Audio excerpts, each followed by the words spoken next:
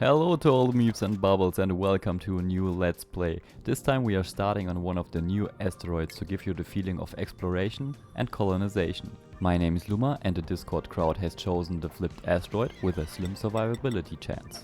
2 screenshots so we can reference this later and start the game. And here's a short overview of the duplicants that we've chosen and the lovely patrons that gave them their name. We got Skycloud, which is our constructor dupe, Kyle, here for excavation, and I'm probably going to say that wrong, but Einhele for research and science. I'm going to call this bugs and exploits because that is what I'm going to focus on, so let's embark.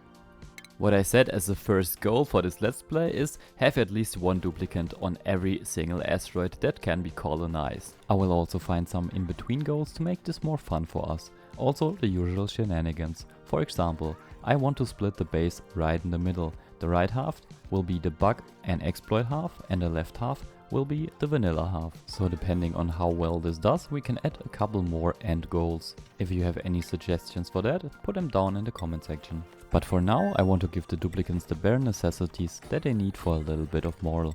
So 2 outhouses and 1 wash basin should do the trick. Close this off with a door if we would have the metal for that. We do not, so let's dig that up. Place down a couple of ladders.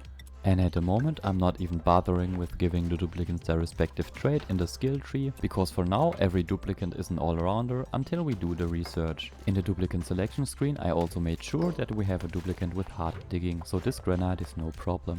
So it is already time for a short time lapse. The duplicants are digging up the material that they need so they can finally build the door for the bathroom to get +1 morale. And then I decided to place the bedroom right above our printing pod, somewhere around here. Since each of the patrons will get a duplicant, they could state some wishes for the duplicants as well. One of them being, give my duplicant the worst possible bedroom situation. So I'm definitely trying to integrate that every episode. It may start pretty harmless like now. Okay, this is not a bedroom yet. Dig up this tile, then it is a bedroom. It may start pretty harmless with only a very cold bedroom, but every episode I try to increase the severity of the bedroom condition. All the other duplicants will get a regular bedroom over here.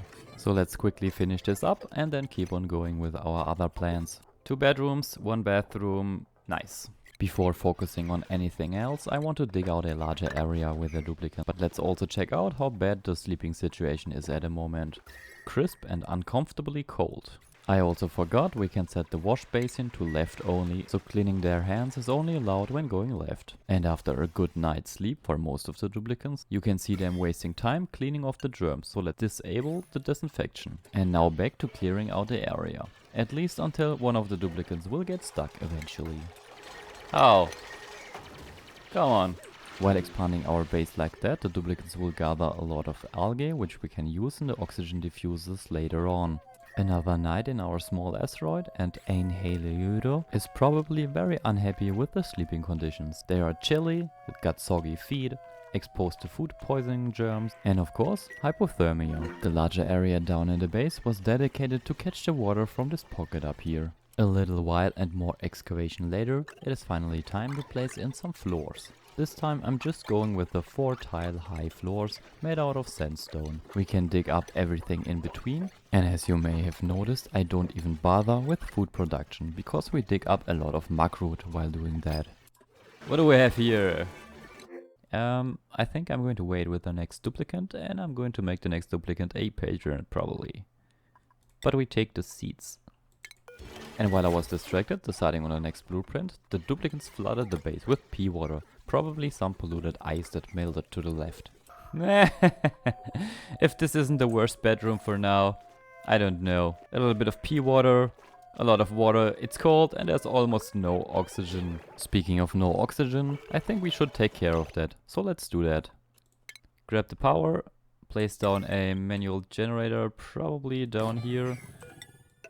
A floor, we need a battery or 2 smaller batteries, and come on game, let me grab this, thank you, and one of those oxygen diffusers.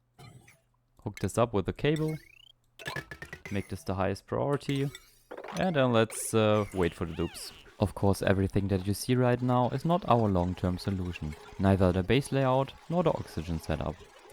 Now let's make this the highest priority and then keep on building.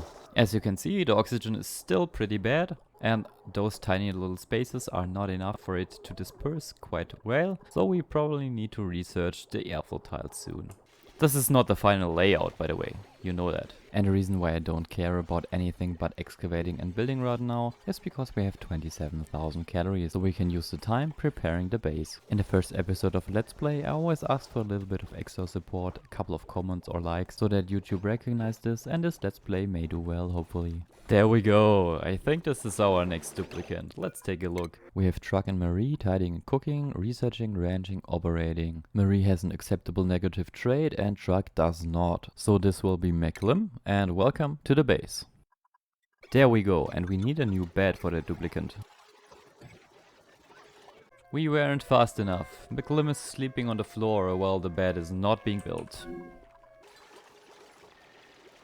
I think we cleared out enough space, so it is time now to first break through this, let the water fall down, and secondly, research. Then we can split the base in half and take care of securing a first food source and building a better bathroom setup. Maybe we even let 2 duplicants research. And we could also increase the rate at which the batteries are recharged by placing down 1 more manual generator. There we go, now it is finally time to give the duplicants priorities. Our researcher duplicant of course will get the highest priority in researching, and the rest of the duplicants can pretty much stay the same. Since digging and attacking go hand in hand, Kyle gets the attacking trait and everyone gets toggling. And for our first research, we probably want to get rid of the ration box and place it somewhere else. Then we want a great hall and the advanced research later on. Let's check the skills of our duplicants in the meantime. Our researcher, that is Hale, will get advanced researching. There's the first research. Let's go for this next. And while they research this, we can deconstruct the ration box and place this somewhere where it makes more sense. For example, right here, where it is really cold. At the moment it is minus 26 degrees. Enough digging for now, let's split the base in half. Therefore I'm deconstructing the horrible bedroom as well as other stuff that might be in the way. I could use 2 doors on top of each other right here for better airflow, but I'm saving metal. There we go. Now we can set the ration box to cooking ingredients and edible. Check our calories. 22,000 calories of muckroot. Muckroot does not go bad, so this is fine for now.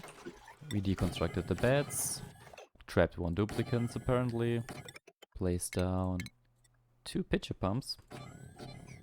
Make this a high priority so that we can get our Halo back and then use the supercomputer to research more stuff.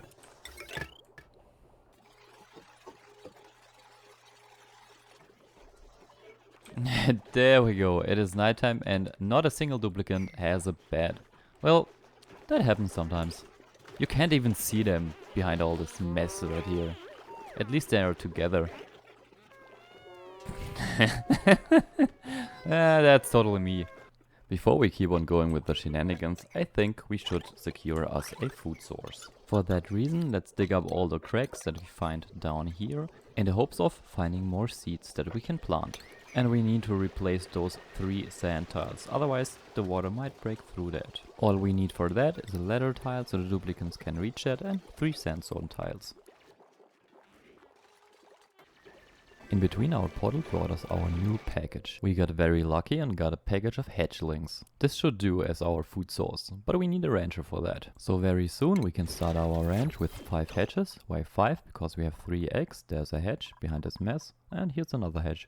What I've totally forgotten right now is to give the duplicants their bedroom back. So another night on the floor in the toilet it is. So let's give them back their bedrooms. 3 beds right here, 2 doors, close this off, and 1 bed somewhere where it is not nice. Maybe here in the future, but for now this should do.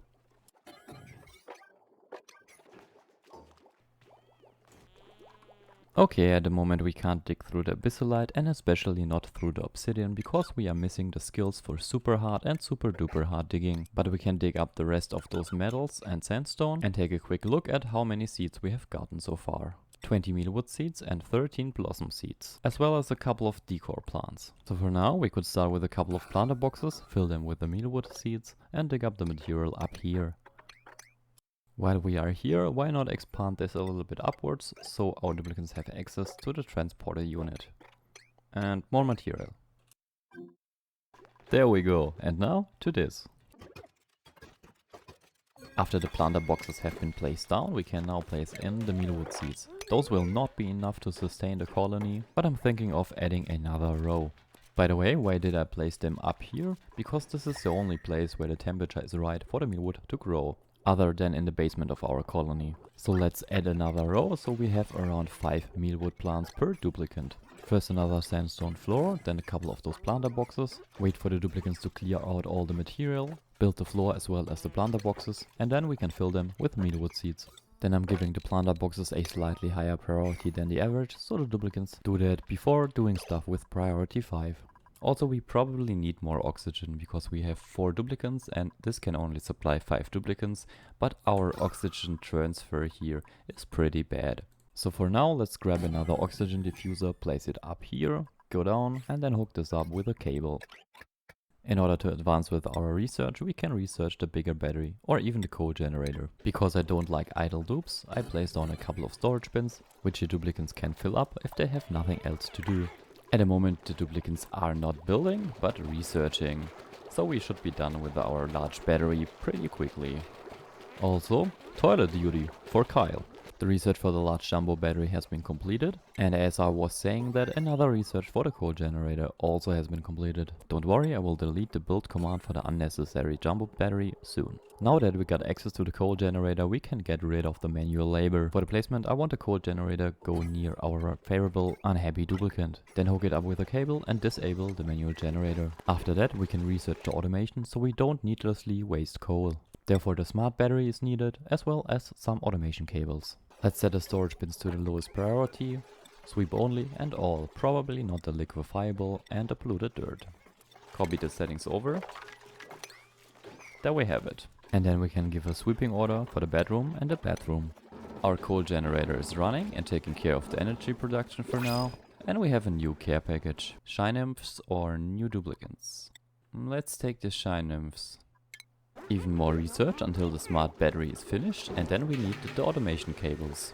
Meanwhile, all this polluted water is getting on my nerves. Also, it is off-gassing, like you can see here. This green stuff, this is polluted oxygen. We want that maybe here.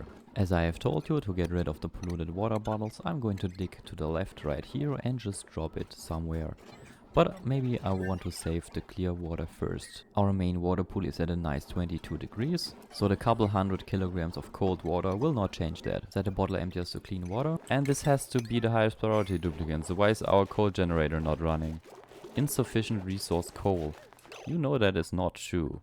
I dug through a lot of coal here. 26 tons. So why are you lying to me? There you go. Coal delivered. Oh, I forgot, we have to set them to enable auto bottling. The next day has started, the duplicants are getting back to work, filling up dirt in our food containers, plumbing the toilet, as usual, and hopefully one of our duplicants will deliver a little bit of polluted water to here. There we go. Nice, so we get finally rid of that stuff. Also a tip from me, if you dump your polluted water in an area where it is really cold, the cold can kill off the germs. Even though not very effective. Radiation is probably better. The research has been conducted, so we can keep on going with automation wire research. What I did forget is the enable auto bottling also allows the duplicants to use these pitcher pumps, so we have to disable those buildings first for our duplicants to actually use this one. Research is progressing nicely. Good timing. And our first harvest is in progress. So let's check on our food storage. Minus 22 degrees. Nice, this should be deep frozen. Awesome. That means that the food shouldn't rot too quickly. The research for the smart home has been conducted. That means we could use the automation cable now, but we do not have refined metal. In order to get refined metal, we need to research the brute force refinement. So we can make copper out of copper ore. I think I'm missing a video clip right here. We already researched and built the rock crusher and are producing refined metal at the moment. Here we are again. This is the most simple and the first automation that you probably will have in your base. You don't want your coal generator to run all the time and burn through your coal reserves, so we need one automation cable right here, then place a smart battery, hook it up to the automation cable and to your electronic grid, and this tiny bit of automation will now be able to control your power generation, so you don't waste your coal reserves by producing too much energy. Now that this has been built, our electronic grid is controlled by the smart battery. You can click on the smart battery and set the settings like you want them. At the moment I will be choosing 40 and 90. So if our battery reaches a level of only 40% fillage, the coal generator will turn on and fill the battery up to 90%. And then it will wait until it reaches 40 again. Back at the research, we want meal preparation and ranging after that. And because our calories are down to around 9000, we can dig up a couple of those mug roots that are spared for such situations. Most of the times it is faster to dig up the tile that the plants are growing on. Each mug root only has 800 calories, which means we definitely need to dig up more than this one. One more here. Meanwhile, the research for the food preparation has been finished. That means we have access to the electric grill and the tiny little tables that the duplicants eat on. To make this room a great hall now, we need a recreational building, like this water cooler that I have placed down. And we also need a decor item, so let's go with a plant. Problem with the plant being, not every plant will grow in this climate, because we have negative temperatures. Nice, so what plants do we have? A briar seed. That probably will not do because it's too cold in here. So let's go with the jumping joya. This one grows from 0 to 100 degrees Celsius. Also we got a anti-entropy thermo, which could be useful in cooling the base in the future, even though our base is already pretty cold. That is why I'm moving our food storage up here, right next to our cooking area. We could also pickle our meal lice, not a euphemism by the way, in a glass full of vinegar. The dupes really hate that, but it helps increase the spoil time of that stuff. We need one of our duplicants to be the cook, so let's make Lim the cook. And a lot of duplicants now have 2 skill points, so one of them can be the ranger dupe with a head. And as a first order of cooking, pickled meal forever, with a slightly higher priority. Also, dupes, please build this. Nice. How's the temperature there? Quickly going down, should be reaching -24, which is optimal. There we go. While we're at it, why not give one of the duplicants the super hard digging so we can finally dig through the abyssalite. We don't need flatulent critter aversion noodle arm duplicants, seriously. Not now. Sandstone, welcome to the base. Come on dupes, I need research. I want to do my bug exploit stuff, please. The polluted water that you have seen in the background is not from the dupes peeing on the floor, but from polluted ice melting. So I placed down this storage bin, set it to liquefiables and hope for the duplicants to bring over the ice and polluted ice. I maybe need more of those. There we go. Now we can set this to 7. The next research will help us with the first build for the exploit and bug side of the base, plumbing and sanitation. The research is being conducted, and this is a good moment to deconstruct our batteries. Take a look at our nice dining room. Sloppy duplicants. I was contemplating how to arrange the pipes for our new bathroom setup, but I was not happy at all with our water storage. That is why I'm adding a couple of floors down below of our temporary storage that we have at the moment, so we don't have to do that later on in the game. This can be our final water storage, if we want it to function as such. While the dupes are busy digging downwards, we can place down our temporary ranch. It is comprised of the critter drop-off, 2 critter feeders and a grooming station. Then we place down a door and a tile, so that the hedges that we place in the first part of the room don't roam around. This prevents the dupes from wasting time, because they don't have to lure the hedges to the grooming station. And our poor Kyle even needs the super duper hard digging to get through this stuff right here. Time for new printables. Ice. This is the most useless thing that you could have offered me. Yep. Okay, I sadly have to take the ice. No new duplicants for now. I need to check how much algae we have left first. How's our oxygen production being? Algae, 6 tons left. The duplicants have made a mess. They dug up the wrong tile first. That was my fault. I did this here. Also, if I want the shine bugs to survive, I need to make the room bigger, because at the moment they are, they are overcrowded, glum and cramped. So at the moment they will not reproduce and lay 1 egg in their lifetime. That is why I was keeping them around. So they produce some eggshell, which I can turn into lime. I think it is time to break open our pool. And we got a new care package. Oh, this is very tempting. Tempting it is, but I still go with the food for now. We can prepare the base a little bit more, deconstruct everything that we don't need, and place doors where we want to separate the base later on into the vanilla side and the bug and exploit side. I want to have 10 tiles to the left and to the right of those separation doors. So let's rearrange the supercomputer that it fits. And then I want a 3 tile gap to the right of the 10 tile wide room, so we can have a couple of ladder segments, the fire pole and the transit tube right next to each other. Then we can prepare the pump and the piping for our bathroom lavatory setup and connect up the power with a cable. A couple more doors down here, and then we probably have to wait for the duplicants. And right now place down the pipes, like this. I have also noticed that we found so many hatches that this room is already overcrowded. So a second of those temporary ranches is needed.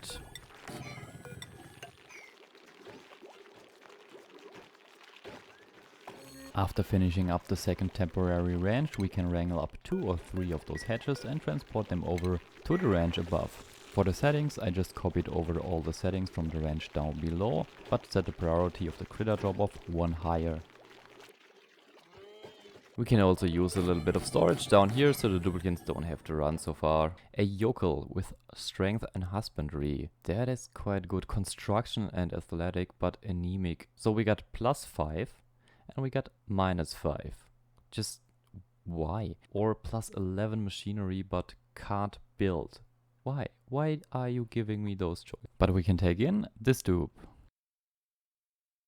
Hans Martin, your name is too long, so I need to cut it off, or I make it like this. Welcome to the base, Hans Martin Diefenbacher. And you will get your own bed as soon as I have decided where to put the bedroom. For now, you will get your own mess table.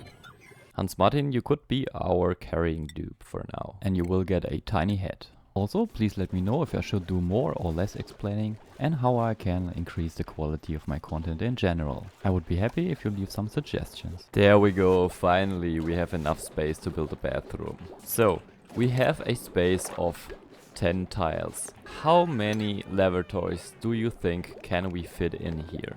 First off, 2 wash basins or sinks. For now I'm just going to place them there. And then temporarily connect up the input and output pipes.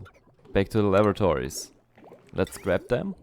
If you want to place the lavatory on the floor, you can also, while doing that, hold the shift button. Let me demonstrate this with another block. If you want to place the sandstone tile in a straight line, you can hold the shift button and will not be able to place something on top or below. Same thing can be done with the lavatories.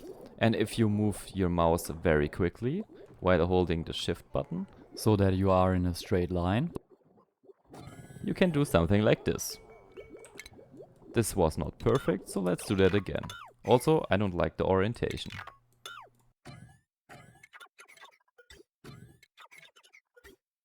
I will be back when I have it perfectly. Okay, I know how to do it. I set my mouse speed to super high. I have a button for that. And now this should do. Yeah, there we go. Make the mouse slower again. Cancel all the commands that we don't need, like those. And then it is very important to only have a single duplicant. Build them if you want it to look super clean. If you like the mess, then, well, you cannot care. No one but SkyCloud. No one on this side. For now. Then we need to set a priority from the left to the right, from high to low.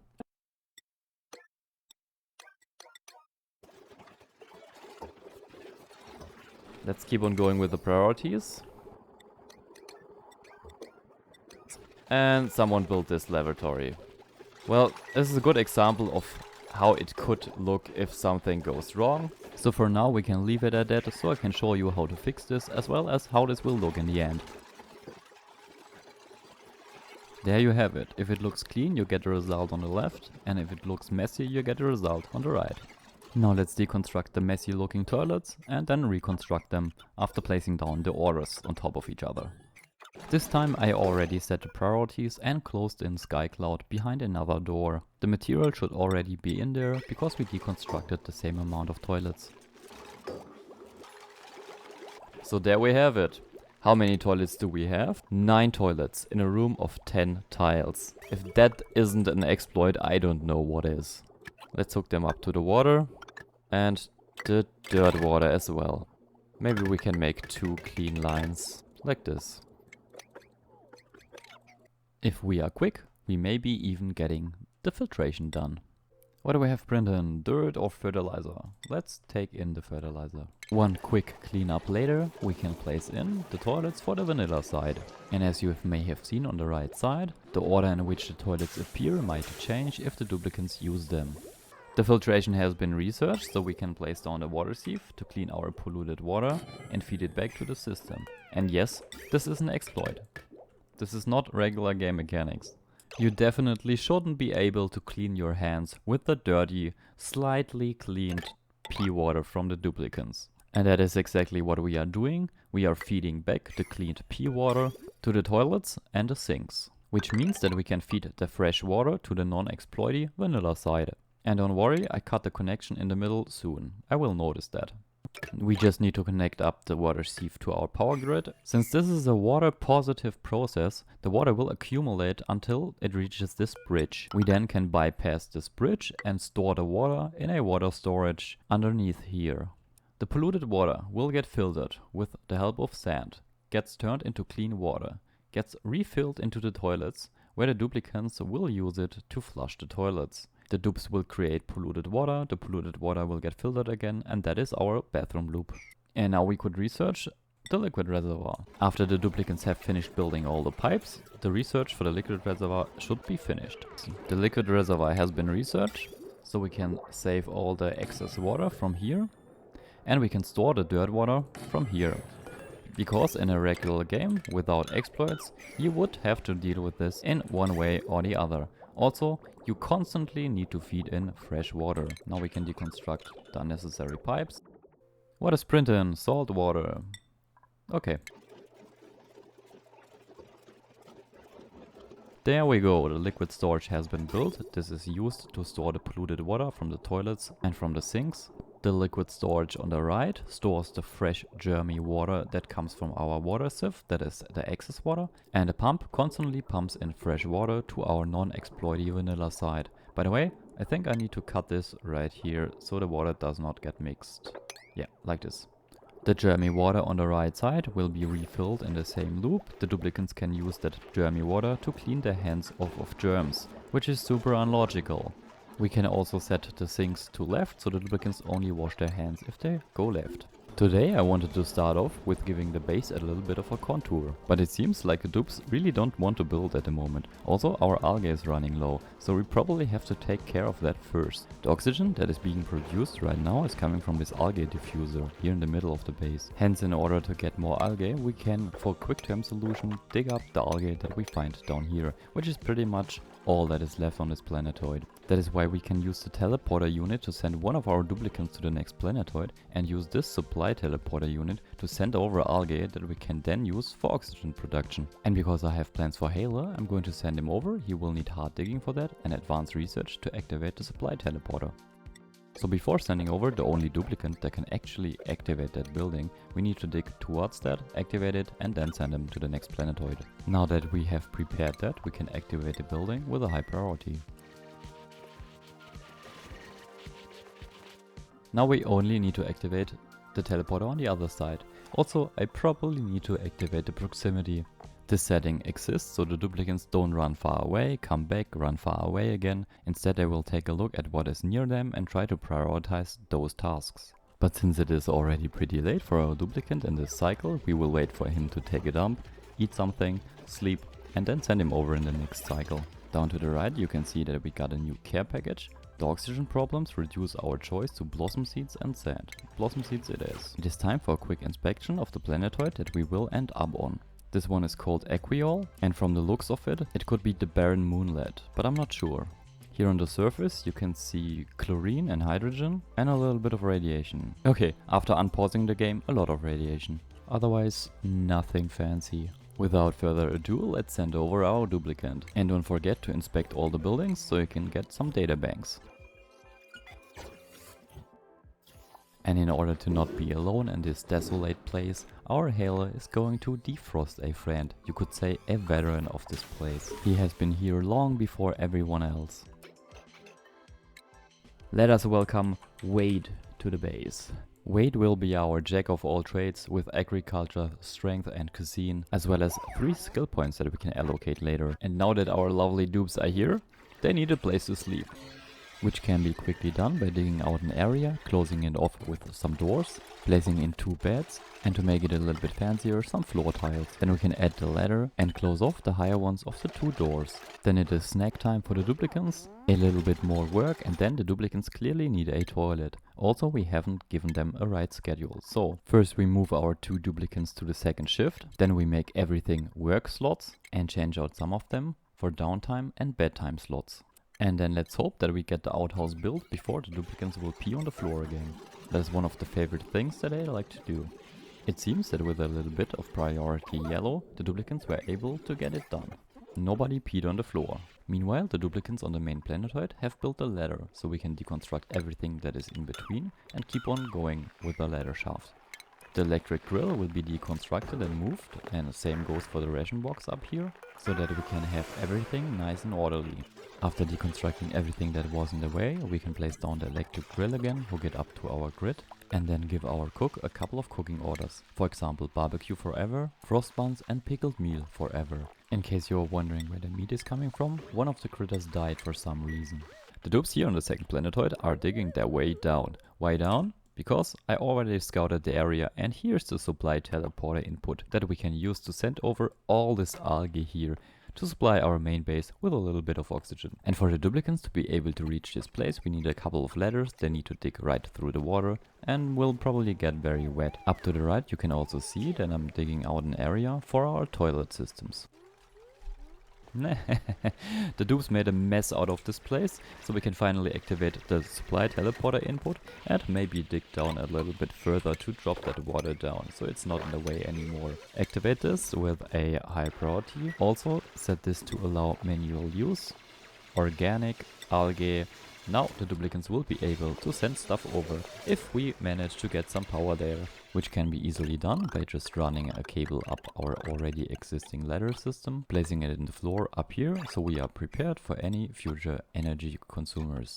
And since we haven't dug up any coal on this planetoid, manual generators should supply us with enough power for the base. The power will be stored in 2 large batteries that we place anywhere where we find a little bit of space. And as for the oxygen production for this planetoid, we just smack down an oxygen diffuser somewhere. The reason for that is simple, the planetoid is very rich on algae. We can deconstruct this and press the water further to the right and then rebuild the wall right here flush with our other floors. Oh man, I forgot about this water pocket. I'm just going to manually pump that out. And then we can drop it in here. Therefore, a couple of mesh tiles will help out with the bottle emptiers later on. We have a new blueprint. Let's go with the food for now. On the second planetoid, the dupes try to get rid of the water by digging further down to the air pocket. The conveyor loader is filled up with algae. Further up in the base, the cabling is being finished. The batteries are being built. And the manual generators are progressing slowly. Let us also not forget about a bathroom. I want 2 sinks and 2 lavatories. To speed up the digging process on the main planetoid, Hans-Martin Diefenbacher gets harder digging, McLim also harder digging, and probably building. They all need building, yeah. And for Skycloud, our only rancher, ranching is more important, but he will still get building. Let us also research the airflow tiles. Why the airflow tiles? Because I want an airflow shaft right here in the middle. As you may see in the background, I'm placing down a couple more floor tiles, deconstructing stuff that we don't need, in order for the base to finally get a shape. At the same time, in our second base, the dupes are still building the bathroom, and they already sent over the full conveyor loader with algae, which should mean that we have a lot of algae on the other side. No, it's just a ton. Added together, it means we are at 2.3 tons. Over at Wade's home planetoid, we are missing a couple of building materials, metals mostly, so let's dig them up. Look at this, I totally did not notice that we sent over our only advanced researcher dupe. That is why I'm making our cook the second advanced researcher. Right now you can see me moving the mess hall, 1 floor lower. Why? Because I want to deconstruct our hatch ranch and move it to the left side, because it is not a bug and it has to go to the left, to the vanilla side. Then I and reconstruct the planter boxes for the same reason. Even though I don't have much hope for the mealwood here. The temperature is just not very forgiving. And for the next research, air systems. Because I want to build a tiny spawn. Kyle, how did you get up there? Stop peeing all over the place. Not cool. Really not cool, Kyle. On the second planetoid, it is finally time to give the bathroom the water that it deserves. Same thing as always, just a long pipe, a pump, and connect it up with a cable. But this time I'm putting a liquid storage in between our pump and the bathroom. Why that? So we can have the pump run a longer time, fill up this liquid reservoir, and after that, in case of a power outage, we have enough water that will flow without any power as an emergency backup. Meanwhile, in the main base, this space here is good for nothing, so we can place down a couple of storage bins in there. So maybe the duplicants can clean up this place a little bit, while the other dupes are building the pipes. Quick explanation again, why did I place the water storage right there? That is in order for it to function as a buffer. In case the power ever runs out, this storage will use its water to refill the bathroom. I also don't want to deal with the polluted water right now, so a second storage bin will take care of that. We just need to connect up the output from our toilets and the sinks with the help of a bridge to our liquid storage. Then we can store all the polluted water, take care of that later, and deconstruct all the tiles that we don't need. New printables are available and I totally forgot to place down the mini-board. Come on, wait. There you go. We need to activate this. Meanwhile, we can research for the artistic expression. Nice. Let's choose a blueprint. No more duplicants. Water.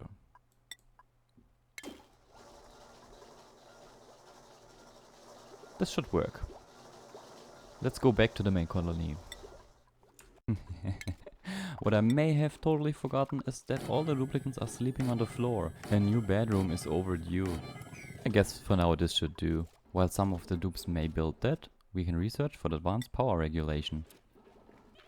On the second planetoid, where our best researcher is, we could start a research station too. Just place down a supercomputer as well as a regular research station and hook it up to our grid. And this light producing shinebug can also help with the researching speed. After finishing up those tasks, our dupes are free to do something else. First, deactivating the manual transport of the algae to our main planetoid. Then we can accumulate more water in our pocket down here by also digging up a little bit material here and freeing the water pocket on top. The next research will be the material science research. While the dupes were digging, the research has already been finished, so the next research will be the improved ventilation. Back to another issue on the main planetoid, I want to get rid of our stables here, because the critters are overcrowded and we have a lot of eggs in there. Therefore I'm digging up this area to the left up here, which will be our new stable area. Also, I know this is wasting a lot of material because every ice pocket that is dug up will lose half of its mass, so you will lose half of the water that is stored in every single tile. If you want to get the full value out of them, you have to melt this area. Mirth leaves. Cool. The dupes on the second are running out of food, that means more digging and better access to the plants. For example, up here. If you really want to get the water out of every single ice tile, you can just melt them. For that you can use a lot of different methods. Anything that produces heat should do the trick. You could use specific heat producing buildings, use pipes with other warm liquids, or just build your heat producing machinery in the ice biome. In our case, I don't really plan on melting a lot of ice, I'm just moving our cold generator from this area underneath the mess hole to the ice biome, so it's not in the way anymore. But since we do not have enough refined metal to build the smart battery, I'm deconstructing the old one and using the material to place it right here in between those new coal generators. Like this. And then we can hook it up to the automation and to the power grid.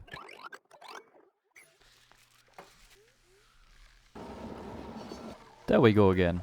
Now we can set this to 90 and 70. More research can be conducted, so we are going for the temperature modulation because we want the insulated tiles. A quick check of the skill points tells us that Wade has 4 skill points: hard digging, building and a head. And for Hale needs more morale points. And here you have an example of a great team working together.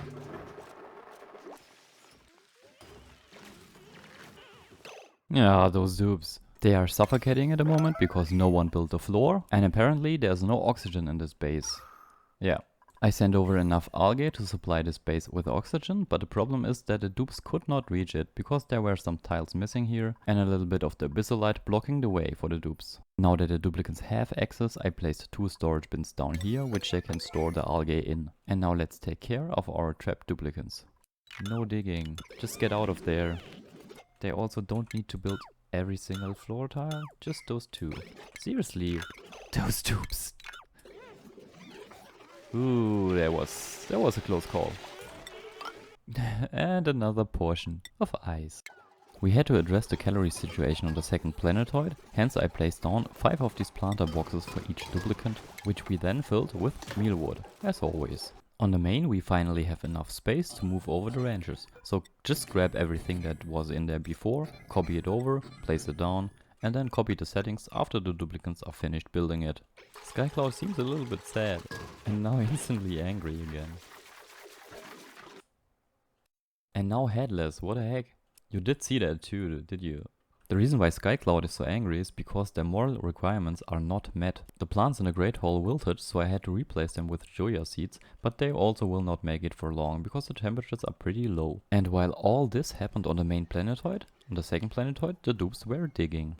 Meanwhile, I copied over the settings from our other ranch, so we can capture the critter now and bring them over. And we even have 1 sage hatchling that is hiding behind here. Sage hatchlings can be useful in eating all the stuff that you don't want in your base. Mostly slime and rotten food, but also polluted dirt. How much polluted dirt have we accumulated? Only around 40 kilograms. Okay, that is not helpful. Maybe we just eat it. New printables and we have a hatchling. This hatch only adds to all the other hatches that are waiting to be delivered to our ranches. I even forgot one down here.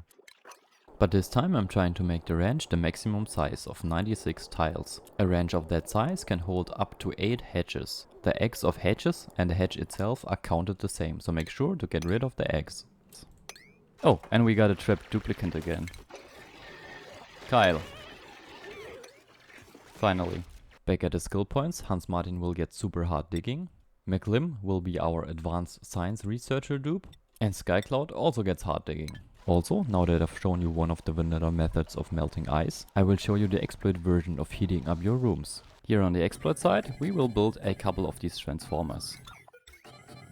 And hook them up like this.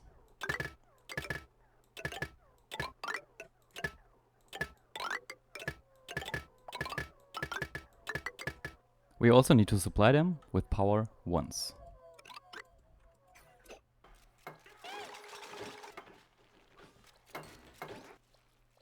There, finally. Okay, let's check this out. Connect this up to the power, but only for a short while. This too. Cut this again. Connect this up. And now these are full and these are switching. Both is fine, but I guess this produces more heat. I am not totally sure about this, but let's give them a little bit more power. Wait a few seconds and then cut it again. And now we can check the temperature, even though this may not tell us much, because the temperature is up for change, since we dig up and transport a lot of ice all over the base. Even though a lot of hatches still need to be caught, a couple of them already have been brought over to the new ranches. So how many are in there right now? 4 of 7. For the research, the polluted oxygen is annoying me, so decontamination and deodorizers. The contouring and shaping of the base took a little bit longer than expected. But that is something that had to be done, and I wanted to have it done as fast as possible, so the second episode was fine for that. As you may see in the background, I also expanded the digging orders a slight bit to the right.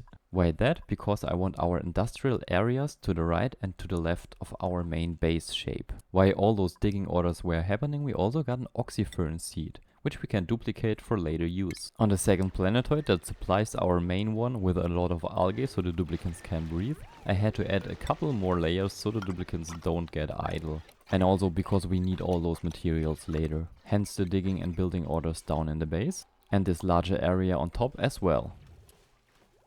And we also got a blueprint with a barbecue. How amazing is that? I think we want that in the main planetoid because we can combine that with one of our Patreon's wishes. Our lovely Kyle right here stated, in contrast to Ein Hele Euro, that he only wants the best life and treatment for his duplicant.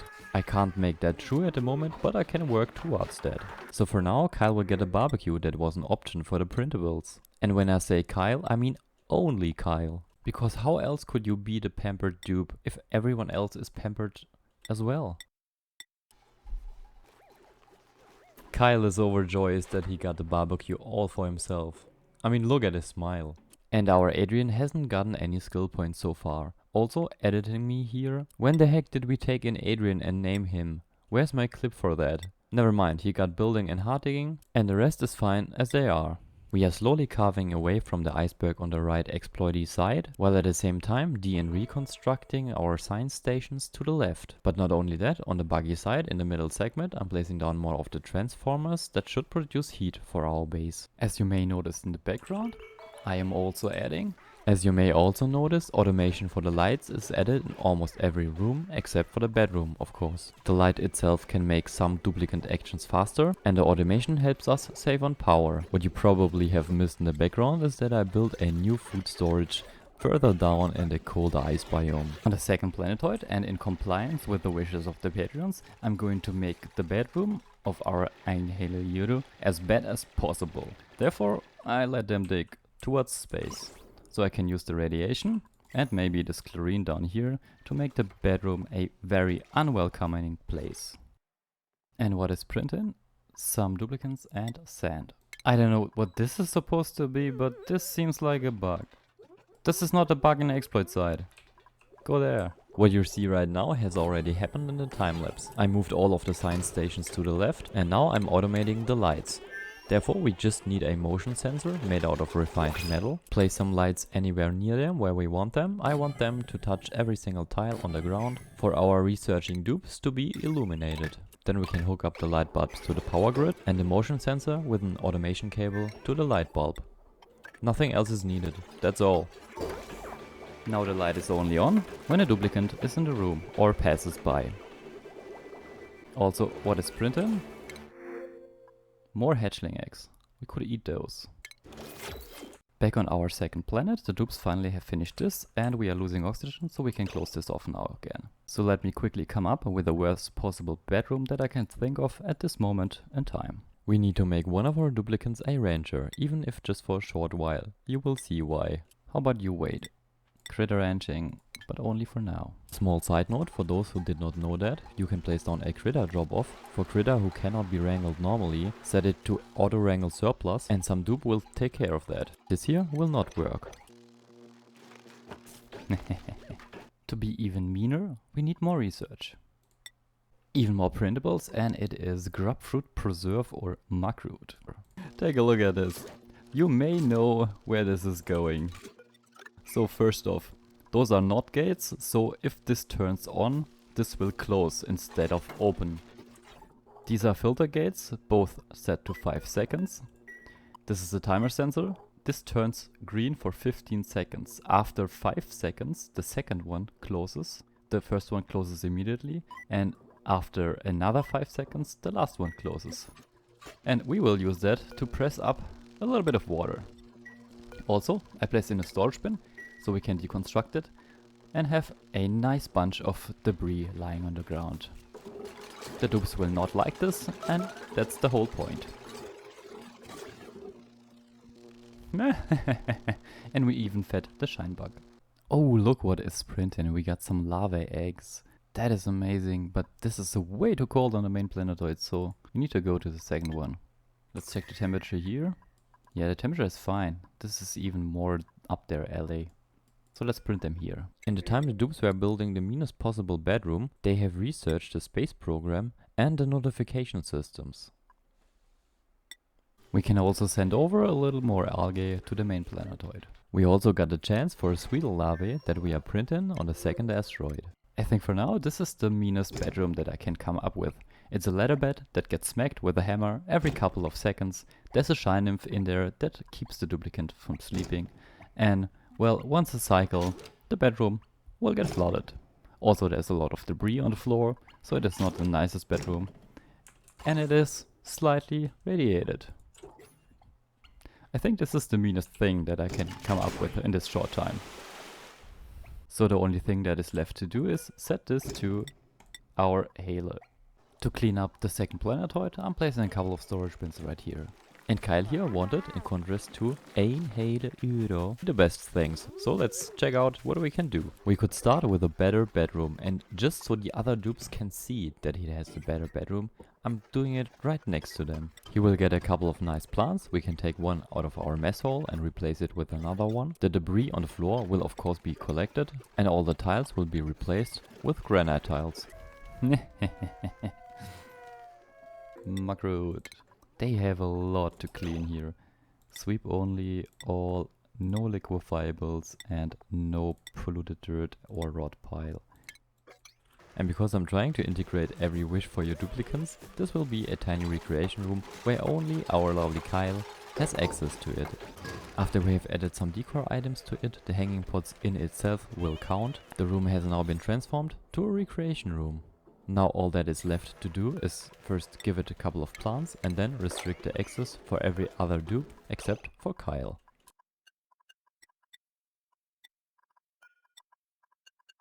Isn't this a nice tiny room? Okay, enough of the shenanigans. It is time to build a quick SPOM. SPOM stands for self-powered oxygen machine or module. We start off with a little bit of insulation made out of igneous rock, a couple of copper airflow tiles to the left of that, something to drop a liquid with, and sadly an electrolyzer also made out of copper ore, because we don't have access to any gold amalgam anywhere. That means if this ever reaches 75 degrees, some of the buildings could break. Then I placed down 3 gas pumps, 1 to collect the hydrogen and 2 to collect the oxygen. The 2 oxygen pumps will be connected with a pipe, then we can insulate the rest with more igneous rock insulation tiles, and while the dupes build that, may already prepare the pipe for the water. At the moment you see me place down a regular pipe. That was not so smart. You see me replacing that soon with an insulation pipe, because the temperatures here are below 0 and we don't want the water to freeze in our pipes. This is the moment where I notice. So this time I'm using an insulation pipe made out of igneous rock again. The power for the system can already be connected and I run it in the wall because it just looks cleaner. No other reason for that. Then in order to have a working SPOM, we need the self-powered part of that. Hence a hydrogen generator to the left, as well as a smart battery. Then everything can be encased in insulation, and we probably need to produce more refined metal for the automation cables. What we also need is a gas pipe behind our hydrogen generator. We should make it out of granite because we don't have any radiant pipes at the moment. Why not like this? I think this looks nice.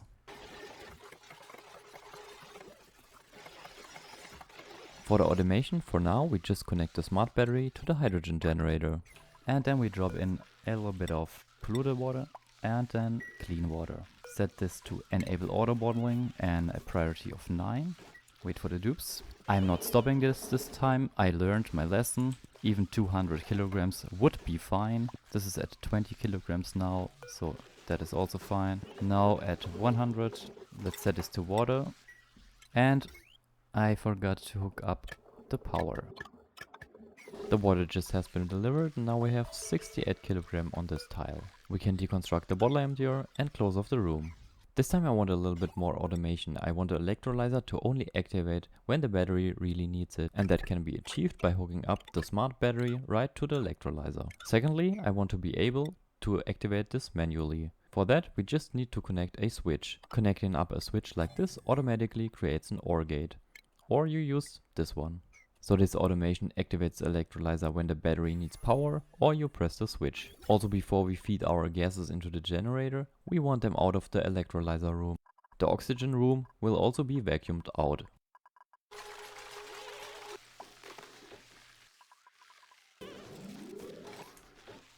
Then we supply the smart battery with power, hopefully only once, and we can just do that with a manual generator and a cable. I connected up the water and switched off the electrolyzer, but I forgot that the battery can still control the electrolyzer, so this will turn on.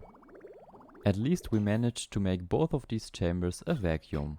And this made me think that I could deconstruct the gas vent. And here I notice. The battery requested the electrolyzer to activate. My mistake. But at least this is now hydrogen, and this is oxygen. Why did it split that way? Because hydrogen normally goes up and oxygen normally goes to the left. You can influence that by priming it with the respective element. That helps in some cases to switch this around, but normally 1 out of 50 cases the hydrogen goes on top and the oxygen goes to the left, automatically. Our SPOM had to be supplied with power again to give it another kickstart. Let's take a quick look at the gas overlay. The hydrogen and the oxygen are being transported, the hydrogen is being burned off, turned into energy, and is supplying our system with power again. Once there's enough hydrogen, this works like a charm.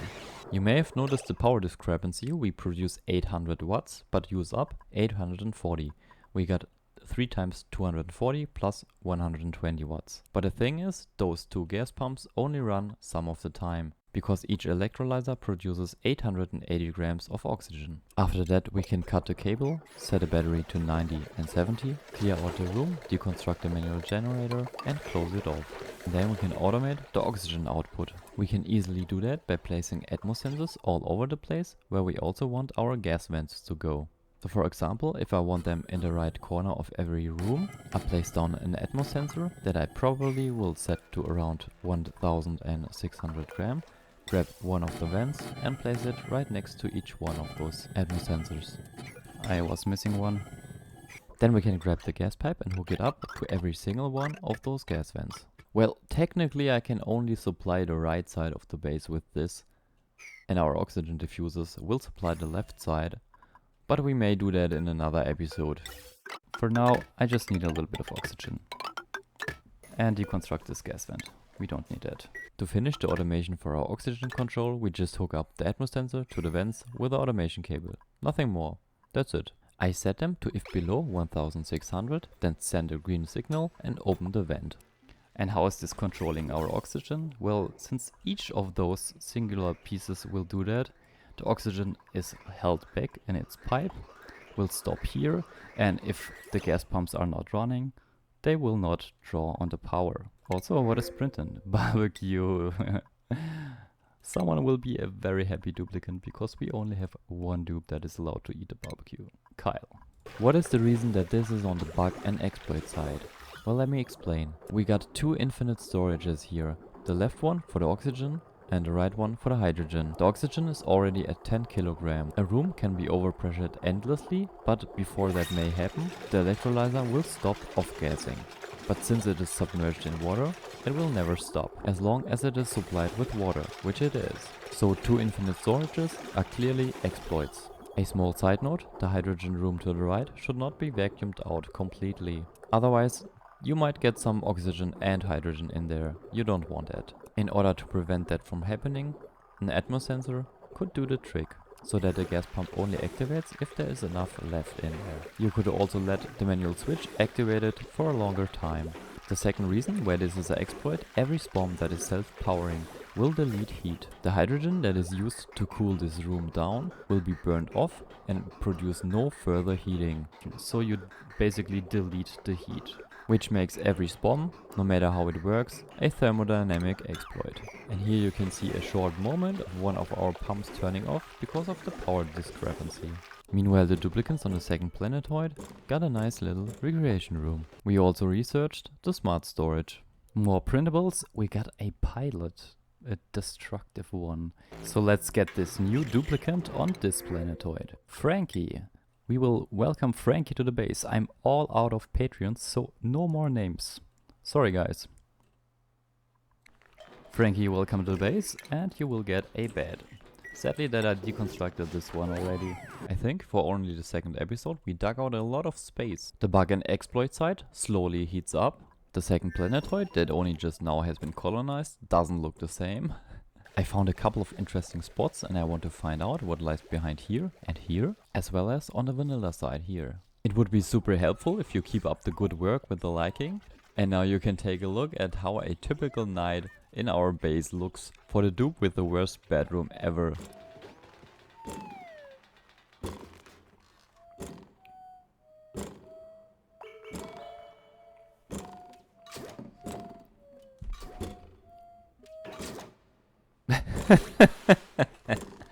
Good morning and hello to all the meeps and bubbles. My name is Luma and today we are starting on the second asteroid, where we can work towards manufacturing material which allows us to handle those geysers. We could also try to use those Dracos to finally create a little bit of reed fiber. And since we do have the possibility of using the natural gas in the future, why not research the natural gas generator? The natural gas geyser spits out natural gas at 150 degrees Celsius. This is way too hot for most of our materials to handle this, and since there is absolutely no gold amalgam anywhere on this or the first planetoid, we will have to use that fossil that we can find in the oil biome to the right to create some steel. The steel absolutely is able to handle that heat. But before we start with anything like steel production, I want to split the base in half so we have a clear vanilla side and an exploity side. And yes, plants, you will have to go, sorry. At this point, just a little reminder that a lot of stuff is happening simultaneously, so this took way longer than it might appear, and one or two things might have happened in the background, like placing down more of the meterwood planter boxes. While the dupes were building this, research has been completed, so now we can go for the metal refinery to produce some steel. On the main asteroid, I gave the duplicants a larger digging order, which keeps them busy and secondly gives us a lot of metal. This will trip them up, probably. We also got a blueprint for a snazzy suit. The snazzy suit goes to Kyle, because Kyle is our duplicant that only gets the best stuff. Where is he, by the way? Click on the snazzy suit and check out Kyle. There we go. Nice. Slight problem on the second planetoid. I forgot to deactivate this from allow manual use again, so we sent over all of our algae to the another planetoid. Meaning we have to dig up more algae, otherwise our duplicants will suffocate to death. While we are at it, why not research the low resistance conductors? Also at the main planetoid you can see this area here to the right was designed to store all of our gases and our liquids in some exploity infinite storages. But at the moment I only have the liquefiables stored in those storage bins, meaning ice, polluted ice, snow and so on. But because I don't want them to melt on the right side, I'm going to transfer all of these here to the left. And in addition to that, we need more ranches, because those here are overcrowded and overfilled. Meaning for now, I'm just going to add a couple more stables. First this one, place on the floor, make it accessible with a door, and dig up some of the ice that otherwise would melt. Then give the ranch a higher priority and check on the second planetoid, where I want the middle segment accessible and a couple of airflow tiles probably. Something like so. Hook this up to the power and yeah, make this again a high priority. The metal production will probably start here to the left and to the right, but I want to reroute this pipe segment here. Another use case for the steel that we will produce in this episode might be a proper food storage in the next episode, or some heat resistant buildings for the oil biome. And we get some printables. What do we have here? Dirt. Another important thing is to have at least one dupe with super hard digging on this planetoid. So we are taking Wade for that, because Wade is our jack of all trades. He will need a little bit more moral though. And while we're at it, why not add another cook? Frankie. There you go, Frankie. You get a head. In order to compensate for the lack of morale, I'm giving the duplicants a Great Hall, which will give them +6 in this respective area. For a Great Hall, we will need a recreational building and a decor value of +20. And there was the notification for someone suffocating. Let's check that out. Who is suffocating? I knew it! What did I tell you about this? This will trip them up, probably. Ah, those tubes. Dig this up, dig these up, and this should do, and they are safe. There's also a lot of carbon dioxide here, which I wanted to store on the exploit side in an infinite storage and on the vanilla side in a couple of gas storages. But it seems that we don't have gas storages available at the moment, so we need to research the gas reservoir under HVAC in the research tab. Meanwhile, the mess hall has been built, which means we can make it a great hall by placing down a couple of plants. I'm going to use these myrtle leaves and the bluff briars, which allows us to check the temperature of the room by just seeing if one of the plants wilted or not. Meanwhile, on the main, dupes are digging. Now that the Great Hall is finished, we can add a tiny area for the cook. But before that, if you're wondering how to get those room bonuses, just press the F11 button. And then you will get the room overlay to the right. If you hover your mouse over each room, It will tell you what you need to achieve the room bonus. So for example, if you want a great hall, you need a minimum size of 32 tiles, you need mess tables, a recreational building, a decor value of +20 and no industrial buildings. This is a recreational building, the water cooler, these are decor items, this is a mess table, and the size at the moment is pretty large, but if we want to make it smaller, this is the minimum size of 32 tiles. So we could close this off right here, and I can make this a kitchen or something. That is also the reason why we already assigned a dupe for cooking. After building the electric grill, we can set pickled meat forever, omelette forever, and if something drops that, barbecue. Now we just need to hook it up to our electronic grid, like this. And then we can check on the printables again. Joya seeds or dirt. Nice. A couple of Joya seeds, why not? On the main planetoid I'm getting rid of all the mealwood because it is too cold for it to grow anyways. To compensate for the missing calorie input, we probably will use a couple of our stored eggs. We have a lot of them. We could also incubate them and then can make barbecue out of them, but for now we need a little bit of food. And for that we will build an egg cracker. As you may have guessed, the only function of that thing is to put some crack on your eggs. For now we are just going to destroy 5 hatchling eggs. And we are probably going to make omelettes out of that with 2,800 kilocalories. Omelettes forever. Here you can see how this normally works. Someone cracks the egg, stores it, brings it to the cook, and then omelettes. Back on Wade's planet, the atmosphere in the lower parts of the base is not really breathable. It is mostly carbon dioxide and I want to change that. For that reason I will be placing down a carbon skimmer connected up to a water sieve. This then can start an infinite water loop that only needs power and sand to work. So let's place the water sieve in a way that the pipes are easier to place. Connect the green to the white and the green to the white. Fill the system with water once and connect it up to the power. After that we just have to wait for the duplicants. For this to work we need a tiny amount of starting water.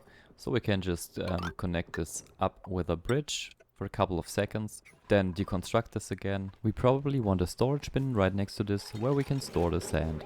So after the storage bin has been finished, we can fill it with filtration medium and set it to sand. But since 20 tons is too much, let's set this to 8 tons. Then after this has been filled with water, we can deconstruct the existing pipes to the left. Carbon dioxide will now be removed up to this level. Meanwhile we got more blueprints. We have the chance for a snazzy suit or Travaldo. I think this time we can take in Travaldo for this planet.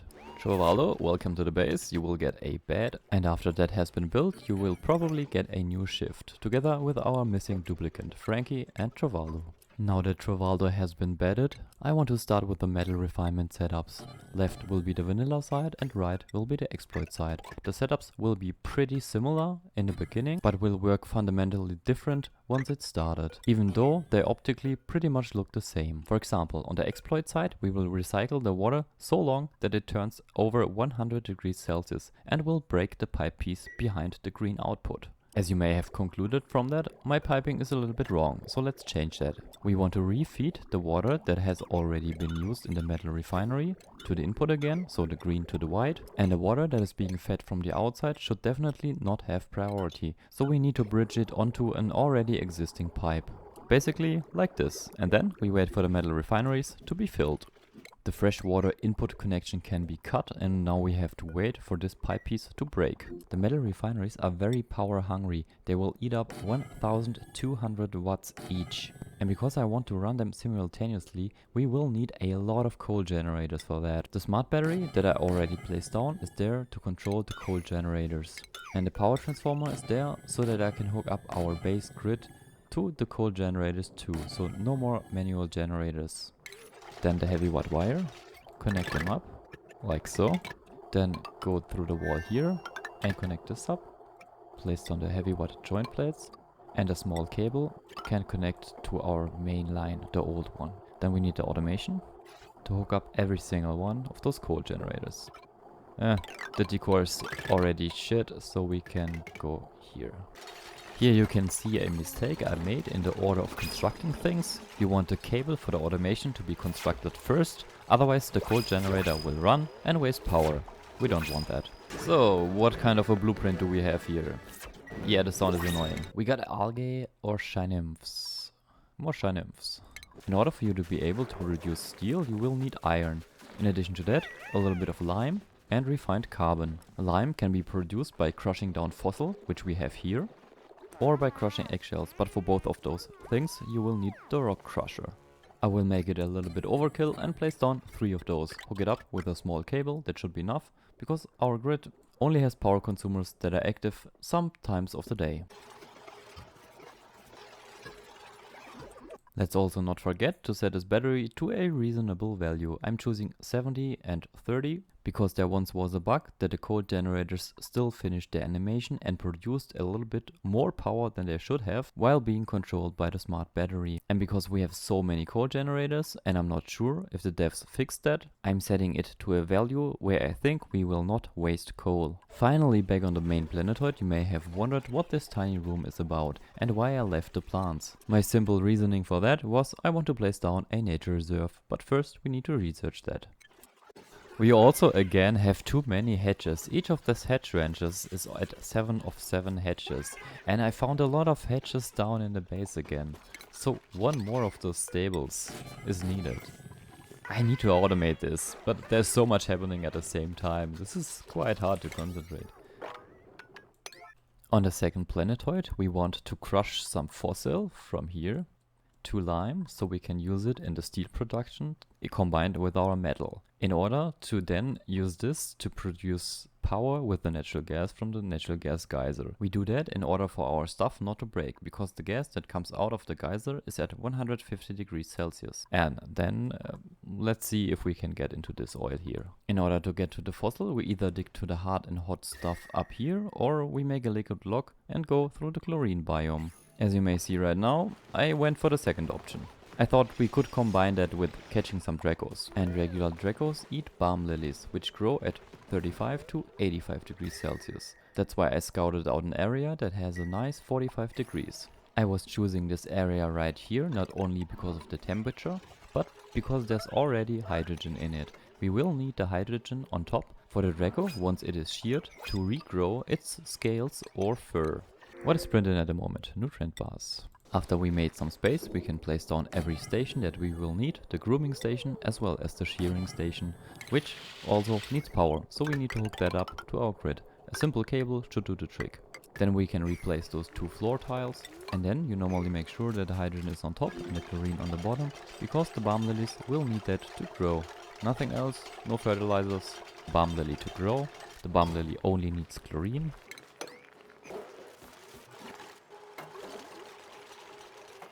Okay, I think we can place in the balm lily seeds. Oh, come on, Trevaldo. There you go. And now we only need the dracos in there. To drop the dracos, we need a critter drop-off. I needed to replace a floor tile for that. Place that here, make this fast. There we go. And set this to Draco Tracklet. And then let's catch some dracos. I want this one and this one. The dupes made quick work out of the wrangling process and then totally failed at transporting the draco.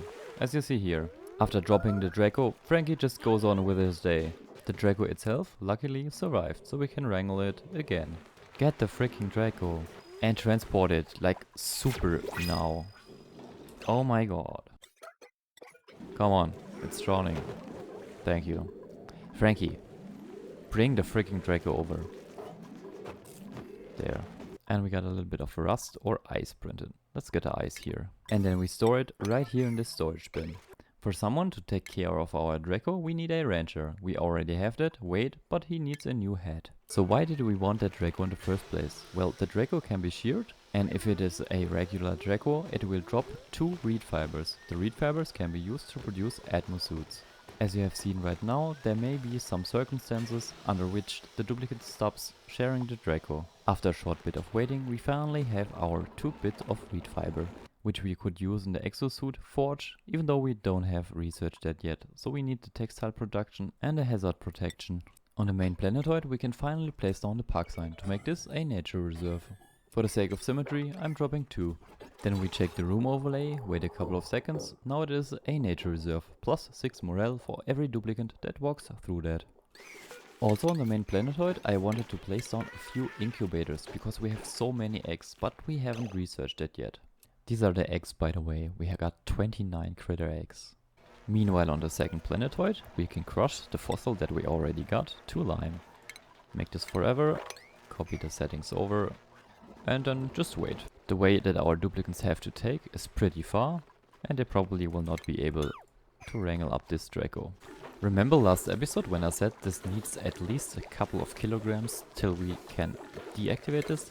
Well, we definitely can do that now, because we have 1000 kilograms per tile in here and 41 kilograms per tile in here. So let's check out that geyser. I'm curious what this is, but since this is on the vanilla side, we actually have to dig this up.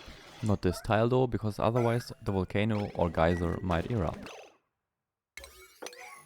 Oh, this is a steam vent, not a cold steam vent. That means 500 degrees Celsius steam. Good that we did not dig up that tile here. The second planetoid does not look at all like it did in the beginning. We need a light in here. This is too tame.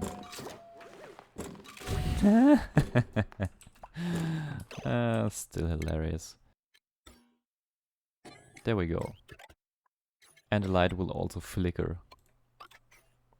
The research for the exosuit forge has been finished, so we can finally produce a single atmosuit with our 2 thimble reed. Oh, Wade looks sad. What happened? He's stressed.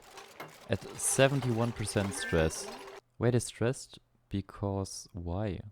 I need to check that. Also, Frankie, you're not a builder, just go somewhere else. Frankie sucks at building, that's why his priority can go lower. And then we can finally produce a single atmosuit made out of iron. Also, let's check out what was printing. Barbecue, good timing. Barbecue it is for this planet. For our Draco here, to regrow its scales, the Draco needs to be in a hydrogen atmosphere, like in this corner. But since this in the middle is oxygen, the scales grow at a very slow rate back. So I think of refilling this with hydrogen, hence a gas pipe from the main planetoid with a gas outlet right here, and then I'm just pumping in some hydrogen around here, which is quite handy because it is right next to the place where we produce our hydrogen, so we can just connect this up. Theoretically we could send over our hydrogen right now, but as you can see it backs up. 2 reasons for that. First off, this transporter is not activated, and second, we did hook it up to the wrong transporter on the second planetoid. So this has been activated, and because I wrongfully connected up the input, we now need to find the output down here and connect that one up. Following that, we need a whole cycle for the duplicates to build the pipe, activate the teleporter unit, and then some of the hydrogen should get sent over automatically. And we can probably cut it on the other side, otherwise it will be too much. So let's do that and cut it right here. It at least looks better now. We also have another geyser or volcano here on the right exploit side, so we can check that with the priority yellow command and then read the red alert in the top left corner. This will tell us what kind of geyser or volcano we have. We do have a hot polluted oxygen vent. The atmosuit has been produced, meaning we could technically place down atmosuit stations, if we would have the refined metal for that. I gave the duplicates the task to produce 10 orders of copper on the left vanilla side and on the right exploity side. Because one of our coal generators just isn't getting supplied by the duplicates, I'm automating this. Therefore we will need 1 mechatronics engineer, because those are the only ones that can build the auto sweepers. And of course, now the duplicates are supplying our coal generator, even though I tried it with priority yellow for 15 minutes and nothing happened. Well, doesn't hurt. As soon as the storage bin has been built, we can fill it with coal. Our vanilla and our exploit side are not very different at the moment because the water still is not hot enough to break the pipe.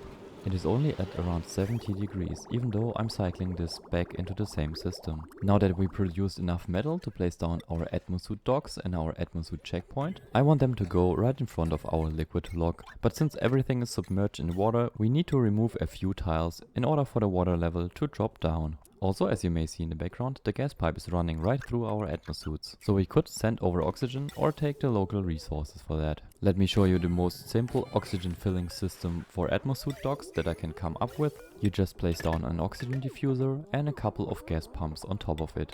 Then you make the room a vacuum and connect the pipes up to the atmosuit docks. Lime, nice. This is how it looks now. Our access point for this room is right through the water, so we have a liquid lock. At the moment, the room has been vacuumed out of all the gases that we don't want, so we can deconstruct our gas vent now. After that, our atmosuits will be supplied with oxygen. I also noticed that it technically would be smarter to place the atmosuit docks in front of the Draco Ranch, because that way we can get more reed fiber to produce more atmosuits, without our duplicants constantly trying to catch their breath. If we check out that planet here, it seems that we got pretty far. We started some dirty energy production, got a little bit of the fossil from the ride, we got a refined metal running with a goal for steel, and with the help of Dracos we can produce atmosuits. And we stressed our poor Haley here until he, well, vomits. Which directly brings us to the next point, increasing the morale of every duplicant on this planetoid. We can easily add 3 morale points by just building a couple of showers. The fresh water will come from the same freshwater line, and the dirty water will just be stored in our storage. Somehow we trapped Kyle. He also peed on the floor and it instantly froze. Now we have to save him. There's someone caring about Kyle. I'm also changing up the Draco Ranch so that the gas layers will be more stable. We need a little bit more hydrogen that we can send over. Maybe that is enough. Let's check that. It is better, but not optimal. Look at this, we made him happy again. More omelets for us. Okay. I totally forgot, we finally need to research the incubators. And by the way, this is how our main base looks at the moment. Now that we found the hot steam vent on the left, I'm very interested in the ones on the right. You can see the neutronium here right next to this grub. And in order for the grub not to go to waste, we can connect up those rooms so it has access to the spindly grub fruit plant, which the critter can take care of and make it a better plant. Also there's another grub that could get access to those spindly grub fruits, so we can dig right through here. On the second planetoid, I'm getting rid of all this mealwood and replace it with a farm, a ranch, for our hedges. Why that? Because the heat from the left is slowly seeping in and is already wilting our mealwood up here. And since this will continue like that, I'm moving the mealwood up here, where it is colder. Okay, nice. Let's check this out. What do we have here? We got an infectious polluted oxygen vent, which we could radiate and use the polluted oxygen that is at only 60 degrees. Nice. We just have to clean it. So we need sand and deodorizers. Or we got access to a hot polluted oxygen vent. We already have one of those, 500 degrees Celsius oxygen. Not useful at the moment. But this is basically free oxygen right next to our spawn. Damn. We already know what the geyser on Wade's planet will be, but we can still dig it up. We got a nice duplicant with our blueprints, rocketry and suit wearing, with only some irrelevant negative traits, like he can't do machinery and has a decreased bathroom speed. That is totally acceptable. And because we luckily have a new Patreon, FRD. We have a new named duplicant. Maybe he even gets his own planet soon. There he is, already starting to work. That's the kind of effort I want to see. The old bedroom is way too hot and does not have place for our new duplicant anymore, so I will be moving the bedroom to up here. To regain some resources, we can deconstruct the old bedroom and use the plants in the new one.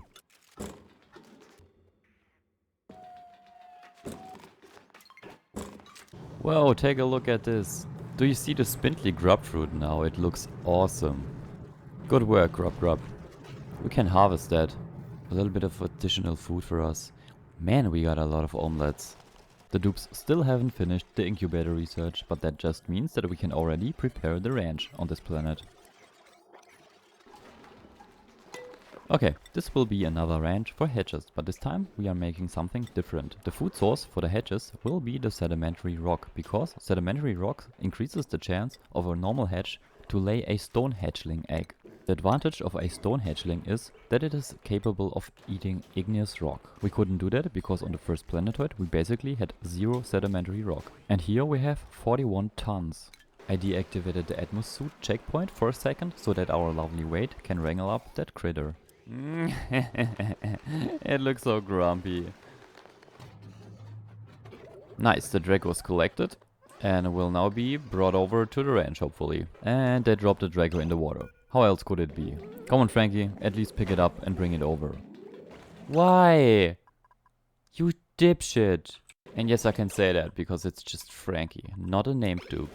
Finally, wait for the rescue. Wait, you are so useful.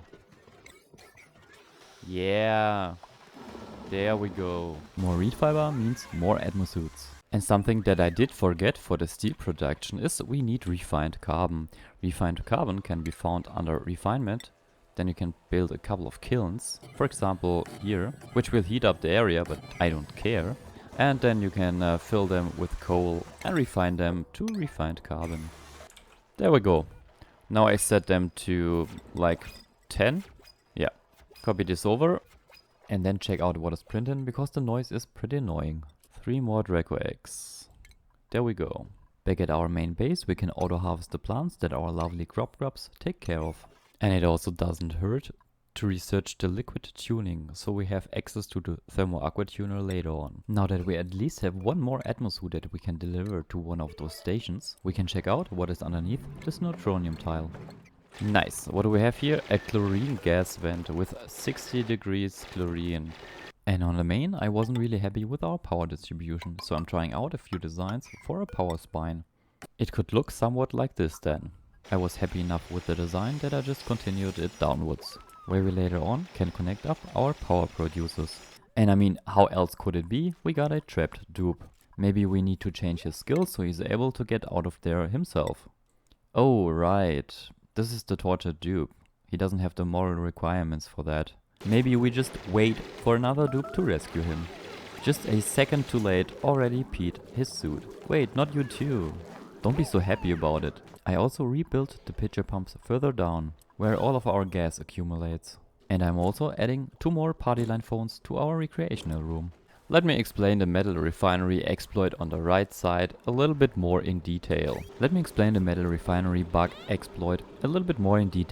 Because at the moment we are not using it. We still use the same water that we put in right in the beginning. It recycles so long until the water reaches over 100 degrees Celsius. If that happens, the output pipe will immediately break and some water will drop on the floor.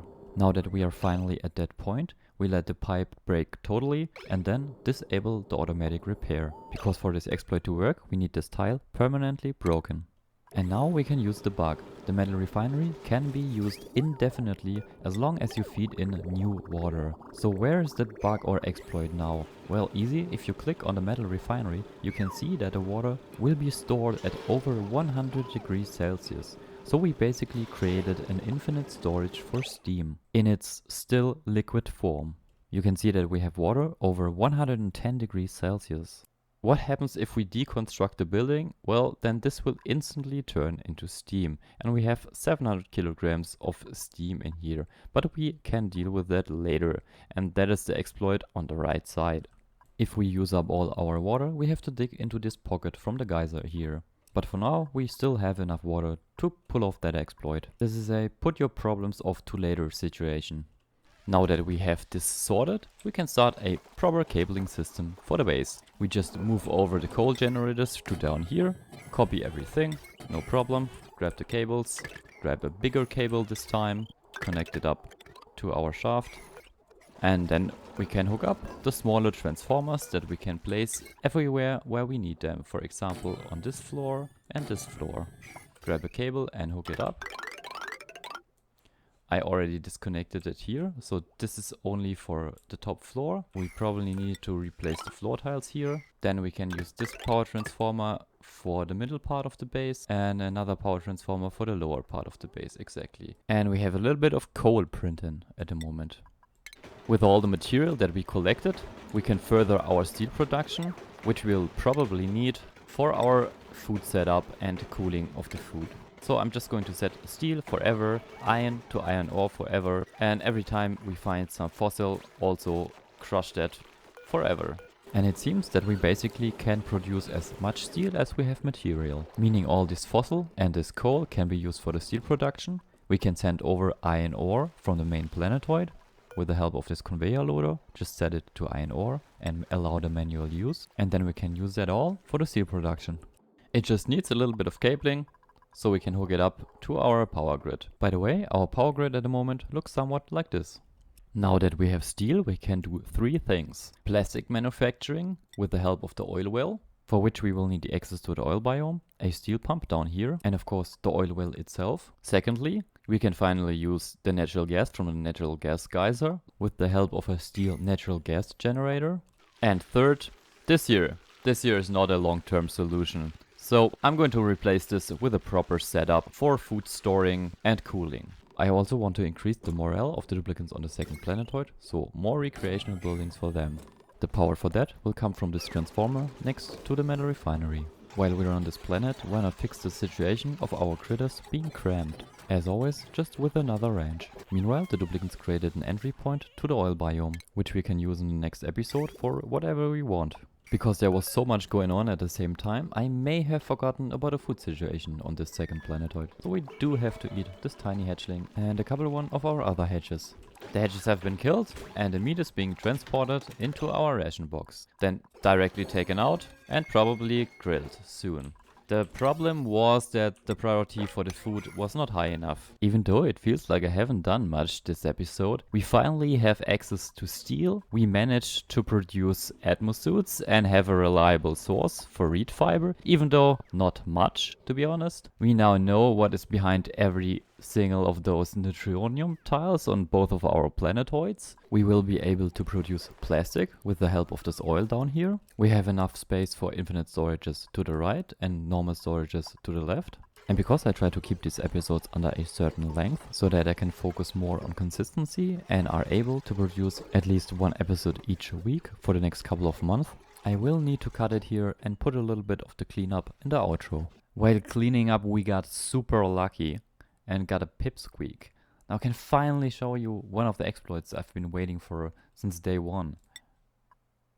I'm not kidding you, we got a second pipsqueak. I mean, look at those. Today we have to take care of a few things. Take a look at this, we don't have a proper food storage. And another thing is that our hatches are elderly and will die out pretty soon, so we need to replace them with fresh ones. A few incubators down here should do the trick. I also have plans for this geyser here. And we will need the help of our two pips for that. But first we need for them to grow up, otherwise they can't plant stuff. Additionally, even though it may not look like it, we are low on oxygen on the second planetoid, because we used up almost all of our algae reserves. That is why I'm digging up the rest algae on this planetoid. After that, an electrolyzer setup should do. Let us first start with the critter situation. We need a couple of incubators right below our already existing farms. Then we can add a little bit of automation so that the incubators only run a certain amount per day. That saves power and makes sure that the duplicant still can apply the lullaby bonus to the eggs. We still need to hook this up to our power grid though. So let's just run this cable to the left, place down a power transformer and connect it with our already prepared spine that we built in the last episode. This heavy white wire here carries all the power of our base, which we can easily tap into with the power transformer. Very nice. Now that these have been built, we want the stone hatchling eggs in there. But we only have a single one of those. So we go to the other planetoid, where we do have a couple of those. We have a few stone hatchlings to the right and a few eggs to the left. Which means we can transport them to the first planetoid. I already set the conveyor loader to stone hatchling eggs. And after setting the stone hatchling eggs, don't forget to allow the manual use. Now they should just be sent over to the main planetoid. And they should drop here. But as far as I see, nothing is happening. Oh. I see the problem. Oh man. Second issue, we first need to research that. Well, that leaves me time to explain why we need the stone hatchlings on the main planetoid in the first place. Regular hatches can't eat igneous rock. So they eat up all of our sandstone, which we only have less than 3 tons left of. Except for the critter feeders, each one of those holds around 2 tons. Whereas stone hatchlings, which can be created by feeding sedimentary rock to regular hatches so that they lay stone hatchling eggs, are able to eat igneous rock, which we have a lot of. But since we don't have enough stone hatchling eggs at the moment, we use the regular ones for now. And since we only have 3 incubators and don't plan on using much more, we can have them activated at the same time, but not for the whole cycle. That is why I set them to 0% and 15%. And then we copy the settings to all 3 of them. That way our ranger dupe can hug all the 3 eggs in succession and don't have to interrupt what he's doing at the moment. Final touch is adding the priorities, which need to be higher for the incubators than for everything else that the ranger does. With this we should get a steady flow of hatches, but how do we get the hatches up there automatically? Easy, we just place down a critter drop-off, increase the priority for the critter drop-off, and after that set it to auto wrangle surplus. We set it to 0 critter, meaning as soon as one of the hatches hatches from the egg, our ranger dupe will come, wrangle it and place it in one of our already existing ranges on the top. Meanwhile, one of our pips grew up, which is very nice, so we need to get the pip out of there and to the place that we want him to be. I just opened the door that the critter can get to this room. I'm setting this to auto wrangle surplus, 0 critter, all the critter. And then I want the pips in here. So let's just grab one of the critter drop-offs, place it in there. I also want a storage bin. And since we want to use the infectious polluted oxygen vent, we probably need to place down a couple of deodorizers. I will do that right here. And this is for later. Let's just dig this up. And another space to the right. After the storage bin has been added, we can set it to ward seeds. And also add a power line. And the critter drop-off has been set to pips and pip squeaks. So why did we do all of that? Well, the pip can plant down seeds in natural tiles. Those seeds don't need any resources. Check this out. This is slime lung that comes out of our infectious polluted oxygen vent, as well as all the polluted oxygen that will be transformed by the deodorizers into clean oxygen. And since wheeze warts are radioactive, radiation will kill the slime lung that is in the polluted oxygen. So let's see if this works. There we go, now we can see this in action.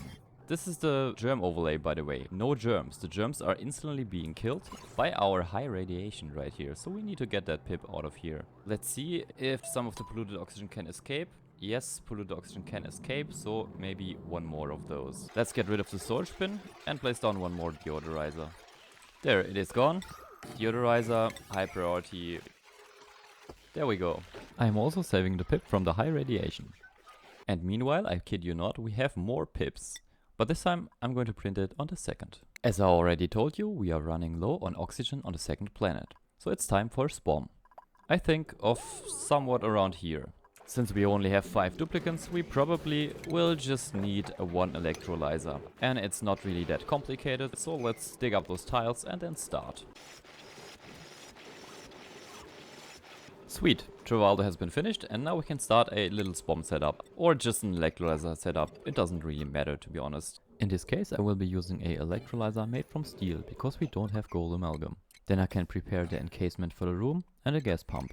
The electrolyzer will be submerged in water again. We will be using salt water and regular water, but this time I want the electrolyzer to be controlled by automation. After hooking up the power cables we can place down the gas pipes. Set the bottle emptier to salt water and attempt to remove the debris in the room. Lean back and wait for the duplicants to build everything.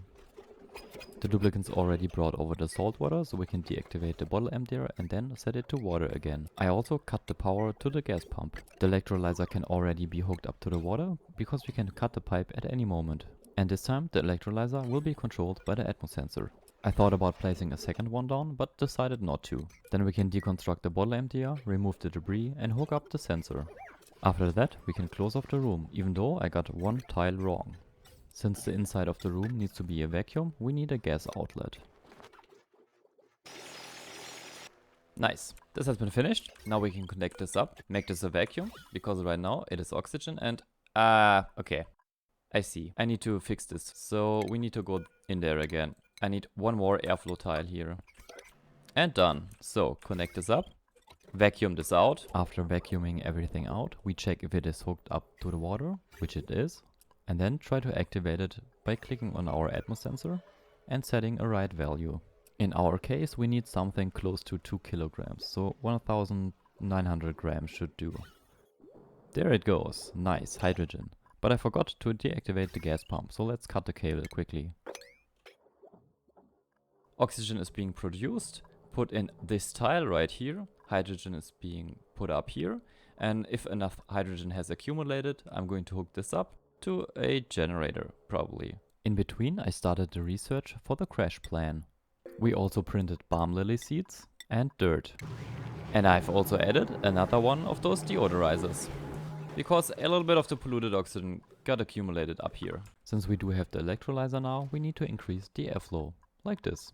I'm also going to deconstruct the floor tiles and replace them with airflow tiles. And until the duplicants finish this on the second planetoid, we can start a proper food storage on the main. As you can see, our ration box is only at -5, and there it goes, rotten grub fruit. Only at -5.4 degrees Celsius, meaning our food will spoil slowly. -6% per cycle here, -6 here, -13% for the omelette. So this is way too much spoilage per cycle. We don't want that. So for now, let's deconstruct a few of those things and then build a walk-in fridge. What I did think of is using the anti-entropy thermal nullifier, which will cool its surrounding area if fed with hydrogen. And in order for us to uncouple this thermally from the outside, we need a proper door setup. Because I don't have access to visco gel now and I don't want to place in 2 liquid locks behind each other, I'm using a door setup that I have seen at, I guess, JSU. I am not sure if I remember that correctly, so sorry for the missing source. It is a real simple setup. You just place 3 automatic doors right next to each other, hook them up to your power, at least if you want them to open at a reasonably pace. And then we need a tiny bit of automation. We need a cable and 2 of those weight plates. Note that doors can activate weight plates. So we place the weight plate underneath the door to the right and underneath the door to the left. But at the moment I can't place them down because there are tiles in the way. Should have thought of that before. After having the weight plates placed down, we can connect up the automation. We just need an AND gate and connect both of the weight plates to one of the inputs from the AND gate. The AND gate itself to the middle door. So technically this is a setup for low duplicant traffic. Let me show you. Set the ration box to edible and cooking ingredients and check the duplicants coming in. So the duplicants come in and the middle tile that fills with the gas from the outside will get deleted again, meaning we have a vacuum in there, and a vacuum does not transfer heat, which is quite handy. So if we cool down the left area, it won't transfer to the outside. Now we just need to fill this with the gas that we want to, for example carbon dioxide, hydrogen or chlorine. And I also had the idea of expanding this a little bit more, but don't take this setup too serious. I'm going to rip this out and change that soon. But the thing that we will need for now is the gas pipe, which will bring over the hydrogen from our SPOM setup.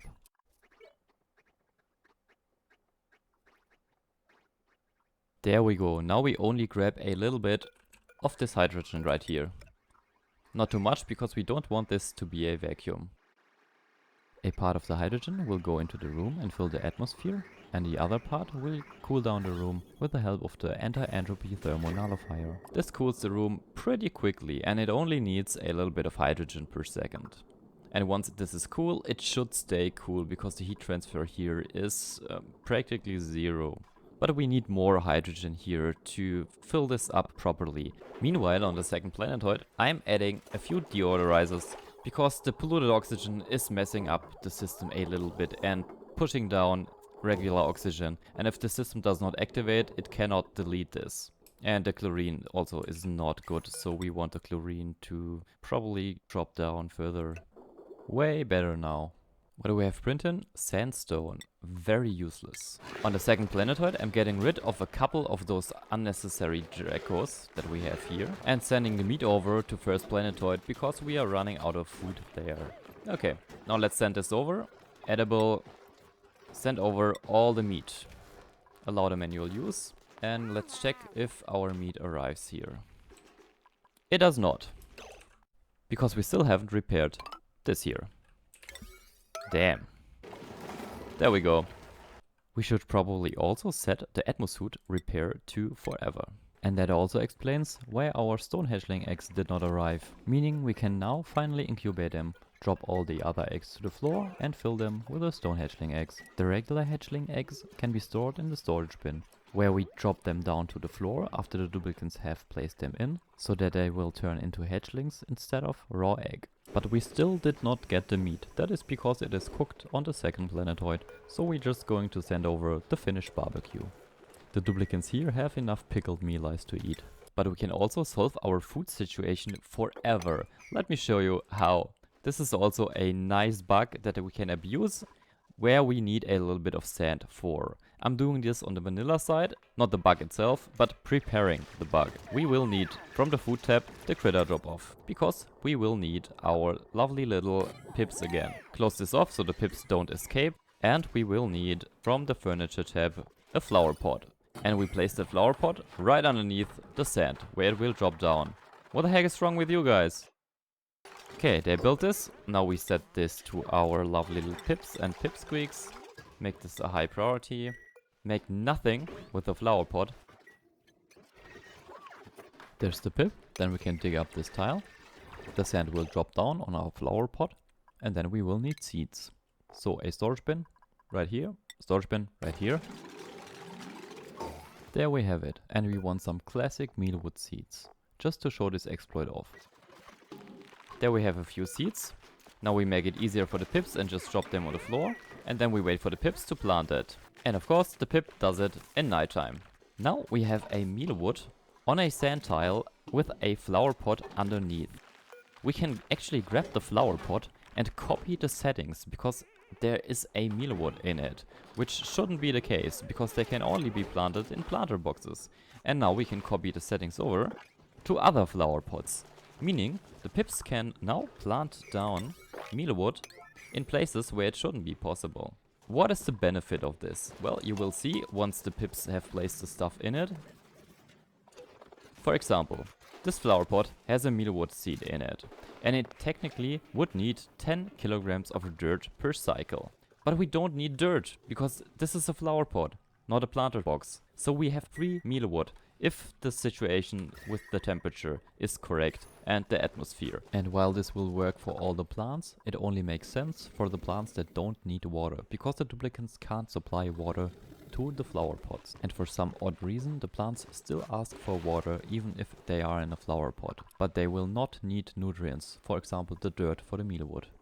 And the good thing is that you only need to do that once, so I can just transfer that to this planet. We only need for the duplicants to finish this, then place down the flower pots, go back to the first planetoid after they have done that, grab the flower pot, copy the settings, switch back to the second, and then copy it over. The temperature range is still fine, a little bit hot down here. There we go. And as you may have noticed, we made it even more unpleasant for our Halo.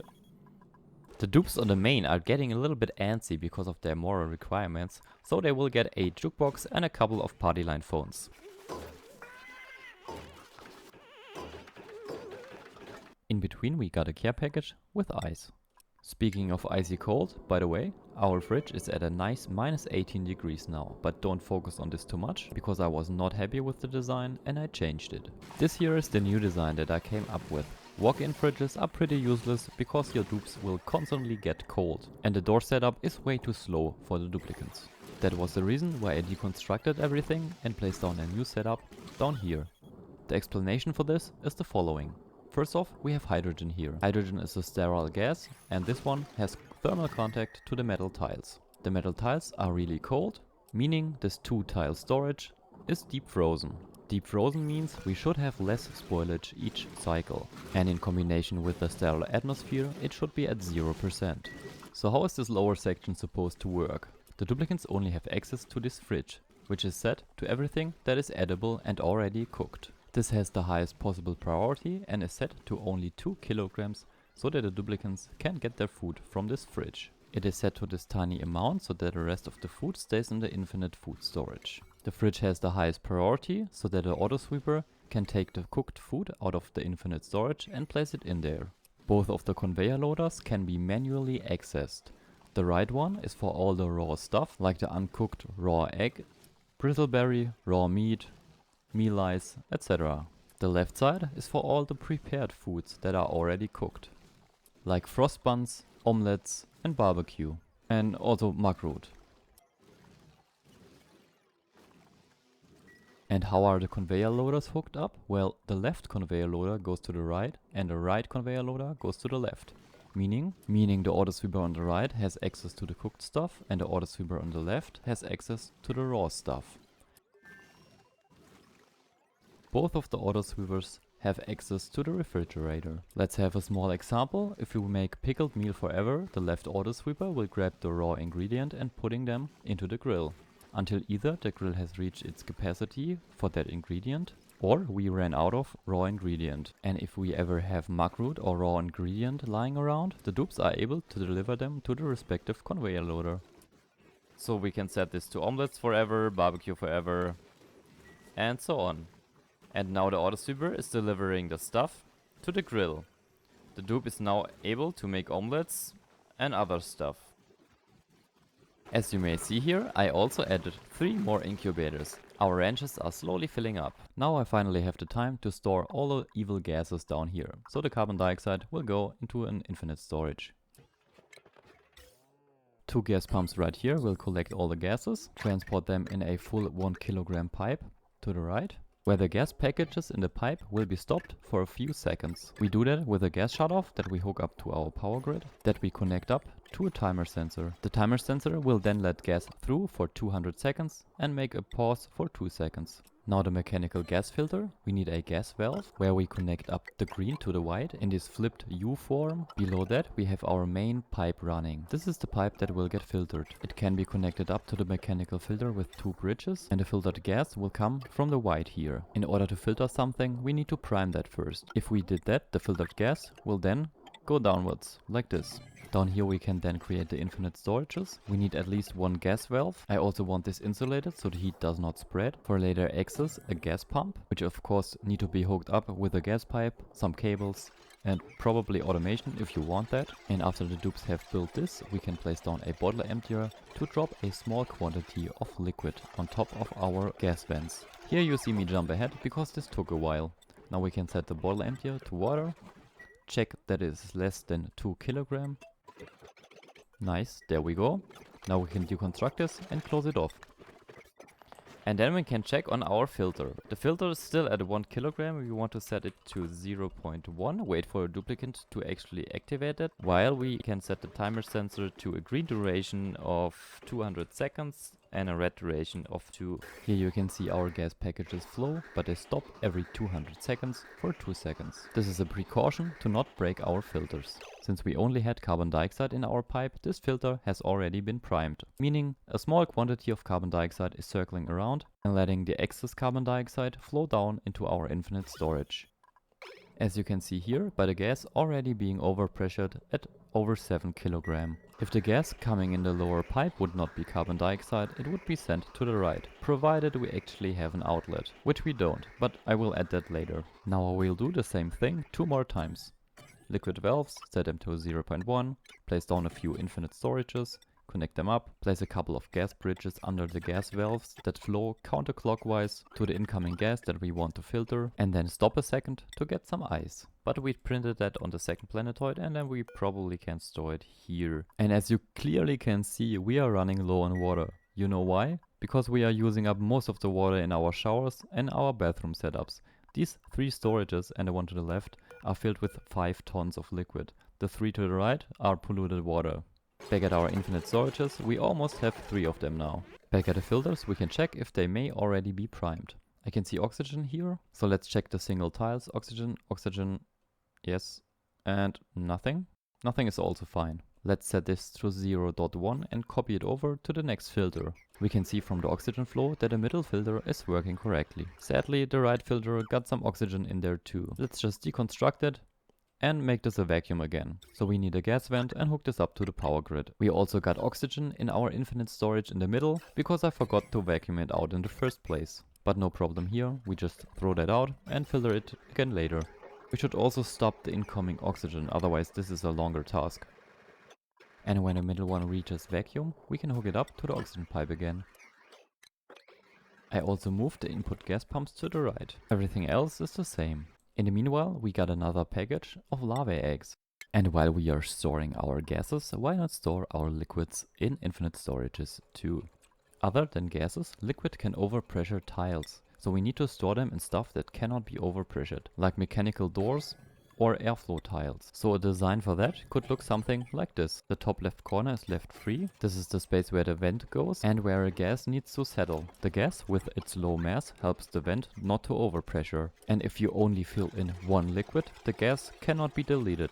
So don't ever fill in multiple liquids inside of the same infinite storage. The filter system is basically the same as for the gases. We have a main pipe running somewhere for us down here that has a liquid vent at the end, and from that main pipe that we will filter, we will bridge off a couple of liquids into our little mechanical filter loops. After we have finished the first one, we probably will add a couple more. And now I spare you the explanation for each one of those, because it is the same every time.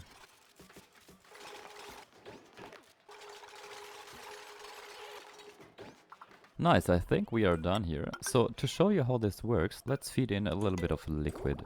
There we go. The water now flows and stops every 200 seconds. The liquid fills the storage, the gases are being pressured upwards, and even if we have multiple gases in there, it is still an infinite liquid storage. Nice, I want a tracklet for this planet. I'm getting rid of all the mealwood here in the planter boxes and going to replace it with the ones up here.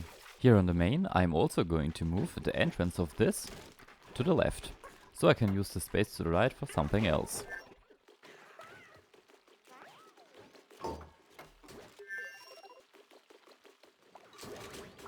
And here on the right side I got rid of the old entrance. This is how it looks now. Since we don't even have a proper research setup, why not place one right here to the right? Why to the right? Because it will be a bug and exploit one. But first a little bit of light, and we need a radiation source. Since this planet has no radiation sources, except for this one, which indicates that we will be using the same trick down here. And we can do that because we have enough wheat seeds for that. And in order to pull that off, we need to create natural tiles. Natural tiles can easily be created with this nice bug that has been around forever, where you just surround a mechanical airlock with regular tiles and then deconstruct the manual airlock again, after it has been built, of course. And I want multiple of those, so maybe we can already prepare the next doors. There we go, finally. So if we now encase the door and then deconstruct the door, we should get a natural tile. There we go. Natural tile created. Now we just need to do that one more time, because I think that one wee sword does not have the radiation output that we need. It is just too slow otherwise. Nice. Two natural tiles right next to each other. Now we can deconstruct the stuff that we don't need. Place down the critter drop off and probably remove the debris on the floor. And we throw in the pip and the pip squeaks. And while the pip is being wrangled and brought over, we can take care of the wee swords, the red bolt reflector and the red bolt generator, even though I'm not sure where I want to place it. Daytime again, and the troops are bringing over the ward seats. We can click on the red bolt reflector and set it to downwards so that it hits this spot, and someone is bringing the pip over. There we go. We could also already research the durable life support. And I think the pip is trying to plant the ward seed. There we go. Now we can check the radiation. Nice. And place down the red bolt generator. But then we would need another red bolt reflector, like this. Hook this up to the grid. And then aim towards the left.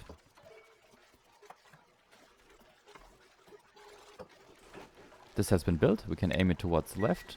We can deconstruct the storage bin. And we probably limit the access of the duplicants to the right because of the high radiation. Meanwhile, the pip has planted the second ward seed. So let's check the radiation. It is a little bit radiated there where the duplicant normally stands. Also, our power is not enough to handle this. So let's just add one or two more coal generators. Nice. Now the system gets enough power to collect red balls from the radiation from the wee swords that the pip planted on our buggy natural tiles. It gets shot upwards, reflected by the red bolt reflector to the left, shot downwards, and will fill our material study terminal. Now we just need a duplicant that can actually research the durable life support. We need the applied science research and more morale for Lim. Now we just need a couple of red bolts for this to work. On the second planetoid, I'm also expanding upwards to add more of our bug food source. We finally got our first red bolt, so we have around, 44 red bolts. And Lim is researching for us. Sadly, in the area of the higher radiation, I should have placed this further to the right. Also, let's make a little bit of space here on the bug side, so I can make a new bedroom. The research is almost finished, and the plants are finished. we need a little bit more space for our bedroom. On the second planetoid, I have added one of those fire poles right down to our remaining water reservoir, which is pretty, well, used up. Most of our water is in here. 5 tons of clean water and 15 tons of polluted water. That is why I have an idea. We can transport over ice from our first planet. Just run it through here, drop it, make the priority higher. And on the first planetoid, we set the conveyor loader to liquefiable and send over some ice. And the ice that has been sent over is used to build ice temp shift plates that probably will melt immediately and drop as liquid water, which is quite a handy trick to transport large amounts of water quickly. Now let's finally get back to our bedroom setup. Therefore we need to deconstruct a few more tiles. This should be enough, I guess. And we also need a lot of refined metal, so it may be a good idea to produce a few orders of that. Now back to this room. Why did I make it like I did it? Well, that is because I want a rocket platform in here. The dupes have finished this, and now we can place down one of the Spacefarer modules made out of copper ore. Now you see why it shows the size that I have chosen from the beginning. This is 10 tiles, and this here only needs 5 tiles. After building the Spacefarer module, we can deconstruct the rocket platform again and build a floor.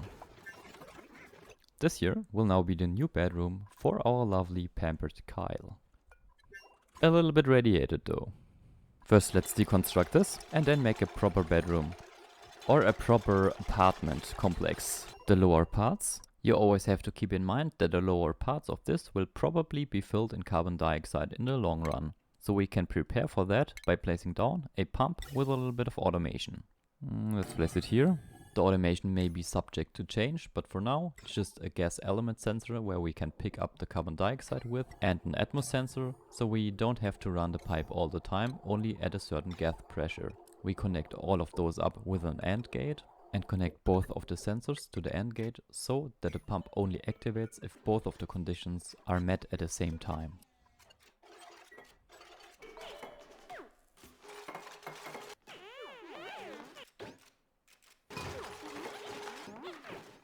So for now, this is what I came up with.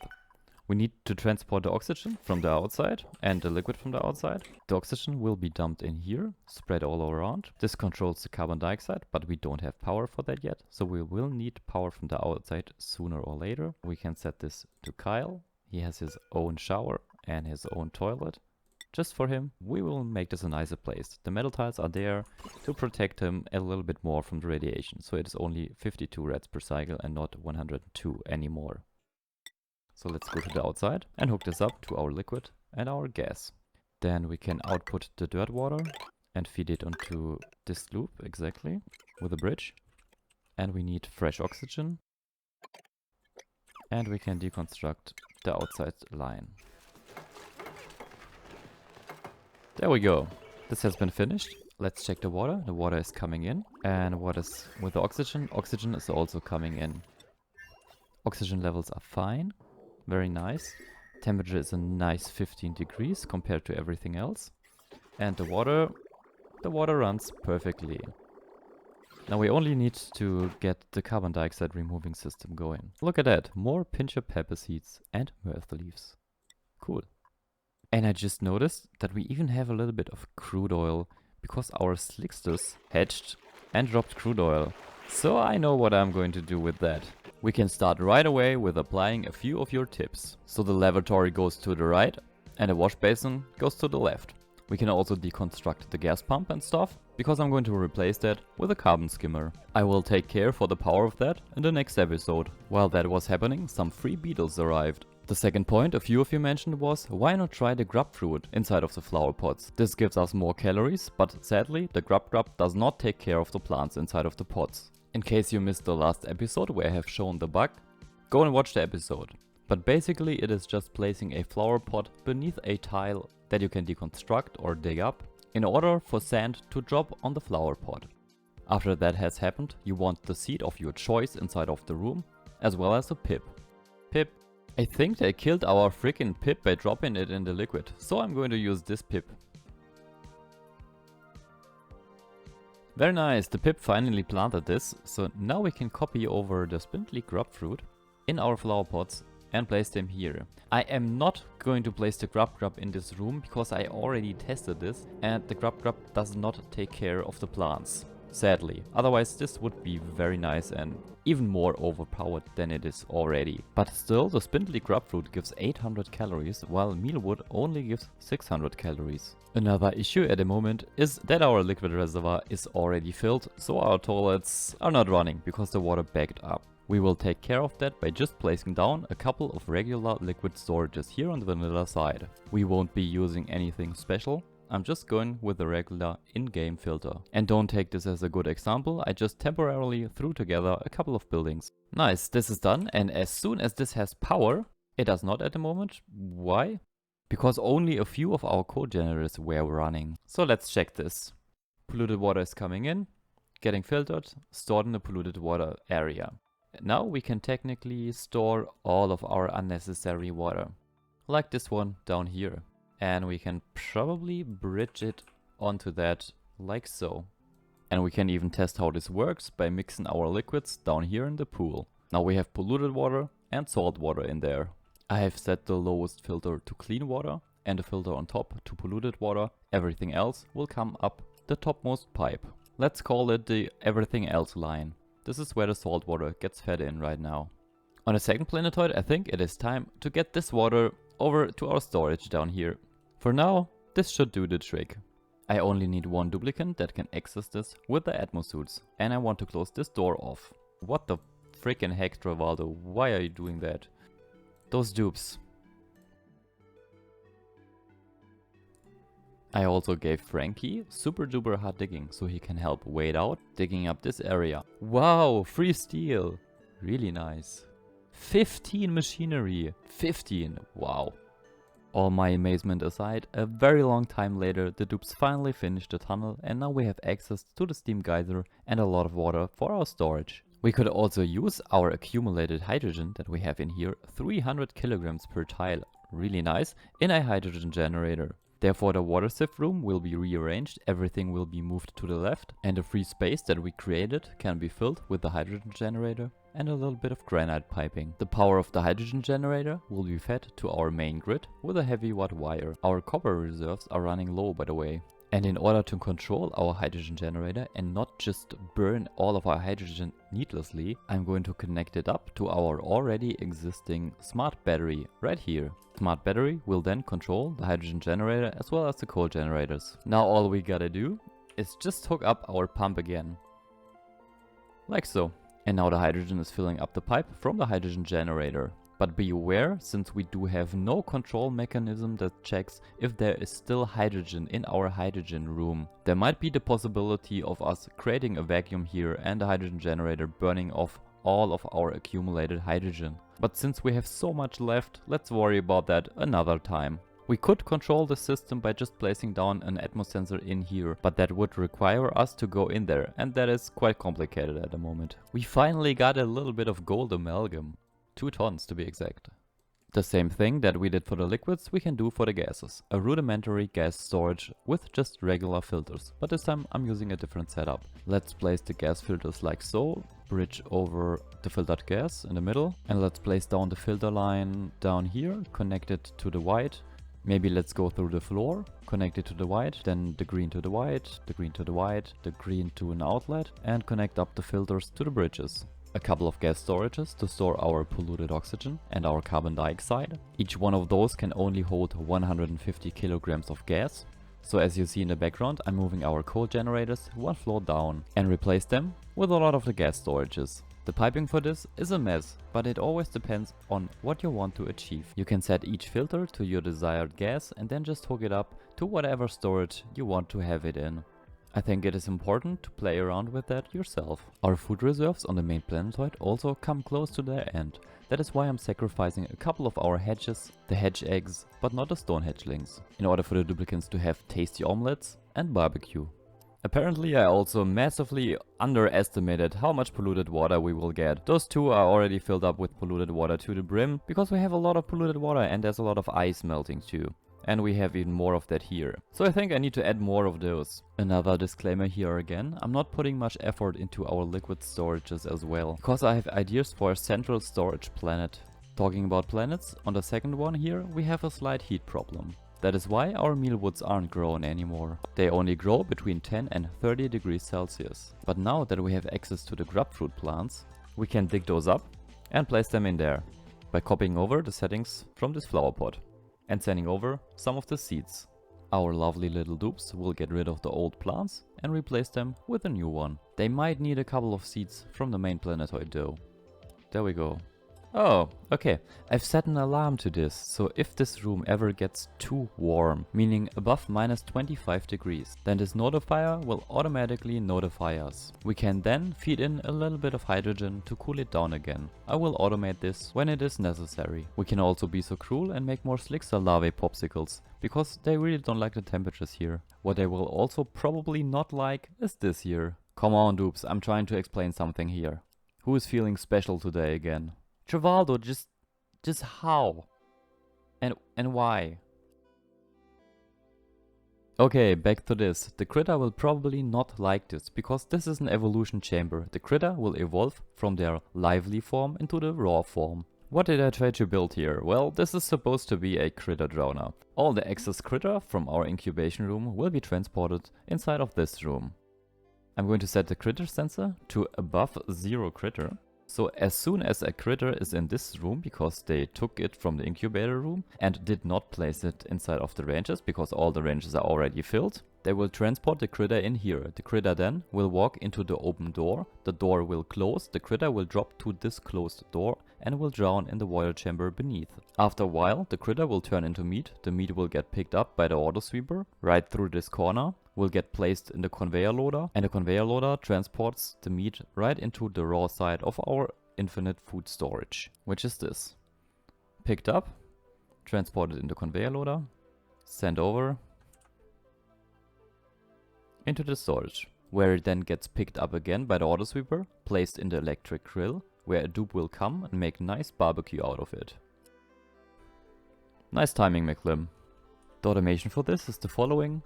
It is just a cable, and the critter sensor is set to count critters, not eggs, above 0. That's all.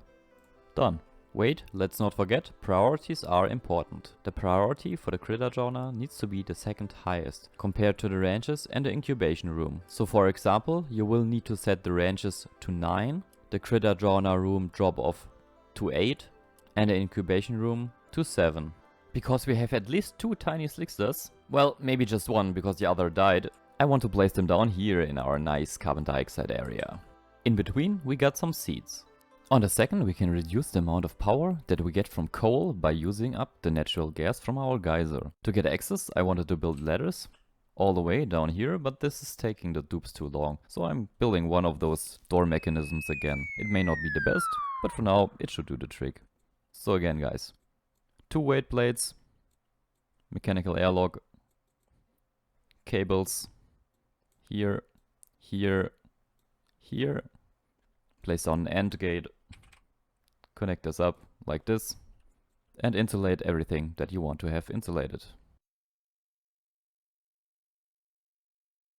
And it would be best to hook it up to the power grid, otherwise the door is super slow.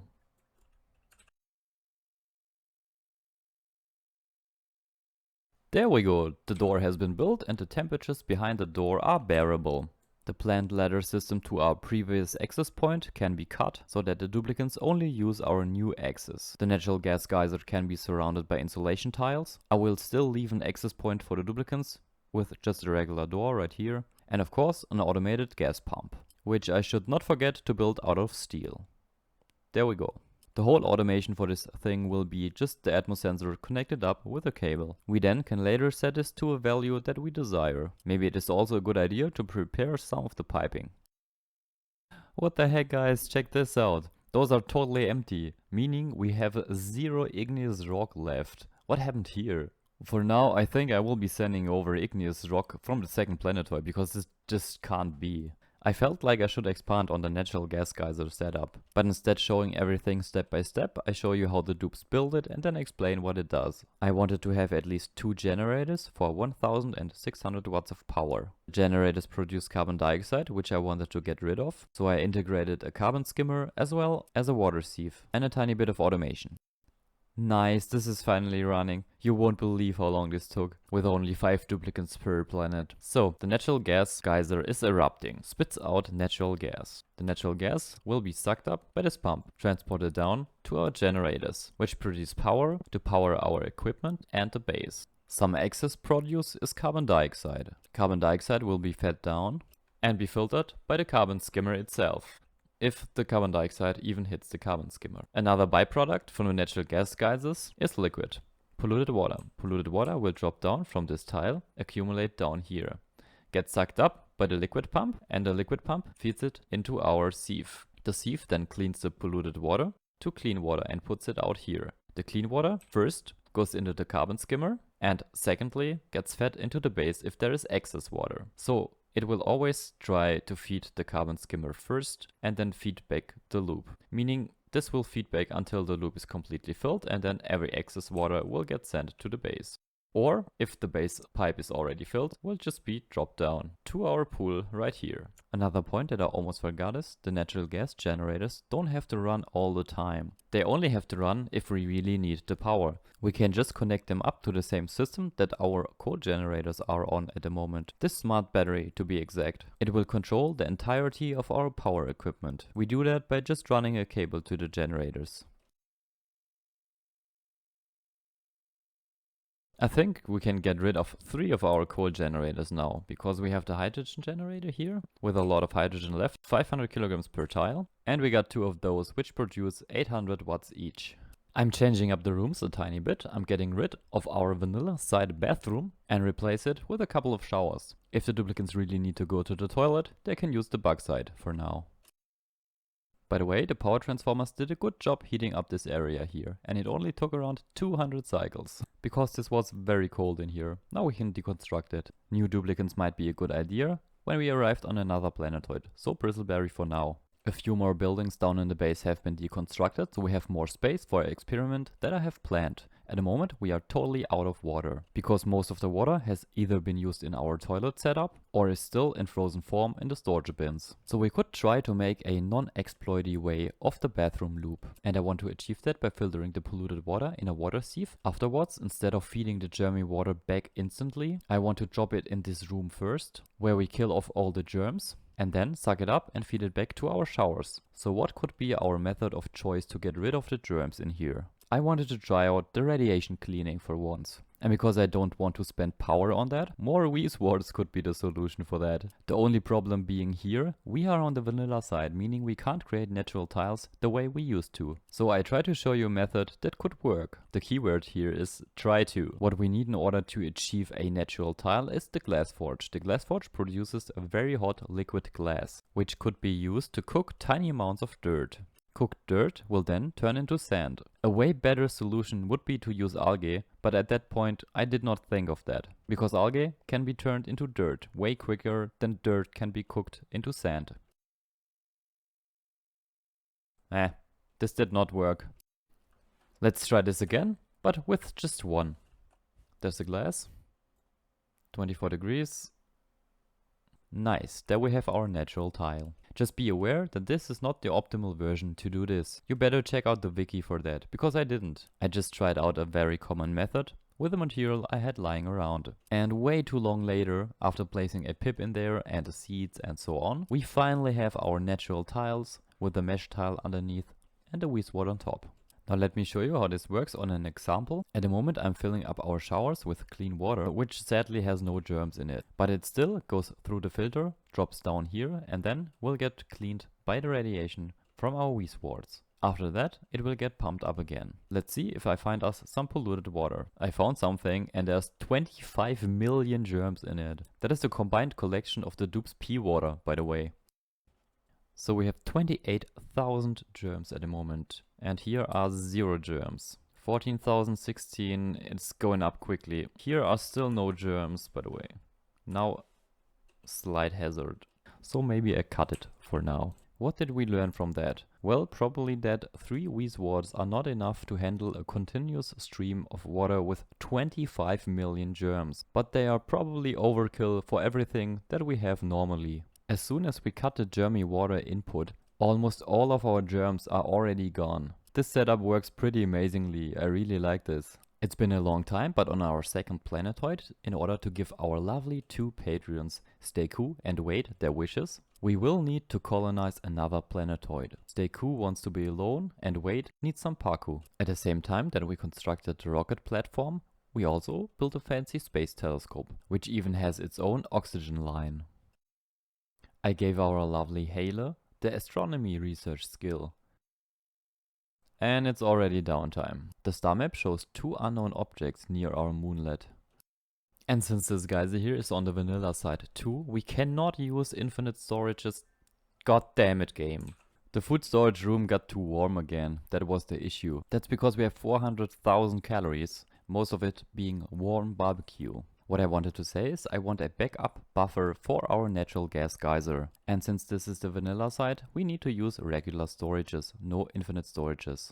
The room that the natural gas geyser is in will overpressure at 5 kg per tile, and then the natural gas geyser will stop erupting. The storages will help us prevent that.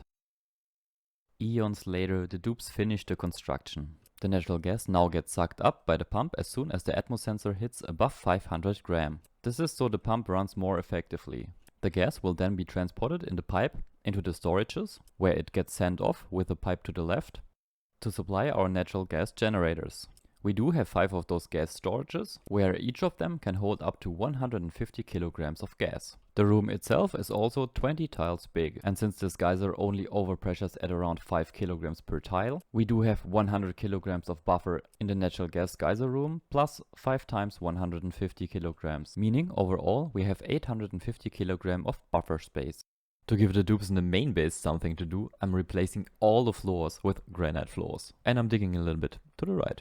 Because I'm dumb, I deconstructed or I dug up the tiles the Weeswards were on, so we have no more radiation for our research station. That's why I'm using the Weesward that are placed here near our spawn to get rid of any germs if I want to feed that clean water with a high amount of germs in it. Does this work? This needs to aim downwards. Shoot, shoot, shoot. Yeah, that should work. Poor Weeswards. Another rocket apartment. But before we start with that, we can take care of a few things, like building liquid storages for all of the crude oil that we finally got from the oil well and our liquid pump in the oil biome. We can research the space power because we might need that for our rocket. And I quickly want to automate the cooling of our food storage. Since our food storage is cooled with hydrogen, we just need a gas shutoff connected to our already existing temperature sensor. And then every time the room gets too hot, hydrogen will be fed to the anti-entropy thermonullifier, cooling down the room. I even leave the temperature settings like we had them before at above minus 25 degrees Celsius. Here you can see it kicking in and cooling down the room, while at the same time using up small amounts of hydrogen. On planet 2 I placed some digging orders. And look at all those happy duplicants lazing around before they have even been printed. Let's get the bristleberry. It is already time for the first exploit. This time we are storing CO2 the natural way. But why do we need so many methods to infinitely store some gases? Well, sometimes variety is king, and this here is plant-based, which I find is genius. So as you may have seen in the background, we already have a pip in there, we need an oxyfern seed and a little bit of a liquid in the corner where the button is at the moment. I am using the door trick to create a natural tile, then we wait for the pip to plant the seed and close off the CO2 storage room. After the pip has planted the seed, we have to make sure that our storage room is purely CO2, which of course it is not.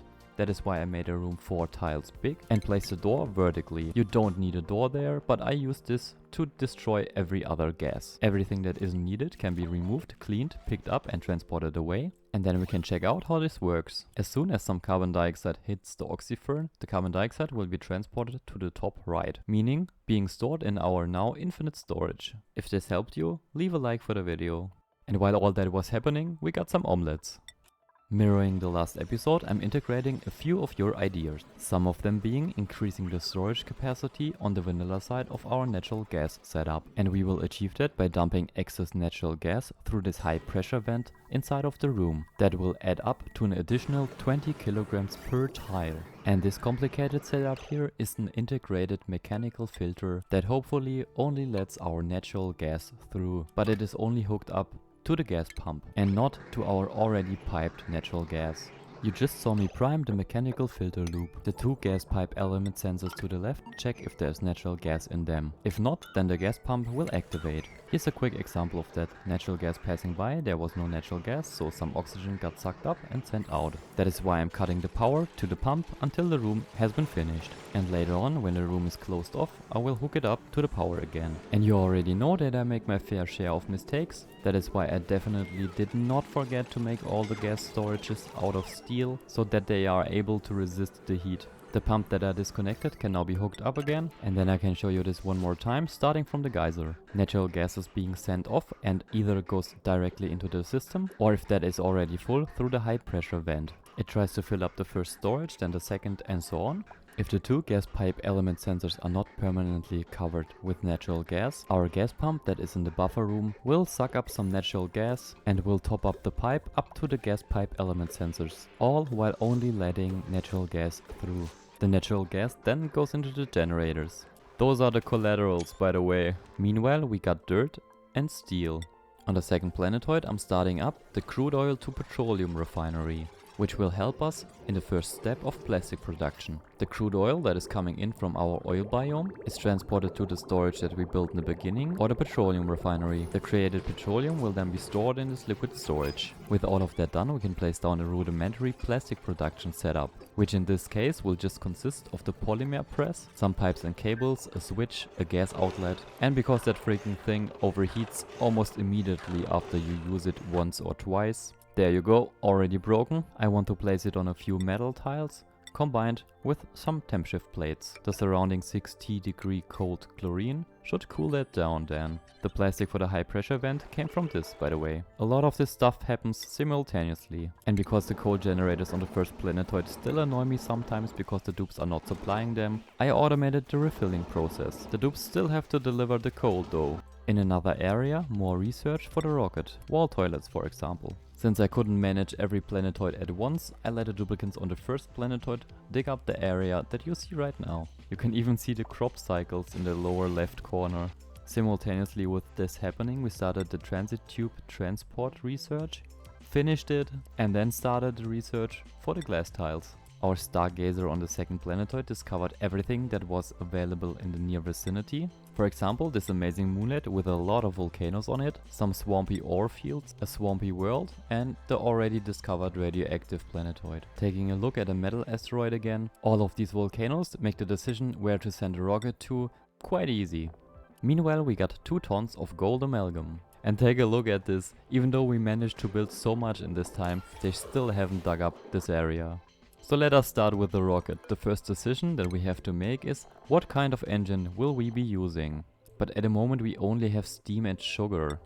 Let's quickly check how many hexagons we need to cross. We are here, 1, 2, 3, and then we are in the orbit of this planet. So an engine that can transport us 3 hexagons should be enough. In our case that means red bolts and petroleum are too far down the tech tree and also overpowered, whereas the generic carbon dioxide engine should be fine. Later we can aim for the petroleum engine. And we even got a choice between copper ore and some glass, but since we can make glass anytime from sand, I'll take the copper ore. If your curiosity spiked after seeing the simplicity of this setup and you were wondering if this really works, as soon as there is a little bit of water on the metal tiles to conduct the heat from the surrounding area through the temp shift plates, using the cooling from the chlorine vent, this worked for days on end.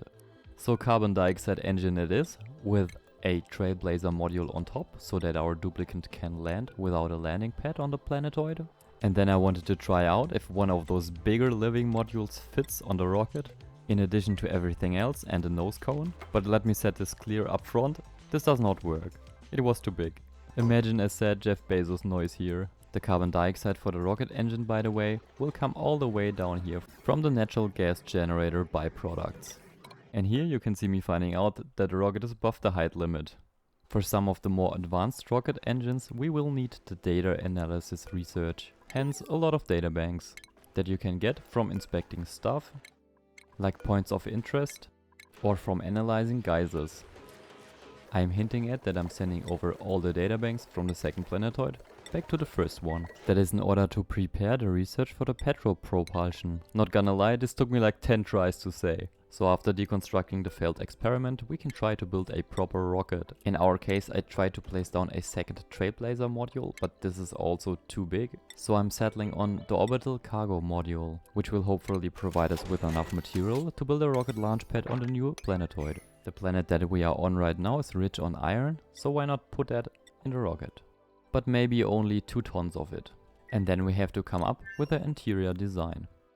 But to take a break from rockets and at the same time that we were digging up the area in the top right corner, I wanted to replace a couple of tiles in the ladder shafts. As you may see right here to the right, this includes creating natural tiles. 2 right next to each other, to be exact.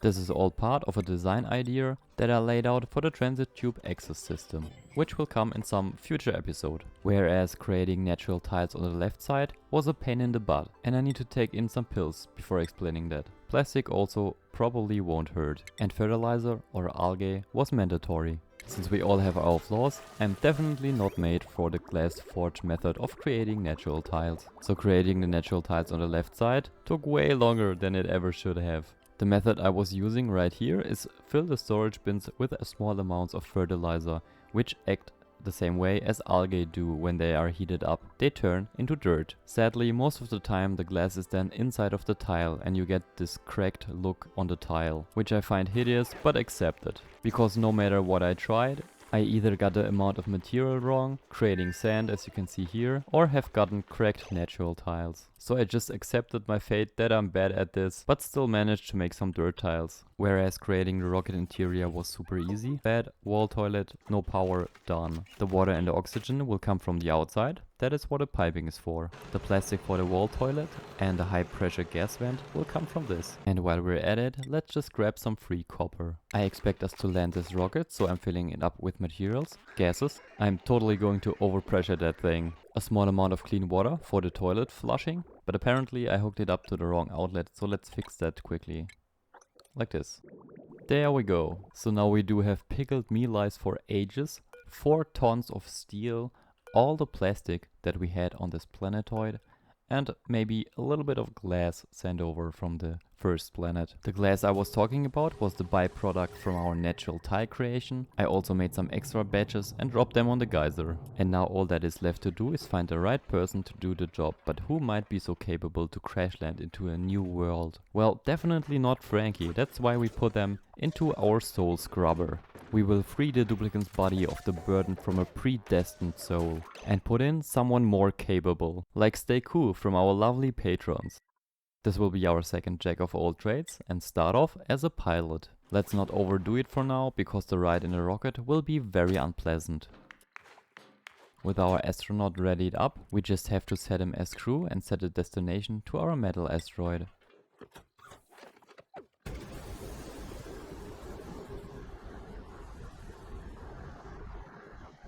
Here on the star map, our rocket is technically displayed, but for some odd reason the rocket is invisible.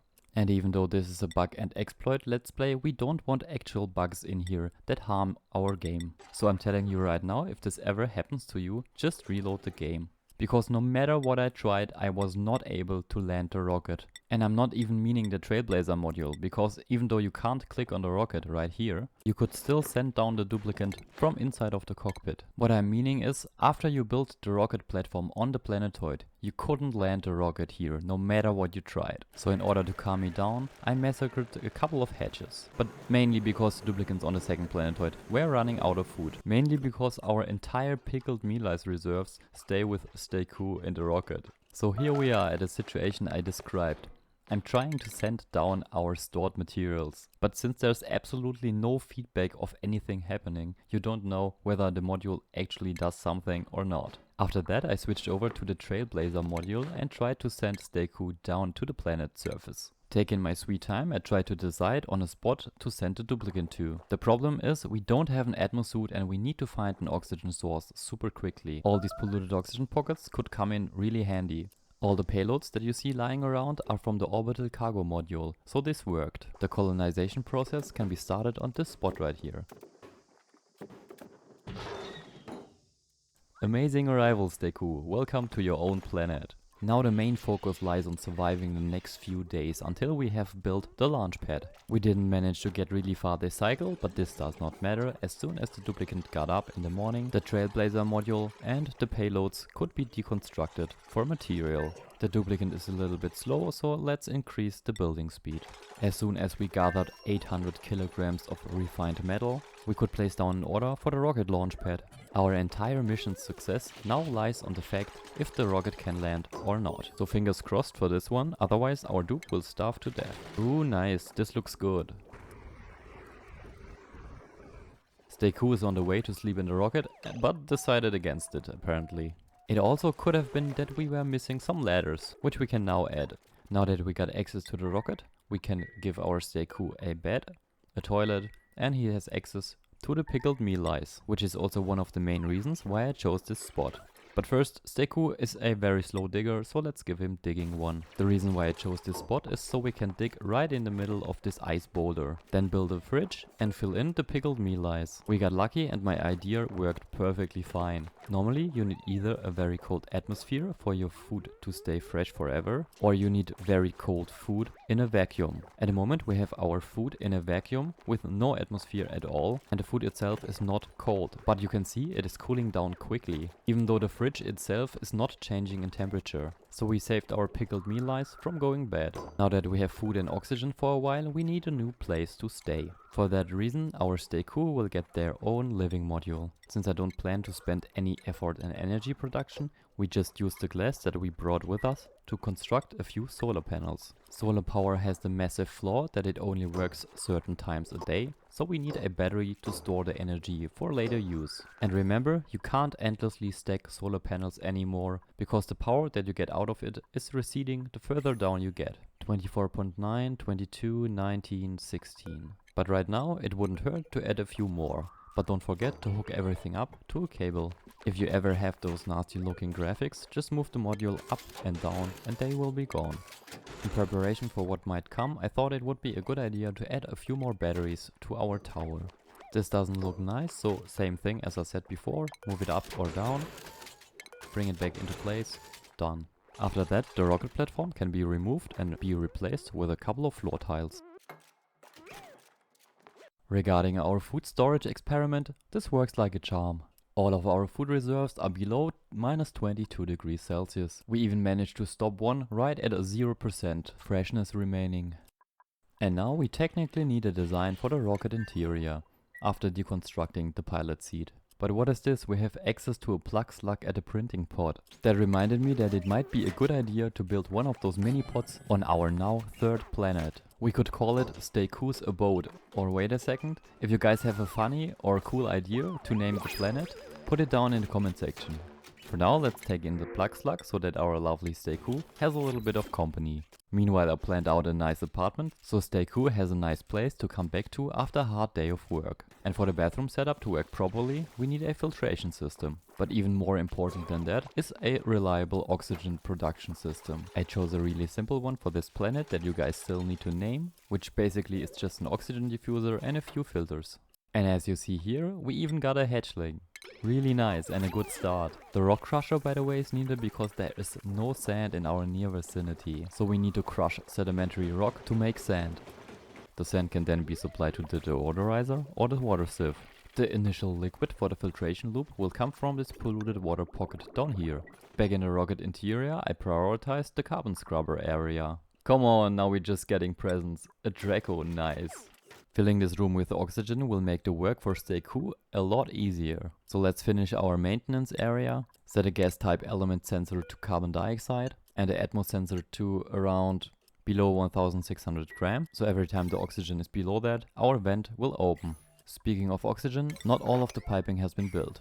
This prioritizing should help. As shown by the red symbols, we ran out of materials, so that sedimentary rock that we dug up right now should have helped. And it did. Oh, did you hear that noise right now? Duplicant tantrum. It seems we have an angry duplicant here, so as a solution for now, I'm thinking of putting them in solitary confinement. You can do that by setting the rocket to crew only, selecting them as a pilot and not letting them out. Since rockets are basically indestructible, our equipment should be safe.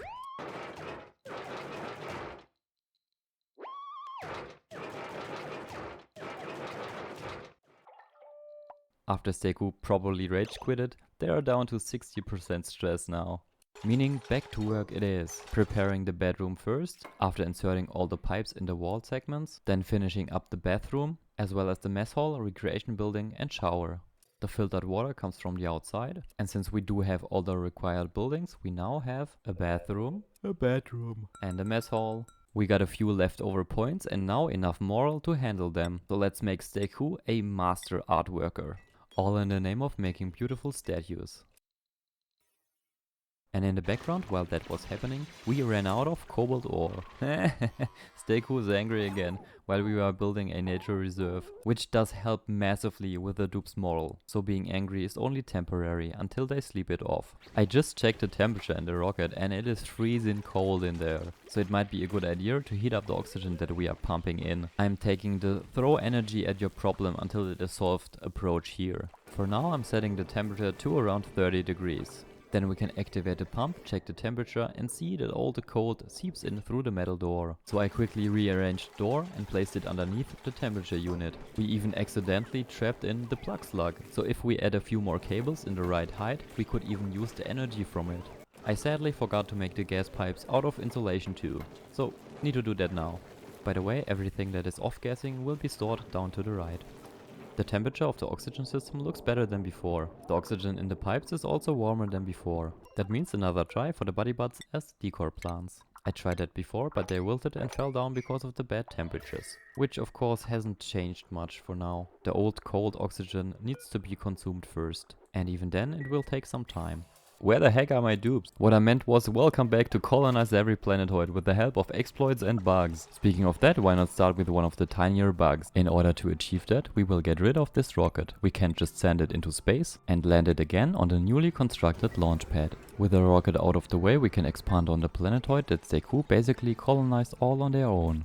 The exploit that I'm showing you right now is stacking multiple Spacefarer modules on top of each other. But the sequence in which you build it is important. Do not start with one that has a launch pad above, otherwise this will happen. So let's quickly take a breather and check what we missed in terms of care packages.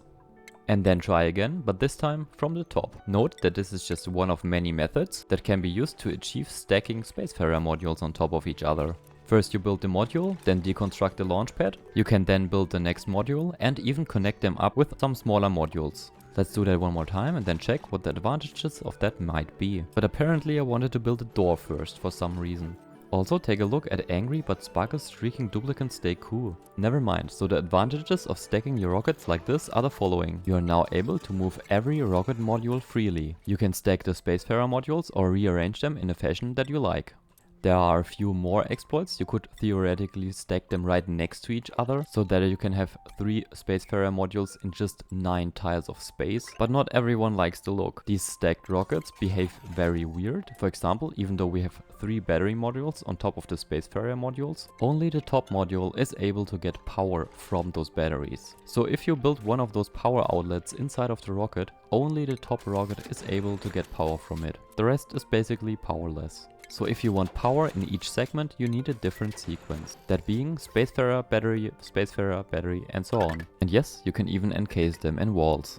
Meanwhile, on Wade's planet, we got a fresh batch of water and one issue with our plastic production. That being the gas pressure preventing the petroleum production. That have been a lot of P's. The issue can easily be solved by just pumping out excess gas, which will allow the petroleum refinery to work again, delivering raw material to the polymer press. But we don't always need to pump gas out, so I set the atmo sensor to 2 kilograms. And what am I doing with all this natural gas? Well, I'm sending it over to the first planetoid. So let's check out where that is going to end up. Well, actually nowhere for now, but it will come out here.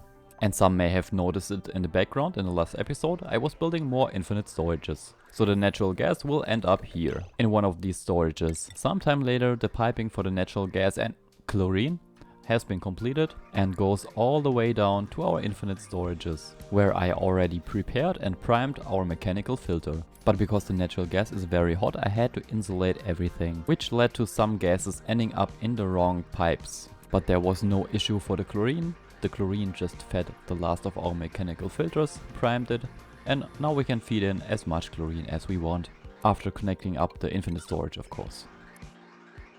Back on Steku's gooey paradise, because of all the slime lung and mud, How about we add a glass forge so we can produce more solar panels for our future power production needs, even though the game wants us to use coal power. Also, with everything that you have seen before, I was preparing the construction of a chlorine room. I think you can imagine that this is a logistic nightmare to film. After placing some pumps in there and vacuuming the room out, we want to fill it with chlorine. Chlorine for that will come from our refinement room. I built a vanilla filter and set it to chlorine only, so that if we try to vacuum this room out, we will eventually get some chlorine up into our room up here. And we did. I just left the pumps in there a little bit too long. After that I went totally overboard and built a lot of liquid storages for when we ever need to disinfect a large amount of polluted water. The idea behind that is that we stop the liquid in one of those liquid storages in order for the chlorine to have enough time to get rid of all the germs. I still want to have a liquid germ sensor on the left, just to be sure that no germy water will get fed outside. For now I will run the input pipe, so the pipe that will go into our storage, down to our bathroom setup where we have a lot of pee water stored already, which we can hook up and feed to the chlorine room. Sometimes I don't plan my buildings up ahead, but just go with the flow. So you will see me do a few changes here and there. After some of the output pipes have been built, I want to set the germ sensor to below 1. Now that we have the polluted germy water sent to our chlorine disinfection room, we can think about how to actually disinfect that water, because right now it will only cycle around without really cleaning the polluted water from germs. I did not like the piping inside of the chlorine room, so I moved it to the ceiling. I also added another liquid shutoff that connects to the 4th liquid storage, which I will set to 100% and 100%. Meaning that only if the 4th liquid storage is completely filled with liquid will the shutoff open. I think that will enable the chlorine to have enough time to get rid of all the germs. I also think that I missed a NOT gate here, so let's place that in quickly. And cut the cable in the middle. I heard that you would need between 3 or 6 of these liquid storages, depending on how much liquid you feed in per second and how contaminated your water is, for this to work properly. I did not test this out, but for our case this should be enough. By the way, the reason for all of that was we were running out of water for our oxygen system. So I needed to regain some of our old pee water to power our ghetto electrolyzer setup. Back at our main planet, the duplicants don't have a fancy enough life. So a few more rooms could increase on the living quality of our duplicants significantly. And for that, as you see in the background, I will use the old Spacefarer modules, but this time with access to power, water and fresh oxygen, as well as a buttload of plants. And those 2 lower modules without power could be used for agriculture.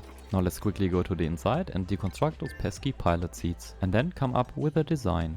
And while I think about that, let's check this out. Sometimes it's cool to have an elaborate design to do a certain thing, maybe cooling your glass or heating your liquids. But a lot of times the easy solution still works fine. In our case, I'm just dropping hot glass on our cold, icy area, which takes care of both problems at once, without any effort.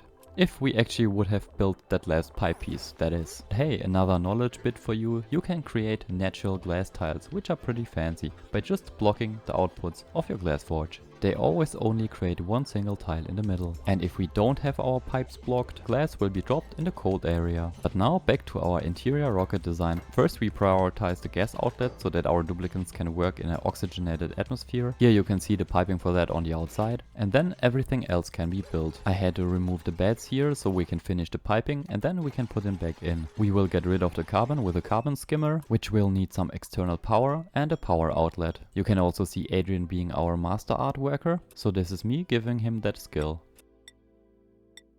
And the head, let's not forget the head. We also got lucky and got a few more pips. Because I changed the idea of making the lower floor Spacefarer modules bedrooms instead of farms, we actually need power in them. And instead of rebuilding them completely, I show you how you can move them and then add some power. As you have seen in the background, you build a new rocket platform and connect it up to the old Spacefarer module with the help of various other modules. For example, those battery modules right here. And then, depending on where the tiles are, you can move that Spacefarer module down. In our case, we first need to deconstruct those 2 tiles. Then we can move the living module down to the area where we want to have it. And to be sure that the battery works properly, you even should rebuild that. But this way, you don't have to rebuild everything that is inside of the rocket. And here you can see that I skipped ahead to a point where I already fixed both of our modules. We now have power in all of them. And while doing that, we got a little bit of water. Now take a look at our beautiful 2-duplicant apartment, now with power for the integrated oxygen system. And do you wanna know how I use the excess water from our toilet loop? I will just dump it in a pool open to space. The radiation takes care of the rest. Another thing that I want Stay Cool to do is to dig further down to get us some of that sedimentary rock. Therefore Stay Cool needed more points in digging. Now I can tell you the intention behind those additional Spacefarer modules. As you see, I want to use them as farms, because the environment in those is super easy to control. In this case we have those weird mushroom plants which need a carbon dioxide atmosphere, which can easily be achieved with just a coal generator. Lucky coincidence, we can also heat up the room with the same method, because the fungal spore needs temperatures between 5 and 35 degrees Celsius to grow. Another smaller thing with a big impact I needed to take care of is this polluted oxygen in our food storage. I want to fix that issue once and for all, so I'm feeding in high pressure carbon dioxide. Carbon dioxide also counts as sterile atmosphere, and I have a lot of it. I will overpressure this room so that when I open and close the food storage right now, we will get gas pockets bigger than 2 kilograms per tile, which will prevent any further future off-gassing from accidentally rotten food. I do have a system in place that gets rid of rotten food inside of our food storage, but there can always be unhappy little accidents. So this should get rid of that issue for good. The living arrangement improvements for our duplicants made the left side obsolete. Everything that we need will be placed in some modules to the right. This one, for example, will be our future Great Hall. But this time I want to use an oxyfern instead of a carbon scrubber to get rid of the CO2 that accumulates while the dupes are eating here. The topmost metal tile layer is made from lead, by the way, to protect the dupes from the radiation. Guys, do you see what I see? A radiation-eating husbandry dupe that is a pacifist with a small bladder. There's basically no negative trait on them. So let's take them into our base and thank our lovely patron to give them their name. David or David, welcome to the base. And what a welcome it is in the midst of all those critters. Now let's quickly find you a room. We don't have much time before night falls, so there we go, I recycled the old room. I think that should be fine for now. It is way better than what the other dupes got to start with, and David's career path will be ranching. And while we are pampering our dupes, let's not forget about Kyle, because Kyle always gets the best stuff. So we cannot accept it that the other duplicants have better beds than our Kyle. And he even gets some diamond hanging pots with a nice plant in it. Over at the Great Hall module, the dupes finishing up the diamond floors, hanging pots, and Adrian is working on the aesthetic statues. By the way, the reason for the glass production I started a while ago was so we can build some pixel packs. But pixel packs are pretty far down the research tree. And you know what we need for research? Data banks. And in order to get some data banks, we need to do some space research. That is why you see me build a research rocket in the background. And yes, we don't have glass on this planetoid. That's why I frantically sent that over from the first one. Most of the rocket parts have been built, so we need to take care of the inside. The important things for the rocket will be a little bit food for the duplicant, oxygen, the research station, and plastic for the research station. We will also need a researcher that is able to pilot a rocket. So we will give Einhele Euro the piloting skill. The oxygen diffuser on top of the door did not really work because the duplicants are not supplying that thing, so I'm switching places with the pilot seat. In the meanwhile, the duplicants also delivered plastic to the storage bin, which we can now deconstruct and change out for a fridge. On the top I just added 2 lead tiles.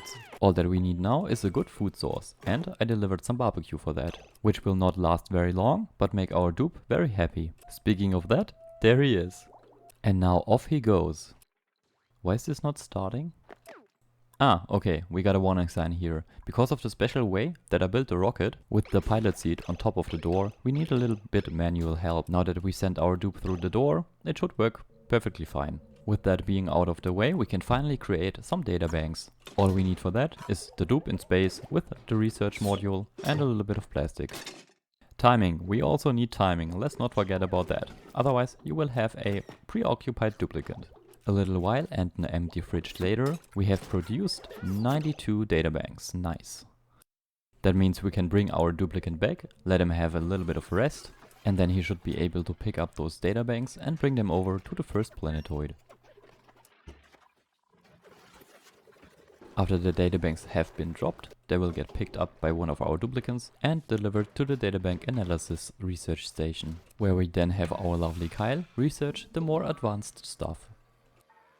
On Stay Cool Gooey Paradise, excavation was taking place. Several reasons for that. First, algae can always be used for the oxygen production. Second, the slime is needed for the mushroom production. And third, sedimentary rock for everything else. On the main planetoid, I changed up the ice melting system a little bit. I just changed out the storage bins for automatic dispensers. I also hooked up the pump to the right to our storages. Let's jump to a moment where some hot glass is incoming and see that it would take a lot of glass to even melt a little bit of this ice, which is perfectly acceptable in this situation. You may ask yourself why I even consider melting this ice with that method. Well, we kinda run out of water in our base. So I'm using the polluted water from our storages and feeding it through our filter, turning it into germy but clean water, dropping it into the radiation room, and then transport it over to all the important parts on the base. First the manual access to the left right here, which is controlled by the hydro sensor, as well as to our toilet loop with the showers, and the rest goes into our infinite storage. The infinite storage then feeds our oxygen production. As you see here, we are just over 100 kilograms. This was in the thousands of kilograms before.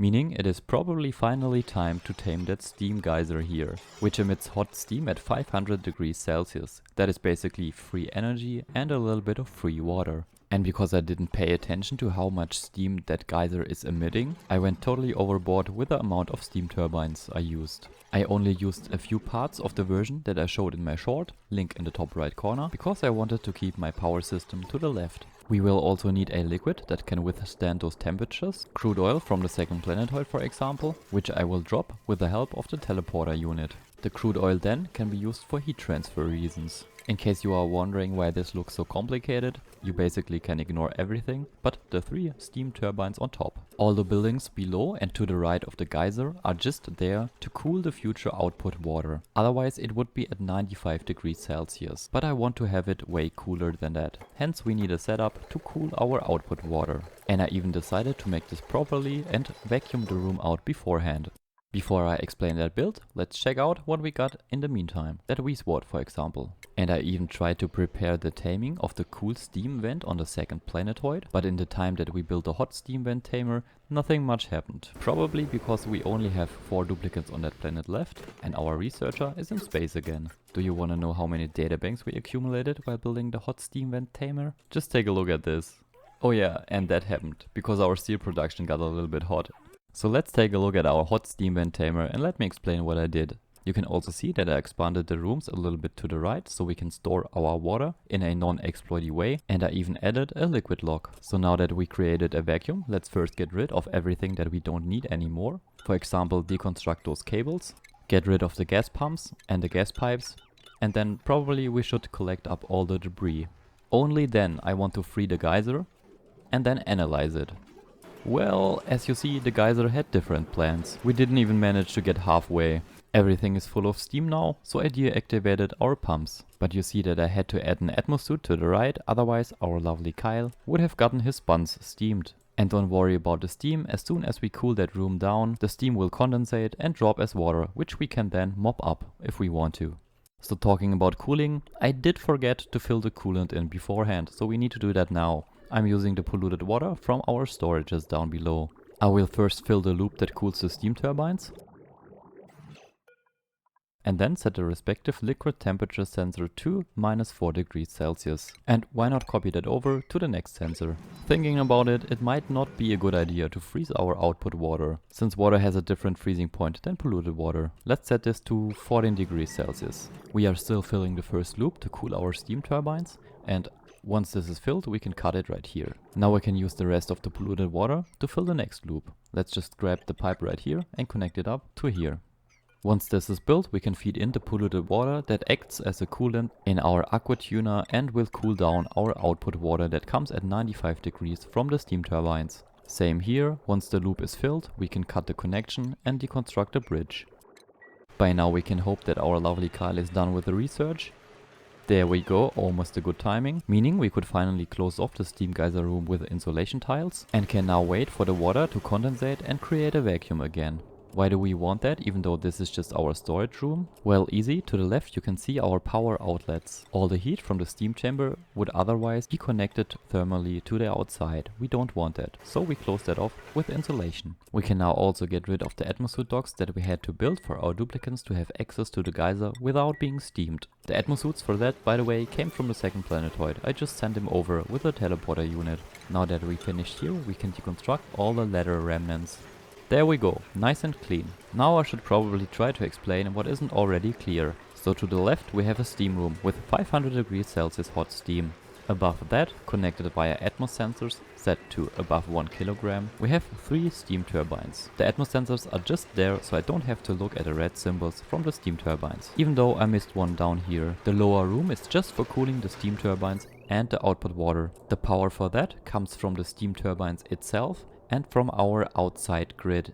Our main grid also controls this door. We totally could make this self-powered, but that would mean that the output water takes longer to cool down. At the moment we don't produce enough power to power both of our aqua tuners, but that changes as soon as our steam turbines activate.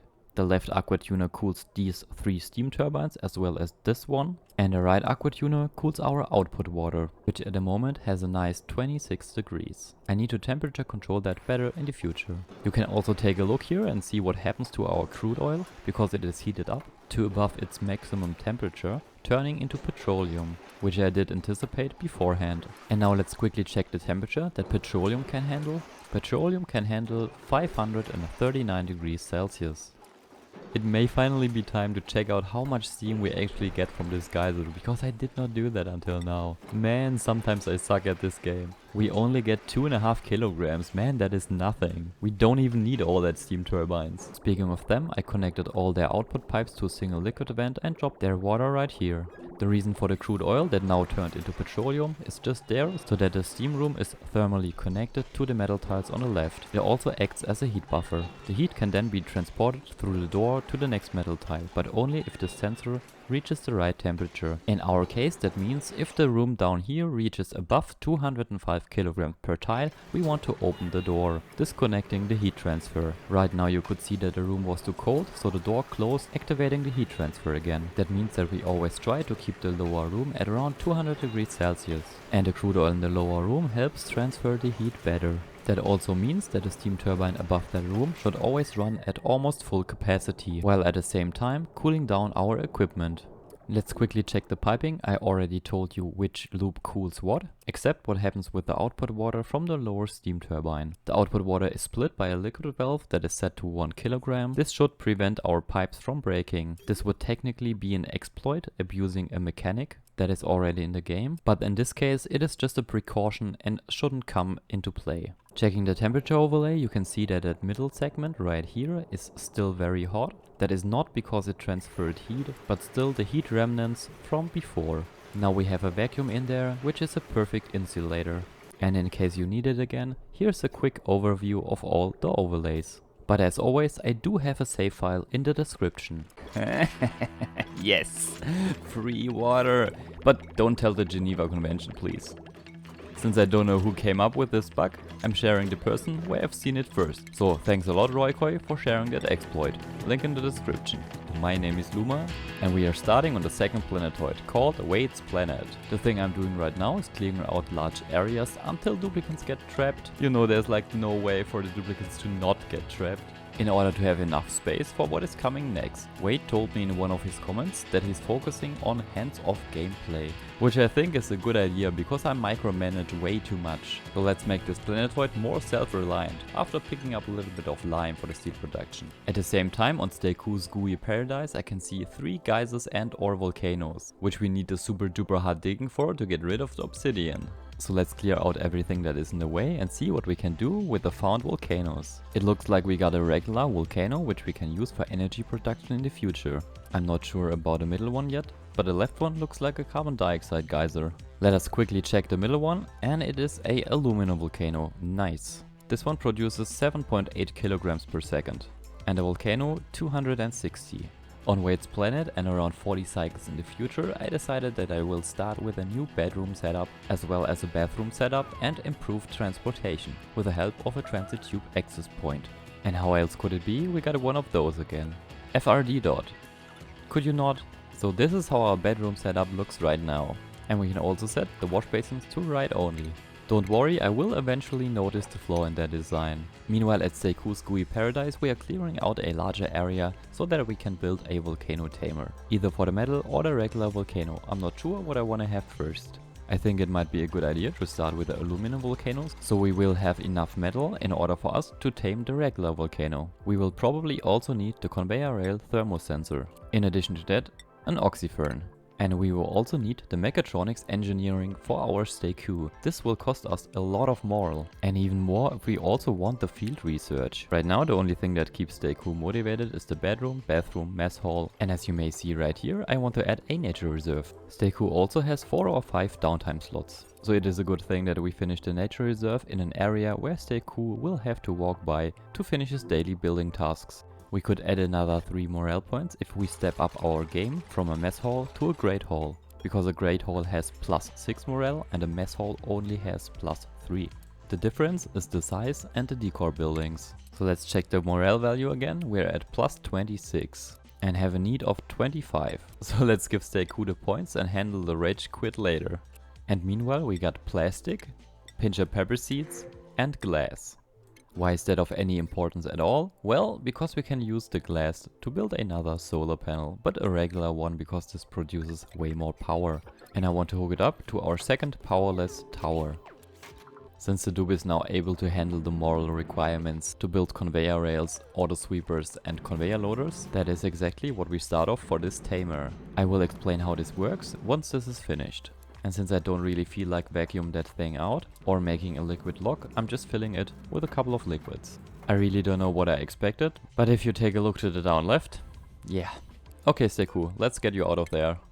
After that, I dug up the tile that was blocking the volcano from erupting, and now I'm filling the room with the liquids of different density. This should form some blobs or layers, which will save me a lot of water to fill this room completely, which in hindsight made some problems, because it was keeping the volcano from erupting. But for now let's connect up all the pipes that I have prepared. This top pipe is a cooling pipe to cool down our steam turbines. This pipe and the liquid vent right here is in case our liquid vent inside of the volcano room might be overpressured and we first need to reduce the amount of water, and the rest is just a classic aqua tuner setup with another bypass bridge in case our aqua tuner is not running. The power from the steam turbines will be put into the thicker cables while the conductive wire is powering the machinery.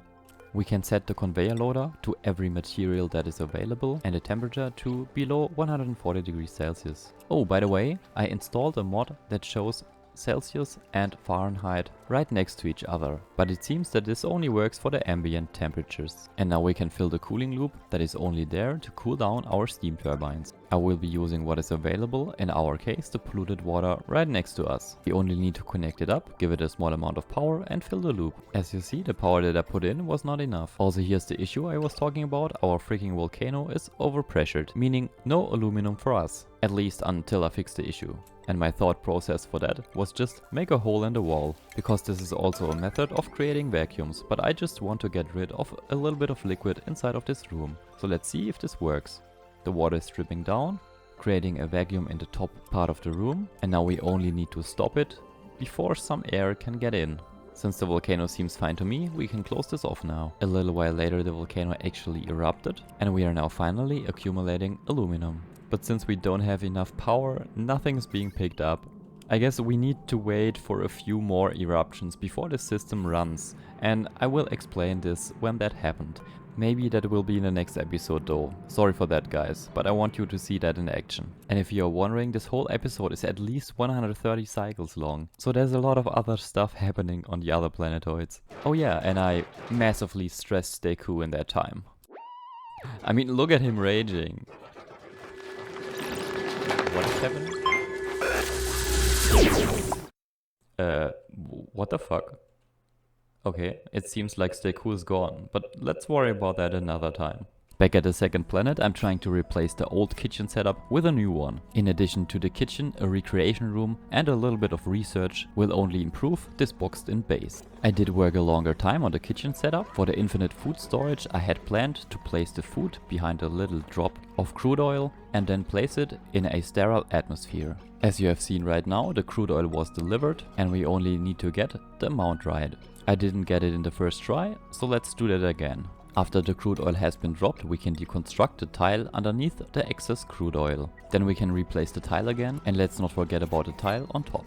The recreation room on top is slowly but steadily taking on form, and I even thought about adding a nature reserve to that. I even decided to add more research buildings, and on the left you can see the integrated cooling and refinement system being built. And while all of that was happening, the only remarkable blueprint we got was a snazzy suit. As you may know from the earlier episodes, this planet is called Wade's planet because we defrosted a friend on this one. In our case, our patron Wade. He earlier stated barracks only, and that's what he got. Wade would like a pet pip and some naturally grown indoor plants. So that is what I tried to give him, while at the same time preparing for the next wish. Meanwhile, on the first planet we researched the beach chairs, which we ended up using on the second. I switched the temperature control for our steam turbines to 20 degrees Celsius, so we don't waste energy on overcooling the steam turbines. We replaced the vanilla storage system with another vanilla storage system, since I don't consider a one-tile storage an exploit or a bug. So I try to place it as neutral as possible, right in the middle of our base. And because I don't feel like picking up all the material manually, I let the duplicants place down 2 order sweepers and 2 conveyor loader that will take care of that job. Since we also haven't boosted the morale of our duplicants on the first planetoid in a while, I thought about spamming pixel packs everywhere, because pixel packs have the highest possible decor value except from spore kits and space artifacts. Hooking up those 4 tile big pixel packs can be a pain, because you have to rearrange and place them in weird configurations. And every single one of them normally uses up 10 watts of power. For the color, I normally like to go with black because it looks like a night sky and it gets rid of these annoying borders between the tiles. We also got lucky and got the first batch of thimbleweed on the first planet. The automation for the pixel packs was just hooked up to this atmos sensor right here. So every time we feed in oxygen, the color changes. I will do the same pixel pack shenanigans for all the duplicants' personal rooms, but I might use a different color scheme for that. So if you are a patron duplicant yourself in this let's play, just choose your own color and then you will see which room we are talking about every time I show something on the screen. Here you can even see me placing pixel packs in the background of the buildings and choosing black for the background again. As you can imagine by the sheer amount of pixel packs that we smacked down, we got a lot of glass on the first planet. A few tons of that has been sent over to the second planet, where we can use it to get away from coal energy and natural gas to more renewable sources of power generation. Other than coal energy, which can be supplied on demand, it may be a good idea for solar power to be stored. For that we will need a little bit of space, so I'm getting rid of the plants, making more room to the right to replace them, and on the left we can start on our storage system for the energy. For that you can see me using the rocket battery modules, which can be placed right next to each other with a little bit of fiddling and manual work. Below and right next to them you can see the power transformers, which will power each and every floor. In order to speed up the process, I sent over a duplicant from the first planet. The chosen duplicant is Adrian, because Adrian is our master art worker and we will need that on the second planet for our statues. Since Wade now got his own room, Adrian can sleep in his old one. To the left you can even see that Wade's room isn't finished completely at this moment in time. The empty space in our ever-growing base will be filled with a hospital area, which we quickly needed. Every hospital needs certain buildings to count as such. I guess it was mess tables, toilets and at least one medicine building. Scrolling back a few seconds we can see an area that is filled with water. This liquid will be cooled down and be responsible for the temperature control in the space. For that we will need an aqua tuner that can cool down that room. The aqua tuner right now is only a placeholder and made out of gold amalgam. So in order to get more steel I'm filling the metal refinery with a coolant, in this case petroleum. And do you remember our food storage from before? We changed it up a little bit, added a cooling loop and overpressured it with a sterile gas. At the moment chlorine, but I switched that out for hydrogen. In the top left corner you can see the dupes unenthusiastically sunbathing, because the sun is not strong enough there, but it is still enough to give them a little bit of a boost. Whereas the top right corner contains a park, not enough plants for a nature reserve yet.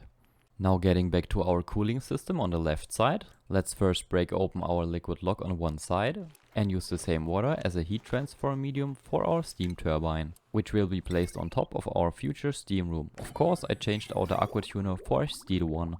The water from the steam turbine will be dropped back into the room, and the loop from the aqua tuner has already been filled with polluted water. The golden piping with the hot petroleum inside will snake through our steam room, cooling the petroleum inside down, giving the heat off to the steam. As soon as we connect up the power to the aqua tuner and the thermoregulator, the cooling for the temperature control unit, as well as for the infinite food storage, will start.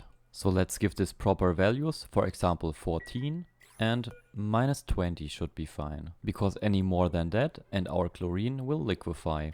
So other than the cooling loop for our food, you can see the oxygen running through the smaller liquid pools up here, as well as being dumped into our steam turbine chamber. The plan was to use the cold from the top left liquid storage and transfer it through the lower door to the atmosphere and to the steam turbine. But as you see, the aqua tuner needs more time to cool down our liquid. Meanwhile, there may have been some issues with our oxygen production, so I had to break in this overpressured room. In order for the gas not to spill everywhere, I used a few drops of water to create liquid locks.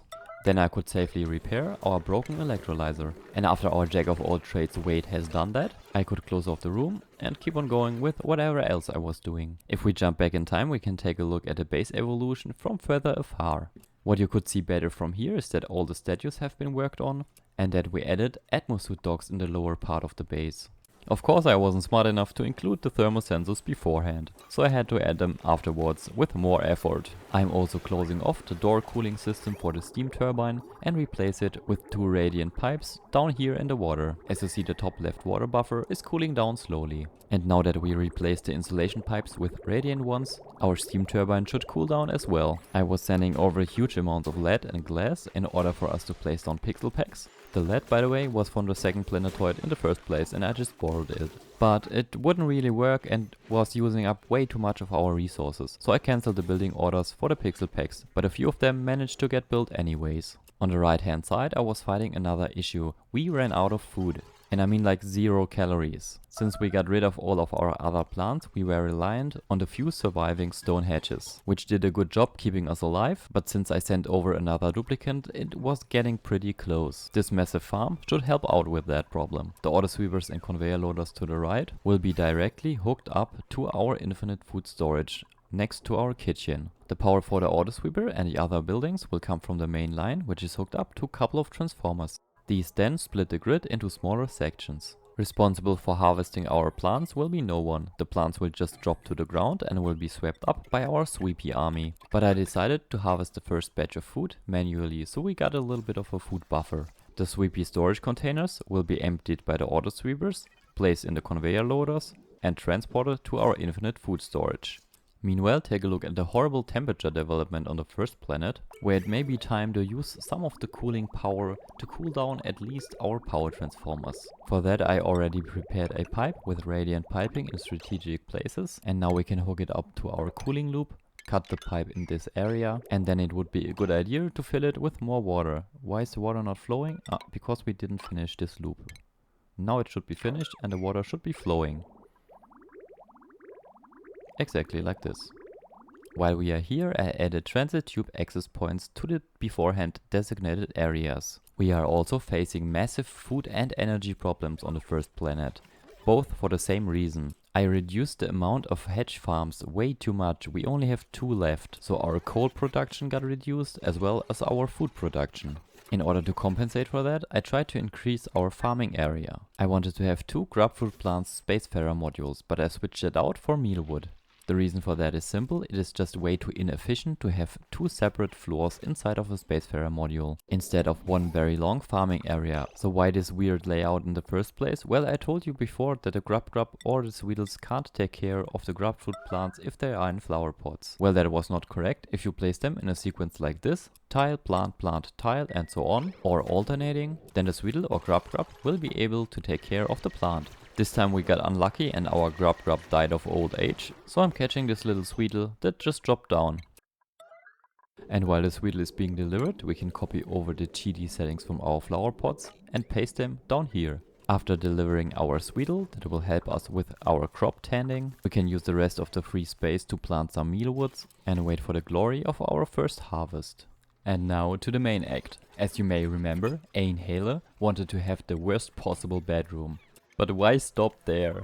Why not give him constant constipation? endless suffering. Some may even say we commit atrocities against duplicant kind.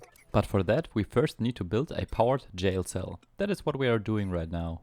We can start this off by making this 2 separate floors and then place down the pressure plates so we can have a feeling for where the bathrooms will go. We need a few doors that can automatically be closed so we can restrict the access for the duplicant. Oxygen for the prison cell bedroom would probably also be a good idea. And let's not forget to place down the lavatories with the opening away from the door. I'll mention it here again. This is not my design. I have seen that on Roykoi. I just changed it up so the duplicant will not starve. Because one of the main issues of this setup is that a duplicant, well, will not eat. Because going to the toilet has a higher priority than eating for the duplicants. So as you may know from the intro, this will produce us free water. And a lot of it. Because each lavatory uses up 5 kilograms of water, but produces 11.7 kilograms of polluted water. And that with each flush. Now we not only have a single lavatory, but 3 of them, and the duplicant runs back and forth between them. Before I show you the cabling and settings that make this work, well, technically all is needed, otherwise our duplicant will die. I'll show you the surrounding parameters. The most important one being food. We technically need 3000 calories every 3 days. We don't need to feed our duplicant each single day. So I've chosen an amount of food with around 3000 calories that decays slowly. In our case, roasted grapefruit nut. And in the background I needed to change out our cabling, because you can't just hook up the big cabling to the battery of the Spacefarer module. Do it with a transformer in between and you're fine. Let's start off with the settings that prevent the duplicant from starving. This is done with the help of this timer sensor that is set to send a short signal once every cycle, and a counter right next to it. The counter tells the toilet doors to open every 3 cycles. This will lead to the duplicant going to the toilet and then having enough time to eat something. And for that, the signal that appears every 3 cycles will be buffered to last for at least 40 seconds, or whatever value works for you. But I used 40 for both of these buffer gates. Every other weight plate that you can see is just connected up to the door right next to them. The duplicant checkpoints are just connected up to themselves. The atmos sensor and gas pipe element sensor are just here to take care of a proper atmosphere for the duplicant. Carbon dioxide will be thrown out as soon as the sensor picks up on carbon dioxide. The power for the checkpoints and the fridge comes from the outside. The door right next to the ladder is set to inhale euro only, so that no other duplicant will get trapped in here. I just ordered him to come here, so we can see if this works. He still can escape, so we need to set the left door to every duplicant but him. Why do we even want other duplicants in? Well, someone's gotta deliver the food. Now to another important part that makes this work. The pressure plates are set to below 10, or basically anything that isn't the duplicant's weight. A duplicant's weight is 30 kilograms, by the way. Now we just have to wait for the duplicant's bladder to reach 100%. And then this will happen every time the duplicant reaches a door. He will try to empty his bladder. The toilet will count this action as being used. Removes 5 kg of water and adds 11.7 kg of polluted water. But the dupe's bladder never actually empties. He is stuck in an infinite constipation loop, with absolutely no relief inside. The only thing that could make this situation more unpleasant would be radiation. Oh wait, we already got it. Then maybe some slime lung germs or something like that. Just a little reminder for no one to snitch on me. Absolutely all of the duplicant's rights have been harmed. And while our duplicant lives the dream, I didn't say that it's a good dream, we at least can give him more downtime, so we will get a small moral boost out of that. Let's call it toilet problems. And then administer our lovely dupe to that schedule. By the way, I didn't know what was happening here. The duplicant just stopped and I thought he was bugged out. So I was changing the schedule again to test if that helped. It did not. That is because the problem was we were running out of water. So if we don't have any liquid to flush, we can't use that exploit. The solution for that seemed rather simple. Let's first send the clean water back to our prison cell and then to the rest of the base. So let's cut this right here. This should do the trick. Yeah, filled again. Nice. Now you can also see the benefit of our giant water purification system. If I finally do have 4 completely filled tanks, I can change the automation in a way that can handle 10 kilograms of germy water per second. But at the moment I'm just trusting my good old germ sensor. For now let's put a liquid storage as a buffer right next to our water sieve. This should hopefully keep our polluted water from backing up in the pipes. And in order for us to prepare a 10 kilogram pipe of germy water, I will need to add a second water sieve, because a single one can just handle 5 kilogram. Now for this to work properly, I just need to cut the piping right here. Now the clean output water is sent back to the toilets and we have a small buffer of 5 tons. A very important thing that I forgot was we have to reset our counter. And we need to do that every 3 cycles. So the settings so far are correct, but we are missing one cable. The cable from the output back to the middle reset part of our counter. And while we are improving stuff, I move the gas element sensor to the left, set it to carbon dioxide again, and place the tile below the door, which is very important. If you have a door with no tile below and have restricted the access, duplicants will still ignore your commands. So this now prevents outside dupes from coming in and trying to use the toilet, which they can't. Let me real quick show you what happens when the counter reaches 3. Or we could just manually reset it and see what happens. Let's check in what time of the cycle we are. We are at nighttime. The duplicant should be sleeping now. But he can't because he's stuck in his own bathroom loop, giving that expression a bitter taste. So let's click on the timer sensor and then hit reset. Because our counter is already at 2, this should behave the same way as if we spent another day waiting. The counter sent a green signal, activated the buffer for exactly 40 seconds. Which then keeps the door and the duplicant checkpoint open, hopefully allowing our Hale to relieve himself once every 3 cycles. We may have to find a way to prevent him from idling around there. Taking a break from being overly mean to our duplicant, you can clearly see that Wade's planet is a little bit hot. So in order to do something about that, I'm placing down pipes in every free room that I find with the intention of cooling down the rooms. The pipes will be filled with water, which will pass our cooling area through radiant pipes that are in a pre-chilled liquid room. This here, for example, has 30 degrees. Why it is temperature setting? Because this upper part of the base inherits a park with some plants, which I want to keep at optimal temperature. Whereas the lower part of the base will be cooled further down, maybe to around 20 degrees Celsius. We can control this at our temperature control unit up here with the help of the temperature sensor by pre-cooling that room to our desired temperature. I see at the moment we have 15 degrees set. The room draws its cooling power from the left room.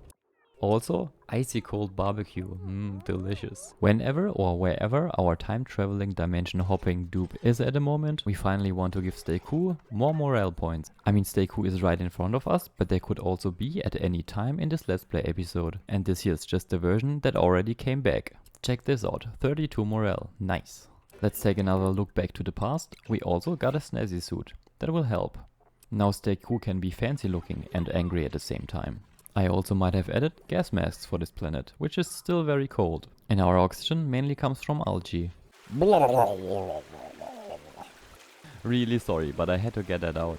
In this episode I want to take care of our energy problem. Our energy deficiency originates from us not having enough hatches, as well as burning through all of our reserves. At least now we get a small amount of power and water from our hot steam geyser. At the moment this is the only water that we use for oxygen production. So this episode is finally the time to use the energy from our magma biome that we have right here. If we would have been lucky, we could have dug right through this spine here, but as you can see, it doesn't go all the way down. We can start right away and create an entrance point for the magma biome. For such a project, it is always a good idea to create a vacuum, so that the magma can't interfere with anything else. A vacuum can be achieved in many different ways, but this time we are just using pumps and a liquid lock to pump out all of the remaining oxygen. I think it is also a good idea to place down a few insulation tiles in case a little bit of the magma drops down. Meanwhile, on the second planetoid, it is time for a new duplicant. And this time we do have another patron. So Ted, thank you for the support and welcome to the base. Our lovely Ted will of course get a nice bedroom to start with. He will also get a simple skill, so he's useful for the base. After getting a prized head, he's now a full member of Wade's planet. Whereas on the main planet I managed to make McLim very sad. Probably because of all the stress I'm putting the dupes through. And a potential solution for that is not giving the dupes less stress, but to make their surroundings a little bit prettier. Meaning in our case I'm just going to spam a few pixel packs around our duplicant, so that at least their work environment is prettier to look at. Meanwhile, a small sand delivery for Stay Cool's Gooey Paradise. Speaking of weirdly named places, I installed a mod that lets us rename our Spacefarer modules as well as our planets. So this is exactly what I will be doing. First we had Stay Cool's room and now Wade's planet. We got a dupes right violation right here. Let's call it Free Water. We have the main planet and Kyle's room right here. The lovely Great Hall, Hans Martin and David's room. The next one up is McLim and Skycloud. a little bit of meat lice, research rocket, let's not forget the fungus, space travel, Stay Cool's room, Stay Cool's Great Hall and Stay Cool's gaming station. And as you have seen in the background, power problems that make some of our duplicates very angry. I think Skycloud here is speaking for all of us. If you ask yourself why Stay Cool is getting such a prioritized treatment, take a look at what he was able to achieve in the last 78 cycles. And not only that, we expanded downwards. And you know what happened. Stay Cool tried to sacrifice himself to Poseidon. So in order to prevent that, we had to get him out of there. Luckily we did manage that, but it was a close call as you can see. A different method to create a vacuum would be to tile everything in and then delete the tiles. Depending on the size of the room you do that, it can be more or less efficient. In this case it clearly took way longer to tile everything in than to vacuum it out. The storage bin, by the way, is so we can collect up hot material and don't have to transport it through our liquid log. That would be a mess. I wanted to show you different methods of getting through the magma. So here on the left side, the vanilla side, I had plans for a sweepy setup made out of steel that can sweep up all the dropping magma. The magma could then manually be placed by a dupe in a steam turbine setup to produce some energy. But I didn't manage to get to that point. By the way, here you can also see the reason for the storage bin. We don't want to transport that super hot material through our liquid log. After clearing through the rest of the abyssalite, there would be enough space for our sweepy setup, if I would have gotten to that. Since holding their breath is not the most efficient way to build in a vacuum, I imported some atmosuits from the second planetoid. Now the dupes can start the dangerous task of digging through the magma right here, or any other method that I might come up with. I skipped a little bit forward and let the duplicants dig as far as they could towards the magma. The reason for that is so we can start with our first exploit. For this exploit we will need a conveyor loader, a little bit of energy, a few tiles of conveyor rail made out of steel, as well as some heat resistant steel metal tiles. The next thing that makes this easy and cheap is the meter valve, because it drastically reduces the amount of material and heat that we need to pull this off. Then you create pathways to every single one of our steel conveyor rail tiles. I did also notice that we probably need more than those 4 tiles. For now we can try 6 or 8 tiles. After hooking up all the pathways, I set the meter valve to the smallest possible value, which means that only the tiniest amounts of the material that we want to have in are sent through that. In our case organic matter or dirt, because when heated organic matter turns into dirt and dirt turns into sand. After hooking up the reset and activation of the meter valve to a switch, dirt is sent in quick succession through the steel tiles, heating up the dirt, creating sand that can go nowhere but up, creating that beautiful sand column. A single column isn't stable at all and will be destroyed by the pressure of the magma. Hence we just reroute our conveyor rails and create a second one of those columns. I think now you might get where I'm going with this. You can also see me making a mistake in the background, deleting some magma, sadly. Always try to push the magma to the side instead of encapsulating it and destroying it. As you can see in the background, I made the same mistake again, but this time I'm not destroying the magma. I will just wait a little bit for the column to crumble in on itself because of the pressure of the magma. Now let's try this again. The third time is the charm, or however often I had to reload this for this to work. By the way, I wanted to have at least 6 columns so that we can place down a ladder segment in the middle, protected by some walls of course. Always remember, those sand structures are not very stable, so let's build this very quickly. Even though it might not be the best method to get through the magma, I thought I'd show you this exploit.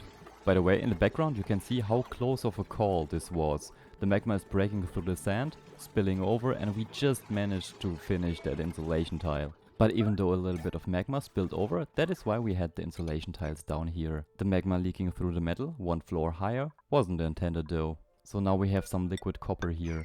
Let us quickly tile that off so this won't happen again. Meanwhile, enough time on the second planetoid has passed to cool down our new core base. And because we also have some energy problems there, I'm making room for solar panels. So this has to go. After removing the roof, we can place down the solar panels. The energy issues on the second planetoid also stem from us not having enough coal and cannot be solved by placing down 2 solar panels. We need way more than that. In our case, let's use the space and go with 4 solar panels. Those of course need to be hooked up to the power with a big heavy watt wire. Another useful tip, heavy watt wire can't be routed through walls directly, but it can be routed through solar panels, which in our case allows us to hook those heavy consumers directly into our solar panels, which I think is quite nice. In addition to that, I rerouted our old cooling loop to go over the batteries so they stop heating up any further. The gaps in the liquid system will be filled with the fresh water that we got from our free water device in the last episode. Meanwhile, we just barely managed to stop the magma from cooking our debris. You now may ask yourself, why this ladder shaft and how is this going to help us with energy production? The short answer, I want to build a glitch pump steam turbine combination. Oh come on Kyle, seriously? Okay, let's quickly get him out of there. The glitch pump is my absolute favorite building. Sadly, we will need a buttload of steel for that. And for steel, we will need lime. And for lime, we will need fossil. So let's dig up a lot of fossil. Oh, and when I said we need a buttload of steel, that is only when you want to handle hot materials like magma. If you want to pump colder liquids, normal materials should do. And now go enjoy this dope's freaking out.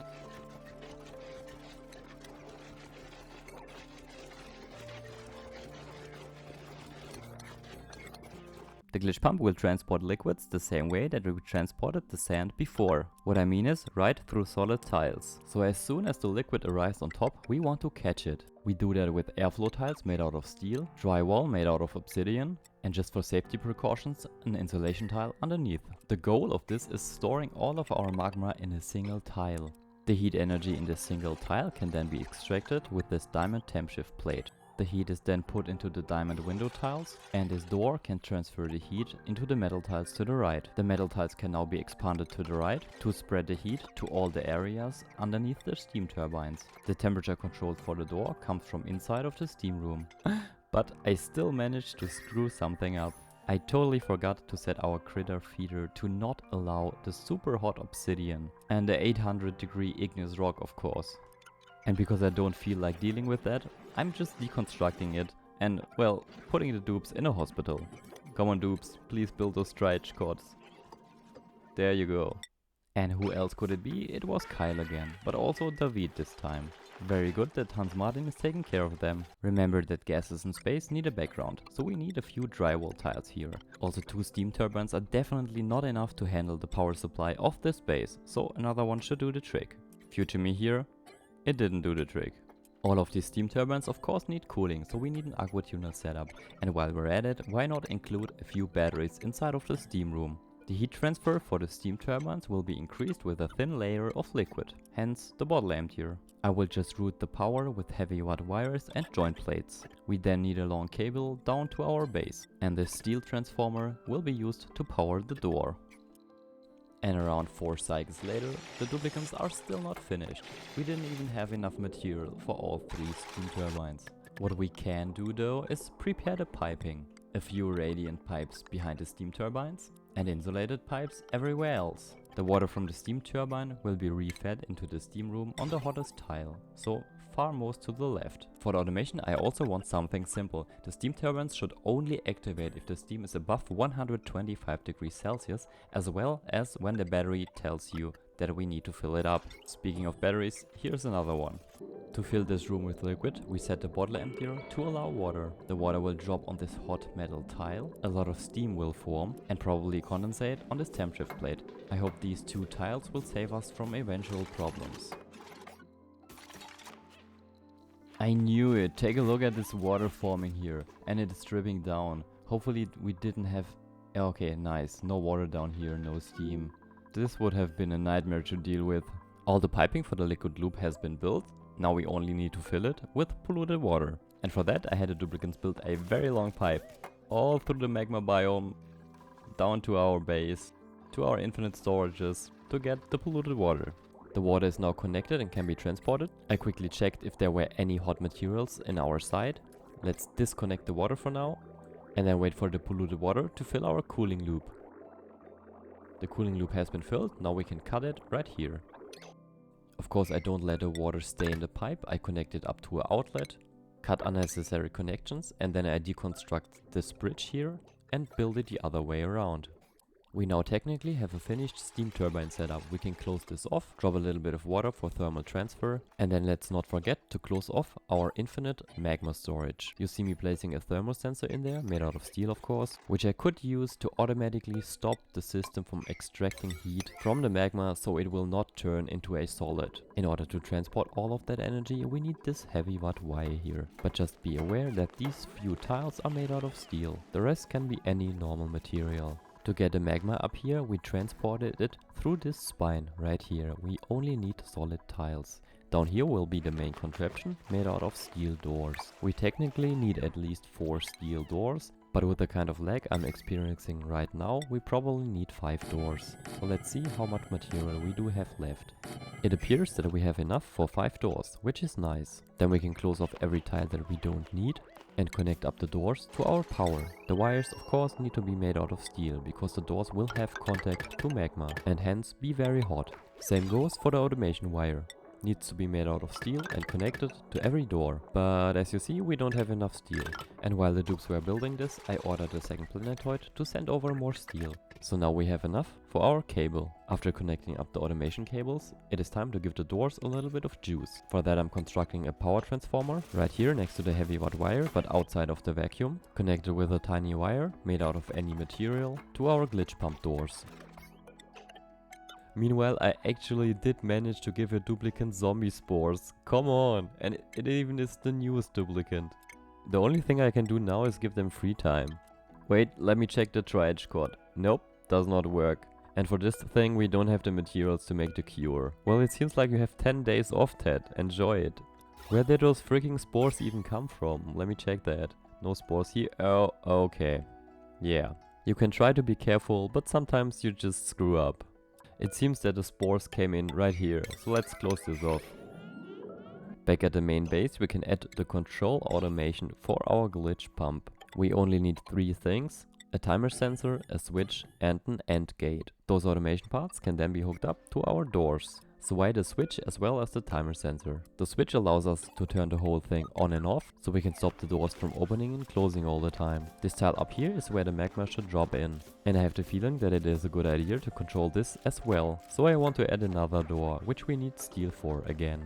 Sadly, we had other issues on the second planetoid, which kept us from producing steel faster. My short-term solution for that, until I fixed the spawn setup, is to just dump a lot of oxygen into the base. Since all of our atmosphere dogs periodically drop those oxygen bottles, why not use them? I think the other planet might need a while until we get more steel, so I'm deconstructing one door here to use it in the place that we prepared further up. Luckily, before I screwed up everything, I noticed that it might not be the best idea to build the door vertically. Better first close off the magma, then open the door for a short while, deconstruct our insulation tile, and hope that we are quick enough to prevent any spills. Now close it off and we are hopefully done. By the way, the power for the doors comes from our McLim at the moment. Now to the timer sensor, you click on it, you set the green duration to 0.8 and the red duration to 0.8. So why those values? Anything that is faster might not push the magma at all and just leave the magma in the same spot, and anything that is slower lets magma drip down all the way to the floor. This exact speed should allow us to push the magma up through any solid tiles, without too much of it spilling downwards. Provided we don't have lag, and we actually do have 5 doors, which we do not. This also heavily depends on your game speed, so I have this at speed 1. If we do not have lag, this pump works at speed 1 and speed 2, seldom at speed 3, but never at speed 10. The magma then should be transported upwards through our spine to our infinite storage. Which it is not at the moment, because something must be in those tiles, which is not shown at the moment. So let me take care of this quickly and then this should work. Let's clean up all the mess. Here, take a look at this. I have no clue what this was, but now it's gone. Another try, let's do this correctly. First close the door to be sure, then activate our glitch pump. Open the door again. The magma will drop down and the falling magma will be transported upwards. Of course it first needs to heat up the drywall as well as the temp shift plate, but then the magma will form a liquid drop. I also forgot to open the door to the steam room, so we are extracting a lot of heat at the moment. We even pushed some heat into the diamond tiles. Let's check if some magma dropped down. Only a little, but it drops on the steel, so let's collect that very fast. If we only had a little bit more steel, we could build that 5th door. And while I was saying that, we got enough steel to build the last door. Any excess magma that pools up down here can now be sucked up with a pitcher pump. For now, let's check how much magma we accumulated up here. Around 28 tons. Nice. Which also probably means that it is finally time to activate the heat transfer. For that I will set the thermosensor to above 200 degrees Celsius. The temp shift plate pushes the heat from the magma into the diamond window tile. Then if the door is closed, the heat is transported into the metal tiles underneath our steam turbines, slowly heating up the water and creating steam. I think now I can put in the settings of above 125 degrees Celsius and 14 degrees. For the smart battery I will be putting in 90 and 70. Let's wait for the system to start up and then go check on the glitch pump again. For the magma we are at almost 61 tons, nice, and the glitch pump is working, but a little bit of magma is dropping down. We also created a pocket right here. If we want to use up all the magma on the left side, we need to dig up a few tiles. And probably get rid of all this sand. Luckily we only need to remove one column, the other one will crumble in on itself. Just give it time. And we barely managed to get that in time. Oh yeah, right. By the way, the speed of the glitch pump is around 300 kilograms per second on regular speed. Now you can enjoy that little time lapse and ignore everything that you see up there. I will explain that later. I even needed to refill the magma pool, as you can see. You may also notice the increasing magma pool under our glitch pump, because every time the game saves there's lag, and well, if there's lag, magma drops down. Hey, that means we can finally get rid of our old coal energy. Now we have clean magma energy. And now to the things that you might have missed in the background. Even the 3 steam turbines wasn't enough to power the base, so I tried to add 2 more, which was kind of a pain in the butt, because of all of the escaping steam and so on. But after we did that, we hopefully have our power problems solved forever. Just one slight issue, because I wanted to use the 3 times speed I had to turn off our pump. But I did not turn off the energy, hence the door was closing and transferring the heat energy to our steam setup, solidifying the magma in the process. Should have known that in hindsight. This is not a big problem though, we just have to make the room bigger, add another drywall behind it, move the temp shift plate 1 tile upwards, fill it with magma again, and then we can liquefy it. By the way, this is the exact reason why I integrated the thermosensor, which I did not use. A little bit further down in the base I'm using another exploit to transport the magma back into the chamber that can refill our glitch pump. And I didn't mean the bottle emptiers with exploit, I'm talking about a pitcher pump that does not melt even though it touches the magma, which is a sneaky way of avoiding heat transfer, but very useful in our case here. To get even more magma into the transport area, I having the duplicant dig right through the abyssalite and all of the obsidian here, which can be a dangerous job as always. So Hans Marty, could you just get out of the magma and save yourself? Just stop it. Okay, finally, and now go to the hospital. If I see that correctly, we did manage to liquefy our magma again. We now have 286 tons, as well as 110 tons of igneous rock, which means we finally arrived at the goal at making the base more independent from coal energy. Now we are only dependent on magma energy, which of course is way less dangerous and harmful to the duplicant life. Kyle, come on, why are you in the magma again? Seriously. Oh man. Ever heard of a petroleum boiler? Wanna see me fail at that? No, honestly, it works fine, but the temperature is not what I wanted. But before we get to that point, let's rewind a little bit. We ended the last episode with our magma-powered steam turbine setup. And because my friend Meng had the idea to use our magma heat source on both sides, I wanna use the magma power on the left vanilla side for a petroleum boiler. In order to not lose any of our magma, I'm gonna dig it up first. By the way, this is where Kyle got hurt. And then I will store it with the help of our glitch pump in our 1 tile storage. Well, it is actually 2 tiles right now, and you can imagine that we have a lot of magma in there. And I think you can also imagine that this took a while. Meanwhile, on the second planetoid, Wade's planet, I had time to rearrange our rocket platform. Why that? Because it was partly blocking 2 of our solar panels. Now let's send this off and give it a new home. There we go, now we just have to get rid of the remnants. Hey, and while we are here, why not give this planet more solar energy? Admittedly, this planet doesn't have the best power grid at the moment and is always in need of a little bit more extra energy. I absolutely like solar power for planets with a low energy consumption, especially since we get so much free glass from our first planetoid. But this planetoid here is very power hungry. For example, take a look at our sweepy armada here to the right. This recording here is from a few cycles in the future, where I cleaned up some old buildings that are not used anymore. Speaking of cleanup, I couldn't look at all these unused materials down here anymore, so I ordered the duplicants to get rid of them, or dig them up. A few more things happened on this planetoid before we can go back to creating the petroleum boiler. This metal refinery, for example, used a bug a few episodes ago. The bug being infinitely storing overheated water inside of this metal refinery, instead of just dumping it somewhere.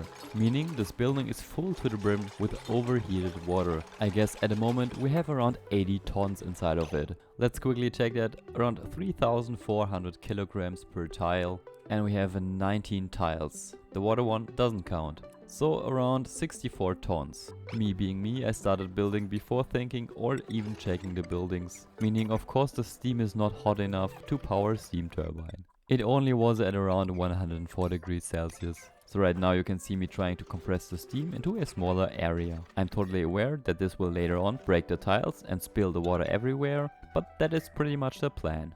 Here for example is a recording from the next episode. The steam turned into water, 5.5 tons per tile, and is slowly destroying the walls surrounding it. We can speed this up by deconstructing a wall tile, or maybe two, and then have the water flow down everywhere.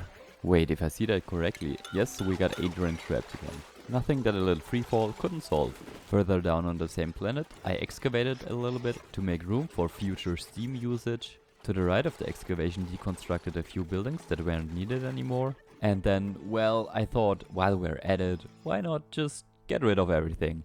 Which admittedly wasn't the worst idea because of all the water that will spill from our metal refinery compression.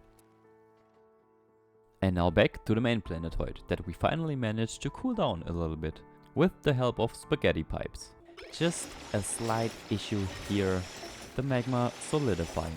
Honestly, not a big deal though, because all the heat energy is still in there. The only thing that changed is that we cannot refill it now. We would need another tile to add more liquid magma to it, which is probably just not worth it. To start the boiler, I will first implement the heat transfer setup, which is a fancy way of saying place down a steel door and some thermally conductive tiles. After that we can build the heat exchanger, which is basically just some insulation tiles in a snake pattern. The larger area here is where the crude oil will be boiled into petroleum. Then we will follow this up with a couple of floors in the snake pattern, maybe make the boiling chamber a little bit bigger and add even more floors. You will need more or less floors depending on the material for the piping that you use. In our case I will be using what we have, and we don't have anything. I could make a placeholder piping, but I would have to remove that again later. I don't want that. So we will need to wait for material from the second planetoid.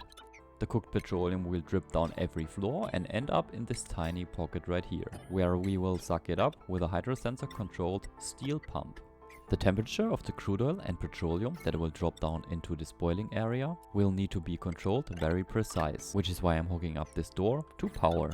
Otherwise the closing sequence would be too slow. I deliberately made those floors 2 tiles high so that the duplicants can walk in them. And remember, any liquid or gases that are in contact with the space tiles will cease to exist. That is why you see me using drywall to cover up the space tiles. Then I went a little bit overboard and placed them in places where you don't necessarily want or need them. But while we were doing that, we accumulated enough copper to place down our radiant liquid pipes. The heat input into our boiling chamber is controlled by this door. So let's first place down the cable and then automate it with the help of temperature sensors, which we don't have material for, again. But the dupes on Wade's planet are working on sending some over. While we are here, we got lucky. Check out all those paku.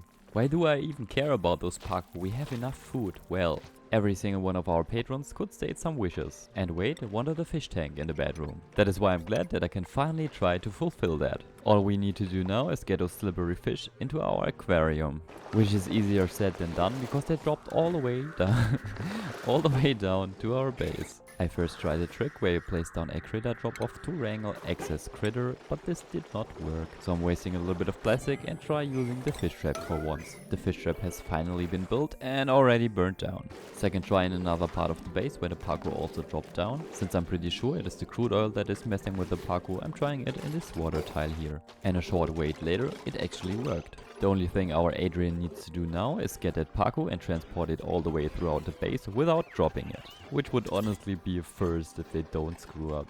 But so far everything looks good, the parkour is being dropped. And now we have the first double camera. And now we have the first of many parkour in this aquarium. And the next parkours are right up ready for delivery. Maybe a little bit bugged out though. The 2 parkour already decided to lay some alternative eggs. By the way, wait, if I finally find an arbor acorn, you will get your arbor tree. And here are the tropical parkour. And now back to the petroleum boiler. Oh come on, you're still not done? Can't change that for now, so let's prepare the piping. This will be the output for the petroleum, and down here will come the input for the crude oil. I will cut and rearrange the piping later on. And this pipe here will be the input for the crude oil. You see me trying to find a spot to place down the pipes, but as I said, it is pretty easy to switch that around later on. At least we should finally have the materials to place down our two thermosensors. And maybe we can add a temp shift plate for better heat transfer. By the way, that is totally a thing that I dislike about drywall. You can't just build over it. Why, Clay? Why?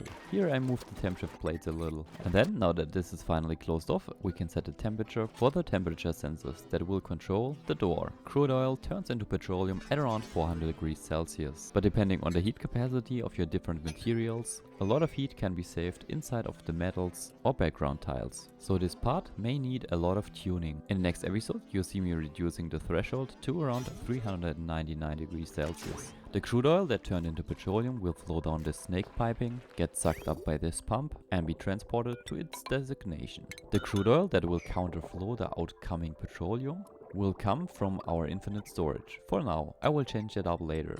But for now, let's just try this. When filling a petroleum boiler, it is always a good idea to start with a small amount first. That means we can activate our doors now by setting the thermosensor from below to above, then wait for the crude oil to turn into petroleum and add even more crude oil to the batch. Rinse and repeat until the chamber is filled. Something that could happen though is, if your materials are overheated, your crude oil will turn into sour gas immediately. Which is no problem though, because we left some of the tiles exposed to space, so the gas will just cease to exist. And once the boiling area is properly filled, the petroleum will counterflow the incoming crude oil, heating the crude oil up in the process and cooling itself down, which is a very important mechanic and makes this as power efficient as it is. The incoming crude oil will almost be heated up to the point that it will turn into petroleum. We just need a tiny bit of extra energy for that. And the downflowing petroleum will be cooled down by the incoming crude oil, making it easier to process for later use. As I already said, at the moment the crude oil comes from our infinite storage, but later on I want to hook up our oil pumps on the second planetoid directly to the teleporter unit,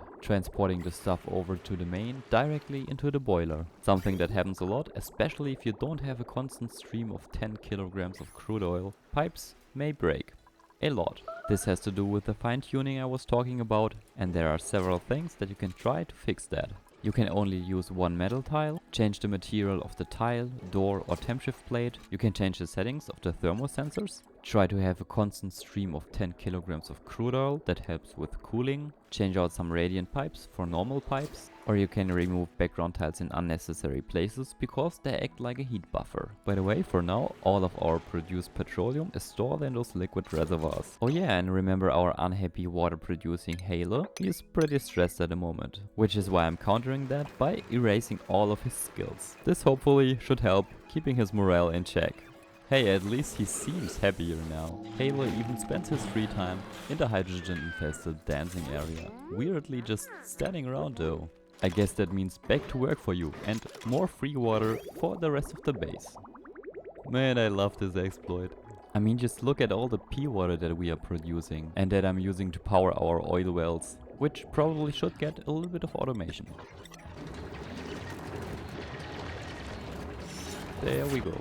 Just a quick check on weight while we are here, and of course on his parkour, which are just tropical parkour now. Okay, the entire energy production on the main planetoid, as well as the petroleum boiler, is heat based. And the entire heat is coming from those two tiles right here. So let's check how much material we still have. Around 168 tons at 1200 degrees Celsius. And the second tile has 481 tons at around 1300 degrees Celsius. Speaking of heat, this is how the first planetoid looks at the moment. The second planetoid is also interesting, and the third one is still pretty cold. Jumping back to Wade's planet, we do have a lot of oil wells, 4 to be exact, and I'm planning on using all of them in the next episode. Our sweepy army right here supplied the base with around 4 million calories, but this area is quite hot and maybe needs cooling soon. On the main, we're at 1.4 million calories. On another note, Steaku wasn't stopping to rage, so I had to skill scrub them as well. While we are here on Steaku's planet, why not check out our metal volcano tamer? Because our aluminum volcano is finally erupting.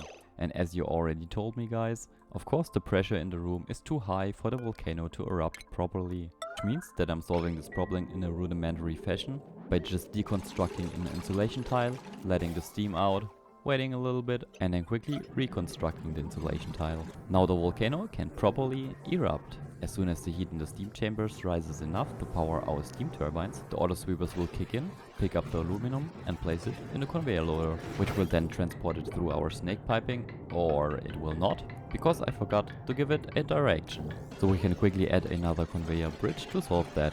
So let's check this again. The aluminum should now cycle around until it is cool enough for the conveyor thermosensor to tell the shutoff to open. The aluminum can then leave the system and drop through the chute. But at the moment the aluminum is still too hot, it is at 380 degrees Celsius. So it needs to cycle around more, give off its heat and will then be dropped later. Which I apparently will not be able to record in my lifetime.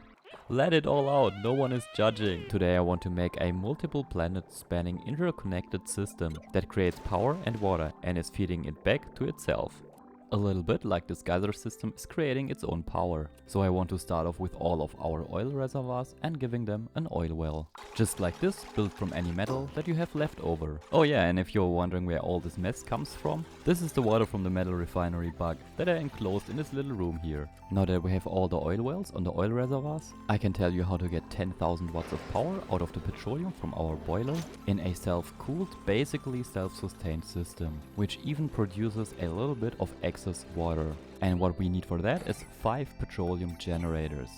Each petroleum generator can take in 2 kilograms petroleum per second and produces 750 grams a second of polluted water. We also have carbon dioxide as a byproduct. So in combination with an oil well that only needs 1 kilogram of pure water to produce 3,333 grams a second of crude oil and a little bit of help from our petroleum boiler which can convert crude oil in a ratio of 1:1 to petroleum, the math allows us to create a closed loop if we sieve the polluted water into clean water. Admitting that we still need a little bit of heat from our hot stones. With that knowledge in the back of our minds, we can connect up the output from the second planetoid, which delivers our crude oil, directly into the input pipe for the petroleum boiler. Let me quickly check again if this is the correct pipe. Yes, it is. So we can connect this up like this. And we also don't want to split it off into the infinite storage. On the second planetoid, we now have to build something that captures the crude oil and sends it back to the first planet. For that, a simple heat-resistant steel pump and a hydro sensor connected to it in a tiny room with the oil well should do the trick. I'm going to set the hydro sensor to above 100 kilogram. And since we do need at least 3 of them and only have 2 at the moment, another one here will help us out. We need 2 pipes for each of the oil wells, one for the water that is needed by the oil well and a second one for the crude oil that is output. I am planning to buffer and store both of those liquids with the help of a lot of liquid reservoirs. Since I deconstructed the old production area and we are running low on steel again, more kilns for refined carbon production are needed. After that we can start with our 10 kilowatt power system on the first planetoid on the right exploit side. I'm starting off with 5 petroleum generators made from gold amalgam, which in hindsight was a bad idea, because I could have just listened to my own short video, which tells us that this is only a good idea for petroleum up to 95 degrees Celsius. Leaving that aside, I'm adding the mesh tiles which allow us to drop the polluted water that comes out of each of the petroleum generators. And in order for it to not be lost into space, we need to add some drywall on the first layer behind the petroleum generators. Add a ladder so the duplicants can reach this easier and build it. We can replace the side tiles that hold the liquid in place with joint plates, so everything is in line to be hooked up with heavy watt wire and can then be connected to the grid. A long time later, after the duplicants finally have finished this, we can add in the radiant liquid pipes. Those are important for the cooling of the petroleum generators, so I want them to cover every bottom tile. The fresh petroleum that will cool the generators will come from these bridges to the right. In a vacuum of space, you don't need insulated pipes, so you can save on material that way. But in order to avoid this hot area in the middle, I'm routing our pipe system through the insulation walls, carefully jumping over the heated metal tile. And because this was quite a drag, why don't we savor the next time lapse? Hey, future me! Could you do the music thing? Okay, nice.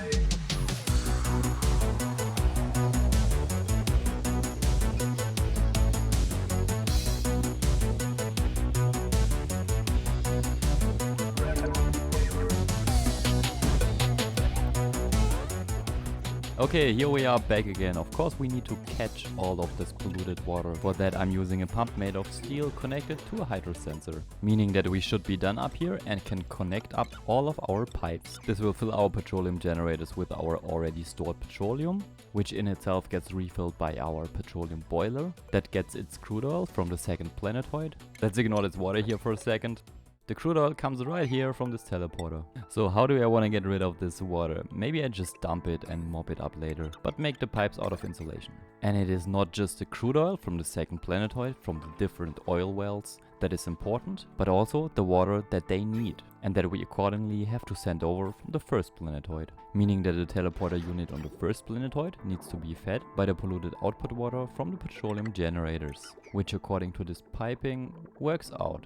The only thing that I apparently have forgotten is set this hydro sensor to above 500 kilograms. As soon as this activates, it will send over polluted water to the second planetoid, where it will combine with the clean water from our Spacefarer module exploit and then temporarily stored in these liquid reservoirs. Ignore this mechanical liquid filter for now because I placed it in the wrong space. The idea behind it is be super sure that no liquid that doesn't belong in our pipes is in there. Now that we can be sure that we only have clean water, we can supply all of our oil wells with it, whereas the crude oil is being delivered to these lower liquid storages.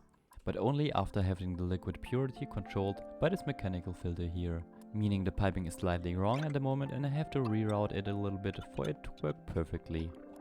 The crude oil will be teleported to the first planetoid, arrive at the teleporter, be sent up to the petroleum boiler, snake its way to the heating chamber, later be turned into petroleum, which then can be used by the petroleum generators, if they wouldn't have burned down already. Two reasons for that: we didn't have enough petroleum coming in to cool down our generators, and second, the petroleum was too hot to cool them down if they're made out of gold amalgam, so now I'm going to make them out of steel. Now let's follow the polluted water like we talked about, which sadly is at 103 degrees Celsius at the moment, which is being sent down and teleported to the second planetoid, where it merges with different water sources in the water sieve.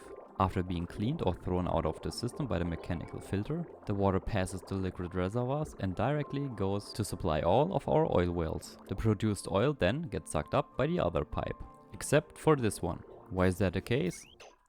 Because we don't have any power. Okay, let's fix that. After a while a duplicant came over and fixed it. Now we have power and oil should get sucked up. The second oil well here also isn't filled up properly to work, which means that we are not sending over enough crude oil for a full 10 kilograms per second, which means that the last few tiles of the petroleum boiler could overheat. I jump started the process by filling up this room with a little bit more crude oil. Now the pump activates and hopefully fills up our crude oil pipe to maximum, which at the moment pretty much seems like it. I still can see some pipes that aren't full, but let's hope those are just remnants. Oh yeah, and as you can see, I fixed the pipes that broke in the last episode by fine-tuning the heat input and replacing the broken pipes. Since the petroleum is now flowing and the petroleum generators producing energy, we hopefully no longer need our steam turbine set up.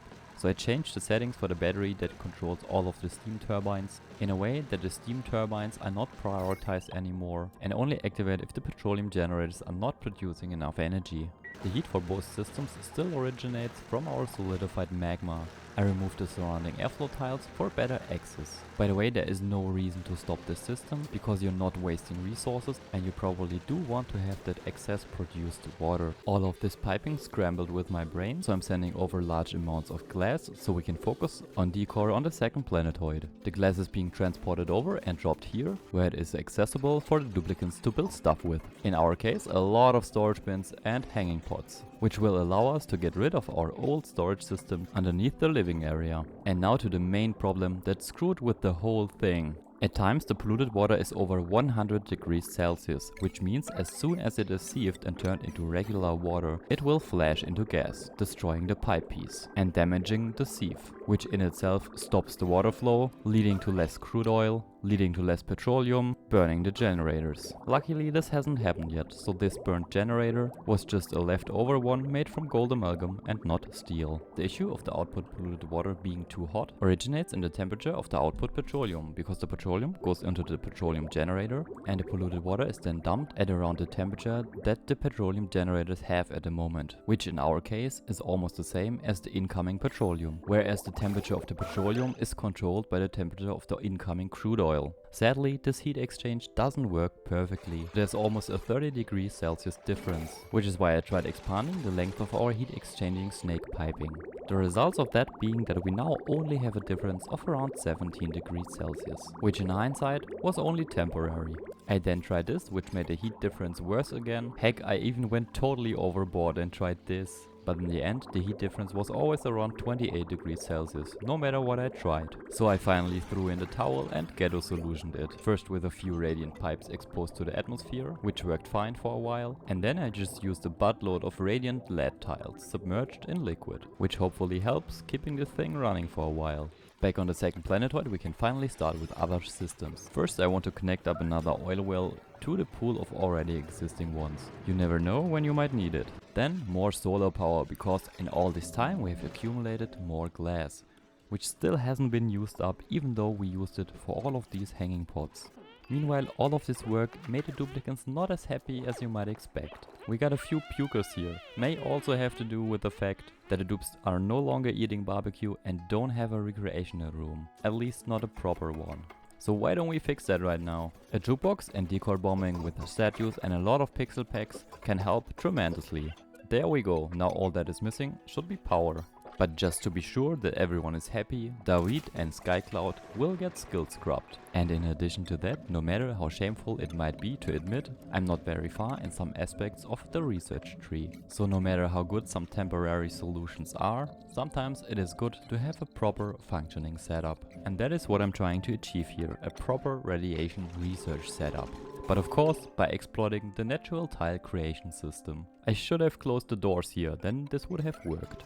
Okay, let's tile this in and try again. First close the door to the right and then deconstruct the door left to it. Hopefully now we will get a natural tile. Nice. Now we need to tile in the left side of this door and then we can deconstruct this as well. I jumped a little bit ahead here and I think you know where I'm going with this. I will catch one of our pips, drop it here, tile in the background, drop some wheatwort seeds, fill in a little bit of gas for them to breathe and change those pneumatic doors with manual airlocks. Well, apparently I'm still too dumb for this. Of course the red bolts that we are collecting in the middle of the wheatworts need to be shot to the left, so we can't just have a manual airlock there. This drop of water should keep our gases in line, but still let the red bolts through. But the pip will probably escape. Meanwhile, on the second planet we finally got a meep. Which is amazing because we can finally welcome our lovely patron Meepo Nintbit to the base. And if a meep doesn't fit that name, I don't know. So hello and welcome to the base. Did someone just die? No, seriously. Okay, here we are back again. Do you know how often I had to reload the game to get another meep? This took forever.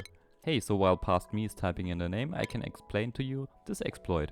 When your supply teleporter is shining and you have a blueprint in the pipeline, you can save the game and reload the game to get a completely new selection of duplicants and supplies. That is the way I got another meep. Meepo will start with improved carrying and will of course get their own bedroom. For now Meepo, this is your bedroom. Maybe even someone comes by and takes care of the statues. Hey, if I'm getting printed somewhere, I want that service too. Meepo's first day in existence ends with a shower and a little bit of sleep. After removing our old oxygen system, I might have neglected building a new one. So I could use the excess water that we are producing in our first system to power a tiny electrolyzer setup. One electrolyzer can supply up to 8.8 duplicants if run continuously. With the setup I have in mind right here, we can supply around 5 duplicants. All we need is an electrolyzer, 2 pumps and a mechanical filter. The pumps can transport exactly one full pipe of either oxygen or hydrogen, but most of the time it is a mixture that is not full. Hence, we can't supply 8 duplicants, but only 5. The mechanical filter can either filter out the hydrogen or the oxygen, depending on how you prime it. For this setup, it is really important that neither the oxygen pipe nor the hydrogen pipe backs up, which is why I'm using high pressure gas vents as an overflow protection. Normally this system doesn't need any cooling, just like any other spawn system, but the surrounding areas here are really hot, so I'm not sure if we might need to add that later. The power, as you can see, comes from below, and I'm going to set the priority to super high so that our duplicants don't suffocate, which is something that I have said way too often in this Let's Play. After we have finished this, I primed the loop with oxygen, meaning everything that is oxygen goes to the right and everything else goes to the left. Now the room gets vacuumed out from any gases that aren't oxygen or hydrogen, while the water is coming from the right, but I think I need to fix up some piping here, as well as maybe add another buffer, meaning a liquid reservoir, just for this electrolyzer setup. After the room is emptied out from every wrong gas, we can hook up a hydrogen generator to the left hydrogen output pipe. A little bit like this.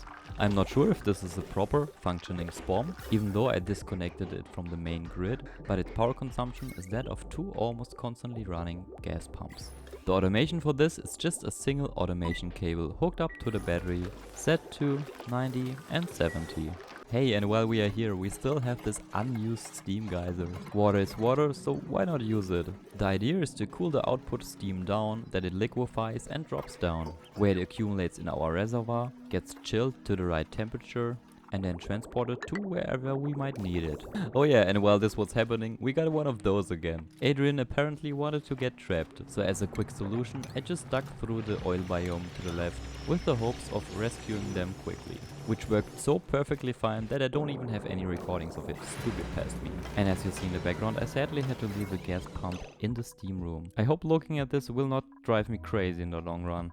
Also, our power is fluctuating at the moment. The reason for that is that our natural gas reserves have been used up, even though the geyser is still erupting. Which means it might be time to suck up the natural gas produced by our oil wells. I'm using a pump hooked up to an atmos sensor set to a certain amount of pressure, feed the gas through a mechanical filter to filter out any gas that we don't want, and then feed the natural gas to our already existing system, to which I added 2 more natural gas generators. And if you were wondering where those giant amounts of glass were coming from, this here is our glass forge, which dumps the hot glass into a pool made from ice temp shift plates. I'll be honest, as always, the plans for today were going into space and colonizing another planetoid here, but I got distracted and the dupes weren't a great help, to be honest. Speaking of dupes not being a great help, here you can see Stayku peeing in our water reservoir. Why is that little bugger here anyways? Well, I wanna know what is underneath this granite and obsidian. What volcano could hide here? Our quick check tells us it seems like an iron volcano. Good to know and very useful for the future. Also, Stayku is missing their head. Technically I want to start today by giving Stayku a proper oxygen setup. Because as you can see, we only have high oxygen pressure down here, which is all polluted oxygen. But because I don't want our other duplicants to get lazy, I have some plans for this here. As you can see, we are missing our research station. The issue was our research station got a little bit hot and I deconstructed it. So now we can place down a new one a little bit to the right, deconstruct this, make a proper room out of it, maybe deconstruct this and replace it with a heavyweight joint plate. Of course, only after this cable has been deconstructed, add another door, and then add another drop of liquid. So we can add our interstellar transport system to the left, this one. So we need to deconstruct this solar panel here. The interplanetary launcher will be used to send sand to Stayku's gooey paradise. The materials which we will feed into it will come from down in the base. That is why you see me build a very long conveyor rail, while still trying to avoid areas where hot stuff might drop. The conveyor loader, meaning the input, will be placed right next to the input for the teleporter to the second planetoid. Right here. The interplanetary launcher itself is powered with red bolts. Since I don't plan on using it too frequently, I'm just siphoning off the red bolts from our already established red bolt generator to the right. A little bit of automation will do the rest. The automation at the moment being, if radiation research station is full, do no longer have the red bolt reflector activated. Or the other way around, the red bolt reflector is only activated if the research station is not filled with red bolts, allowing the interplanetary launcher to be powered. Just a small issue here, no sand on this planetoid. but we can send that over from the second to the first planet. We can even improve on our effectiveness and connectivity with the help of a few conveyor rails, conveyor loaders and auto sweepers. Now that this has been finished, I want to add a little bit more automation to this setup here, because if this one is filled with 100 red bolts, it will tell the red bolt reflector to turn off, meaning the red bolt coming from the red bolt generator will go to this red bolt reflector and fill up the interplanetary launcher. But once this is filled up, it will keep on shooting. We don't want that. Which is why I added this little bit of automation. The filter gate set to .1 seconds here. Now we should be able to send over the materials that we need for Stay Cool, sand and other stuff, if the dupes finish this freaking line here. The sand coming from the second planetoid is now delivered to our 1-tile storage, where the autosweeper will send it up to the interplanetary launcher, filling it up and readying it for send-off. Now we give it a few seconds to have enough material and it immediately shot it out. Let's set this to the highest possible amount. Well, it already is. There's no helping it, the interplanetary payloads are already on their way, but maybe we can manage to build a targeting beacon so that they don't land all over the place. Well, that failed. The payloads were faster, and now they are all over the place, like I said. But Stay Cool's oxygen issues are getting out of hand, so I think it is time to address that. I will build an oxygen setup, maybe right here. Since I have built self-powered oxygen machines way too often in this Let's Play already, I will show the building process in quick succession and maybe explain it afterwards. This version is a water-efficient version that will stop producing oxygen when you don't need it. But it also means that you only get enough oxygen for around 4 or 5 duplicants. I can make parts of this self-powered, but I'm not sure if I'm gonna do that, because we should have enough energy in the future from the solar panels. Man, finally! Building with a single stressed duplicant is the absolute worst, I tell you that. Okay, let's check this out. I want to connect up this pipe so that our electrolyzer activates, producing hydrogen and oxygen. But before that, I want to deactivate both of our pumps. Water is in, the electrolyzer should now power up if it would have power. So, power to the electrolyzer, electrolyzer powers up, fills the room with oxygen and hydrogen. Now we are at overpressure. Now we can activate a single pump. There's oxygen and there's hydrogen. I want the hydrogen for the filter. There we go.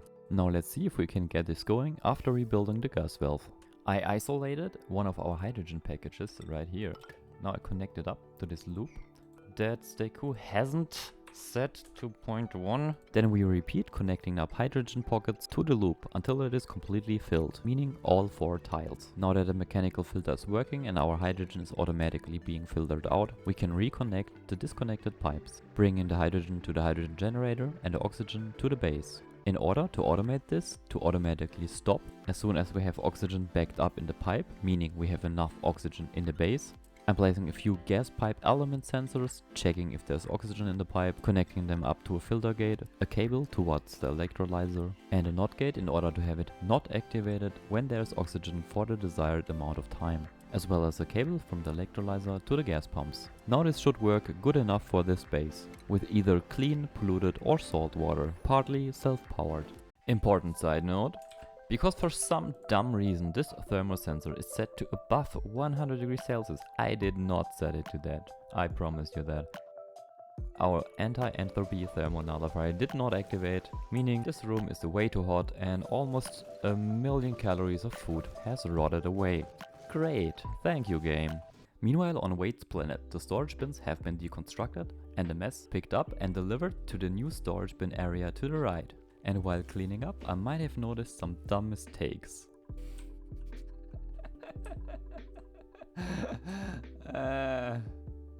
Fail. Instead of deleting the beautiful windows, I quickly fixed that issue by rearranging the schedules of the duplicants so that they only sleep at night. Which brings us back to cleaning and clearing out the area underneath the living quarters.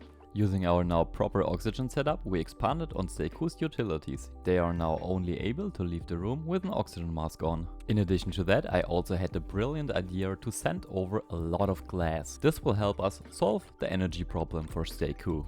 After starting off with a heavy watt wire in the middle and the solar panels to the left and to the right, I added a huge amount of energy storage capacity in form of rocket batteries. Then I noticed that the heavy watt wires are better off in other places and expanded on the solar panels. Following that up, we got an amazing gift from the printing portal bot. 8 more parkours. Every additional wild parkour is very welcome. That is why I prepared an area for them down here. After we build all the tiles that help the parkour find the right way, we can print them and let nature find its way. They also probably need some water. Besides that, I want a few more gas storage reservoirs, just because. On the main planet, in the magma and abyssalite removal faction, someone was stupid and dropped liquid into our magma. That is the steam that you see in the background. Luckily, the steam problem solved itself pretty quickly, whereas the sour gas issue that we had later on was harder to get rid of. On the second planetoid, the power supplied by the natural gas geyser as well as the solar panels is not enough to fully power the base, which is why an oil refinery in combination with a polymer press and a petroleum generator could be a solution power-wise, and the plastic produced by the polymer press will help the mobility of the duplicants, in form of transit tubes of course. Speaking of upgrades, the main planet could definitely use some, whether it may be decor, adding to the transport system, clearing out old remnants, or even adding completely new rooms. This, for example, is going to be a hospital room. Sweet, now we can have one dupe be ill in a deluxe environment. Staying on topic, we can even add a massage clinic, for the very unlikely case of our dupes getting stressed. You got that this was sarcasm, the dupes are stressed all the time. And now we should have our room bonus. Nice. We might even need our hospital considering our radiation hazard down here, which is why I am encasing it in lead tiles. As far as I know, lead tiles are the best in protecting your duplicants from the radiation. At the moment we are down to around 63 reds per cycle. And for the decor I was going with, oh wait, I have an idea. Do you guys remember what we did with the toilets in the first episode? And now check this out. This is what I call decor bombing. Speaking of unnecessary decor and wasting a lot of granite, I ordered the dupes to statue spam. Meanwhile, at Zeku's place, you might not realize it immediately, but those have been hundreds of cycles. So there was a lot of digging going on. And we even managed to place in some drywall, no longer needing the doors to stop the oxygen from escaping. Let's go back in time for a few seconds. This is what happened in between. Even more parkour. And because I didn't want them to go to waste, we had to do the old switcheroo. Change out the tiles so that parkour can drop down. The parkour just need their time to flop their way into the pool. So what else happened in between? Well, the usual. But the question should be not just what happened, but why it happened. Here you can see an uncovered volcano. That was clearly my fault for not noticing that it had 5 neutronium foundation tiles, not just 4. So I counted out the wrong tile to block. Also, this weird game behavior. After a few more cycles of digging, I tried tackling the heat problem. In order to reach and encase the volcano with insulation tiles, I tried out this absurd idea here. A line of temp shift plates made out of ice. So let's see how this goes. It failed terribly, but I haven't had much hope for it anyways. And what is even worse, that little idiot gets their eyes from the left side of the volcano. While we are still at testing dumb methods, why not build the temp shift plates above and drop the icy cold water on top of the volcano? Well, it was worth a try. If you normally try to close up a volcano, you place a dirt temp shift plate in the space the hot liquid normally drops, which in this case didn't work either, leaving me no other choice than to make a proper atmosuit setup. And since Deku is only allowed to leave their room with an oxygen mask on, we need a setup for that as well. All of this work and experimenting just to close up this dumb volcano. In between I felt like checking in on the second planetoid, where I have added a second polymer press and connected up the excess petroleum to petroleum boiler.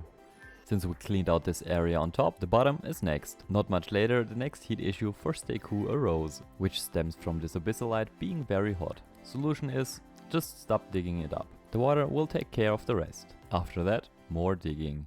Same time, different planet, we can finally get rid of the magma that is blocking our base from space access. And if you're now wondering how I did get rid of all this magma, let's turn back time a little bit and let me show you. First I cleared out an area with the help of pitcher pumps, and after deconstructing them and cleaning out the area, I tried the sweepy bot method. I quickly hooked up the sweepies to the power grid using a refined metal, lead cable and a steel cable in the hot area. The sweepy stations are made out of steel also, so they can withstand the heat, but apparently the sweepies are not.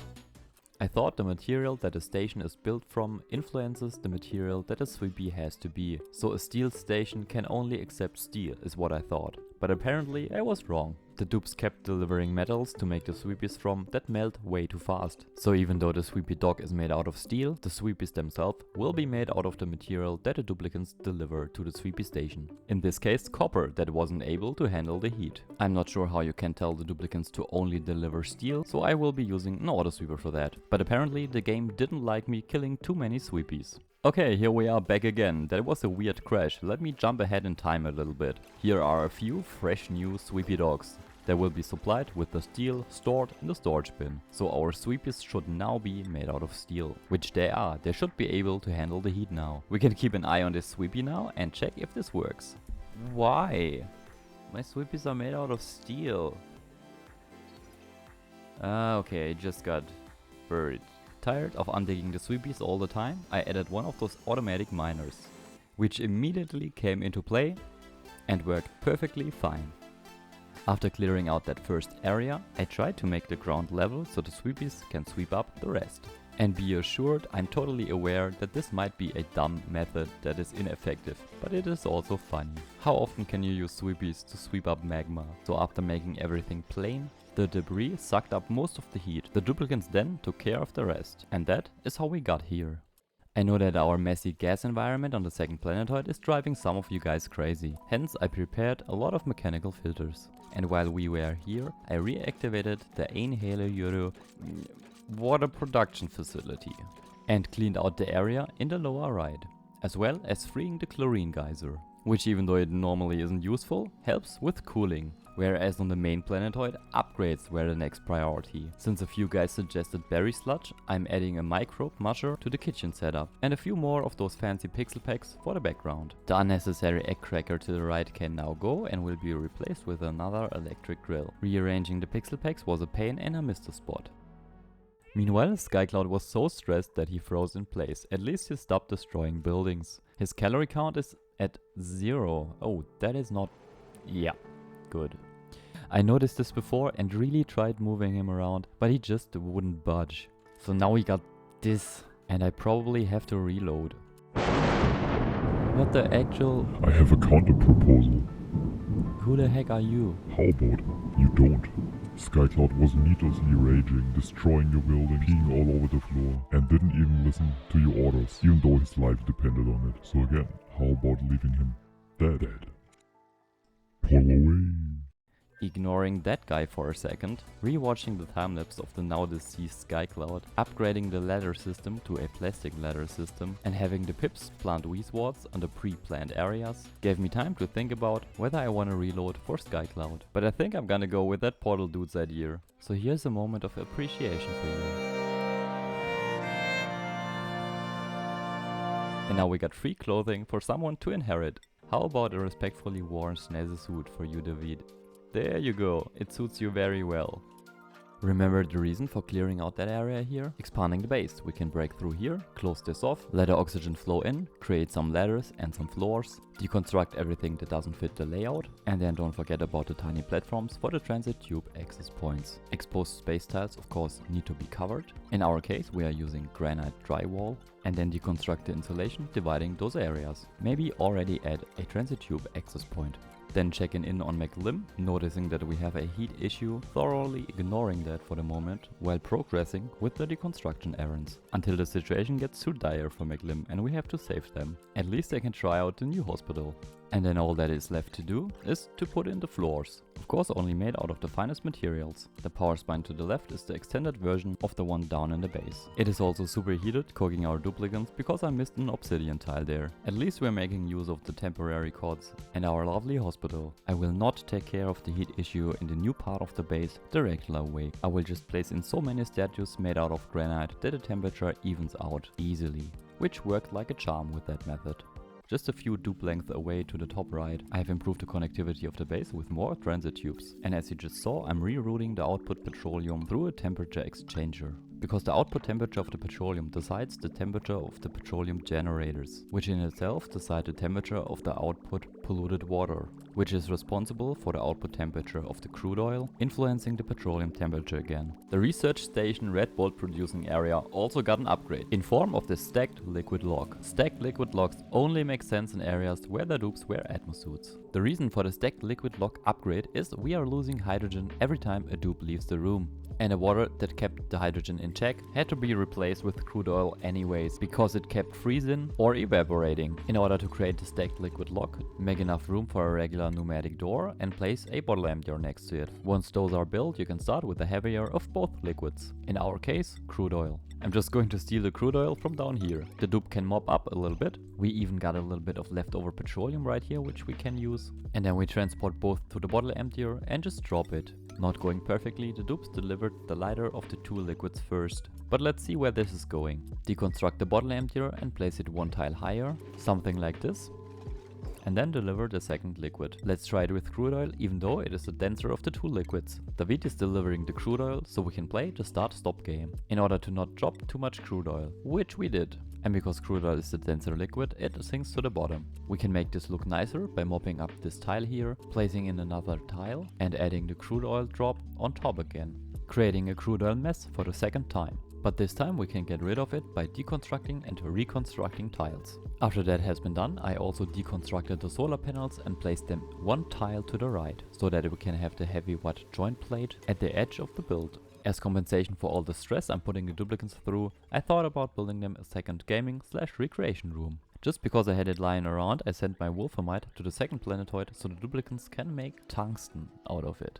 We are finally closer to what I actually had planned for today. Rockets that help us get further into space travel, allowing us to progress our goal of colonizing every planetoid. And to further that goal, I'm starting with a few transit tubes, an access point, and I also want to recapture the heat of the starting rocket, which is why I'm extending the metal tiles here to the right. The cables also can be rearranged a little bit, so we can regain a lot of our materials. The issue being, we just have to get into our steam room and get it. So this could end up in a mess, but it doesn't necessarily have to.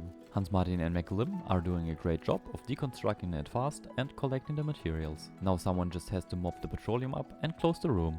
Then I noticed that I'm missing a ladder for the duplicants to get out of the freaking thing. Then I rearranged the rocket platforms, which I built out of the cheapest material I had lying around, lead, while hoping they won't melt down.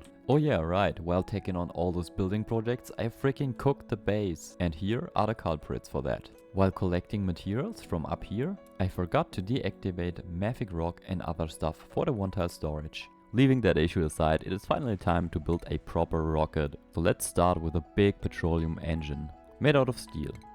What else do we need? Probably a spacefarer module. I'm gonna make this out of copper ore. We also need a nose cone that we can't build because we are missing insulation. Okay, what exactly is insulation? Well, then let's do other modules first. The orbital cargo module and 1 or 2 trailblazer modules. Often you will use 2 trailblazer modules, which you then deconstruct on the respective planetoid to build a rocket platform for your rocket in space to land. Another module that you will definitely need is the oxidizer tank, because if you're using a petroleum engine, you will need an oxidizer for your petroleum to burn effectively for the rocket. Then we can place down a ladder for the duplicants to start building that thing and expand it with a few batteries and solar panels. Now we are back to the dreaded nose cone. What is an insulator? Let me check that quickly. Until I have checked that, let's save Meepo Nintbit from a certain demise.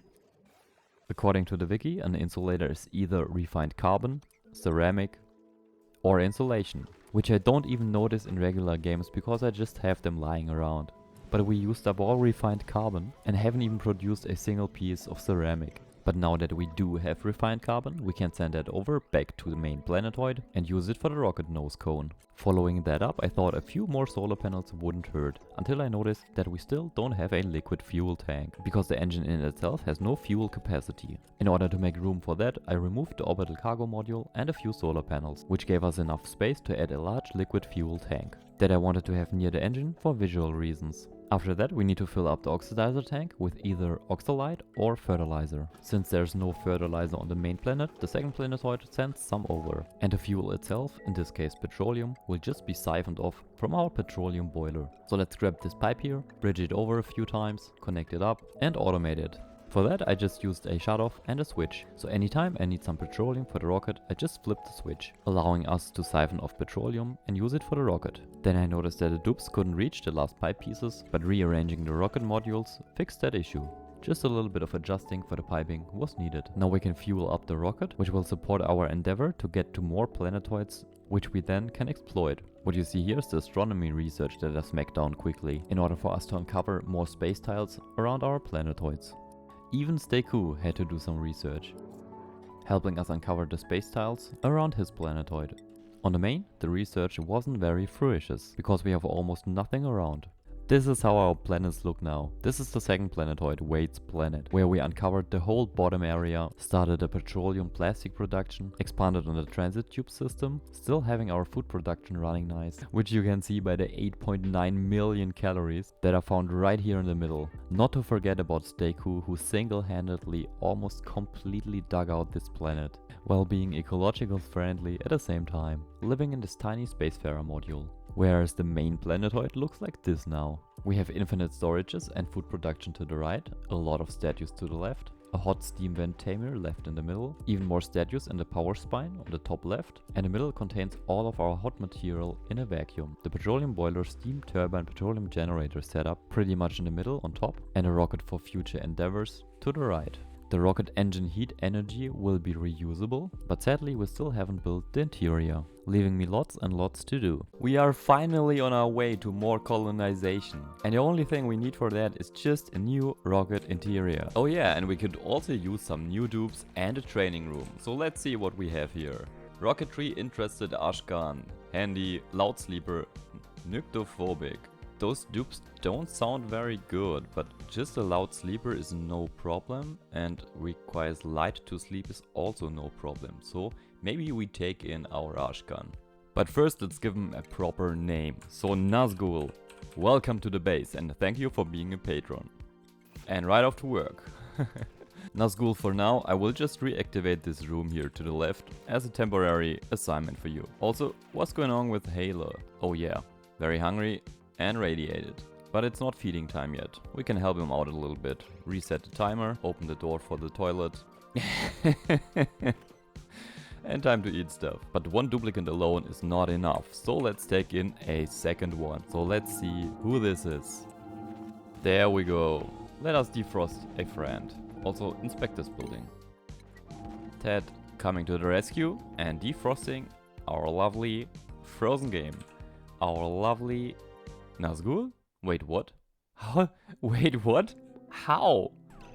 Seriously, I didn't name it. Okay, so we got two Nazgul? What is going on? And why is he stressed already? So we got a Nazgul here and we... What? Ah, okay. Because we printed a duplicate that is based on the original data of a real person that has been thought. There are now two. So the other one obviously is the clone, because it came from the cloning machine. But still, I have never seen that something like that in the game. I'm gonna rename you Nazgul the clone, or the dupe. There we go. So you got the honor of having two duplicates.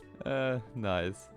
Interestingly, both of the Nazguls are somewhat close. We got a piloting 6 original Nazgul with medicine 9, and we have a piloting 10 clone Nazgul with construction 3. And this one has 3 skill points like all the defrosted friends. This is so interesting. We of course also prepared a bedroom for the original Nazgul. Nice, so we made Nazgul a bed now, but what is this critter dropper for? Well, easy explanation, I found some nice long hair slicksters. Now we can set this to auto angle surplus, set this to 0 critter, all the critter 9, and wait for a second. Even though it is nighttime already, Wade came by, wrangled our critter, and now somebody has to pick it up, transport it over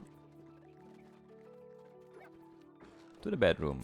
For those of you who don't know it, the long hair slickster gives off a plus 50 decor bonus, because it's just so super cute. And because I want both of the Nazguls to pilot the new rocket, they both will get a training room. Nice, the room is done. Now we set this to Nazgul the dupe only. And the rest is not allowed to go in, only go out. Kyle, why do you like running so much? Just go out. Thank you, Kyle. That is better. And as for a training room, our lovely Nazgul is the only dupe that is able to get into this room. This one does not power the ceiling light, but it will fill up our batteries. I of course also restricted the access for the other dupes. Meanwhile, dumb as I am, I thought I'd give the dupes a better light source for the beach chairs, without considering cooling the lamps. And the only thing we need for that is just a new rocket interior. So why not start with that? First, let's get rid of the rocket control station. Okay, let's start designing the rocket. You can see there's a lot of materials because I already tried a few times. Didn't work out as intended. So let's start with a little bit of morale in form of a shower for the duplicants, followed up by a atmosuit, station, checkpoint, and 2 dogs. After that, I'm going to speed up the process a little bit and include a carbon dioxide filtration system, a toilet, and a hand sanitizer. The bleach zone for the hand sanitizer came from the second planetoid. By the way, this will not count as a bathroom because we have an industrial building in there. But that doesn't matter in the grand scheme of things because we are aiming towards a great hall, which gives us +6 morale instead of the measly +1 for the latrine. The bedroom you saw me try to fit in the background will give us +1 morale as well. For that you will just need to achieve a size of 12 tiles. You can see that I tried to fit in 2 refrigerators accessible through this auto sweeper. With that I tried to make a long time storage on the left that I'm going to fill with chlorine. For the great hall itself we need at least 32 tiles and a decor of +20. For that I'm going to use an aeropod which only has a decor bonus of +10. But since I'm going to make it out of diamond, it will get a 100% bonus to that, reaching the +20 decor bonus we require. We also need a power outlet for power from the outside and cables. What is left to do is make space for the refrigerator again and fill it with a sterile atmosphere. And because the whole atmosphere here is chlorine, because I screwed up with the bleach stone, use that to your benefit. Meaning we can just use the chlorine for the food storage room. For the liquid and gas piping I was going with a minimal approach, but changed that up later. Later seems to be already there and I decided to put in way more pipes because I can store the liquid for the toilets. I wanted to have the same for the gas pipes because the more pipes we have, the more oxygen we can store in them. And they also help distribute the heat or the cold inside of the rocket.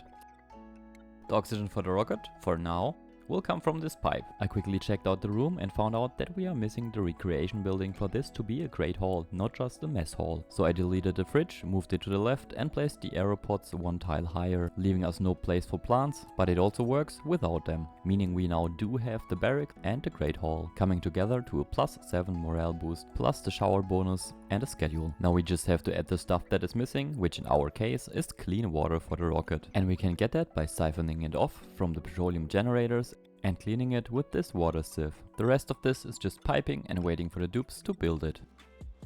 Also because it had been ages ago since we had the last piece of sand on this planet, we do have to crush some material manually to produce sand. For our astronaut dupes to be fed very well, I thought about supercooling a batch of food so they have something to take with them, because we don't have a large amount of pickled long-lasting food sources. Or even better, the everlasting berry sludge. So I tried increasing the cold in this room, cooling it down to at least -50 degrees and then quickly transport it to the rocket. But trust me when I say this is neither effective nor did it work very well. The only thing we achieved is freezing our carbon dioxide in the infinite food storage. I will add the material that we need on other planetoids in form of temp shift plates and debris. Maybe this will help cool down the rocket interior.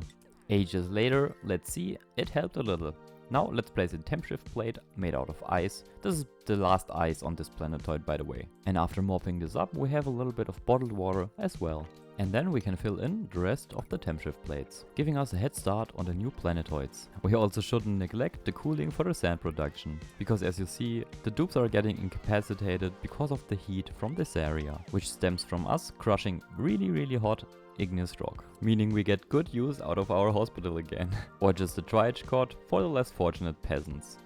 Yeah, slight issue, room's still too hot, need to cool it down. So I thought about just using 4 V-swords for that. I also found out that we do not have an oxygen storage to supply the rocket interior. That's why I changed out the gas valve to a high pressure valve, overpressuring the room to 20 kilograms per tile of clean oxygen. I also added a storage unit that I'm filling up with helpful material. Then I deactivate the storage, drop it down and fill it with the next material. Enough polluted water went through our sieve filling up our rocket with clean water. I almost forgot, I will need a little bit of petroleum on the new planetoid. So I'm going to deconstruct the shower, place down a bottle emptier, drop it on the floor, mop it up and just carry it with me. I'm gonna use the very hot petroleum from here, mop it up, but then drop it here first, so it has time to cool down with the cooling loop of the steam turbines. Meanwhile on Stay Cool's planetoid, the enclosed telescope was no longer needed, because we researched every important tile around the planet, which is why we can use the space for interplanetary launcher, as well as the corresponding radiation source and storage. This time I'm wasting my energy on space radiation, aiming it towards a wall-mounted red bolt reflector, storing it in a red bolt storage, which then fills up the launcher. This brings us to Wade's planet, where I just added a targeting beacon. And further down in the base, a payload opener. Why all of that? Because the reed fiber is running low on Wade's planet. Our reserves, which we built up from our Draco farms, have been used up. To speed up the loading process, I'm adding a few more of those generators. We also don't want those parkour to go to waste. Meanwhile, our payload is arriving on the second planetoid, leaving our machinery the task to open it. And in all that time that has passed since we dropped the petroleum, it has had enough time to cool down, meaning we can now mop it up and drop it inside of the rocket. This will allow us to get the petroleum to its destination on other planetoids. Skill scrubbing the designated pilot won't hurt either, so their moral requirements are lower. But apparently I skill scrubbed Kyle for some reason. Nazgul the Dupe already has no skills, which is why he is perfect to be our pilot. For the food I have the duplicants deliver barbecue and pickled meal ice. This is where I noticed that the autosweeper couldn't reach the second fridge. That has to be an absolute fail on my side. But because I'm also good at fixing stuff, I managed to squeeze in the solution. I used a little bit of toilet water to block the chlorine from escaping, tiled in the rest, placed the refrigerator one tile higher, closed off the room again, deleted the corner tile, and located the autosweeper in a place where it can actually reach both fridges, which meant that we had to place the pilot seat above it, still leaving the room big enough to count as a great hall. Now back to the food that we want our astronauts to have. The choice for this isn't as easy as you might think. Grapefruit preserve, for example, would be a good choice because it theoretically can stay fresh for 32 cycles. Roast grapefruit nuts, on the other hand, only last for 8 cycles. The issue here being that we don't have much grapefruit preserve, but we do have a lot of roast grapefruit nuts, so maybe we compromise on pickled meal, which is a grisly food source and has a moral debuff, but can also stay fresh for 32 cycles. So now that this rocket is finished and highly overpressured in a temperature range of 45 degrees, filled with water and filled with oxygen, now we can send off our lovely pilot patron wherever they are. A whole cycle later and Nazgul the Dupe showed up. After receiving the pilot head, Nazgul can be assigned to the rocket, given a bedroom, a mess table, and then they also need light to sleep, because of the nyctophobic trait. Let's set the rocket to crew only, change the crew to Nazgul, and change the destination for now to Wade's planet, because we want to pick up another dupe. But until then, Nazgul, it is time for your trip, so you can take our excessive transit tube access system to reach even the last nook and cranny. In our case, this tiny rocket here. Begin the launch sequence. There we go, nice. How's the heat there? This is going to melt. No, still fine. Here's our rocket, and it will take 1.8 cycles to reach Wade's planet. Oh wait, we don't want to fly to the planet, we want to fly to the orbit. Change the destination. And here's our lovely Nazgul, sleeping loudly. And he sleeps well, even though he needs light to sleep, because it touches this single tile here. There they are, suiting up to shower, and then piloting that thing. Oh yeah, I totally forgot to give Nazgul the Dupe a little bit of food. So let's set this to just 1 kilogram, set this to 9, set this to 8, and now this should fill. There you go, Nazgul. There you go. Nazgul arrived in the orbit of Wade's planet, meaning that we can now clear the landing platform to make space for our bigger petroleum rocket. Nice. And why did we do all of that? Because we want the second Nazgul in here. We could also just have killed the original Nazgul and rebuild him on the other side, but this time I wanted to keep the original, so we now have Nazgul the original. Nazgul will get this bed here and maybe this mess table. Now we just have to set him as a crew, Nazgul the Dupe and Nazgul, and set a destination. Maybe we even refuel that thing. The oxygen can be solved easily, and for the oxidizer, I'm just going to send over a little bit of fertilizer from the first planet. And for the petroleum of the rocket, I'm just going to siphon it off down here from our petroleum generators. Also, let's quickly build a second rocket platform to get our halo back. There we are again. And land. Very nice. You're free now, Halo. Go and get some food and oxygen. And I forgot the ladders. Minor details. What the heck? Okay. Oh nice, finally. Now that the rocket is refueled, we can send off our duplicants again. There's Nazgul the dupe, the other one is still missing. Change the destination to either Verdolin, that has crashed satellites, a lush core, a peak light lux of 30,000, a lot of water geysers and natural gas. There's also a jungle, a forest and rust biome. Radioactive, ocean, forest and some water stuff. Maybe we go to Verdolin first. This is this one. After resupplying and refueling the rocket, both of our duplicants can board it. After that we can start and see the upper parts of the base burn down to the ground. Let's see how this goes. We just have 130 degrees Celsius. Let's hope the cooling can keep up with that. And here we do have the rocket flying towards Verdolin. And there we are, arrived at our new planet. Now, in order for our duplicants to land, we have to send down the Trailblazer modules. I wasn't sure which dupe to decide on to send down, but why not just send them both? Meaning in our case, Nazgul and Nazgul the dupe will be sent down via the Trailblazer modules. There's a little bit of a visual glitch, you can't see both the landing spots. But for now, it still worked out for the first duplicant. Oh, come on! No! Well, okay then, let's try this again. Please don't crash on me. First we deploy the regular Nazgul. Then we go to the planet. We wait. Nice. There's our Nazgul. Let's get back to the rocket and land a second Trailblazer module right next to our first Nazgul. I gave the original Nazgul the order to deconstruct their lander, while we wait for the second to the left. There it is. Sometimes the landing spot will not show for a few seconds, but as soon as the second Nazgul has dropped, we can also order him to deconstruct the Trailblazer module and then use the material for the rocket platform. In our case, that is 800 kg of steel. We also need material for the ladders, hence the digging order to the left, but because the dupes are missing the hard digging skill, I'm going to add that. Wait. Why is this little shit not wearing... Okay, other objective. Get this little annoyance down here to the oxygen. That sounds like we have to give this duplicant hard digging as well. Why? The rocket platform has been built and there seems to be enough space above. Land the rocket here and build a few ladders out of granite. Wait, what? No, now he's wearing his suit again. But still, without oxygen, so that's not better. Leaving that aside, a few ladders should do the trick if we move the module all the way down. Man, Nazgul. Seriously. Another typical rocket issue, at least for me, is that the dupes can't get into the rocket. Even though you set them as pilots and set it to crew only, even regardless if you allowed every duplicant in it by setting the rocket to all. I even tested if the duplicants can stand right in front of the door. Most of the time, this issue can be fixed by moving the rocket parts. You're kidding me, right? Clay, you need to fix your rockets. This is not intuitive at all. Okay, I calmed down a little bit, so we can start on the refuel station. With that I mean an array of buildings that is able to refill every or most parts from our rocket, starting with a pump for this polluted water and of course power from solar panels. The polluted water can then be cleaned and used in the shower and toilet systems. For the cleaning process we will need a rock crusher to produce sand for the water sieve, batteries to store the energy for the night, an electrolyzer and air filtration system, in order for us to produce oxygen for the Spacefarer module and the suits. By the way, the material for all of that came from the temp shift plates in the background of our rocket interior. For now we started the water filtration, but the pipes haven't been finished yet. So after that has been done, let's see how this works. Now the water is refueling our toilets and our water reservoir in form of this snake piping.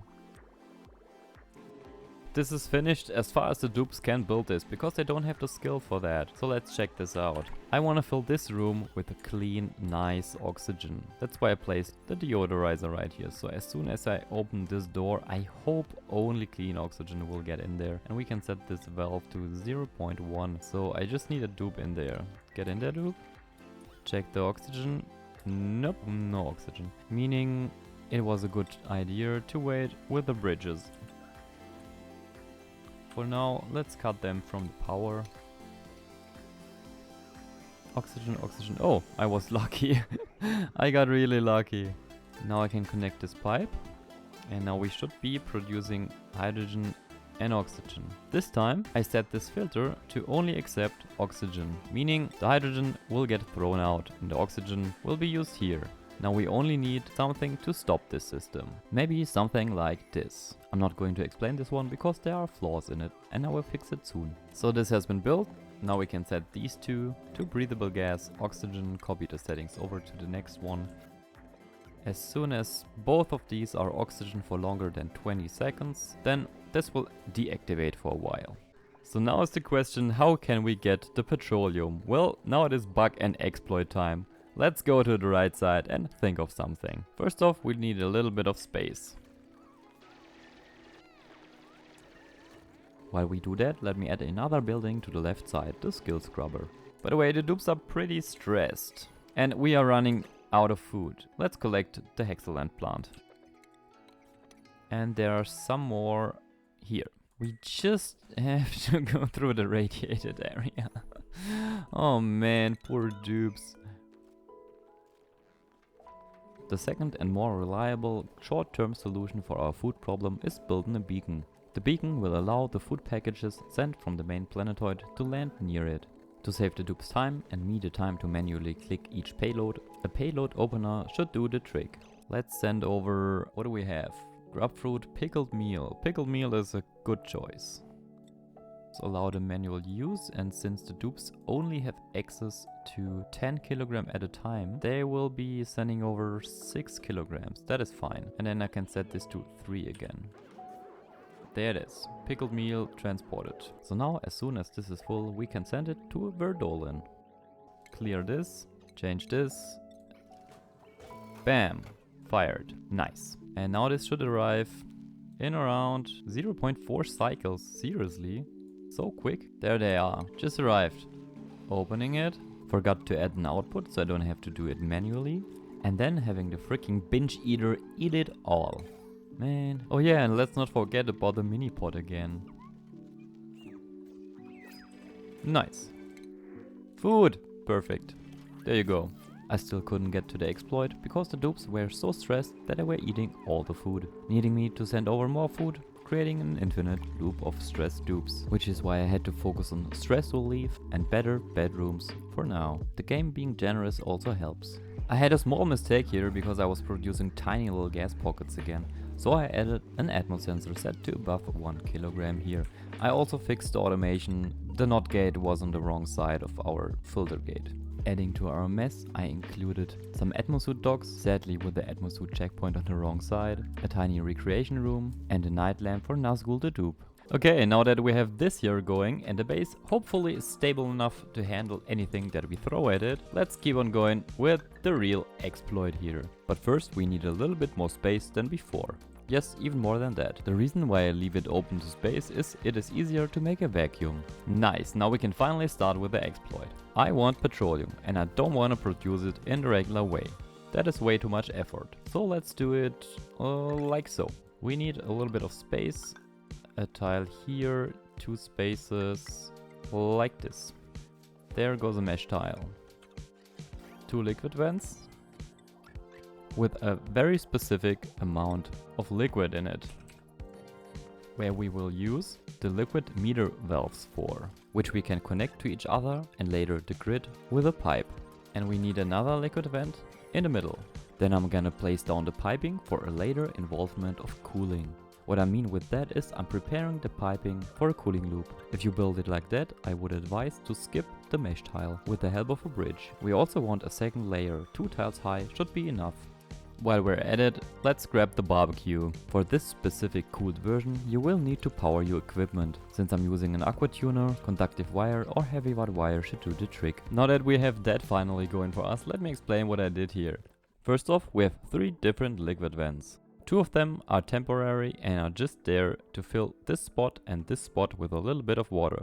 The middle vent has the function to drop the liquid that we want to multiply. Yes, this is a liquid multiplier that can multiply any liquid that is heavier than water, if the temperature range allows it. In order to keep the multiplication running, we need a pump that sucks up the already multiplied liquid and feeds it back, creating an infinite feedback loop. And because this will heat up over the span of multiple cycles, we will need to cool it down. I'm just using the aqua tuner made out of aluminum ore because it will not activate very much. We also don't want to cool down the large amount of liquid, but only the tiny bit of liquid that is up here, because the temperature will be multiplied too, meaning if we cool this with a small bit of energy, it will cool the system. But if we use the aqua tuner to cool down the bottom part, it will use up a lot of power, if it even can keep up. So for the piping, this will just go here.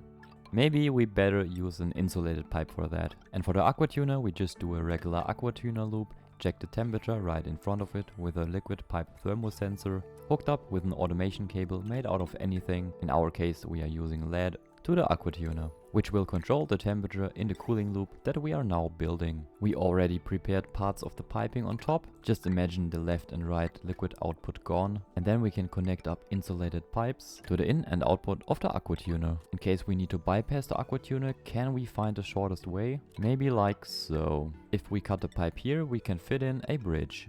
This will transfer a little bit of coldness into the wall, but it doesn't really matter. The next important thing is we need a vacuum in this spot, which we don't have at the moment. But that is why I built it as close to space as I did. And while the gases are dissipating into space, I cleared out an area to the right and tiled in everything down below. I did that so we can hollow it out and use it as a liquid storage. Now we could technically prepare the liquid that we want to duplicate. I will be dropping it with a bottle emptier as soon as this is a vacuum, which it is not at the moment, because I wasn't very smart and opened up this area. Polluted oxygen got in and everything was in the atmosphere again.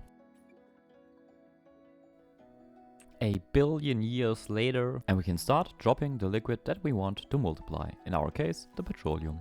Maybe a single bottle is enough. The petroleum is already dropping down, reaching the pump, being sucked up and transported to the liquid valve. Before the polluted water for the cooling loop comes in, I want to set the liquid pipe thermosensor to a value where it does not activate. So I put in only activate if below 20 kilograms, because I thought the water here was warm, which it was not. This is a very cold place. But now to the more important part, where precision is needed. The liquid meter valve will be set to 0.06, which is equal to 60 grams of water. That is the exact right amount to have a single water tile that spreads to the next tile, but not the third tile. So let us stop dropping the petroleum now and then manually activate the meter valves one after another. For that we just have to press reset amount, but nothing happened. Why is that? Because we don't have water in the pipe. Okay. And why is that the case? Probably because our water sieve, has no sand in it. I ordered the duplicant to come by and produce a little bit of sand manually. Produce some sand, sand is delivered to the water sieve, clean water is being produced and sand off. The clean water will then be dropped here as exactly 60 gram. Yep and yep. After that we can deconstruct the liquid vents and cut all unnecessary pipings. After the dupe has deconstructed the liquid vents, we can fill the cooling loop. For that I wanted to use the polluted water, but that seems to be mixed. So I switched to clean water instead. And I also changed the liquid thermosensor to above 30 degrees Celsius, saving us power for the cooling. Because technically we don't want or need very cold petroleum. After closing off the top walls, we should be done. Nice, this is working perfectly. Now we only need to fill the loop. Okay, I already filled the loop. Good that I kept an eye on that, huh? Now we can just feed the excess water back to the main grid, leaving us with empty pipes that we can deconstruct later on. For that, a simple bridge should do. So if I'm not mistaken, we produce around 2.5 kilogram of new fresh petroleum in a temperature range of around 18 degrees Celsius. At least until we need to cool it, then it will probably even out at 30 degrees. And we produce that amount forever, at least until we run out of power. But since we do have so much petroleum, we can make a nice system out of that. By the way, I wanted to show this to you since around episode 3. Sometimes it just takes a while to get to your ideas. I want to have similar refueling setups on the other planetoids. This down here, by the way, is supposed to be our giant petroleum tank. That being said, we can now refuel our rocket and use the excess petroleum to power the whole setup. I'm just connecting up the pipe to the tank, add a few ladders to the system and connect the pump to the power grid. After that we need to find a space for the petroleum boiler. So I think I decided I will just put it here and drop the polluted water down to the right, where I can reuse it later. With the petroleum generator done, we are able to get enough to keep the system running indefinitely. What is still missing is the refueling ability for our oxidizer. Since we are using fertilizer for that, I have a tiny setup here. For that we use dirt and we use the polluted water that is coming from our petroleum generator that is powered by our cloned petroleum.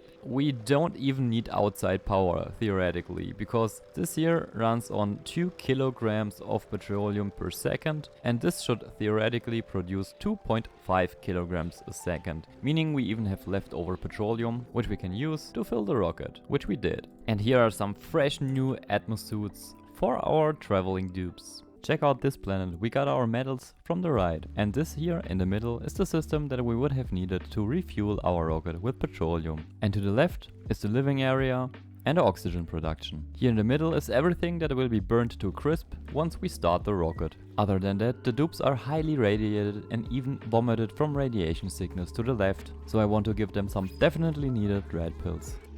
There we go, now we can produce a couple red pills. Only thing we need for that is coal. And mop up your mess. I also totally forgot that we need to do some research in order for us to know where we want to fly with the rocket. Finished. And while one Nazgul is de-stressing, the other one is taking care of the red pill production. I also thought about giving the dupes a farming area so they can produce their own food. Again, forgetting that this is a very cold planet, so nothing will grow here. I followed it up with a bit of research for both duplicants, so we finally know what is in telescope range. Absolutely nothing is here. Nothing. Leaving me with the idea of researching the telescope module for the rocket. But apparently I have used up all of the databanks, leaving me with the task of sending Inhaler Euro back up into space with a little bit of plastic to do the research, after breakfast of course. By the way, I added even more stuff to the refueling planet. This is my, well, improvised food cooling system. And I even connected it up to our payload opener, as you can see here. At the moment we have carbon dioxide and chlorine in here, but it is only at -8 degrees Celsius. Not sure how far this can go into the negative with just this one single V-sword. So how do we feed this V-sword? Easy, just place down an auto sweeper that can reach the bottom tile with the help of this corner access here. The storage bin to the left will hold the fertilization material for the V-swords. The fridge system that we use at the moment is less elaborate. I just dug down into a biome where there was frozen chlorine, so I guess this is cold enough. And we either have this bottom pit filled with carbon dioxide or chlorine. The temperature range is at -34 degrees. And here we have our researcher back, hopefully with a handful of databanks. I already sent over the databanks to the first planet and here they are, allowing us to continue the research for the telescope module, while the material science research is done here, thanks to McLim here, allowing us to finally build the cartographic module. So that's the correct name for the thing. The cartographic module allows you to fly into undiscovered areas on the space map, meaning as soon as this has been built, we should be able to fly right into those unknown areas. But first we need food. Nazgul, stressed again and hungry, waiting for the next food delivery. If you are wondering how I kept them alive, like this. I'm sending over food from our main planetoid. After sending over a bigger batch of food, skill scrubbing duplicants and sending them back to the rocket could be started and aimed for the next goal, bringing us further in our endeavor to colonize every planetoid. We also heated up the base in this area, just for fun. For the next planetary goal, I decided on going to Zapiol, which is a small radioactive moonlet. Our dupes took a little bit of time off and now they can be deployed to the surface. Nazgul and Nazgul the dupe both can use the Trailblazer module to be sent down to the planetary surface.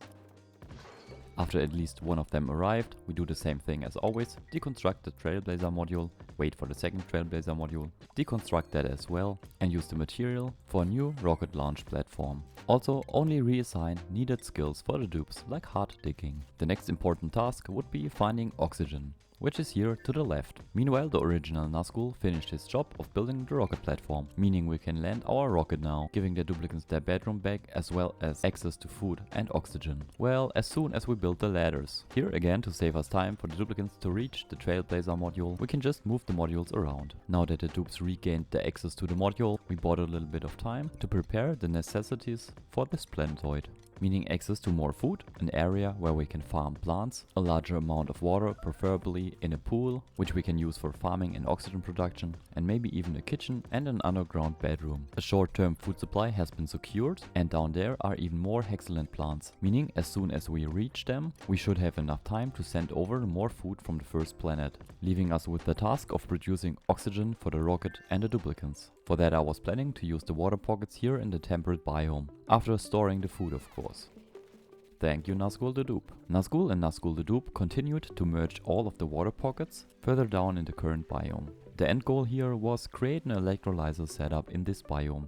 In the end, we didn't do that and decided on some other place. Back at the rocket, I finished building the ladder system and moved the modules around until I was happy, leaving us with this exact arrangement. And now we can take care of the oxygen production for the dupes. I decided on this area right here because it is really cold, helping us cooling down the oxygen and not heating up our farming area at the same time. We are starting with a pump, an electrolyzer, a transformer, a few batteries and of course heavy watt wire. The power will come from the solar panels. And as you can see in the background, I sent over food again. We are a little bit sparse on metals though.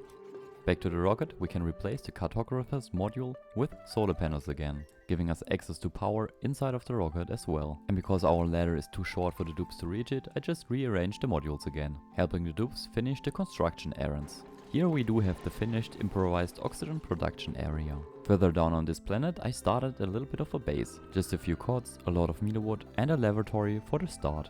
I even managed to squeeze in a potential great hall. I let the dupes construct the cables for kitchen setup plus food storage. Interesting side note, because our dupes are always stressed. Nazgul the dupe here is a binge eater, and always when he's stressed he tries to eat all of our food.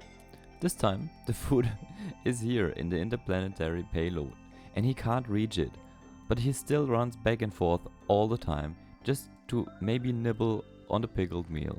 Back at our oxygen station, I added a mechanical filter to filter out our oxygen, so we can use it in the rocket, the suits and down in the base. The next thing I have planned has to do with one of our short-term visitors. Here to the left we have the lovely Echo that decided to visit our base. And to make up for the fact that I have this cute little commercial running around, diligently working in the base, I have something special in mind to make up for it. But first I added an egg cracker and a rock crusher to these lower parts of the base, which probably has to do with the fact that I took in 3 shovel eggs. And then I prepared this larger area in the top part of the base for the next big project on this planet. I chose the salt biome because it was already pretty warm there. So why did I dig up that area, you might ask? Well, it is a well-known fact that Echo absolutely loves his hydras, at least according to Vid, which is my only source and absolutely reliable on that matter. So please send any questions in their direction. The difference between a hydra and a Rodriguez is that a hydra has 2 built-in infinite storages that can hold unlimited amounts of oxygen and hydrogen. But to achieve that, you will need to exploit the game mechanics, covering the electrolyzers in 2 different liquids. A Rodriguez stops and or works only when a desired pressure is hit. A hydra works non-stop forever, at least as long as it is supplied with water. Meanwhile we took in a little bit of muck root and placed it in our improvised food storage. By the way, this is how the base looked during the building process. And this is how the lower part of the base looks right now. I managed to squeeze in a park and a nature reserve down here. All the other plants that we can find here give us more chances for more nature reserves. I managed to squeeze in another nature reserve right here. Finally this overlay comes in handy, so we can see that here are 4 plants. We even got a new achievement. Some reservations. More than 4 nature reserves. Nice. This also happened before finishing and activating the Hydra. I integrated a bedroom right into it, so our lovely Echo can stay close to it. He even has his own latrine. Now we just have to kickstart it, give power to this upper room, so that this part of the Hydra gets vacuumed out, become hydrogen, this part becomes oxygen, at least after we turned our electrolyzers on. And our blue-haired Echo will live in his beautiful Hydra, just like he likes it. And to you, Wit, I hope that you can move on to your next goal now. We only need Nazgul the Dupe now to run on the thread mill until both of the rooms are vacuumed out, which might take a while. I even added a second hamster wheel to speed up the process. We already vacuumed out the oxygen part of the Hydra, and we just have to wait for the upper hydrogen storage to also be vacuumed out. And then we can start this up. I think we have 2 vacuums now, but in difference to my last Hydra, this one has to be primed, even though it looks almost the same, which means we want a little bit of hydrogen in the top part, so that the correct gases will land in the respective areas. But just out of curiosity, I want to try it without priming it. So after saving, we just have to connect up the water and then wait for the gases to fill the rooms. Yeah, as expected, it didn't correctly disperse. We have the hydrogen stuck in this tile, or at least in one of those tiles here. So this Hydra, compared to my other Hydras, isn't a self-sorting one, meaning we need to prime the rooms with the respective gas that we want to have in there. And I'm going to do that by using a gas bridge and a gas pipe. And the hydrogen to fill it will just come from the atmosphere here, because the gases here are quite the mess, allowing us to just suck up the atmosphere and cut the pipes as we need it. There's a single pipe piece with hydrogen, which is enough to prime the room. And how are we going to do that? Since the hydrogen is now stuck in this corner pipe piece, well, easy, the dupes can just reach it, leaving us with a hydrogen filled room, at least if we don't vacuum it out accidentally. After saving the game again, I'm now connecting the first electrolyzer, playing the start and stop game to check if everything is in order, which it seems to be. There was one weird tile that fixed itself. Now the second electrolyzer can be hooked up. The reason why you don't see any atmosensors in the lower part where the oxygen is being sucked up by the pumps is because 2 electrolyzers produce slightly more oxygen than 3 pumps can handle, so we are never in danger of creating a vacuum down here. After having both gases separated, you only need to kickstart the system by feeding in external power in order for enough hydrogen to accumulate to keep the system self-running, needing no further external input except for the water. And now we can close this off, I think. The hydrogen pressure is not really high with only 300 grams, but we'll see if this is enough. These can also be deconstructed. It also looks like there's enough space for a recreation room and maybe even more nature reserves. And of course we didn't forget to pick up the debris in here. If we take a quick look at the room overlays, we managed to squeeze in more rooms. This is a barracks, this is a park, nature reserve and a latrine. This should be a recreation room as soon as we have more decor items. Found some, now we have a recreation room here. By the way, those are the rooms at the moment. I squeezed in more nature reserves. Lower part of the base, Echo's living module, refueling station with improved oxygen production from down here. The cold oxygen from up here is being used for down in the base because I don't want to heat it up, and we have heat producing equipment like this grill, so this will heat up over time anyways. That's why I'm using the cold oxygen down here, and hot oxygen from here will be used for the rocket. What the heck? I was wondering where the third shovel is. Right in here. I don't think that it's too good. Okay guys, this is how the main planet looks at the moment. It worked perfectly fine and I only had to do the switcheroo for the atmosuits once in a while. The second planet is still a mess, but I'm tiling in the lower areas slowly so we get a few frames back. And I'm also sucking up the gas that I don't need and vacuum it out into space. The living area seems to be fine, but I just noticed that there's a lot of carbon dioxide accumulated down here, which means we probably have a water and heat issue at the moment. So cooling this area in the future wouldn't hurt, so the thimbleweed can grow again. Steakhouse place hasn't changed much. He mostly sits in his living area and produces sand for this filtration system, so that the oxygen keeps on running, filling up the suits, which he needs to produce sand. So it's basically keeping him busy. I also moved my thimbleweed production in the vicinity of the steam turbines because they get cooled once in a while, meaning cooling the area as well. But as you saw, already heated up again. We managed to build this rocket refueling station with a tiny area where the dupes can chill out, produce some very much needed radiation sickness medicine, and a very improvised food storage. Oh nice, that is at minus 60 degrees at the moment, so this actually worked. Maybe because of the liquid chlorine. Okay, I need to put a stop to the cooling here. But this is a very nice food system. The payload opener will throw the food right in there. But the payload opener is not automated, so I could improve on that. And this is the real heart of the base. The exploit that slowly fills up the petroleum until, well, the tiles break. We are cloning petroleum with this setup here at around 2.5 kilograms a second. And the petroleum is nice and cool, exactly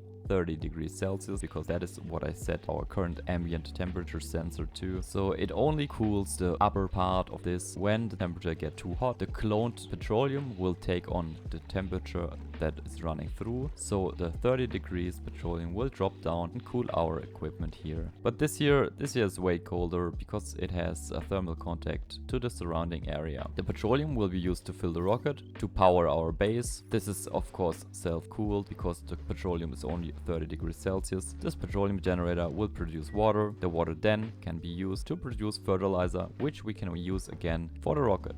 Or we could just use the water for oxygen production, or for crops, or for thimbleweed. This has 27 degrees Celsius. This is super nice for thimbleweed, by the way. And in addition to this planetoid, I managed to colonize a slice of another one, Sepiol, to be exact. Sepiol is powered by only 3 solar panels, which powers our main oxygen supply, which provides cold oxygen for the lower parts of our planetoid, which is the living and food supply area of the planet. And why is that the case? Because the temperature here is pretty nice for crops, meaning I could grow mealwood here, because the dupes were starving a lot and I had to send over food way too often. Now that we have our hydro setup, we use this to refuel the rocket. The hydro setup for our lovely Echo has been created to please Witzkop Bolt. There you go, now you should finally be happy. And we did manage that, while at the same time keeping nature in place with a park and a nature reserve, and another park and more nature reserves. We even managed to get in a great hole for a little bit of morale boost for the dupes, and a tiny little recreation room to the left. Here's our grilling dupe, pickling the meals and cooking a little bit of barbecue when something dies. Also, how about some basic red pills? I got rid of the complete carbon dioxide down here with this little setup here, which is just a loop from a carbon skimmer to a water sieve, filled up once, then never filled up with water again. We only need sand, and we got rid of all the carbon dioxide. Only the chlorine remained. Yep, that's me. You might be wondering how I ended up in this situation. It all started when Luma tried to store the whole freaking water planet. But let me start at the beginning. Nazgul, could you please? This is my video. Say hi to Echo. Echo and the 2 remaining Nazguls are the last duplicants remaining on this planetoid, called Sepiol.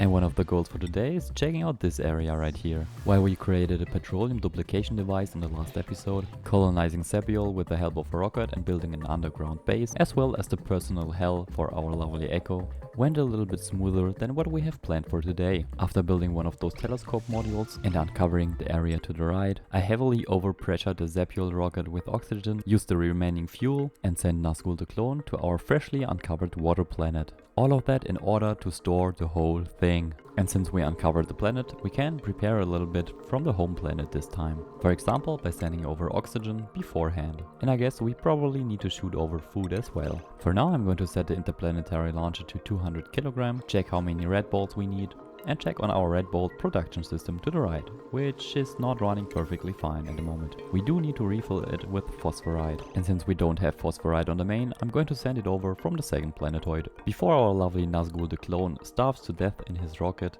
I think I'm gonna risk it and try to land him. Here in the background you can already see the supply drop, as well as more tiles getting uncovered by the telescope, while at the same time on Stayku's place sending over all of the swamp charts, because swamp charts don't go bad. Same as Makrood, cause our lovely Nazgul the clone will need something to eat. The rocket arrived in its destination orbit, which means that we can send down Nazgul the clone to the planet. We can send him down in the Trailblazer module, but we can't send down the second MD Trailblazer module, meaning we don't have enough material to build the rocket platform with. Weird bug here, by the way, I probably should send that over first. Hence the copper delivery on the main planetoid to our interplanetary launcher. By the way, the bug is still there. I think I need to reload the game.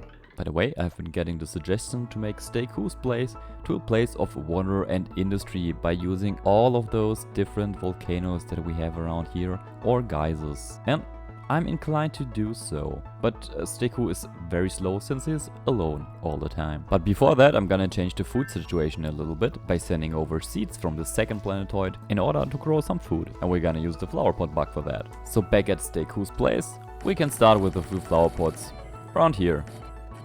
And I'm gonna use this space here for maybe the same setup that we have on Wade's planet. I almost forgot, we probably need to land Nazgul, otherwise he will starve to death. So let's do that right away. Check him out, he's even radiated. Where might be a good area to send him to? Well, probably just somewhere on this platform here. Nothing is happening. Let's check the schedule. Still sleeping. Okay, let's give Nazgul a few more minutes to wake up. There it is. Sweet. And without a suit, of course. How else could it be? Nazgul, you probably will not make it. Is this oxygen? This is oxygen. Nice. So this could be interesting. So we have sandstone here. Jump, jump. Dig up one sandstone. Build a ladder. Deconstruct the payload. Deconstruct the spacefarer module. And construct one of those gas emptiers. I highly doubt you will survive that, Nazgul the dupe. Let's hope for the best. One ladder. Empty the storage. And build the oxygen thingy. Which costs refined metal. No, that's the wrong one. This one. Refined metal. Fuck you, game. Okay, let's give this a try. Roll the dramatic music.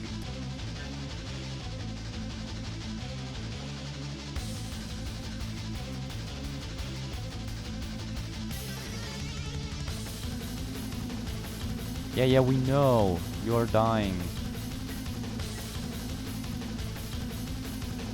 And now, please get there. Sweet. Now we just have to make sure that we don't waste the rest of the 200 kilogram of oxygen. There you go. We saved Nazgul the dupe in the dumbest way possible. But now we can send over more of the canister emptiers, and he still has 150 kilograms of oxygen to survive. Let's take a short breather and check out what happened on the other planetoids. Here on Wade's planet, the temperature on the right is getting a little bit out of hand, so we can just expand our already existing cooling loop. Something like this should do the trick. Sweet, done. Then I connected it to the old system, topped it up with water again until it was full, and now we have that beautiful extended cooling loop, helping us control the temperature for our crops. And after that I implemented a cooling loop on Steku's place as well, in order to control the batteries and the crops that you already saw me place, which hasn't happened at this point in time. And this is the temperature at the moment. By the way, let's check the temperature here. Ooh, nice and green. Just like our Nazgul the radiated dupe, which will be tasked with digging up enough space so we can land our rocket, which is pretty high. Hence we need to dig at least down to here. Yeah, you can pee yourself all you want. Doesn't matter, you need to dig down.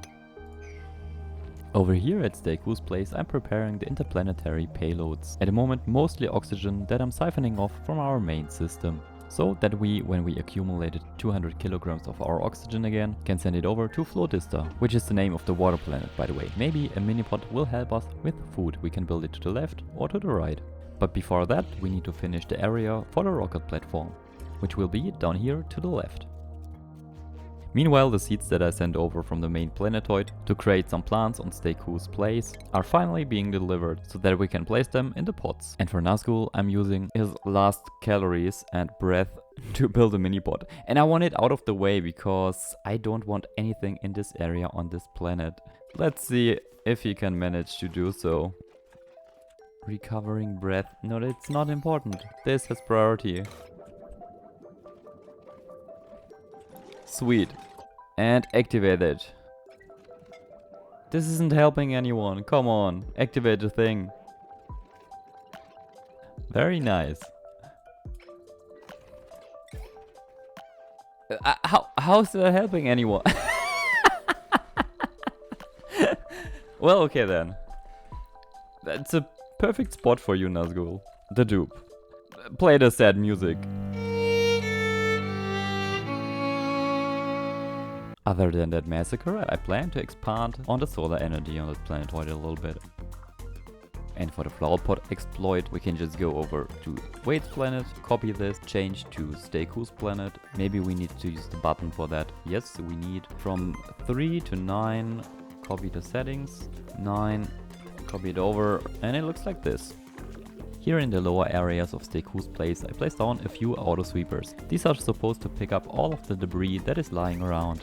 And the debris will be shipped up right next to our interplanetary launcher, the fridge and the storages. Back here at our dupe graveyard, we have something good for us coming. Swamp charts, which is a non-spoiling food that we can have as preparation for the next dupe. I waited a few more cycles and we got some nutrient bars as well. And of course I couldn't leave it at that and send over a buttload of oxygen, material and food. Here you can see at least 10 payloads incoming. Not all of them are 200 kilograms, but I sent over a few smaller ones with food, which are quickly arriving at Flodista, even though some of them are missing the land, which is why I sent over so much that at least a few of them hit. I need to start before all the tiles break. So let's see, we gotta print another Nazgul. We do have a strength, machinery and exosuit trained bunny. You are now Nazgul the dupe, the printed one. That's too long. Nazgul the dupe 2. And welcome to your demise. First, we need a tile here. The construction skill might help with deconstructing the payloads. No, don't run back. Oh man, dupes, why are you so dumb? If you wanna die, I can replace you all 3 cycles. Yeah. There's nothing you can do about this. And we need another Nazgul to dupe. See you in 3 cycles. Oh yeah, and on Zepiol, the dupes have been given a tiny digging order for the time being. And of course, the first thing they did was trap our lovely Echo, who's suffocating and starving at the moment. And he has absolutely nothing to eat, well, except for the mealwood right behind him, that we could just uproot for him to eat, until help arrives. Other than that, there have been no problems with our large-scale digging order for the planet Zepiol. We even expanded further down, creating a large pool of salt water right above the magma biome, and then expanded upwards into the rest of the salt biomes. And a lovely patron Boot got the mechatronics engineering skill, as well as a head. The third time is the charm. Let's get Nazgul the dupe number 3. This time let's take the blue-haired nyctophobic dupe so we can differentiate them better. Nazgul the dupe number 3, welcome to the base. Your skill will be building. And the first thing you can do is deliver oxygen to our gas bottle emptier. For that I had him deconstruct the respective payload, meaning the one that actually contains oxygen, and then transport it over to the oxygen thingy, if he makes it at all. Seems like he made it, which means that we now have an oxygen pocket and can deconstruct a lot more of our payloads, making this a tiny habitable base. That little shit dropped it. Unbelievable.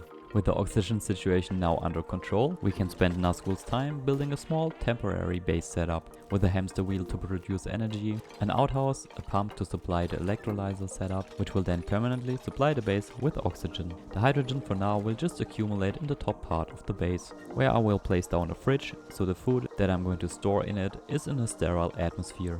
And to the right you can see that I prepared 2 storage bins. The signal on top is helping focusing all the payloads on a smaller area, which we will then deconstruct and place in the storage bins to the right. Meanwhile we got a few shovel legs and a Sweedle. Nazgul got the improved carrying skill as well as the improved construction. And a head. I even sent over some glass from the other planetoids to build some solar panels and use the oxygen from the electrolyzers to fill some oxygen masks.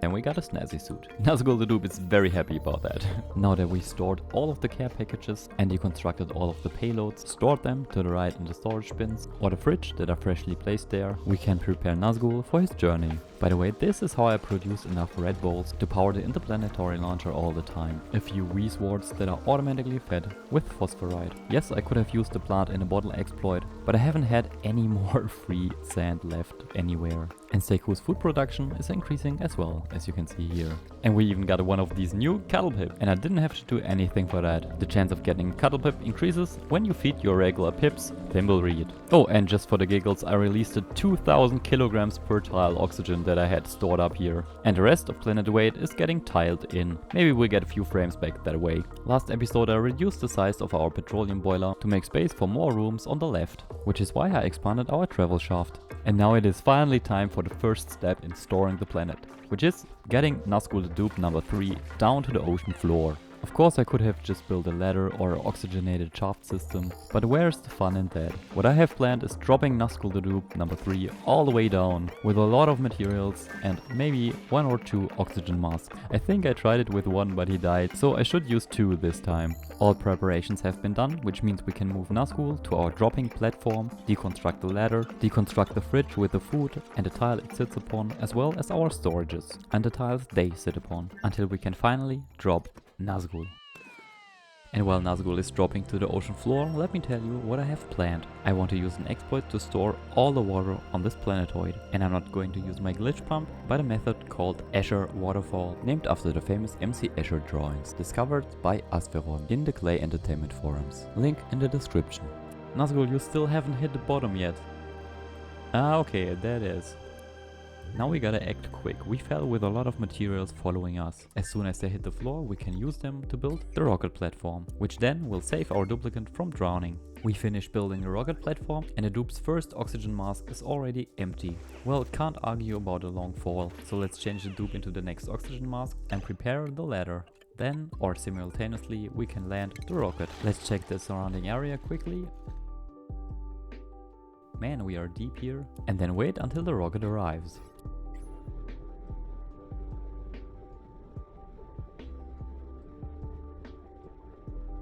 Now that the dupe almost has access to the Spacefarer module, we can help him out a little bit.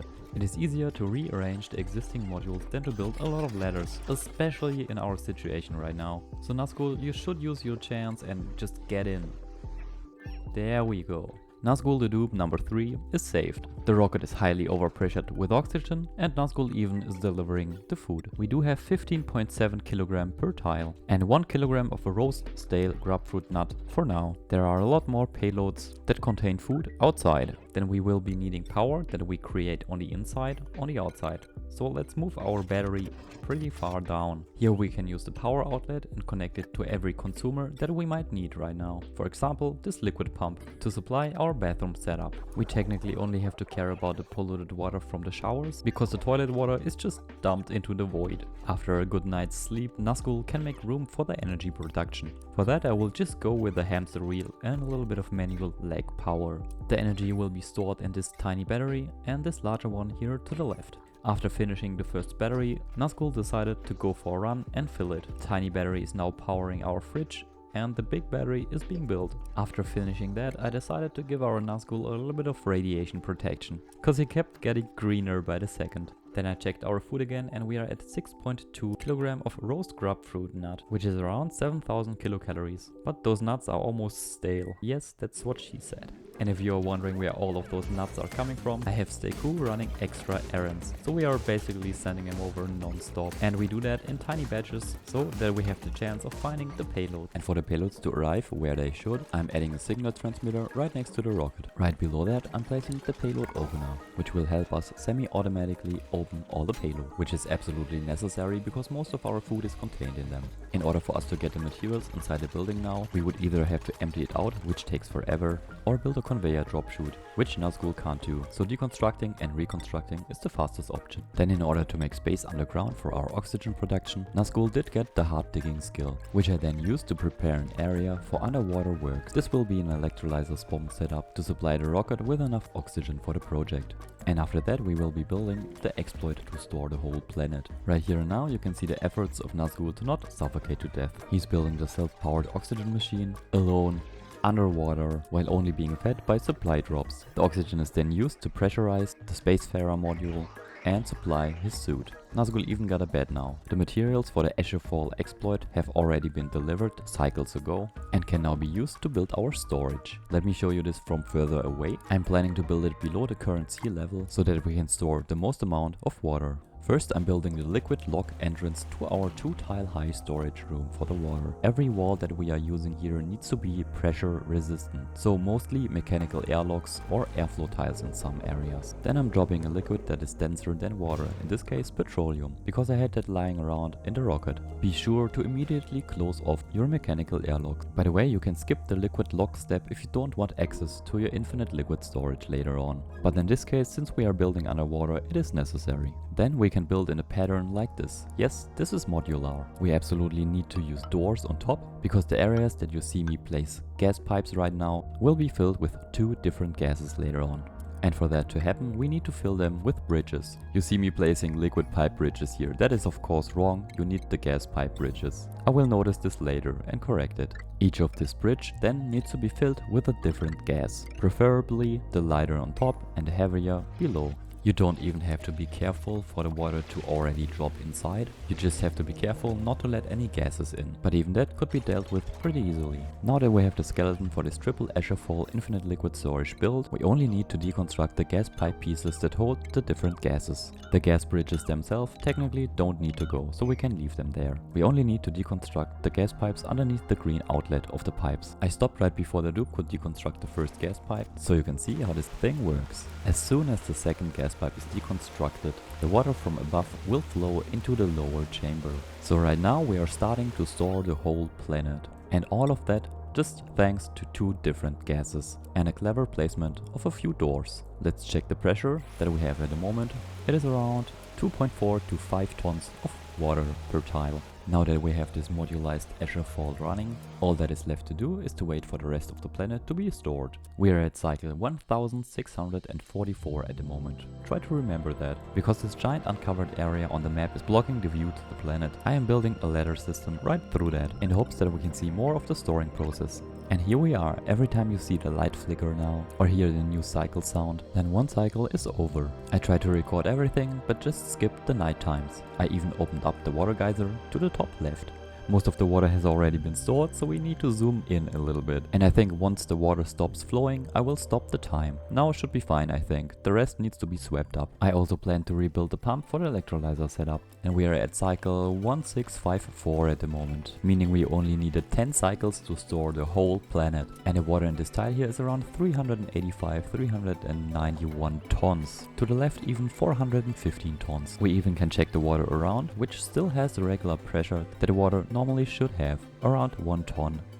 Oh yeah, and while storing the planet I had our Nazgul dig up stuff and built the ladder, so we uncovered this water geyser right here, which also fed a little bit of its water to the storage. And for the future we even have more. But of course this isn't all the testing that I did, so I switched into the dev mode, marked all the leftover water and our infinite storage to get the exact number of the water values in those tiles, which is around 10,780 tons. Or for whatever reason, if I only mark the lower area, we are even at 10,866 tons.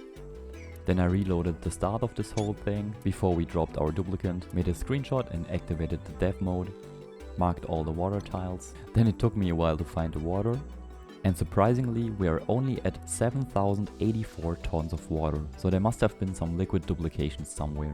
I don't believe that a water geyser spit out that much water in just 10 cycles. I even checked it a second time with the same result, 7,084 tons. I did another check by reloading again, marking all the areas, and still 7,084 tons. So now check out what our single lovely Nazgul the Dupe III has done to this planet all alone, with the help of a lot of care packages and payloads sent over from other planetoids, but still, pretty much all alone. And this is how Zapier looks at the moment. We dug out, well, quite a lot of this planet, and our Hydra is still going strong. The liquid duplication on our refueling planet is getting out of hand a little bit. This Red Bull producing payload fueling system came in very handy on Steku's planet, which by the way looks like this at the moment. We added a lot of solar panels, cleared out even more areas, and collected debris. Whereas Wade's planet is still a mess, but is being tiled in one at a time. I will get rid of the liquids and gases sooner or later, but what we did here is add a nice cooling system, as you can see here. And the first planet got a few changes as well. Except for the statues everywhere, our petroleum system is still running strong, even though I made it smaller. And to the top left I added more rooms. We're gonna start off this episode with one of the best exploits ever. Credit goes to Valdemar Svensson, who showed this exploit on his channel. And he derived it from data from JS Yoon. Since I know that you probably can't keep it in your pants until we arrive at a spot in the video where I would normally show this exploit, let me explain what I'm doing here. Mechanical airlocks and probably other doors behave in a way that they are not considered a single object, which means that we can store heat or cold energy in one part of the door, then close the door and transfer it to the other part of the door. And to store and extract this heat or cold energy, we will be using temp shift plates. The temp shift plates are arranged in a way that they can only reach one part of the door, either the lower part of the door or the top part of the door. The only exception that I did here was the top temp shift plate, which can reach both parts of the door. Then I added an automation cable, a signal switch and a timer sensor. For the temp shift plates I was using aluminum, but you can probably use anything in your desired temperature range. The automation sensor is there so that the doors automatically open, and you can activate the system by deactivating the automation switch, because the rest of the automation will be controlled by the timer sensor. You see me preparing the piping for the cooling in the background, as well as the mini pump setup that I need to vacuum out that room, because you do want your heat or cold transferring doors to be in a vacuum. Now, in order for us to create a temperature source that we want to duplicate, I am preparing a thermoregulator that will help us cool down to around minus 220 degrees Celsius the lowermost metal tiles. You can choose for the temperature whatever you want, be it hot or cold. Just make sure to choose the appropriate materials and don't freeze or evaporate your gases or liquids. Now that this lower area has been pre-cooled or heated, we can activate the whole system. First we need to set the timer sensor to a value that allows the doors to be stuck in a close and opening loop. With my current PC speed, this is 0.2 and 0.7. I'm not sure if those values may vary for you. Now we are ready to activate the system by deactivating the signal switch. The temperature transfer from the metal block will immediately start, and a cold will be pressed by the temp shift plate into the first door, which closes, touches the next temp shift plate, which in itself is transferring the cold to the metal block to the right and the next door, which then is cooling the topmost single metal tile, which is just there to act as a cold buffer. Once those temperatures have evened out, there will be no more heat or cold loss. From now on, you are just duplicating the temperature that a metal block has in this moment in time. This is not such a big deal, I hear you say. Well, take a look at my oxygen production facility, liquid oxygen if I might add, which is cooled down by just a few pre-cooled metal tiles.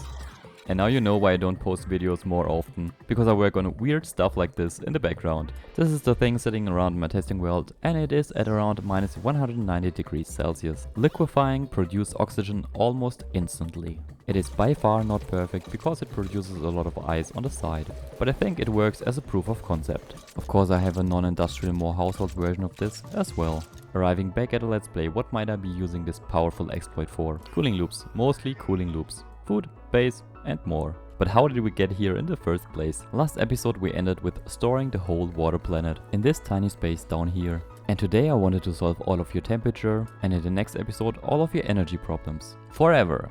At least until they fix it. For everything that you have seen we will probably need a lot of materials, hence it might be time to tame those two volcanoes on Steakhouse planet. Speaking of Steakhouse gooey paradise, it seems I have overdone it with the cooling. If you want to follow what I'm doing right now, it will be pretty easy for you to build a double volcano tamer. In this case we have two metal volcanoes that we can inspect relatively safely once we vacuumed out the area. For that I was using two gas pumps and a high pressure valve. Then you could see me open up the cobalt volcano on the top left in the hopes of sealing it up again so I don't have to deal with a hot cobalt. For that I was using two temp shift plates made out of dirt. I am aware that coal should work better for this, but I wanted to see what happens if I try to close up the volcano with two sand tiles that will be created. After that I told the dupe to clean up the mess and inspect the volcano. Once that was done, right before it wanted to erupt, I sealed up the room. The volcano erupted, melting the temp shift plates, turning them into sand. But as you have seen, the second sand tile was immediately destroyed, or turned into glass for that matter. So I threw away my initial idea, reopened the volcano room, but this time to the middle, vacuumed it out again, planted piping for the steam turbines, the heavy watt wire, and then dumped some water into the steam chamber so that all the temperatures inside can even out. Then I tried to build a simple conveyor loop with 3 included auto sweepers that can reach the 2 conveyor loaders, leading to a conveyor rail loop that cycles around until a temperature of around 130 degrees is reached. Here you can see an example of that. And once the material has given off enough temperature, it will be dumped outside. Right here for the moment. I will probably just delete those tiles and drop it into the water.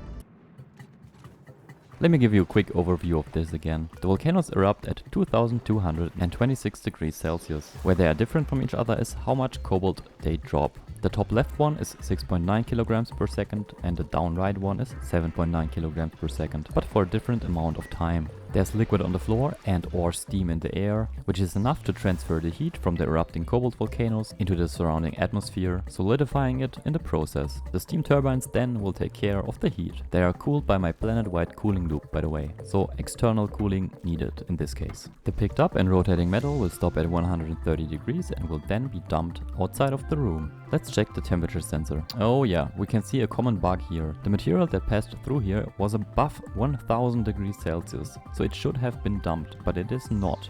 That is the case because the amount of rotating material was super small, in this case 1430 microgram. This can happen when a volcano erupts and immediately forms small amounts of debris, which can be picked up by the auto sweeper and end up in your conveyor loop. One easy method to take care of those conveyor packages is to just place a conveyor chute anywhere, have it be permanently closed, but once open up every cycle or every few cycles. For that you could just use a timer sensor, set the red duration to 600 seconds and give the auto sweepers like 20 seconds green time to pick up the freshly dropped debris. But I honestly do not care enough at the moment to do so. But besides that, it is time to bring in a new duplicant. We'll be taking Liam here, who is a pilot and has mole hands. Welcome my very first YouTube member, the Stapler Gun. Don't be too happy about existing, the dupes are getting treated very badly. I think the long way to the current quarters proves my point. If you wonder how he already got hurt, well, take a look at this hot quarter area right here.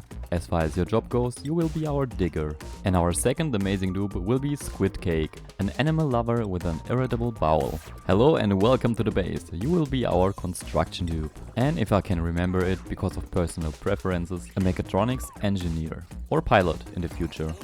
All of those new dupes are hard on our food reserves. That's why the dupes had to harvest our spindly crop fruit early, then grab it and transport it over to the living module. Which didn't stop me from bringing in even more dupes into the base. This time, since I couldn't find a correct dupe for Feral Kitten, we will be bringing in another Nazgul as a new delivery dupe. All these dupes should help me construct faster, finish the ladder and digging commands that I had pre-planned, with no harm to the duplicants done, so that I can finally focus on better living situations. Not like this, what you see right now, crammed into a tiny sardine can, sleeping on the floor or not sleeping at all. Which brings us to here. Here on the top right corner on full vista, I have planned to build a beautiful living quarter for our duplicants, which should be around 5 dupes at the moment, but I plan to make a living quarter for 6 duplicants. This preparation aside, on Zapiol, our radioactive planet, we did a lot more of digging and preparation than we did on Flodista. All of this nice real estate here will be put to good use when I know exactly what to do with it. Until then, let me show you what we did here. We dug out the whole planet, to the right at least. And now we do have a giant amount of salt water and a little bit of normal water here on Zapiol as well. And you can find the water right above this magma pool here. Maybe we will be using that for something. I also found out that we have 2 more water producing vents or geysers. In case you didn't know, you can press the P+0 button to give a priority yellow command to the geysers or volcanoes. Then you can look in the top left corner and see what it is. In our case, a water geyser and a steam vent. Both can be used to produce even more water for this planet. Also, say hey to Echo. Back at Flodista, I encased this cool slush geyser here in a layer of insulated tiles. At the same time, I'm emptying out that room once, so that we don't have mixed liquids in them, but just pure, cold, polluted water. And for the first buff of energy, you see me building 2 solar panels on top, which also helps with the emptying task. The living quarters on Flodista will start here on the top right. First I'm gonna place down a little bit of insulation around and then mark a standard 4 tile high room. To the left here I want a few smaller rooms. There can be toilets or recreation rooms in the future, and in the middle here will be the transport shaft, which also functions as a great hall hopefully. Then to the right we can plan the bedroom situations, with a lot of decor if I can handle it. Then let me think, the dupes will exhale a lot of CO2. We may be able to use that in a soda fountain that I place to the left and make it a recreation room later. Underneath that will be a bathroom. More decoration shouldn't hurt, and a light in the bathroom helps the dupes do their business faster. But since I don't want to have the lamp activated all the time, I'm going to automate it with a motion sensor.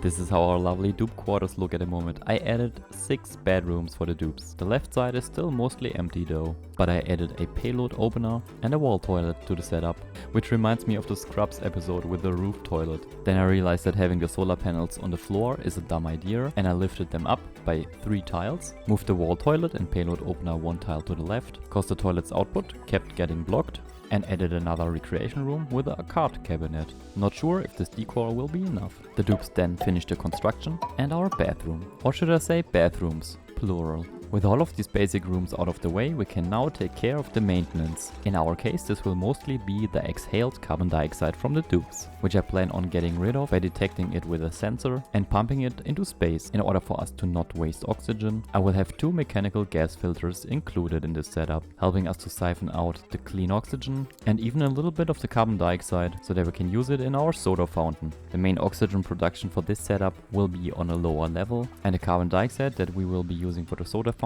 will come from this canister filler. One of the patrons that still hasn't gotten a dupe is our lovely Feral Kitten. Feral Kitten wanted a dupe with a skill they can't actually use, which I couldn't really find in all of these cycles. So we will be making you our kitchen menace cook. Feral Kitten, welcome to the base. First you will go to this bedroom here, sleep here and eat here. Then I will make you our official cook. You will get a tiny head and off you go through the radiation and critter infested top of our base, shortly stopping to catch your breath all the way down the ladder for whatever reason.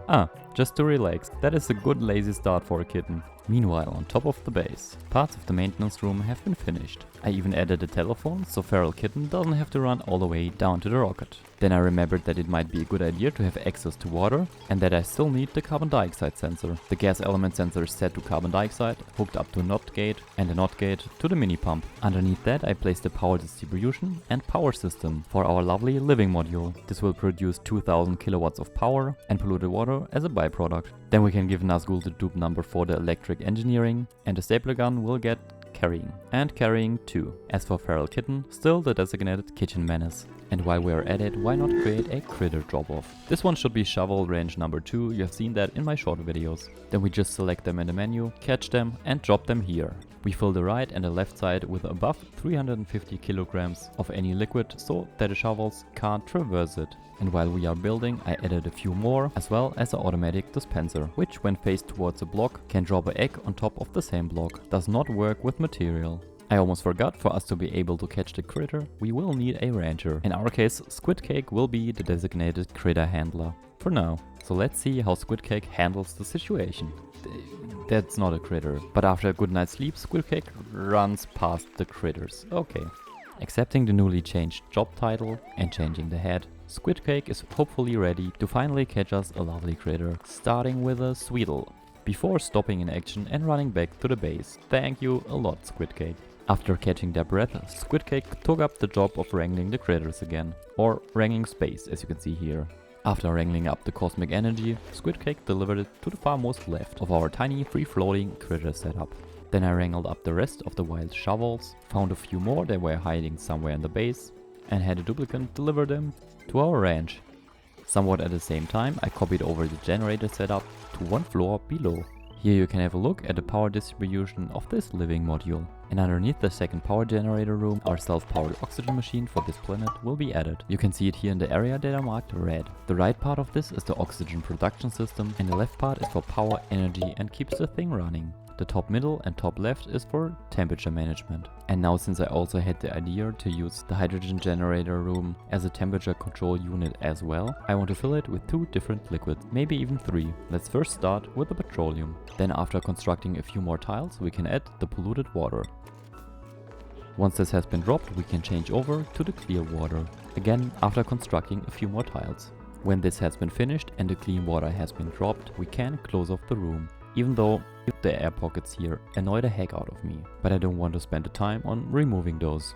And now that this room has been closed, we can repeat the same thing for the next room. If you are wondering where the polluted water is coming from here. I placed a pitcher pump right next to our cool slush geyser and deconstructed the wall. Then the dupes were picking up the stuff and delivering it. Oh man, what have I gotten myself into? Now I need to explain everything that I built here. Let's start with the oxygen production system, here to the right, which will be supplying our living module with around 8 duplicates worth of oxygen, probably a little bit less. Before we can even use it, I need to start up the SPOM. We will just need to connect the power cable for that, because I already charged up a large battery with a little bit of manual labor. But as you can see on the right, the gas are not in the correct spaces. We do have 2 tiles of oxygen here that should not be here, meaning I need to vacuum this specific place or the whole thing out before starting up the system again. Vacuuming out a room is exactly what we are doing right now. The oxygen will be transported through these pipes This here is the area where the oxygen will be cooled in the future. Then the oxygen will be transported further up, right through the insulation tiles, and dumped in the base. I'm gonna get rid of the hydrogen on the top here.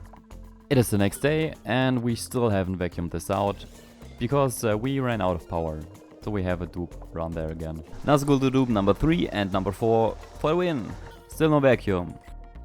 Now that we have a vacuum here, I can reactivate our electrolyzer, hoping that it goes well. I reconnected the cables and deactivated all of the automation sensors, which would tell the pumps to activate, because I don't want that at the moment. I want to build up pressure. Hydrogen on the top and oxygen below, like it should be. Then we can reset this to 1200, this to 900, and then check if this works. I put on a save file, just in case. So now only oxygen should go up and hydrogen should go to the left. The hydrogen will then power the hydrogen generator, which will keep the self-powered oxygen module running. The oxygen that we send up will end up in our base. It seems like we need to kickstart this one more time, hooking up the power, activating the pumps, activating the electrolyzer, sucking up the hydrogen and the oxygen, transporting the hydrogen to the hydrogen generator, which will produce enough energy to fill the smart battery until a certain level is reached. The battery then will power the electrolyzer setup to the right, and only if needed activate the hydrogen generator again. In our case I set it to 95 and 70, and the second thing that can activate our generator is the atmos sensor reaching above 1400 gram of hydrogen. This is what I consider a little bit too much pressure in this tile, activating the hydrogen generator as well to burn off a little bit of the excess hydrogen here, freeing up space for more hydrogen, meaning the electrolyzer can activate and is no longer overpressured. Then we can cut this, and this should run forever as long as we have water. I will quickly check the overlays and then we can keep on going with the next project. The temperature sensor to the left here is just to control how much degrees we do want to have in our battery block. This here to the right is pretty self-explanatory. This will be our energy production system. We will dump a little bit petroleum on the floor, creating a liquid layer and a second layer of polluted water on top, which the mini pump will take care of. The generator will produce 750 grams per second of polluted water, and the mini pump can handle 1 kilogram per second. And the carbon dioxide will get sucked up by the gas pump. The generator produces 500 grams per second, which is exactly what a gas pump can handle per second. And if you want to take a look at this is the power grid at the moment. As far as the piping behind this construction goes, I just tried to squeeze in as much cooling loops as I could, even though we don't use any of those at the moment, but I do want access to different temperatures in the future. Taking a breather from the suffocating presence of all those pipe spaghetti, why don't we tame this beautiful iron volcano on Steku's gooey paradise? By now you should know the drill. Encase everything with the insulation, place a few pumps, create a vacuum, build the steam turbines and research the volcano, enjoy sparkle streaking Steku for a second, then build a conveyor cooling loop with a few auto sweepers, conveyor loaders and conveyor chute output, dump a good amount of water into the room, accidentally break your auto sweeper, order the dupe to dump even more water inside, and I should probably deconstruct and reconstruct the auto sweeper, because repairing it will be too expensive. Then after reconstructing the auto sweeper, I noticed that the heat transfer from the liquid iron was not enough to kickstart the system properly, so I rearranged the conveyor loop and gave it better priorities with a few bridges. All the temp shift plates in the lower part of this build will help even out the temperature drastically. And while we are at it, I was constructing another temp shift plate right next to the temperature sensor. Happening at the same time, I basically sent over material non-stop to Flodista. That is how we got enough metal for all of our construction errands. If you want to build this, let me quickly explain what I did here. We have our temperature sensor that checks for the temperature if the metal is cold enough. If it is cold enough, it will activate the shutoff, giving the metal another way to go, where it then will be dropped into our cold water. The metal that leaves the room should be at under 130 degrees, because we put that in the conveyor rail thermosensor below 130. This is now our iron production system. The power for the smaller parts comes from this tiny cable here, which is hooked up to the transformer up here in the base, connected to our battery block, leading to our main power cable, which is connected to all of the steam turbines on this planet, making this old cable obsolete, and we can deconstruct it. And now another quick stop at our lovely living quarter, which looks like this at the moment. The dupes are eating in our travel shaft, and they are exhaling carbon dioxide. And it is this carbon dioxide that we will be using for the soda fountain. The CO2 is denser than oxygen and will sink down to our maintenance room, where we bottle it up with a canister filler, transporting it back up and making soda out of it. Right underneath that is the first bathroom. Hooked up to our water, the excrements will just be dumped to the left, like our lovely Nazgul the Dupe number 4 is demonstrating at this moment in time. The pee and all the other stuff will accumulate in the tiny room to the left, where a mini pump will take care of it as soon as a certain threshold is reached. The pipe for this is shared with both petroleum generators, and it just leads up into space for now. Maybe I will collect it later on, somewhere else. Here you can see how they are hooked up to the petroleum generators.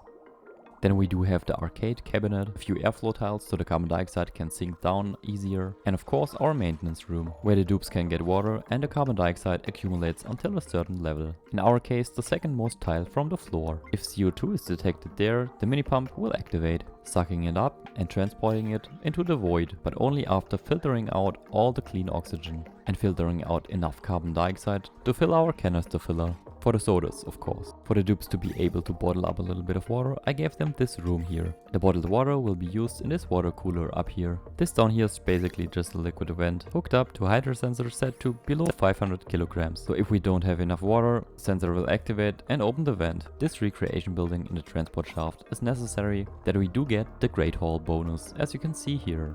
We do have a great hall in the middle with the absolute maximum room size of 120 tiles, and to the right we do have all the bedrooms. To the left you can find recreation rooms and bathrooms alternating. Sadly, those rooms down here have no special feature. A very important main thing that is missing from this planet is a very cold infinite food storage, preferably in a sterile atmosphere, which is why I wanted to implement a one tile storage in one of the bedrooms. I used the lowest one so the dupes can reach it from anywhere in the living module with the help of the fire pole. Two main things are the problem here. We do not want a sterile atmosphere to escape, and we also do not want the cold inside of our living quarters, or even worse, the heat of the living quarter heating up our infinite food storage. For the cooling loop I will just use a hydrogen loop, but in order to get a sterile atmosphere in here, it seems I need one more tile, which can be achieved by deconstructing the tile right to the conveyor chute. Then a gas bridge and high pressure vent should do the trick. Once those have been constructed, the insulation can be expanded and the necessary liquids acquired. You will be needing crude oil and naphtha. The only naphtha that I have, as far as I remember, is this here on our first planetoid, derived from a few transit tubes melting. Naphtha lying around on the main planet isn't helping us in any way, so I had to come up with a tiny setup like this, collect and dump in the naphtha in order to send it over to our Fladister planet.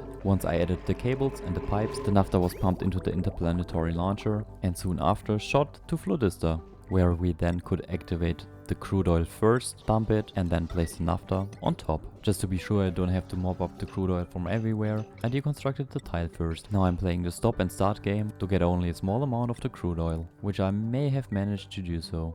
Why is it important that we have it this way and not just crude oil and petroleum, even though those wouldn't freeze as well? Well, naphtha has a super shitty thermal conductivity, which is exactly what we want for this, because it will help keep the cold where it should be, acting as a liquid insulator, which means I can now finally drop the naphtha. And then we should probably take care of the hydrogen, which is why you see me test if those pipe segments are correct. Repeating this, but this time saving a little bit of the hydrogen for later. This should be ready as preparation to prime our infinite food storage the same moment that we drop the naphtha, which saves me from having to create a vacuum again and then filling it with hydrogen. I just press all the evil gases out of the new fridge area with the hydrogen that I have accumulated here. And it appears this worked like a charm. We can now deactivate the bottle emptier, deconstruct it, get rid of the tile and mop up all the excess stuff. But we can't reach it at the moment, so we probably need to deconstruct the conveyor chute, replace it with a tile, hope for the best that the naphtha will be pressed to the left and not to the right, and be very happy when exactly that happens. And there was a brief moment where you could also see that we only have hydrogen in there. Now we do want to get rid of all the excess liquid, which we can achieve by deconstructing both of the tiles, the airflow tile and the regular tile. Then we can deconstruct the tile that we needed to press the naphtha to the left, reconstruct the airflow tile, and construct a new tile above the door, so that we will get the visual of the two liquids clinging to the wall, and also replace the conveyor chute. After that I'm going to lock the door so the duplicants can't walk into it, possibly interfering with our liquids. We don't want that. After the tile and the conveyor chute has been built, we get the stacked liquid visuals and can switch over to cooling the thing, which is why I planned this area down here for the temperature management. Since you have seen most of the cooling exploit, I will just show you how we got there, like my personal vendetta with those cooling blocks here. Getting the petroleum inside of it so that the temperature sensor can pick up the heat transferred by the doors quicker was an absolute nightmare and took forever. And when I finally managed to do so, I forgot a single metal tile block, leading to the temperature in the lower generator room being too hot, destroying a pump, and me having to fix it. So just build this block out of metal. Now we arrived in this point in time, where we started the episode and which will help us finally create a working infinite food storage and giving us the cooling power for everything else. This thermoregulator loop will be responsible for the initial cooling of the metal block down below.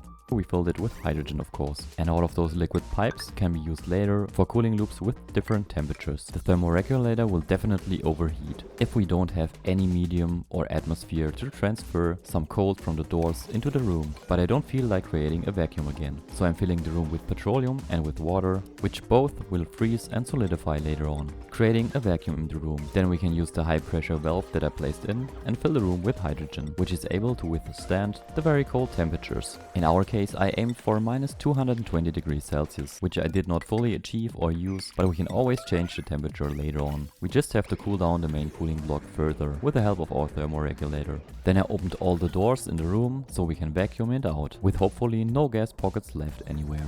You can imagine that this took a while, so I didn't check in every few seconds. A few cycles later we had a vacuum, and overall 9 cycles later we even reached the fitting temperature that we need. The hydrogen for the cooling loops was just siphoned off from our swamp setup, one little bit at a time. The cooling block area is being looped with hydrogen as well as our food storage.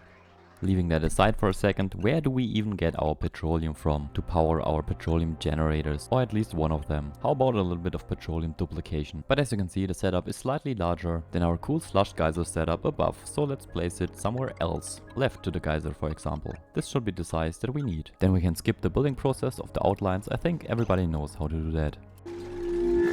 Then I put in a few gas pumps to create a vacuum and a few liquid meter valves and liquid valves that allow us to drop the correct amount of liquids later on. I did not start a duplication, but I already put in a little bit of petroleum and started the vacuum process. After the vacuum was achieved, we can get rid of all the unnecessary machinery and piping. And I think I'm adding a second pump, cleaning up the floor as well. Closing off the room and adding automation switches so I can control the pumps. Once this has been done, we can close off the room, add the final mesh tile underneath the central liquid vent, and then start a duplication process. We do that by dropping 0.06 kilograms of water to the left and to the right of the central liquid vent. The original design and values are by Mathmannequin, link in the description. This works with a lot of different liquids, but you need to understand the liquid values. This value is chosen because the liquid can only spread exactly one tile from the drop point, without being able to float to the third tile. Now we wait for the petroleum to accumulate until it drops over the first tile, getting sucked up by our pumps. Meanwhile, our cooling area reached minus 220 degrees Celsius. And our cooling block here to the right got a little bit too cold, almost minus 60 degrees, freezing the petroleum.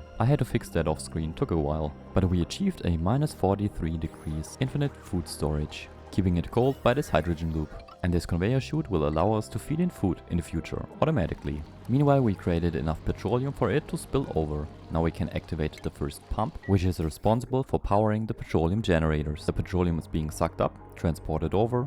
Now we can follow our piping, where the bridge priority will tell them to fill the first generator first and use the excess petroleum for the second generator. Then I noticed our mini pumps activating, which we don't want. I want them to activate when the hydro sensor reaches above 10 kg, and the gas pump should only activate when the atmo sensor shows above 4 kg per tile. The top room will not be controlled. I can just let it overpressure by disconnecting our pump, wait a little while and then reconnect it.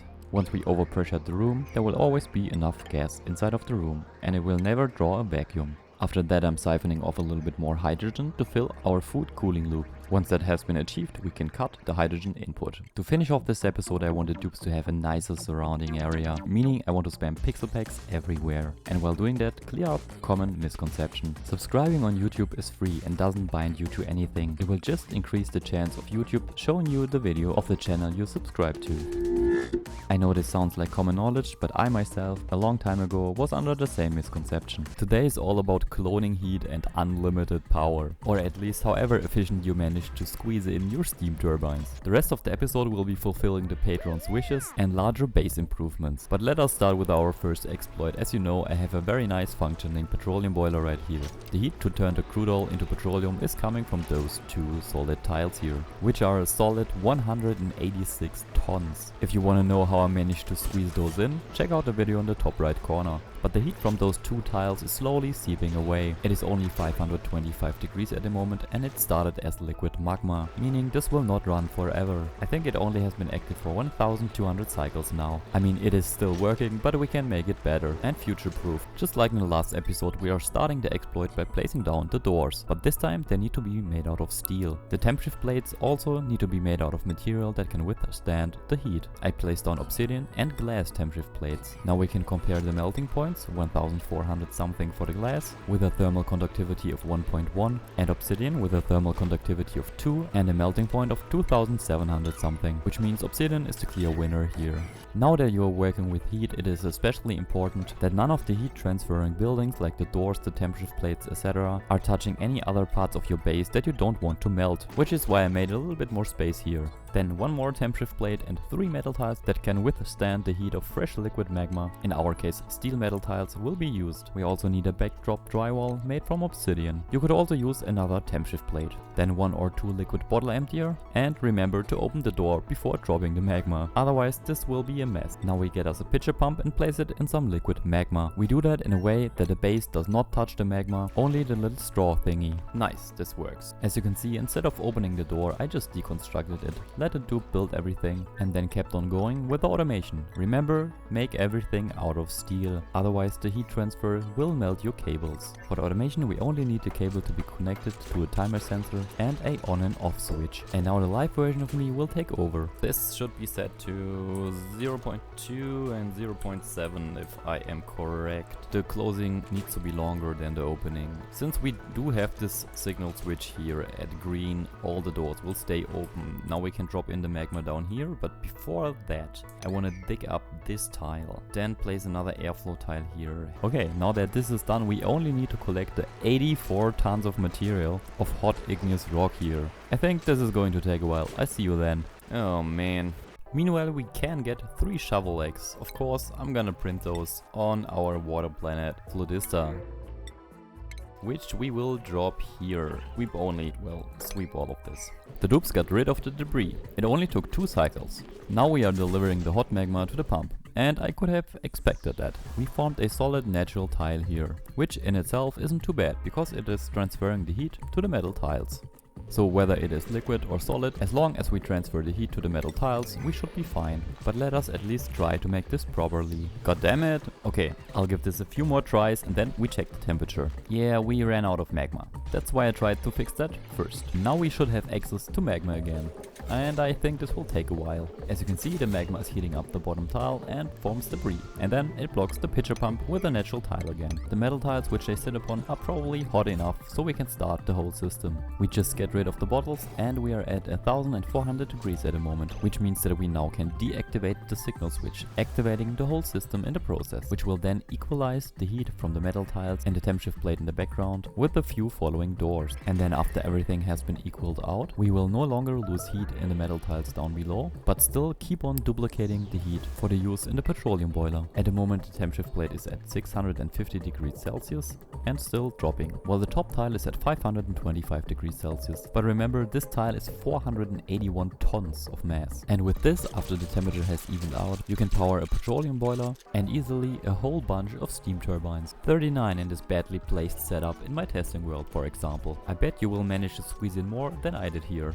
Try to keep that system in mind, because I want to try something similar here on the water planet. But we will not be doing that now. We will take care of a few patrons first, enjoy this lovely time lapse here in the background, and then later build the energy system here on this planet. During the excavation process, we got a few Joya seeds. Hasn't it been a while since we gave our lovely Einhele a bad time? Well, I managed to squeeze that in this episode. We came to the conclusion that even though Hele has suffered a lot, we shouldn't give them a too good life, but instead of physical, switch to a more mental approach. Now that you've grasped the basic idea of what we are doing here, let me explain what I'm trying to achieve. Living in space can be especially stressful if you live in a glass room, always in fear of the radiation, and the only way in and out of your quarters is the fire pole that you have to climb up. Einhele will have their own mess hall, but always in the knowledge that everyone else eats together and that a meager oxygen supply can escape into space every time.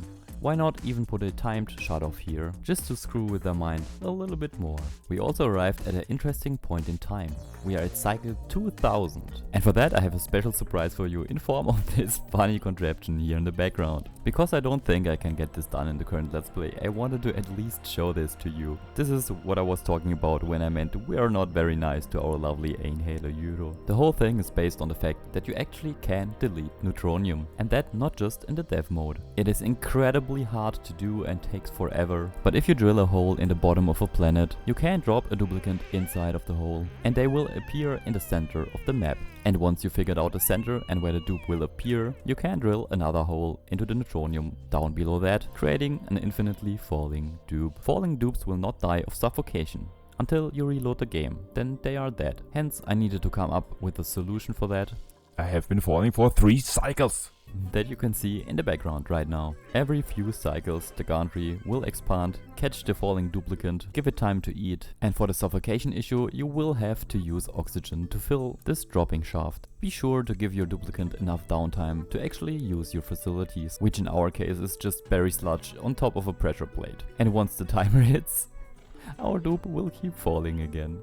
And one of the last care packages gave us a nice suit for our Halo, which makes it easier to find them in the colony. They are able to get out at the moment I trap them, so you can see them inside, and they're still so happy, even though the radiation is high and they have to climb the fire pole all the time. For a little bit of extra spice I had them paint their own canvas, and why not have them live in constant fear of zombie spores as well. The spore kit will not grow here until the dupe exhales carbon dioxide, which is why we take away the atmosuit now.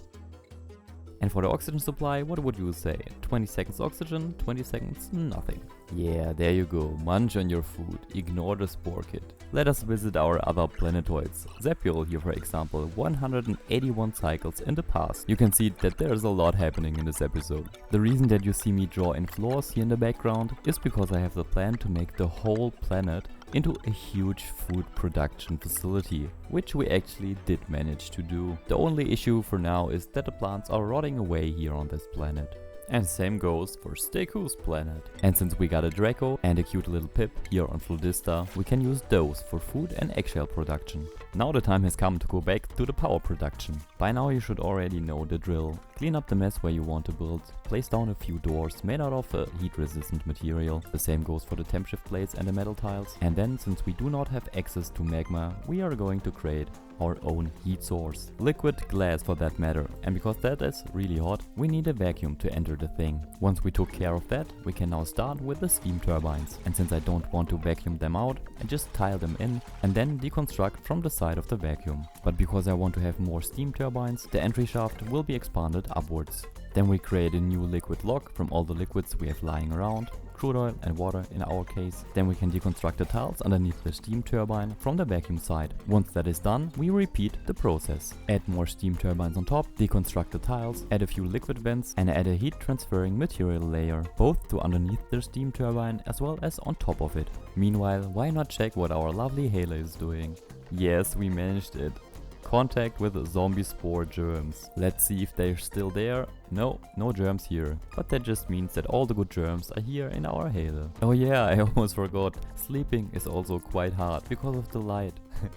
Nazgul the dupe, squid cake and the stapler gun got improved construction to speed up our building process a little bit. For the same reason I added in a few transit tube access points, expanded our still not existing pipe system. Then I added a whole bunch of granite temp shift plates and prepared the cooling loop with a minimum amount of radiant tiles. The cooling loop will be very important, as you see later on, because we are creating so much heat that even a single aqua tuner probably can't keep up with cooling the turbines. Which is why this is technically not a good setup. I should have built it symmetrical with a heating door system in the middle. But for now, let's just close this loop.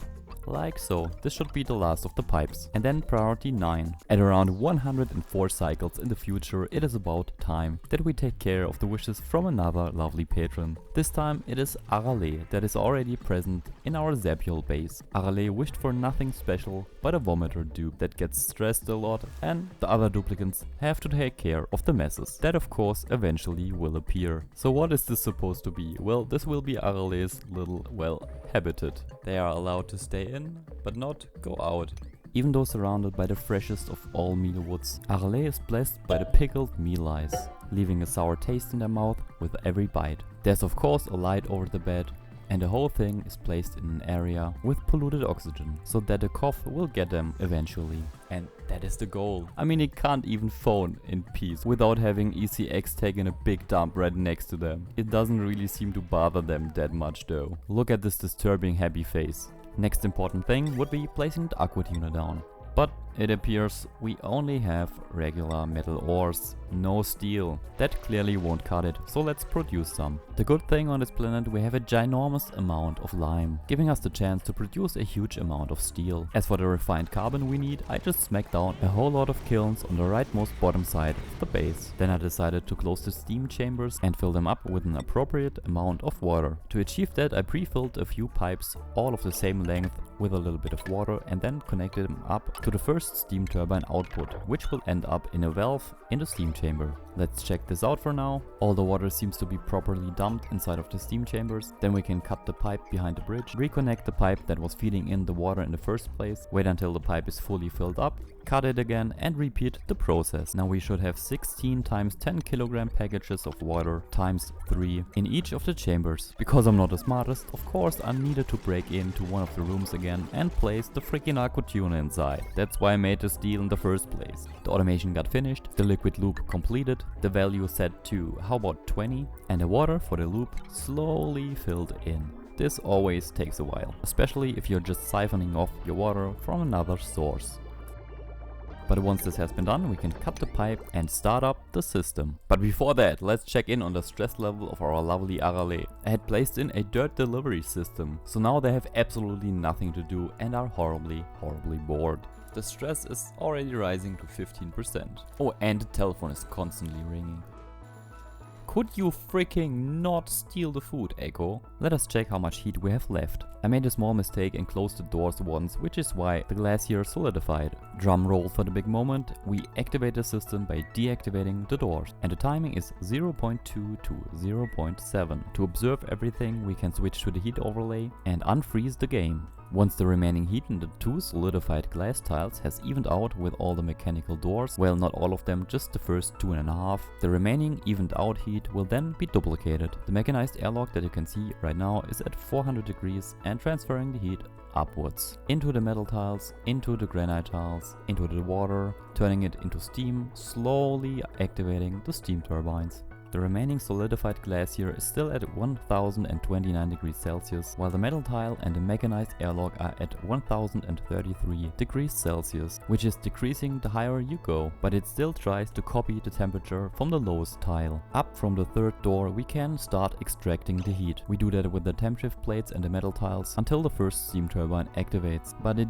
does seem like the first turbine works a little bit too hard. Then the heat keeps on going further upwards until the topmost steam turbine steam room is reached, where our aqua tuner is located, which doesn't seem to be running at the moment, but the cabling clearly explains why it isn't running. Should have hooked this up. So let's get this out of the way. Once hooked up, this should run, which it seems like it does. In comparison to that, Arle is looking pretty grim. So sad at the moment, stressed at 84%. Which means that we now arrived at a much larger problem. If we check out the temperature of the steam turbines and the temperature in the liquid pipes, we can figure out that the temperature is slowly increasing, telling us that this system will fail in the future if we don't either extract a lot more heat or add a lot more cooling to it. At the moment I felt like adding more steam turbines to the mix. More steam turbines, more energy, I thought. I also really like how synchronized the dupes were deconstructing the tiles, and then sometime in the future, an eternity later, we ended up with this, where you can see how I managed to connect the 2 rooms, which was especially important for the rooms that had the cables running through them, i.e. the aqua tuner cooling loop rooms. After that I closed the rooms off like this, with a tiny bit of an opening and a ladder for dupe access, and then dumped in a small drop of naphtha. The naphtha is so dense that it will stay in one spot hopefully, pushing the water on top of it, allowing us to deconstruct both tiles and place a 3rd tile to close the whole thing off with insulation. This is not the best method, I just winged it. And apparently it worked. Check out the gas overlay. The blue that you can see on the left side is just steam, not oxygen. Nice. What is not so nice is Arale's mental health state. If you wanna know how many tears our lovely Arale has already cried, take a look at this freaking pool here. Damn. Whereas 89 cycles in the past, I was still trying to build this thing. I also set the 2 liquid thermosensors to 14 or 15 degrees Celsius, increasing the temperature difference from the cooling loop and the steam turbines. The temperature still didn't look pretty good, but let's give it a little bit of time. And maybe move the transit tube access point to a more appropriate position. And I guess you believe me when I say that this took a while, so we got a few care packages in the background. And those are just the more interesting ones that I actually recorded. You may have also already wondered what happened to the debris field in the middle of the base. I just told the dude to clean it up, and in the process maybe capture the frigging shovels. Or just drop them. Then I checked in on the temperature again, which left much to wish for. The turbines are still getting too hot, which is why I either decrease the heat input, put the doors on a second timer that opens it once in a while, or add more aqua tuners. As you see in the background, I decided on less heat input. We could achieve that by blocking a few of the steam turbine inputs, which is a harder task than it sounds like, as these dupes here can tell you. Here you can see that we blocked 3, then 2 and then 1 tile of the steam turbines that are most close to the heat source, except for the topmost row where we only placed 2, then 1 and then 1 tile, which did absolutely nothing for the heat. So more aqua tuners it is. Let's just make this quick, I just want this to run. Come on game. Well, what happens if you send in a bunch of dupes in a steaming hot room? This happens again. I'm sorry Squid Cake and Saplagun and Nazgul the dupe number 4 and Nazgul the dupe number 3. Glad we have Feral Kitten taking care of them at the moment. But a lot of recovery time later, we finally managed to squeeze in the 3rd aqua tuner. And it did work, it finally worked. We achieved cooling for the steam turbines and we are only wasting a lot of power on the freaking aqua tuners. But this will even out in the future, the far, far future. But that does mean until that happens we can take care of a few dupes first. Boot wants to be a mechatronics engineer, but first we give them their own room. Now that the mechatronics engineer at least has their own bedroom, we have to give them something mechanical. How about a mechanical surfboard? And maybe a decor item. There's our lovely Boot, by the way. Already a mechatronics engineer, as you can see by the skill here. Boot at mechatronics engineer. As you can also see by the head. The good thing for our lovely Boot is that right in front of their bedroom there's a nature reserve. That's pretty handy. And we also do have access to oxygen and to liquid. And there we have it, the private and fun recreation room of our lovely Boot. Which it is not, of course, because of the industrial machinery. The pumps count as industrial machinery. A quick redesign later and here we are. If we place the pumps underneath a few mesh tiles, it counts as a different room and will not disturb our recreation room on top. I filled in just a little bit of water, then we can cut the pipe. With this is hopefully our new recreation room for the lovely Boot. Well, Nazgul had a different opinion on that. At least the thing works. We can prevent that from happening in the future by just revoking the access to the mechanical surfboard room for everyone but for Boot, who is a good sport, takes it with fun and just goes to sleep next door. But the next day the time for Boot has come to finally enjoy his very own recreation room, making him Boot the happy mechatronics engineer on the mechanical surfboard. Just look how much they enjoy it. We also got very lucky and got us another Arale, but this time the dupe is actually a vomiter. Arale, 12 machinery handy, super nice and narcoleptic. This doesn't hurt us in any way. Welcome to the base, Arale. Your life will not be so nice, I think. And here's Arale welcoming their new home. And I have a feeling that they know what to expect. At least they're together now. I also needed to add a bit of oxygen, because they were consuming quite a lot, as you can see here by the red and the dark blue spots. The water planet could use a small makeover here on the right. The rocket has been sitting here for a while, so why not replace it with a whole bunch of floors for now. I spaced them 4 tiles on the top and then 3 tiles on the lower floors. That's because I wanted to put in some machinery on top. The transit tube and the heavy watt wire got also moved. Transit tube now runs right next to the petroleum duplicator and will be connected to the living module. And as you might have already seen, before we even expanded the transit tube, I built an infinite storage. 2 to be exact. The right one will be for the polluted water from the base, toilet water and petroleum generator water, which we can then use for whatever. Maybe the left one will be used for the polluted geyser water. Here you can see the polluted water being transferred from our main pipe that led to space, now to the infinite storage. This pipe is also connected to the petroleum generator room. Our lovely feral kitten seems a little bit overwhelmed by the workload, so let's give them a better schedule. Here in the living module the temperatures are a little bit too gradual, which I plan on fixing by just adding a liquid loop that runs here through the cold geyser water. And then I plan on maybe heating it up to a degree that the dupes will like it. We could just expand the piping on the top, place down a liquid tapidizer and hook it up to a temp sensor, bringing central heating and cooling to the living quarters. But that is a tiny project for the future. But what are we using all this space down here for? Well, food. A lot of food, but this time I'll have the sweepy automate the picking up process. The food will just be spindly grub fruits again. We do have enough seeds produced by the old food system to the left that we can now deconstruct. The genius but unproductive feral kitten here also wanted to be a mechatronics engineer. Nope, that was someone else. Feral kitten wanted to be the one with a dupe that only works in fields that they're not really good at, or that they're even completely blocked from using, which isn't really possible. So we will make them the cook again. Yes, they love cooking, but they are really bad at it, and the colony's doctor, which they also suck at. To make this more formal and legit, a proper kitchen can't hurt. The pixel pack is a nice touch to show if the fridge is completely full. And since our feral kitchen is also a doctor, I will add a hospital right below. Now feral kitten can reap havoc in both of these rooms. Yes, we are talking about you. By the way, at the moment we are taking care of the carbon dioxide down in the base with the help of a carbon dioxide skimmer and a water sieve. Nothing special. And look at that, if that isn't the original Nazgul. Nazgul wanted a dupe that is the only one that has access to the espresso machine and the juicer. The juicer is out of the question right now, but the espresso machine is doable. The only issue with that is that Pincher Pepperneat needs polluted water. And take a look at this. Almost no polluted water anywhere. Those pockets here are probably from peeing dupes. And we don't have any polluted water producing buildings to the left. So I thought about why not use our pips. We actually do have 3 of those. I found one here as well. Which is why I grabbed the pips, threw them in this room, put some pincher pepper seeds right next to them and then waited for a while. The pips planted 3 pincher pepper seeds. And this one probably has been here before. Which means that we can start with the bedroom for our lovely Nazgul. Following that up with the placement of the espresso machine. Since we only want Nazgul to have access to the espresso machine, we can build him his own basement where he can drink his coffee in peace. Nazgul will even get his own fancy plastic ladder. The power can be hooked up easily and the water as well. We even managed to squeeze in a fridge for the pepper nuts, also giving us access to the mealwood behind the fridge. And with this we do have a proper recreation room. Now we restrict the access that only Nazgul can go in and out. Done. And check out how Nazgul's day goes.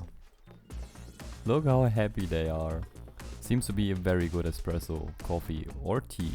What a good start into the cycle. And off to work they go. Nazgul the dupe seems to be fine as well. They're clearly in the zone right now.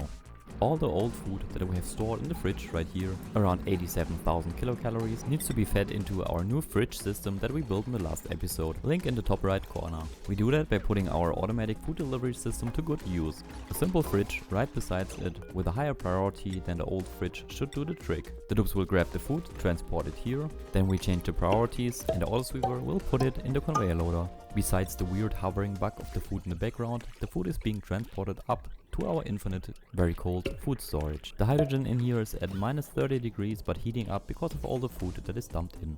Fresh, deep frozen food in a sterile atmosphere. And with that we can switch over to Kyle now. Kyle had no specific wishes, but with this beautiful cummerbund we just got from the printer, they will at least look fancy whatever they do in the base. FRD on the other hand was a little bit more specific on what kind of treatment their dupe should get. They stated to not leave their dupe alone. Mixed berry pie is out of the question right now. And even though FRD isn't a lively base, their working space is pretty alone, except for the sweepy that comes by once in a while. Hence Adrian and FRD will become cooking buddies. From now on, working and sleeping together. Off to a new day with your personal emotional buddy, even though one of you is clearly faster getting out of the bed. Squid Cake here on the water planet, the dude with the Crocodile Dundee head, wanted to be a mechatronics engineer if possible. Even though we already have one, a second one will help out the base. And right after getting the job in the field that they desired, they went to take a big dump. Wash their hands, grab something to eat, stuff their stomach with some nuts, and then finally grab the head that the job description brings with it, the lovely mechatronics engineer head. And then right back to the living quarters. They went to bed and dreamt about their real goal, becoming a pilot one day. Stay Cool, on the other hand, is already living the dream, dancing, eating and sleeping the day away. And that is because Stay Cool already reached their goal of being on a solo asteroid. And for being a jack of all trades, just a few more skill points need to be allocated. The moral requirements for that are quite hefty, which is exactly the reason that I will be using this tiny sunspot here to the right in order to build a moral increasing beach chair. My first idea was to just leave it open to space and have the oxygen flow regulated by a dupe sensor, but if the room is open, it is not a recreation room. A quick glass production setup could take care of that. We just need a minimum of 2 glass tiles, just to be brought back to reality by our reluctant Stay Cool not using the recreation room at all. I don't know why. Back on Wade's planet, I put some hexalent plant on the sweepy and exchanged one of the grills for a gas range. Ted here, the dupe that is just grabbing their food right now, had the wish that their dupe gets the best food and their very own beautiful place to eat. You can see that at the moment they just use the regular facilities. The whole cycle, Ted took care of their own business, finishing work here and there, which is the time we used to surprise them. Once they clocked in and finished their work, and after a quick toilet visit of course, they grabbed some food and headed to their very own nice, beautiful eating saloon that even includes natural lighting and a decor value of over 500. Wade here, after whom we named the planet, still lives in his natural bedroom with his pet Pip and wild-grown thimble reeds. The Pacu tank got a little bit too hot and the Pacus died out, so sorry for that. But to give him a little bit more nature, I'm letting the dupes open up the bedroom to the cave above, giving him and the Pip access to even more natural tiles and plants. Now our nature-loving Wade is right below those wild Dracos in the only remaining nature reserve on the whole planet. And not the nature reserve that gives you bonus, but a real nature reserve right here, compared to the more industrial look of the rest of the planet. If I find some more Pacus Wade, I will of course give them to you, so you can enjoy a better view out of the window. Hans-Martin Dieffenbach, on the other hand, is a sparkle streaking meep running around. A very fast little bugger. Today we will be starting with a healthy dose of seed duplication, so that we can build setups like this. Think of all the shenanigans we can do now. But technically the main focus of today's episode is the preparation for this monstrosity here. Getting the base to that point took around 8 days. I am sure you can get there faster, but enjoy this let's play, this episode with seed and nuclear waste duplication, as well as a lot of preparation. And next episode with a Red Bull thingy. So we will be starting with the seed cloning exploit today. The industrial seed cloner has been developed by Knowles with a few alterations by me. After that we can slowly work our way to the reagent using Red Bull Degen. Designed and developed by Kutai, with the help of Oilson and myself. As for this setup here, you need 3 auto sweepers, 1 dispenser, a conveyor chute and a conveyor loader, as well as a storage bin. The timer sensor and a few buffer and filter gates that I'm going to add right now are just there to shut on and off different parts of this setup in the right order for the seed duplication to work properly. Starting with the buffer gates like this, and then add the filter gates like that. The priorities for this setup are really crucial. The farmost conveyor loader needs to be set to 1, the storage bin to 2 and the dispenser to 3. For right now I will be setting this back to 5 so the dupes will build this and we change it later. Nothing special for the power is needed. Once everything is hooked up and built, we can focus on the farming area itself. When I say farming area, I mean the area that we place down the plants that will get dropped by unpleasant environmental parameters, picked up, and then the seed will be cloned. The full seed will be sent back with a conveyor loader and the newly split seed pieces will be sent back to the farming area to be planted again. The farming area needs to be accessible by the auto sweepers right here and will be different on the left and right side depending on what you want. You could also make this uniform, but I want the access to the farming tiles on the left and flower pots on the right, which allows us to clone different plant types, agricultural and decor. I did make a few more changes to the right side in the future, so let's ignore that side for now. The lower part with the weight plate and automation is somewhat optional but saves you a lot of seed parts. It will tell the system on top to start and stop. When we do have a seed on the weight plate for longer than a few seconds, the system knows that all the farming areas have been planted and will tell the cloning section in the top left to stop. The stacked liquids will be the reason that the plant will drop as a seed. They just don't like growing in that. which is why you see me optimize the right side, because we need 3 different layers of liquids, cause that way we can make sure that the 2 tile high plants that we can place in the flower pots are also submerged. I think with this the preparations are done. A few more changes might be needed, but right now we will need salt. Since there's no salt on this planet, we ask Stayku for help. Stayku sends it over, we collect it with a payload opener, send it to the base, crush it to table salt, which will turn 100 kg of salt into 5 grams of table salt. And those 5 grams are what we want inside of the storage bin. Once delivered, be sure your dupes don't steal it again. Close the doors and send off the dupes. And with this, let me explain the setup. Starting with a single seed here to the right on the pressure plate, or by dropping it into the range of the lower of the 2 autosweepers. For right now we will plant the Joya seed. The autosweeper will pick it up, plant it, and then we will wait for it to drop because of the unpleasant environment. While that happens, we can go through the automation. The timer sensor is set to 2 seconds of green and 17 seconds of red. We just found out that this timing works pretty well. If the pressure plate sends a green signal and the timer sensor sends a green signal, it will be sent to the buffer gate, the filter gate, the buffer gate, the next filter gate and the next buffer gate, who are all set to 5 seconds, which is the standard setting when you build it. The dispenser needs to be set to 1 kg and you need to activate the seed that you want to duplicate, while being at least 1 priority higher than the storage bin, which is also set to 1 kg and has the salt in it. Oh, the autosweeper just picked up the seed is being transported to conveyor loader, sent off the conveyor rail, and as you can see the seed is 1 kg in size at the moment. It will be dropped at a conveyor chute, picked up by the autosweeper, transported to the automatic dispenser, will be dispensed, picked up by another autosweeper. Here in this first round it will be the right one, transported into the storage bin that has the salt and is set to 1 kg with 1 priority lower than the automatic dispenser. And there we have it. You can see this is not a full seed, not a kilogram, but 995 grams. The rest of the seed is here, a seed with the size of 5 grams, exactly the amount that the salt is blocking inside of the storage bin, leaving the bigger part of the seed behind. This smaller part is now being picked up by the right autosweeper, transported to the conveyor loader, which is set to 1 priority lower than the storage bin. Remember to activate seeds in that one as well, and then send down the conveyor rail until it reaches the pressure plate again. The filter in between is just optional stuff that I use for different seed selection. While this seed is being transported down, the rest of the 1 kg seed is being looped around. At the moment this has no effect, but as soon as you have 2 seeds, the system up here will keep on dividing them into smaller reusable parts. Once the seed hits the pressure plate,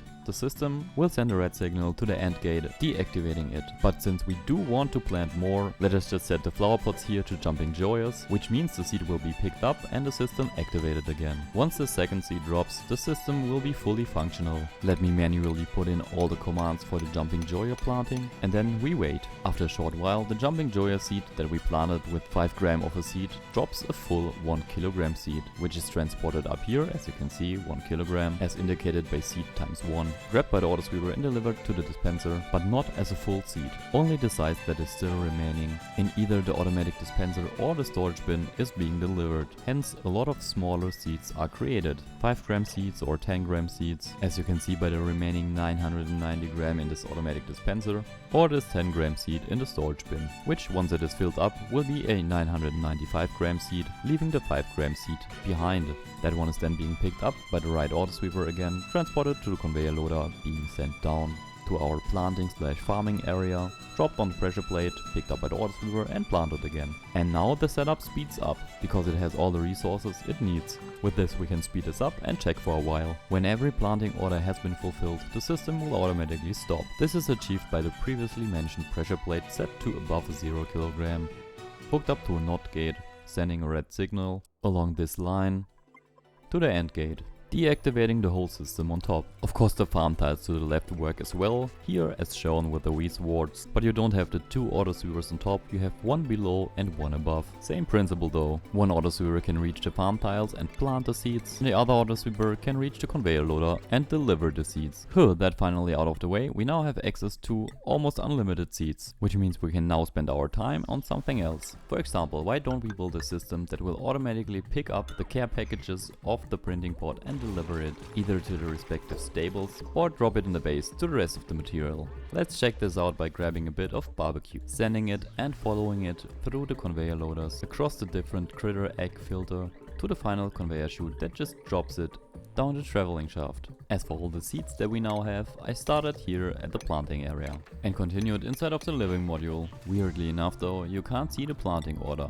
Grabbed some grub fruit preserve, gave Feral Kitten the ability to research our cool slush geyser, slowly but steadily freezing our lovely dupe. Then I thought to myself, let's finally use this water geyser right here. Up until now I just closed this off and haven't had a correct infinite echo fold storage inside, which is why we will need two different gases, in our case hydrogen and oxygen, for us to create that infinite storage, just like what you see right now. This setup with the two pockets, one hydrogen and one oxygen, is now able to store infinitely much liquid down where the pumps are. But at the moment we only have insulation around, which will break. The overpressure will kill those tiles, which is why I dropped the water down in the base and replaced the tiles with doors. The dupes did not like that. They either throw themselves from the ladder or got incapacitated. And I also had to refill the hydrogen and oxygen, which was annoying. But at least we managed to save all the dupes. Sorry Nazgul the dupe number 4 and number 3. And to use Squid Cake as well. The brave hero that has been carrying all those dupes is the Stapler Gun, now taking their own deserved rest. Good thing that we have Feral Kitten, our loving but incompetent doctor.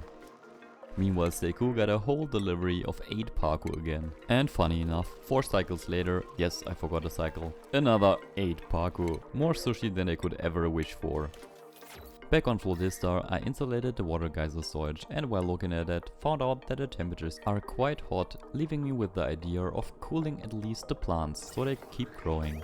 That is why I, a long time ago, integrated access to cooling in my living brick, giving us the option for different temperature ranges for cooling. Let's hook this up to the 30-degree cooling range, hook it up to the water and slowly fill it. Once filled, we take a look at the temperature one more time and check back in a few hundred cycles. The goal temperature, by the way, is controlled by this door setup right here. For the liquids going through it, it is around 20 to 30 degrees. Then I want to prepare a bit of nuclear waste, because at this point in time I wasn't sure how I wanted to create the massive amounts of radiation that I will need. That is why I started with a few farm tiles, which I thought of planting some weeswarts in it, and placed the generators in the general area above it. Then we need a red bolt reflector to aim the red bolts where we want to have it, which in our case will be just a single mesh tile. And of course we need to stop our build because we have some trapped dupes inside here. The Stapler Gun got their head stuck inside of the farm tile. However they did that, I don't know. If someone could be so kind and just get him out of there, then we could keep on going with the build. Just like this for example. We placed in the weeswarts and closed the thing, gave it an atmosphere, fertilized the weeswarts and are now shooting some red balls onto the mesh tile, creating nuclear fallout in the process. Of course this method would be super expensive, only creating the tiniest amounts of nuclear fallout in the process, but it will give us a blob of liquid that we can start with. Basically anything you do with nuclear waste will duplicate it, which in this first step will be hooking up the tiniest pump that we can find, suck it up and drop it on itself. Every time the liquid is now picked up, you will create 13.5 grams of nuclear waste if I recall correct. This is true for almost every method that picks up the nuclear waste, which is why you see me try a bunch of liquid valves hooked up to a bunch of liquid vents. Easy setup, but seemed to work. Of course this last one here needs to be a pump, not a valve, but the liquid valves themselves have been set to 15 grams per second. It was at this point in time that I noticed my mistake and replaced the last valve with another one of the small plastic pumps.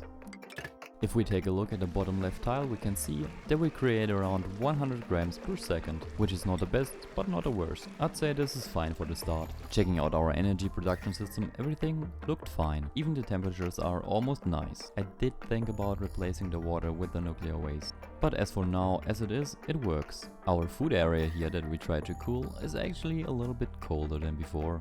Here you can see me send some plastic and the one and only spore kit to the main planetoid, from which I probably want to shoot it to Flodistar. Then we need another preparation for the Red Bolt Regen. Any gas that is easily liquefiable will do. In our case I think going with steam would be the easiest method here. We can just use our almost infinite supply in water, dump it into our door heat duplication system, create some steam which we suck up and control the heat with a steam turbine. Just don't forget the automation. You did think about automation, didn't you? Nope, didn't do it. Well, you see, at the moment this system is flawed because we are just siphoning off the water from our cooling loop and refilling the cooling loop from our storage, which means I manually had to cut the connection. I did change it by adding a liquid shutoff, which is still manually controlled, and still siphoning off the water from the cooling loop.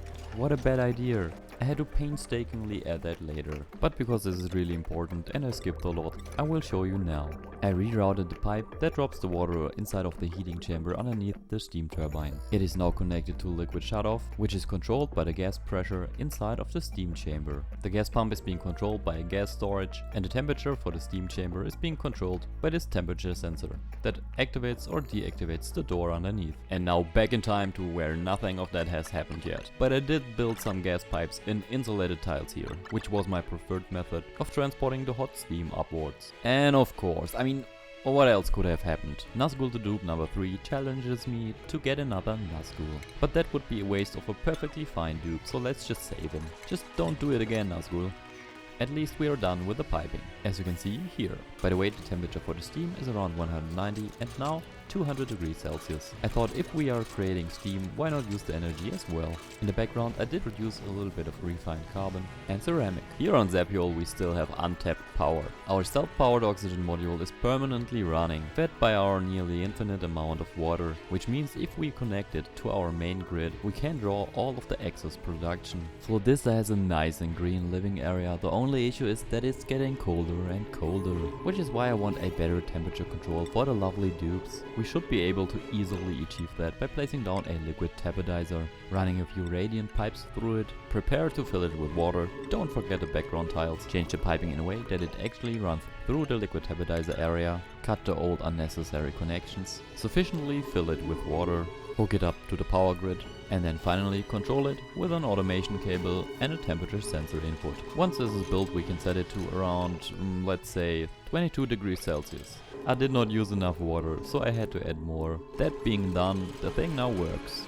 Overall, I should take care of more temperature issues, which is why I hook up our hospital and kitchen area to the 30-something degrees cooling loop that already cools our crops. If I somehow manage to squeeze it in, holy mess, the spaghetti piping is real in this one. But once nicely tetrised and reconnected to the original cooling loop, we will be able to at least cool the hospital and the kitchen. Speaking of those, a little bit more decor won't hurt. My usual solution for that is just slap down a whole bunch of pixel packs. By now you know how they work, don't make me explain it. And with this, our injured dupes at least have something nice to look at. In sharp contrast to that, we have our crying Ara lady, trying to get through the day on mealwood and tears. Not everyone is a happy squid cake. And what else does a new cook need?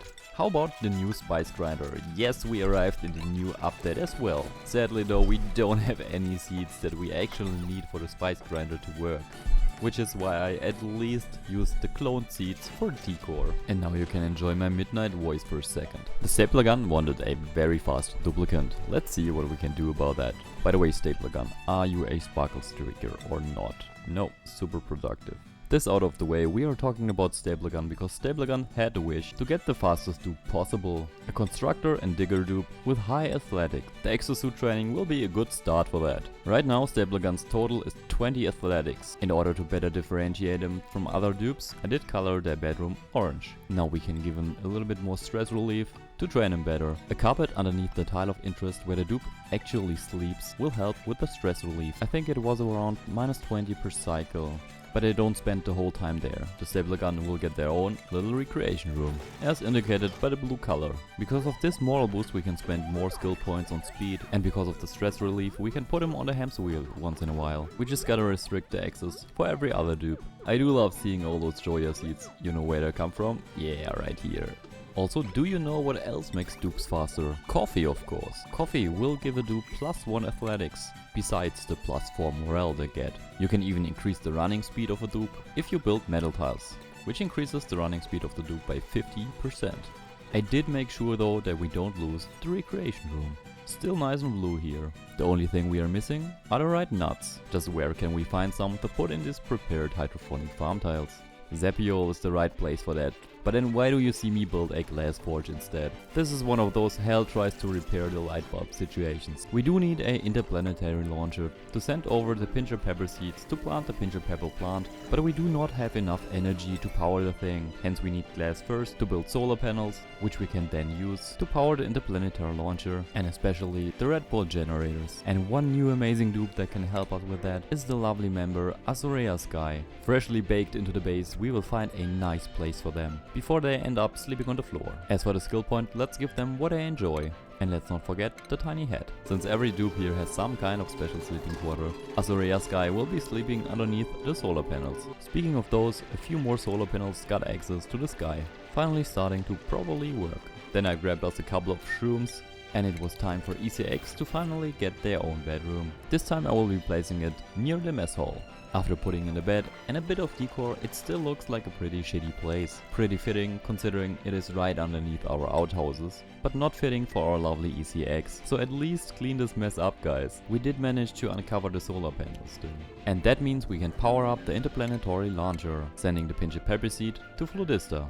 We just need to add the conveyor loader and conveyor rail, deliver the seed, and wait for the right amount of red bolts. With this, our well-endowed package containing the right amount of nuts is on the way to our most back-end planet.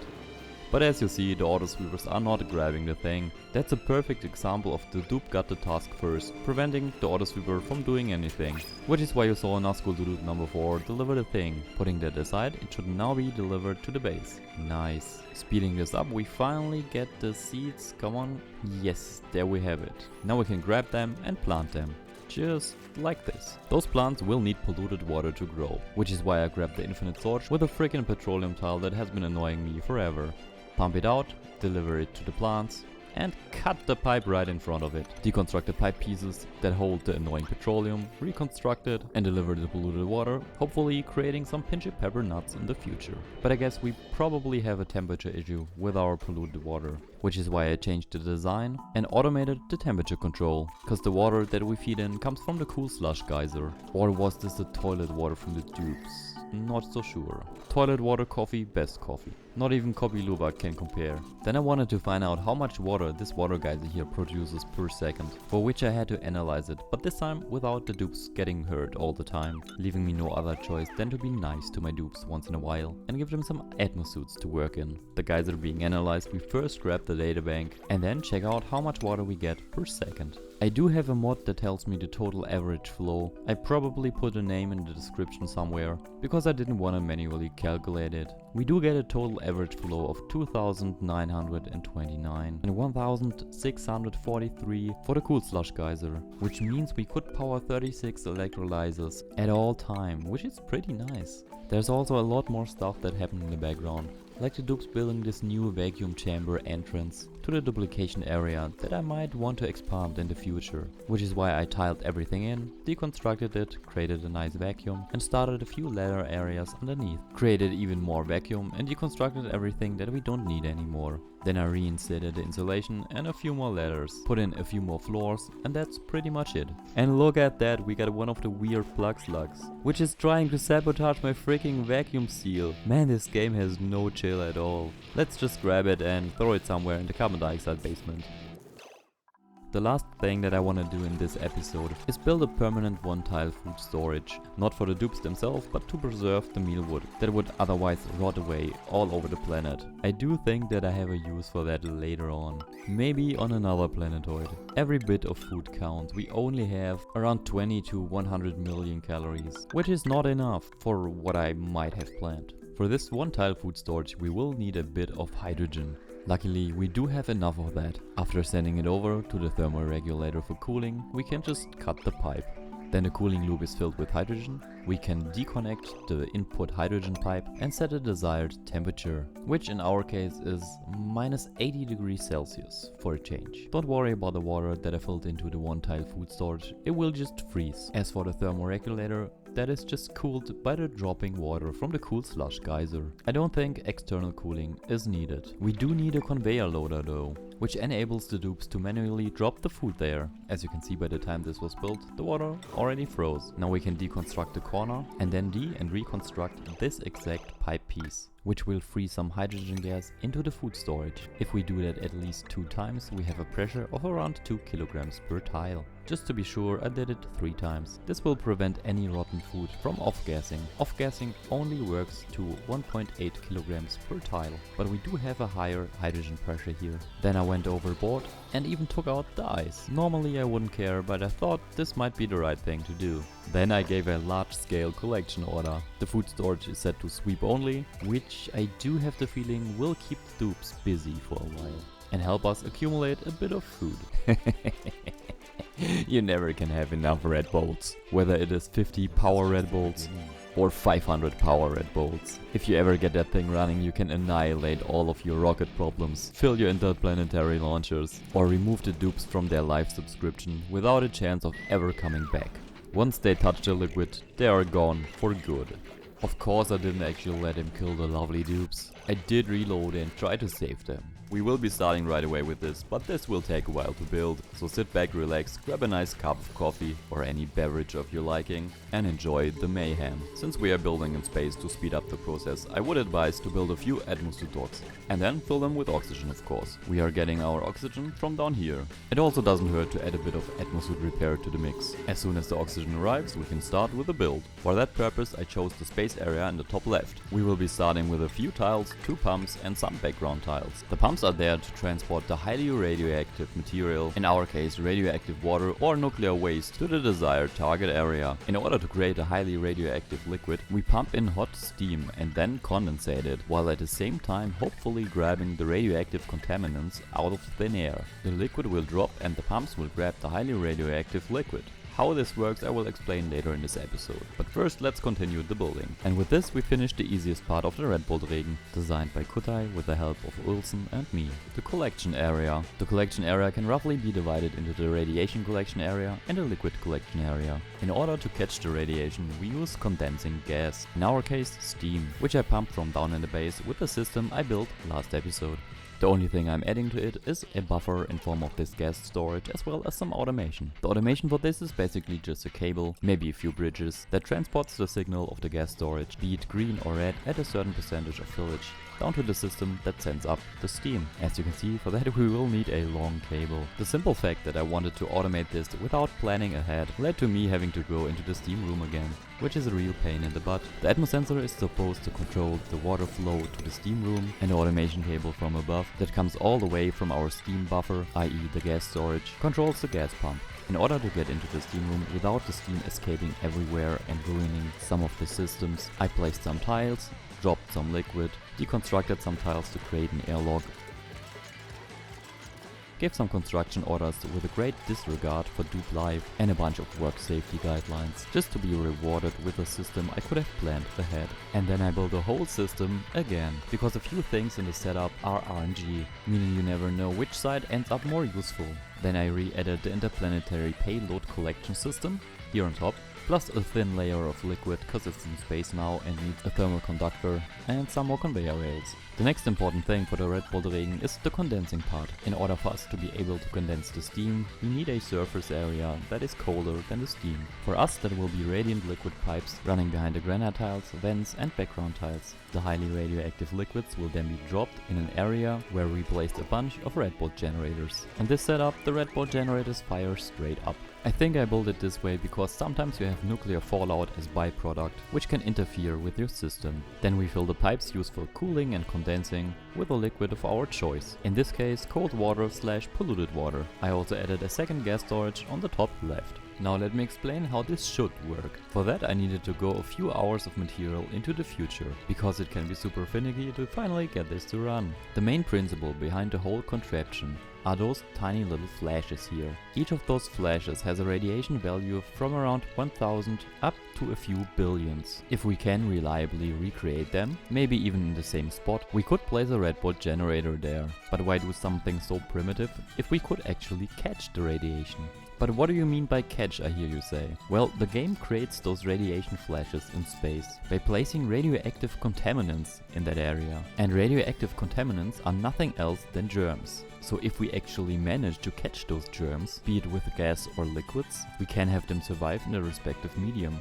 In our case, liquids. This water here, for example, produces 3200 reds per cycle and it only has 2.8 million germs in it. With the high radiation achieved, we can start the generators by connecting all the cables. You can set the generators to 50 or 500, whatever you want. The thing is, the Red Bolts that we are creating right now are fed back to the system on the left and circled around. We do that to create even more flashes, which means we now arrived at how to create a flash. A flash is created when a Red Bolt flies through vacuum. The stronger the Red Bolt, the stronger the flash. The issue now is that this is not very consistent. If you start horizontally and then change the direction of the red bolt to vertically, most of the time you get a flash 2 to the left or 2 to the right of where the red bolt is flying. But this can be influenced by lag, your cycle count, your planet count, the size of your colony, and whatever. Your condensation system can be flawed, material can be too hot or too cold, or for whatever reason you just don't get your flash. Which is why I had to play around with red bolt reflectors a long time to get it to run. This is why I also don't give you exact numbers. The gas valve, for example, can be set anything between 1 and 50, just try it out, look what works for you. And to be even more transparent here, this is not working in my base at the moment, because of the simple fact that I had to turn it off and can't get it up and running again. Some areas are too hot and the condensation probably doesn't work correctly. And I didn't feel like fixing it after the huge amount of time I already spent. Also, my ignition radiation has already been deconstructed. The main issue for the overheating is the green circle that you can see in the background. Colliding red bolts produce nuclear fallout. Nuclear fallout is extremely hot and will ruin your day. Let's take a break from the radiation and welcome the lovely Aiden Olsen to their own planet. First I'm gonna name this Aiden's asteroid, and then we welcome the lovely plant murderers but with an affinity to cooking Aiden Olsen. Welcome to the base. Aiden has been one of my most loyal supporters. We just kind of forgot what living arrangements their dupe should get, but now finally in the game they will have the monopoly over our cheesy petroleum duplication planet, which is very cold, doesn't have food and needs support packages from other planets. After deconstructing unnecessary wilted plants, giving a few lateral build orders and cleaning up the whole place, or at least sweeping some of the debris, I tried to start a plastic production system, which worked for a while until it didn't. Aiden got some building skills, some copper and a chance to repair the thing. The thought behind this was give Aiden a lovely plastic planetoid so we can use up all of this petroleum that we have backed up here. And also maybe grab a bit of this polluted water so that our oxygen production is safe. Aiden quickly took care of the piping before grabbing more aluminum and making space for the gas storage system, and I think some kind of pipe spaghetti I added later on. Then we grabbed some water, watched the thing break again and restarted the oxygen production. Besides integrating the lovely Aiden and starting the red bolt ring, I thought why not do a small side project as well. I mean, we got water left and right, why not use it? With this we would be able to supply 88 duplicants, and if we just add one tiny layer more, we are able to supply 176 dupes. Wouldn't that be nice? I just figured that it would be safer to build all of these out of steel and not out of cobalt ore, as you can see here. So maybe we need to start our steel production again. We do not have any iron on this planet, but we also didn't have cobalt and I just sent it over from Steku's place. We can do the same with iron, because we have a volcano here. We do have an ungodly amount of lime though, 28 tons. So yeah, let's just crush some and maybe automate the refilling process. As for the refined carbon we also need, we still do have this area. The interplanetary iron transport already arrived and is conveyed to our drop-off point, right here. Which means it is time to and reconstruct the whole thing. These 4 seconds have been 31 cycles, by the way. A long time and a lot of micromanagement later, I submerged all the electrolyzers in a layer of cold polluted water and a little bit of clean water. Further up in the base I tried to integrate a range for the poke shell, with the hope of getting more shells to crush and of feeding them our trash. Over on Sapiol we have the issue of the plants slowly but steadily overheating. As you can see by the red symbols, all of those plants are not growing correctly anymore. But before taking a shot at fixing that, I supplied our lovely Meepo Ninbit with a much fancier attire. With this purplish vest we should find him anywhere. But back to the problem at hand, and 61 cycles in the future to be exact, the temperature is looking pretty bad, which is why I'm trying my luck with this open on top version of an aqua tuner setup. I hope that a cool saltwater geyser that dumps its liquid from the top is enough to cool this down. I doubt it though. Then I added a tremendous amount of piping and even filled it with liquid. After that we are at this point you have already seen. Sometime later it looks like this. Here's the direct comparison. Oh, by the way, I'm now really sure that Wade's planet is right next to Flodista. Can you see this here on the screen? That is the stapler gun using the party line phone. Let's check that out. Yep, pretty clearly the stapler gun here, confirming that Flodista and Wade's planet are right next to each other in the grand scheme of things. Talking about schemes, it would also be very nice if you would leave a like. Around the same time, but on planet 1, the former main planet, I thought about taking care of our sand issue. We need some, so I wanted to get some. From this swampy ore field to be exact. We can only get polluted dirt or mud from there, but with the help of a few poke shells we can produce some sand. That being said, I don't even have access to the drill cone. Somehow I just stopped researching someday. Which is why our lovely dupes now have to take care of that. Ainhale here, for example, can take a breather from their suffering, run up to the rocket without an atmosuit of course, and be sent into space to conduct a little bit of research, which they do diligently. Still not enough though, this might take a while. Meanwhile, let us prepare the drilling rocket and even explore a few more of those star hexagons. Our designated stargazer will be Feral Kitten, taking their job serious and immediately going to work, even with a big smile on their face. Compared to that, Hale is at their limit. Same goes for Arale and Arale. Wade's planet gets a bit of a refurbishment to be better suited for more research. And it's about time for Hale to come back home, wouldn't you say, Hale? After bringing them home, I checked out how the space research was going. What do we got here? A Russell's teapot. Amazing. Exactly what I wished for. Couldn't I have gotten something with sand? What's up with you again? Stop bouncing around. Look how far we have gotten. Crap. We can maybe speed that up by stripping our Halo of their heavy skill burden and giving them researcher skill points as compensation. After I allowed them a quick dump and a whole night of sleep in a comfy bed, it means off to work again. More rocket torture for you, Halo.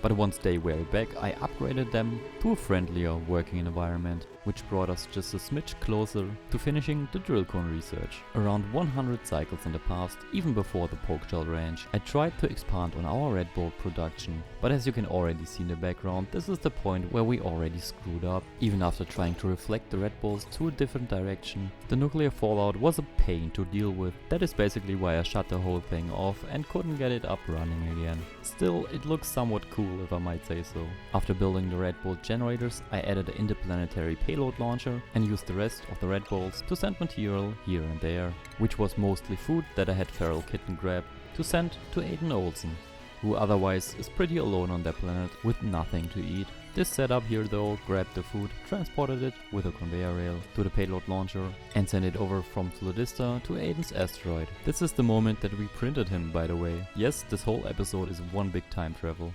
Oh, and here's the proof that I also screw up massively. The pump in the infinite storage has been broken forever, and since I'm now very tight on water, I wanted to grab my polluted water from there. Hence I needed to repair the pump, which meant I had to break into the infinite storage. I at least wanted to prepare the material beforehand, that's why you can see the auto sweeper set up. But my attempts at getting in were more than rookie-like. I grabbed myself a dupe. This time poor McLim had to do the job. Enter the pressure chamber, let out a bit of polluted water, build the pump, get out, close the room, and now get out of the room without spilling hot polluted water everywhere. Which we actually did achieve, because of this lucky carbon dioxide pocket here. But still, here's my live reaction to this. There's 10 tons, 10 and 10 tons, 30 tons of polluted water. I don't want to deal with this. This is already breaking. Why? I hate this. I decided that I would try to drop down the liquid, cause everything down here is already broken. I closed off the system on top and tried deconstructing the tile down below before the wall of our infinite storage completely breaks. A wave of pain later, I had fixed the thing, with only marginal damage to everything below, or McLim for that matter. Maybe even David and Hans Martin. But hey, the puffs are fine, and we got some literal dirt on our hands. Isn't that nice? Look at this mess, and all the heat, and the dupes in the hospital rooms. At least we do still have 80 tons, 93 tons, 87 tons, and 100 tons here. Remember guys, build your pumps out of gold amalgam or steel if the liquid that you want to store is hot. This planet did not have gold amalgam and it wasn't time for steel. That's why I built it out of copper, and that's why it broke in the second episode or something like this. And I only now need the water. Well, you see where this leads to. Adding insult to injury here, the frigging Pokeshell died. I guess we did not have enough polluted dirt. Putting that aside, let's do something nicer. Let us visit our lovely Aiden Olsen, who, besides having hypothermia, is working hard on a coffee recreation room and a tiny dance hall. The building and carrying skills Aiden got for that should help out in that endeavor. And it did. The tiny hat that Aiden is wearing right now boosted their confidence enough to finish the room quickly. But now we gotta switch focus to grilling. Cause even though Aiden is sleeping peacefully, the calories are almost depleted, meaning if we don't rescue them, they will die.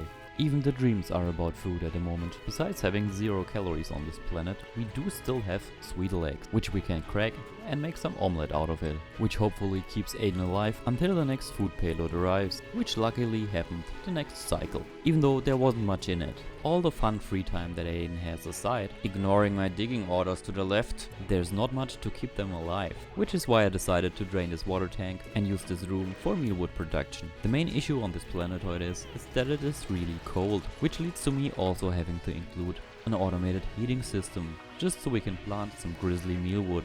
What a waste. Sadly, I also had to save scum once just to get a buttload of paku, which I immediately murderized to make some juicy fish fillets. Let's hope we get the mealwood running soon. Our room heaters do work hard for that matter, but there is still ways to go.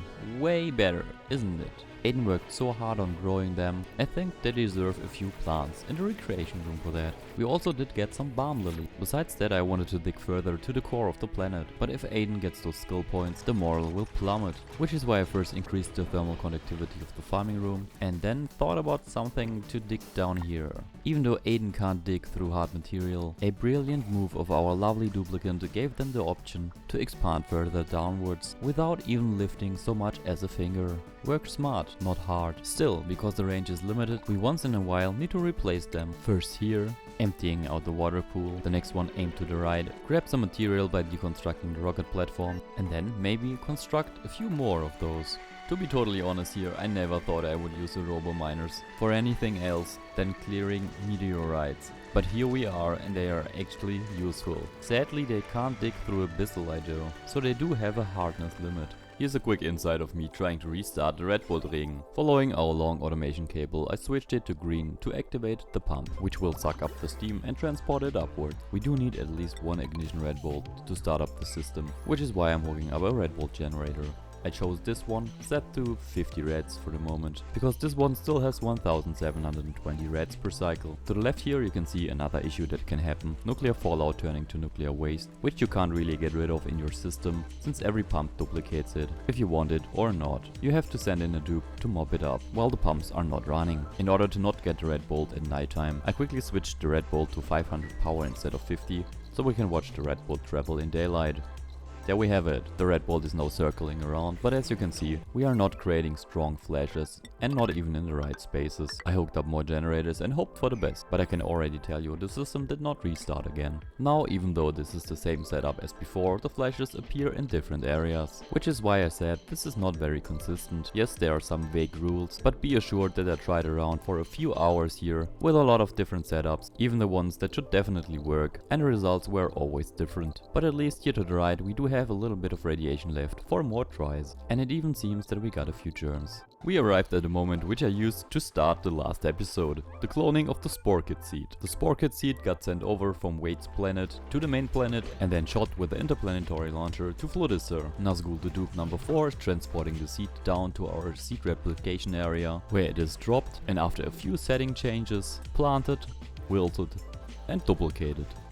With this we do have at least a few seeds available that we can use for one or the other project. For example, we could squeeze in one more dupe and give them a bit of Spore Kit for decoration. We just need to supply the carbon dioxide for it to grow.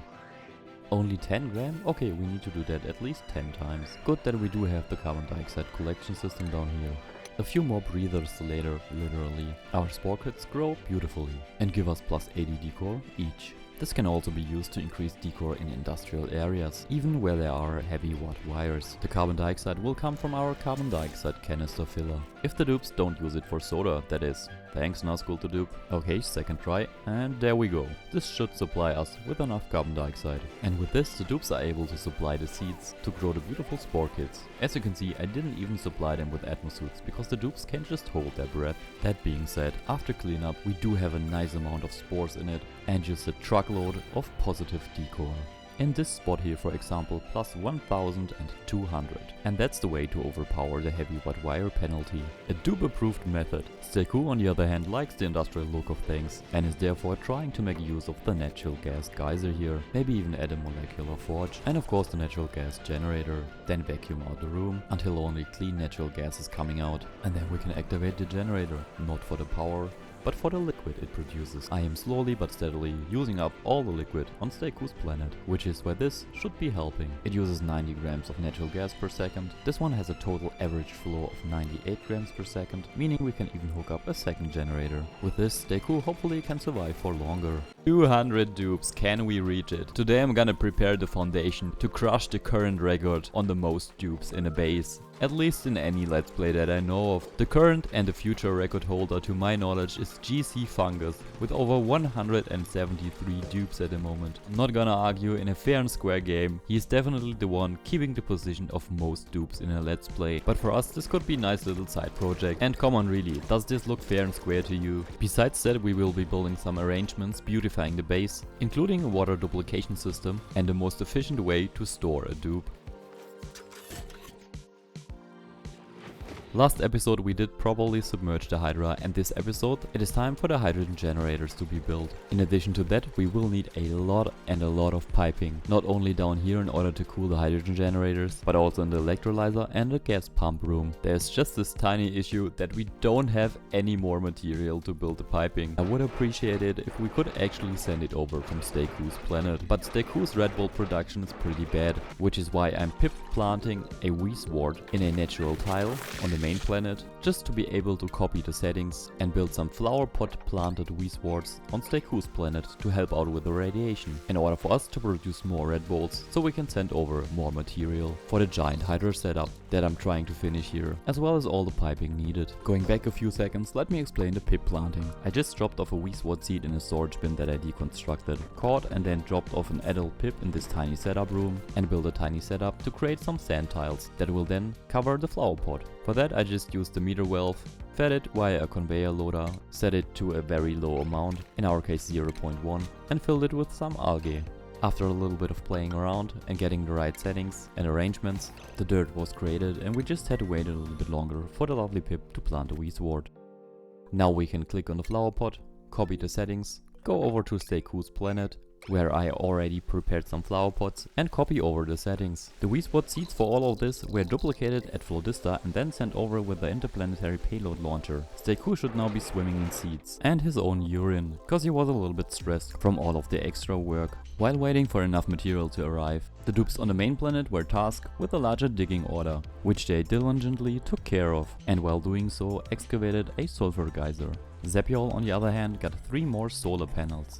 Those have been built quickly, and after that I checked on the temperature here, which you can see is temperate, except for this area here, where I, without any heat extraction, let a aqua tuner run, maybe even a bit too much. Let's check the temperature, which we have set to 10 degrees Celsius, so let's set this to, let's check the wee swords first. They can grow from 10 to 30 degrees Celsius, so let's set this to 20. The cooling for the aqua tuner at the moment comes solely from this cool saltwater geyser here, which we haven't analyzed yet, as well as the hot saltwater geyser. Sounds like this could be a task for our new dupe Asuria Sky. After giving them the field research skill, as well as maybe another dupe, the lovely Echo here, they will be thrown directly into the cooking water of the saltwater geyser until I can't save them anymore and they will drop from a serious heat stroke. Lucky for them, Nazgul comes to the rescue and carries them all the way over through the base, past the meanwhile soiled bedrooms, and drops them off at the triage court, where they are already healthy enough to just wander off into the base for some reason. Apparently on the search for the most dirtiest toilet they could find, right here in between all of these mobs.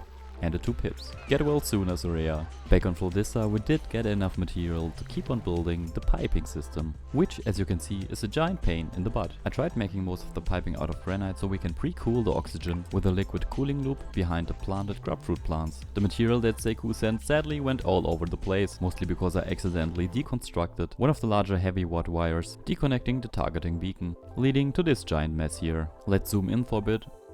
Here you can see that none of the buildings have power, especially not the targeting beacon. At first I didn't even notice that we don't have power and I tried to build another one, but then I fixed the issue, allowing us to open up all the precious materials, mostly iron, which allows us to combine it with other materials to create a lot of steel. The iron will float through our conveyor setup, pass all the egg filters for the ranches and just drop right here. With the help of all these materials, I thought it would be cheaper to build a lot of steel radiant pipes instead of granite pipes. As for useful care packages, we finally got 3 more shovel eggs, hopefully increasing the protein production for our lovely dupes, expanding their diet from spindly grub fruit to some barbecue. It seems this will take a while, so let's take a look at what the lovely Aiden is doing and how we can improve their living conditions. Having the 2 polymer presses up and running again, we can use the produced plastic to change the visuals and increase the size of the living module. For that I used a lot of drywall, some of it even with a nice design, which is absolutely viable now that we only pay 1/4 of the cost from before. This regular comfy bed here is unacceptable. We will deconstruct it, change it out for a rocket bed and then rebuild it.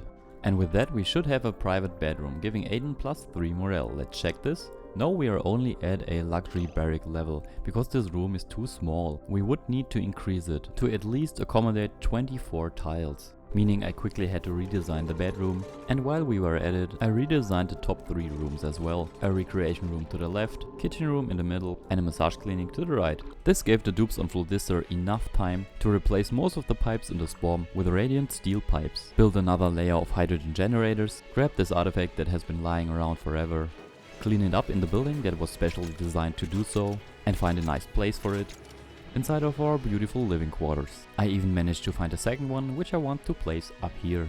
The dupes are cleaning it right at this moment. We can then select it on the pedestal and showcase it for all the dupes that are drinking a soda.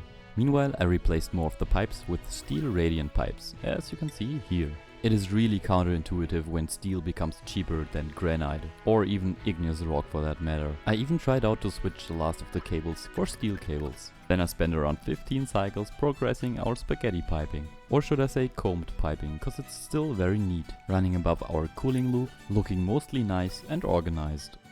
Except for this one. This one has to go. Then I built and prepared the liquid piping, as well as the power cables for the respective pumps. The water can then be transported to the electrolyzers. Each pipe will then transport a full 10 kilograms per second. This still cracks me up though. The electrolyzer room has been closed off. We can now vacuum it out. For that I just connected the power cable for the gas pump. What we now need is an outlet for the oxygen. For that I placed a bridge and 2 high pressure gas valves, which should allow us to vacuum out the top part of the electrolyzer hydra setup. After that the bottom part will follow. Until then I ordered the dupes to build a few more pipes.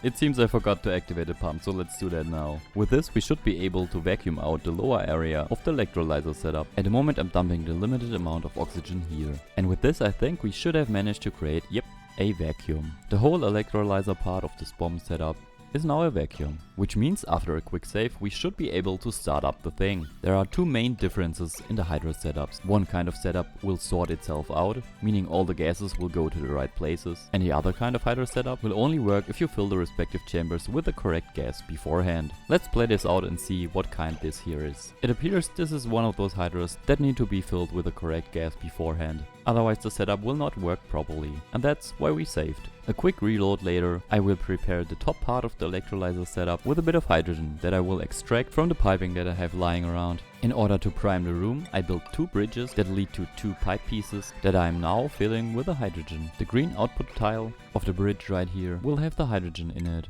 But since I had to break into the room to build the bridge and pipe piece, we now have to first vacuum it out again. But we are able to deconstruct the pipe piece from the outside through the edges, finally filling the room with hydrogen. Priority yellow should give us a dupe taking care of the task, and there we have one. In hindsight, you should deactivate your pumps first, of course. I will just do that now by cutting the cable here. You can also cut the main power line from the outside. The top part of the room can now be fully filled with the hydrogen. Then I save the game and activate the electrolyzers just to see what happens. The game has been saved, the power is reconnected, the switches are activated, the water is already at the first electrolyzer, and we got pure and clean oxygen. Very nice. And with this we should be able to let the whole thing run. Hydrogen goes to the generators and oxygen is just dumped here in the base, which is why I'm quickly deconstructing all the gas vents. At the moment we don't need any more oxygen in here. Seems like this is working perfectly fine and supplying all the hydrogen generators with at least a little bit of hydrogen, even the one down here. The The battery that is controlling the hydrogen generators is set to 180. Same for the ones up here, and just copy the settings over. This is now finished and will produce us a lot of power and a lot of oxygen, even if we are not using it. At the moment we are using 10 kilograms per second of water. We do have a giant reservoir here with a few million kilograms of water per tile, but eventually this will run dry. We do not want that to happen. So what could be a solution for that? Maybe a giant liquid duplication setup. But before that, let's visit our lovely Aiden. They seem a bit unproductive at the moment. Let us first grab whatever you got from the printer. I took a quick peek and it is a tiny little shovel. Isn't that cute? So after printing it and giving Aiden the ranger skill, we can try to wrangle it up and any critter that is around it. Talking to you, Hedge. As for where I want to drop off the critters, right here in this area that I pre-prepared, which should keep them where I dropped them. But not only that, I found another shovel that escaped and is now rampaging the landscape. Maybe we managed to get that as well. Seems like Aiden is taking care of the job. They did, but they did not bring over the shovel. Thank you, Aiden. Further down in the base we expanded the excavation. This can be done pretty easily by adding an auto miner here or there. I built a few storage bins in the down left and prepared a new recreation room with only the best mechanical surfboards for our Aiden. After dropping a bit of water it should be functional. Then I finally gave in and gave Aiden the hard digging skill or even the super hard digging skill to get rid of the abyssalite here. And after that I even added one of those make your dupes fly thingies. On another quick side note, we do have Stayku, who, although always busy, still has a lot of awesome resources here in the down left of the planet. But instead of manual labor, I used Aiden's excavation progression. Doing the work for Stayku, well, they are doing something different. As for grabbing the materials, I hope to automate that, but the machinery burned down later on, since as you can see the volcano is erupting. Which leads us to the water duplication setup. You have already seen that multiple times here, so I'm not gonna go into too much detail. But the main issue here is that we can't duplicate the water itself, because the water most of the time is the least dense liquid, meaning you can't drop any other liquid on top of regular water. There are some certain situations that could work, but duplicating salt water, what I plan on doing right here, is the much easier solution. As you might already know, we need to drop a baseline of salt water into each of the duplication chambers, then drop exactly 60 grams of water with the help of the meter valve in the top left corner under the liquid valve and the top right corner under the liquid valve, which is why I prepared this tiny setup that will do exactly that later on. I also thought about using the polluted water here from the cool slush geyser, duplicate it and then cook it in our steam turbine setup to gain a little bit of polluted dirt as well. But for now I don't want to integrate a setup that is intertwined with the oxygen production here as well, just to prevent it being overcomplicated. Time to fill every layer with salt water. For that I just connect the pipe here, cut a second piping to speed up the process, activate the liquid meter valve a few times and then fill each and every chamber. Now that we have enough salt water, it is time for the clean water. In order to drop that I will use the same setup, which is why you see me pump out the rest of the salt water. I also deconstructed the liquid meter valve just to be sure we don't have any liquid in that left. I then reconstructed the liquid meter valve, built a liquid overflow, set the valve to 0.06, which translates to 60 grams. Then we can fill the setup with water. After the water delivery arrived, we connect up the pipe and send the first water pocket of 60 grams on its way. For that we just press the reset button. I am controlling where the water pocket will end up with the pliers mod, cutting the pipes in areas where we don't need them at the moment. I did this a whole bunch of times until the whole setup looks like this. Then I noticed that my bridges weren't allowing me to do that same thing for the right side, and I deconstructed and reconstructed them 90 degrees turned. Now we should be able to fill the right side as well, which I did, and then I closed the room off with a heavy watt joint plate. As you can see, the duplication is up and running. As soon as we collect some salt water in the lowest floor, we know the thing is working. And then I want to switch it to clean water, of course. Hence a lot of desalinators were needed. The only issue at the moment seems to be that our steel is running dry. But with this the system should now be running. I only have the top 5 pumps running at the moment. We accumulated a lot of salt water. The desalinators are turning on and the clean water is being transported to the electrolyzer part of our SPOM setup. Which should mean that this thing is now able to run forever. Creating its own liquid, 25 kilograms per second to be exact, and we only need 20 kilograms per second, giving us excess water for other things in the future. Which also means we need to squeeze in one more pipe, probably behind the fire pole here. If you counted the desalinators, you know that I overdone it, but that was on purpose. Each one can only handle under 5 kg per second, meaning I need at least 3 for a full 10 kg per second. The issue is the thing needs to be manually emptied, which is why I added a few more buildings as a buffer. I also wasn't sure about the piping and switched it out a few times, until I finally came to the conclusion that maybe a buffer building, in this case a simple liquid reservoir, maybe does the trick better. And the pipe you see me building right now is for the overflow water, since we do produce 25 kg and only need 20. I will just dump the rest into our infinite storage. This is how the setup looks right now, and this is how the piping looks. We should now have 2 pipes with an uninterrupted flow of 10 kg per second, which as far as I can see works pretty nice. The electrolyzers accumulate oxygen and hydrogen, but the pumps are off at the moment, cause we have no place for the oxygen to go to. Once we have enough dupes, that won't be an issue anymore. But what could be a good method to transport the dupes to where the oxygen actually is? I came up with a nice transit tube access point setup that the dupes will automatically take when it is time for them to eat something. Meaning we just have to print them and they do the rest automatically on their own. Meanwhile, Aiden was tasked to build a interplanetary payload launcher powered by the red bolts from the radiation of this satellite here. We just need to make more space, but apparently Aiden has better things to do. Let's just give them the time off and hope they are more willing on the next day. Seems like frozen Aiden says no. Come on, move. Nothing a bit of priority yellow couldn't fix. Aiden has such a high morale now that we can make them a mechatronics engineer, enabling them to build the conveyor loader, which we then set to plastic and send it over to Floodista.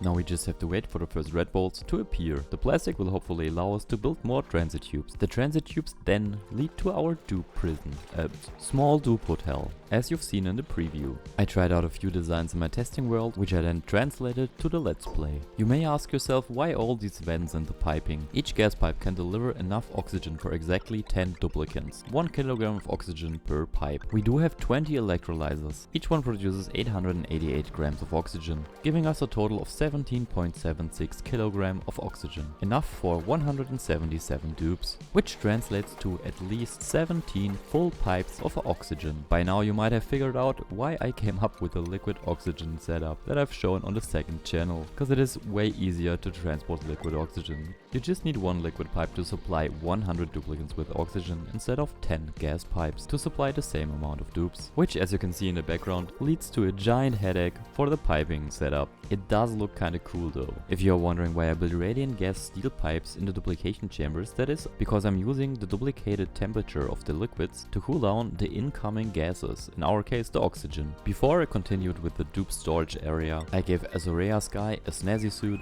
took a nice look at the base and deconstructed this area here with a plan in mind to build some rockets, which I did not do. Back to the 2-tile dupe storage. As you can see, I'm trying to integrate a infinite food storage. The dupe should still be able to reach it, but an after I'm dropping here with its bad thermal conductivity should be able to keep the cold where it belongs. After that I played a little bit of pipe Tetris, leading each pipe to one of the high pressure gas vent outlets. After most of the piping has been built, I remembered that I had to fill the infinite food storage with at least 2 kilograms of hydrogen or any other sterile gas that can withstand cold temperatures. Hence you see me fill around 4 kilograms of hydrogen into the infinite food storage, held in place by this piece of naphtha. The conveyor chute that has been replaced with a high pressure gas vent has been reinstated. As for my attempt to actually cool the future infinite food storage, let's just not talk about it. I tried to use the glitch door setup for cooling that I already had prepared in hindsight of exactly something like this, but the automation wasn't exact enough even though it cooled nicely. The petroleum froze later on inside of the pipes, which is why I had to do a lot of fixing. The food for the second infinite storage will be split with the food for the main storage. Later on I will even add automation for that. Another important thing to keep track of is your dupe's morale inside of the prison, the small hotel. That is why I had the idea to make the room a mess hall, or even better a great hall, which will give us +6 morale. Let us also not forget about the waste products from the dupes, carbon dioxide, polluted water as in P, and maybe a few crying duplicants. We should also try to never take in glow stick duplicants, binge eaters, and especially no destructive duplicants. Before taking in any additional dupes, I deconstructed a rocket platform and added another interplanetary payload launcher over at Wade's planet. I can't really remember what I used this for. Then we had a chance of taking in the first additional dupe for the 200 dupe colony. But as you can see, we have a binge eater and a destructive dupe, nothing that we actually want in our base. Let's rather take the food for now. Talking about food, it would be a good idea to grab a little bit of our already amassed prepper rations and send parts of that to the second food storage. For that I shortly activated the manual delivery to the conveyor loaders, so the dupes deliver a bit of food, which then got split in a 50-50 manner to the second and first food storage. I thought about it and decided to send all of the spindly grub fruit to the second food storage, while our main dupes get the good stuff. We followed that up with grabbing the first dupe for our tiny hotel, an ugly crier balloon artist called number 1. Landing on the corpse of Nazgul the dupe, it was time for us to create a schedule for number 1. But apparently even without that, they happily went to the place where they will probably spend the rest of their days. With that we can hook up the first pipe, bringing the oxygen to the dupe hotel. A quick check on Zapiol showed us a nice and temperate biome, as well as a recooled aqua tuner. We are now at the beautifying part of today's episode. I removed unnecessary walls, regained some steel, built some new floors for food production, took in the reluctant number 2 and noticed our suboptimal food cooling. As you can see, I replaced the wall tiles with glass tiles, partly diamond, and are placing some flower pots on top of them. You may conclude where that leads to. After tiling this in, deconstructing the tiles and creating a vacuum, there's only one plant that can fight all of this negative decor. The plant we are talking about needs carbon dioxide to grow, at least 150 grams of pressure at that. Have you figured out what I'm talking about? It is, of course, the Spore Kit. The Spore Kit has enough positive decor power to overcome most of the piping. Sadly though, it doesn't reach all the way down to the dupes. It was worth a try. The seeds for all the Spore Kits came from the duplication setup. Took a while to accumulate them. Until then I automated the pickup process for the food, this time with auto sweepers. Then the first batch of seeds came rolling in. While zooming out, they brought the rest. Back at the dupe hotel, I tried to add a little bit more decor. For now, a few aeropods should do. With this, the decor does look way better. Still bad at where the dupes are though. A few pictures, statues, but mostly pixel packs later, we should have a nice enough decor for the dupes to not rage quit. Here you can see the schedule that I set up for the dupes, mostly free time to eat and sleep time. What I'm also going to do is disallow basically everything for the dupes, at least for the new ones coming in. What I hope to achieve with that is less in-game calculations of the dupes trying to find the next task. I mean, I already reduced the pathfinding by putting the dupes in this tiny room. In order to save just a smidge of power and a bit of material for the cables, I placed the auto sweepers on a timer setup in a group of 3, meaning the grouped floors will activate one after the other. And this room up here will be another recreation room, this time filled with telephones. Then we took in another hungry duplicant. This should be number 3 of the new dupes. A tiny bit of seed duplication later, we could also beautify the newly designed call center room. After saving up enough glass, I couldn't resist putting in a whole bunch of pixel bags here as well. We could then beautify one of the kitchen. Notice that our masterwork picture is lost behind a pixel pack and replace it with some aeropods, and prepare the area underneath with a rock crusher set to crush regular salt to table salt forever, giving us +1 morale for everything the dupes eat, and also 100 kg of sand. Our cooling here still sucks, these pipes here broke, you can't imagine the nightmare to fix this, and I tried to come up with a better cooling solution. Here I tried out 10% pipe volume, cooled down to a maximum of -200 degrees Celsius, which sadly led to almost no cooling power at all. The volume was just too small, which meant emptying out the cooling loop again and building a proper cooling setup close by. But can you see the issue here?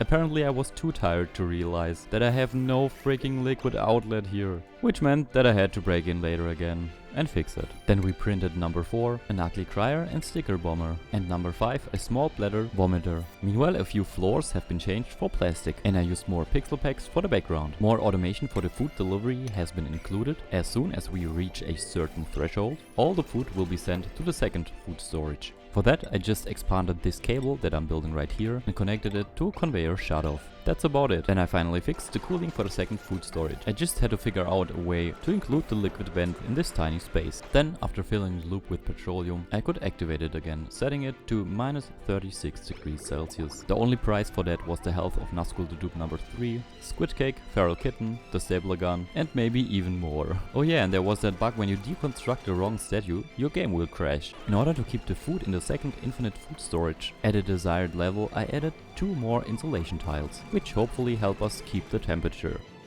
Then we grabbed us dupe number 6, a super productive vomiter. If they ever get stressed, that just means more water for us. We also grabbed us number 7, an ugly crier balloon artist, and number 8, nails. Also an ugly crier balloon artist with a small bladder. And so on and so on, you get the idea. Here I accidentally named 2 dupes number 9. And then number 11. I fixed that pretty soon though. You should already be able to see number 10 down here in the background. Then I was surprisingly dumb, even compared to my normal standards. I screwed up a geyser tamer on 2 different planets, just because I thought I knew what geyser we are talking about, even though it was a totally different one. I thought this was a hot steam geyser, meaning 500-degree hot steam, which it clearly isn't.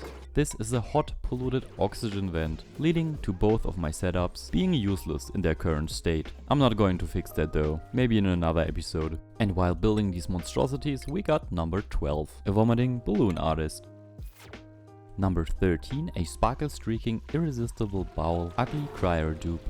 And finally, question mark number 14, this time a vomiting balloon artist. The pink unitard that we saw in the last care package reminded me that we could build one of those clothing refascinators, giving all of our dupes a special color. I immediately had to think about Star Trek. Which color shirt were the ones that always die? The red shirts? Let's give all of the imprisoned dupes the red shirt. The rest will be the science crew with a blue shirt. Squid Cake here for example. Number 15, vomiting balloon artist again.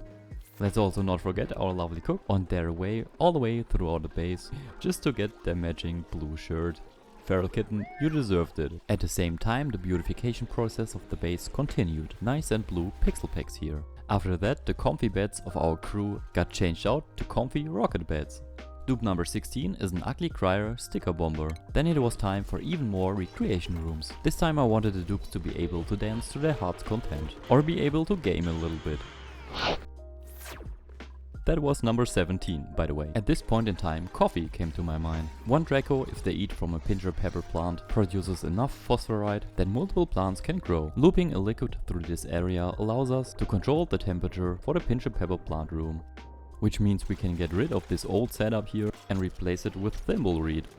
Dupe number 18, welcome to the base, which means a bit more oxygen would be appropriate. Dupe number 19 is a sparkle streaking vomiter, and this here will be our skill scrubbing exosuit forge area. We got lucky and are able to welcome one of the few YouTube members. Andras Kiss, welcome to the base. We do have a binge eating yodeler dupe here. Since they should not get too stressed, they will, with their bright character and voice, lighten up the atmosphere in the base. Just like this adorably cute cuddle pipsqueak here. Just look at it.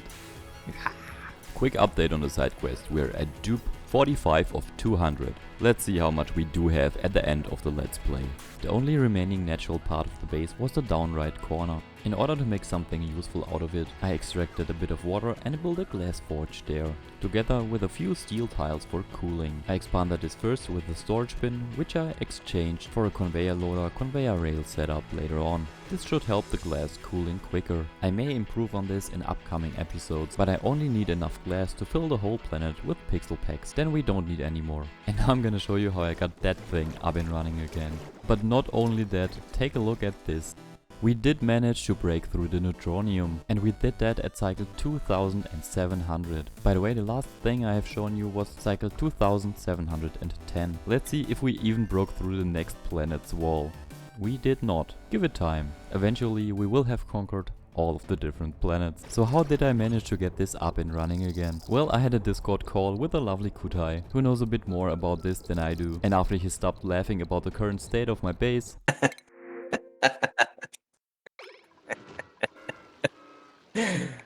rightly so, if I might add, he helped me out tremendously. So let us first start with this improved version of the Red Bolt generating area. The highly radioactive liquid will be dropped by the vents on top of these automation controlled doors. The liquid can reach unfathomable values, like you can see here, a whopping 1.2 million rads per cycle, which equates to 1.1 billion germs, radioactive contaminants to be exact. This can be better seen here. Each of the vents is dropping a really small amount of water with a high amount of radioactive contaminants in it, leading to a giant radiation amount that can be used by our generators. Let me show what happens if I set this to 50 instead of 500 and better aim these upwards in order to not create too much collisions. And now you'll see why this is called Red Bolt Regen, which is a language mixture meaning Red Bolt rain, as I tried to showcase here. A few improvements that have been made are the separation of the reflectors and the generators with a solid wall or a reflector wall tile. This keeps the heat from the collisions outside of the generator area. It would still be a good idea to not melt any of those. The hot material will drop down and ruin everything, which is why we included a few more features. First,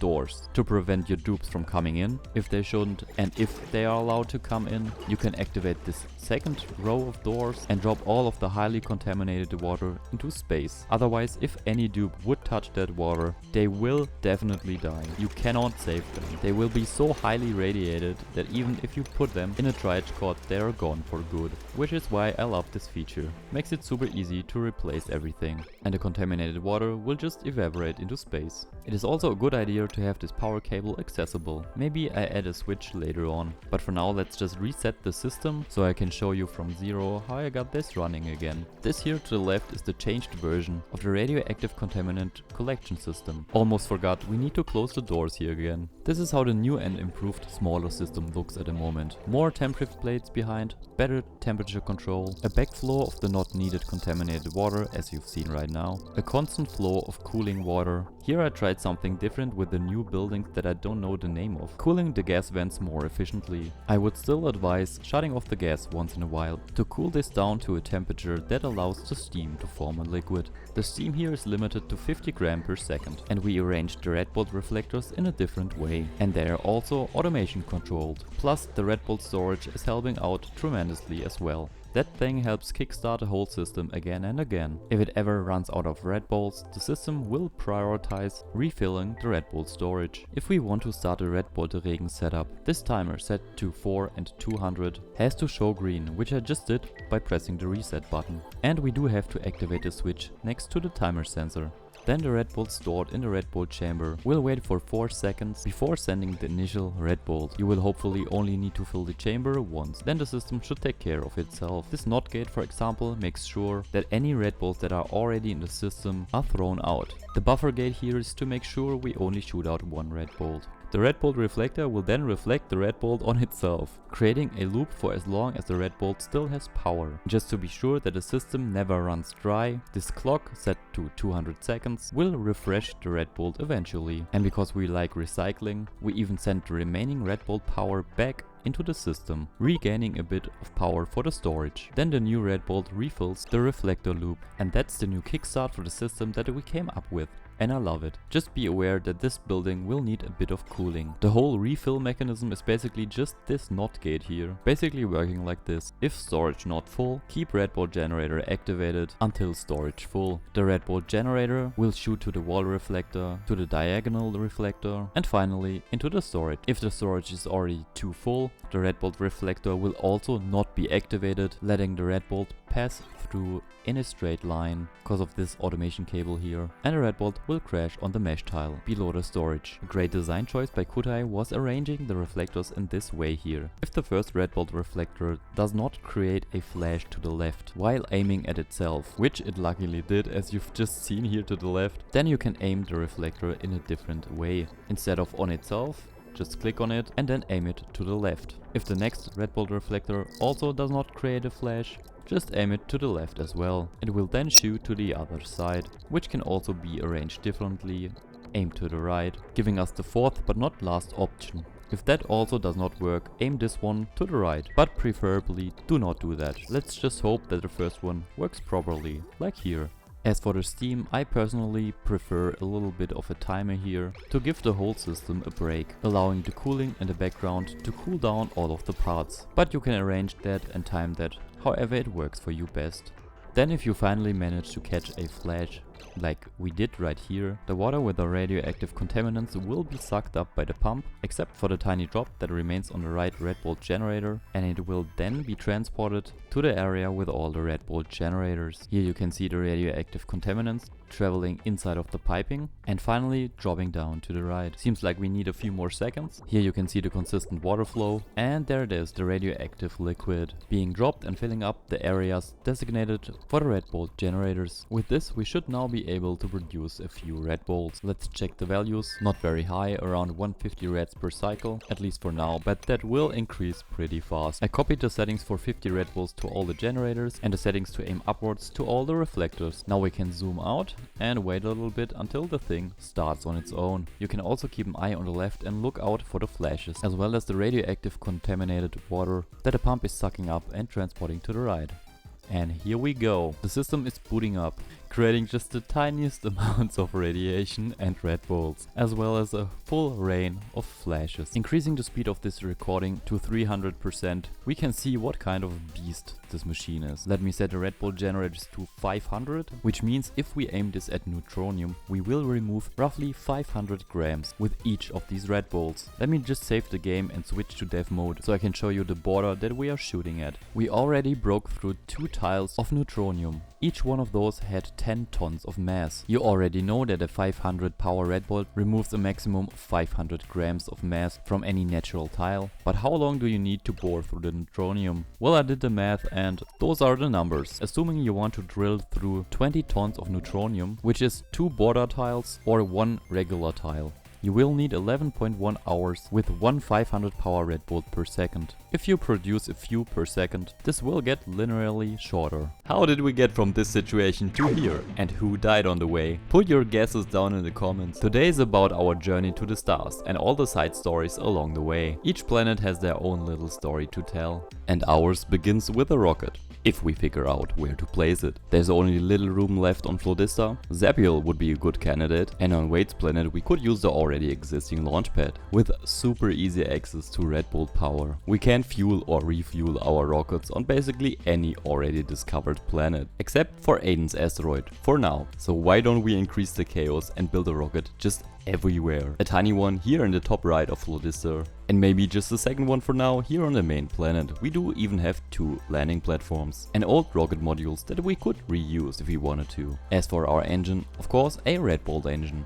If we would have researched that, heck no! Which means it is time for the lovely Inhaler Euro to get back into space and do a little bit of research. Meanwhile, the rocket preparation on Flodista and Aiden's asteroid progressed a tiny bit. We even built a interplanetary payload launcher system to send over a tiny bit of steel to the main planet. Having collected enough databanks, Halo returns successfully and then gets their deserved break. After a bit of research, we do now have access to the red bolt engine. 2 cycles later the rocket outside was done, and another 10 cycles later the inside, after reworking it a couple of times. Then I freshened up some grilled grapefruit nuts, giving them a flavorful and salty preservation. We needed to space deliver some mealwood seeds for that though. I shot them over from the main planet, and a few more from Zapiel. Then we gave Squidcake a nice stir fry to prepare them to become our rocket pilot. And off they go to our first real rocket exploration. I pre-filled the rocket with steel, plastic and of course food. With that we can send Squidcake on a small round trip, hopefully uncovering a lot of tiles while doing so. But for now let's check out what this first question mark here is.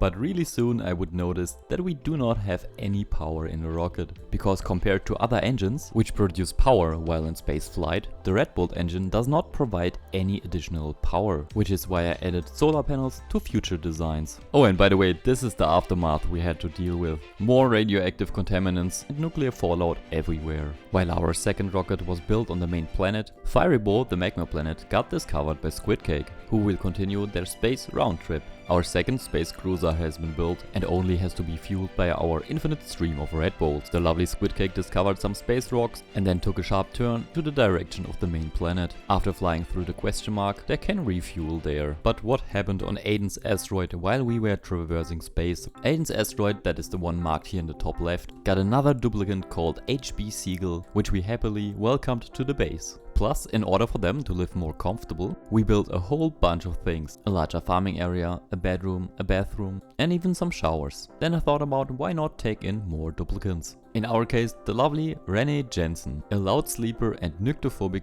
rock fan dupe. Welcome to the base, Renee. All of this, by the way, can be watched as a whole episode on my second channel, the Luma Raw channel, where you can watch all 8 Let's Play episodes that this single video consists of. After grabbing us the lovely dude, we finished a second bedroom. To the right started the outlines for a coffee farm and quickly finished and semi-automated it. Here are the current room overlays. We also had time to build a hospital. And here in the top left we caught and transported some shovels. Remember those, they tried to annoy me later on. The coffee farm here to the right is for temperature controlling the plants, giving them the optimal environment to grow. The temperature is controlled by 2 temperature sensors and spread via a lot of temp shift plates. Phosphorite will come from the outside and everything from the inside will be picked up by the water sweeper. The polluted water for this setup comes from our petroleum generator waste products, which gets transported, first bridged here to the left, then filtered and used in the oxygen production system. And if that system is satiated, the rest will get split between the coffee plants and being the coolant for our refined metal production right here. This has been Aiden's asteroid, and now back to the main story. But what is this? Why is Squidcake on Stay Cool's planet? Squidcake, starting here, already visited the main planet, landed, refueled, started again, discovered the weird Mu planet called Kudani, and then made a trip to Stay Cool's place, discovering Cold Dista on the way. In order to correctly land on Stay Cool's place, we had to get rid of solar panel here and build a new launch platform for the rocket, which also got a few upgrades in form of solar panels. The rocket on the main planet has been finished, and our pilot David II is undergoing training at the moment. I think I was doing a test flight and David the first one died. Bring up the dupe death count. Meanwhile, with the help of Flodista's resources, that is this planet here, we grabbed us Nazgul the Dupe number 4 and sent them into space with a carbon copy of the rocket we built on the main planet, the one with the solar panels this time. Starting on Flodista, the spirit of Gemini 9 explored in north direction and can now be found around here, giving Nazgul the Dupe number 4 a new exploration task, flying here westwards with the hope of landing them and maybe even refueling them on Aiden's asteroid. I am saying maybe because I wasn't sure if our red balls already drilled through the wall of the neutronium, which it did. Besides drilling holes, red balls are also needed to open the temporal tear that we just discovered, thanks to Nazgul the Dupe number 4 here in the rocket. Might be time for them to come back home. The oxygen is down to under 2 kg per tile. I am not sure if that is enough for them to arrive back. Hey, at least the pea water is off-gassing. You gotta take what you can get to survive. In order to give them a better survival chance, we placed down a rocket platform and now are measuring the height of a red ball engine, hopefully allowing us to prepare the ladders needed beforehand. Cancel this, we don't need this, make this the highest priority, and then we wait. Oh, by the way, blueprints. Come on, something good. We'll see how useful they will be. By the way, Nazgul the Dupe number 4 is still alive. We are down to 200 grams of oxygen, 1 kilogram in the top part, and a little bit of polluted oxygen as well. Still almost half a cycle to go. At least the dupes prepared the ladders. Nazgul seems to make the best out of the situation and is sleeping in the last remaining oxygen pocket that you can see up here. Just 0.2 cycles remaining. And we do have a new blueprint. As stressed as Nazgul the Dupe seems, there is still a bit of oxygen left. And then we got the last of the 3 blueprints. This time the bright retro flower pot. 60 seconds. Come on. I want you to survive for 60 seconds. Don't let me hanging. Why is this blue again? I have no clue, but everything that lightens the mood is welcome right now. Suffocating. Yeah, I can see that. Oh, I could crash land them. They will land on Aiden's asteroid. Or I try giving them 20 more seconds. You know what? Let me save this. Now we can see if Nazgul the Dupe survives the 20 seconds or if we just crash the rocket. Change the destination to any rocket port. We cannot. We go to the planet, click on the rocket platform and land the rocket here. Yes, still suffocating. Shit, I cannot switch the modules. They can't get out, but I can try something. Let's get back to Aiden's asteroid. Is this landed? Not landed. Come on. Still not landed. Now it is landed. If I switch out this for something else, like the orbital cargo module, build it and cancel it. Yes, then we deconstructed it. Same for the solar module. Let's build a small oxidizer tank, build it, cancel it, and we do that a few more times. Yes. Nazgul is still alive. Oh, come on. What the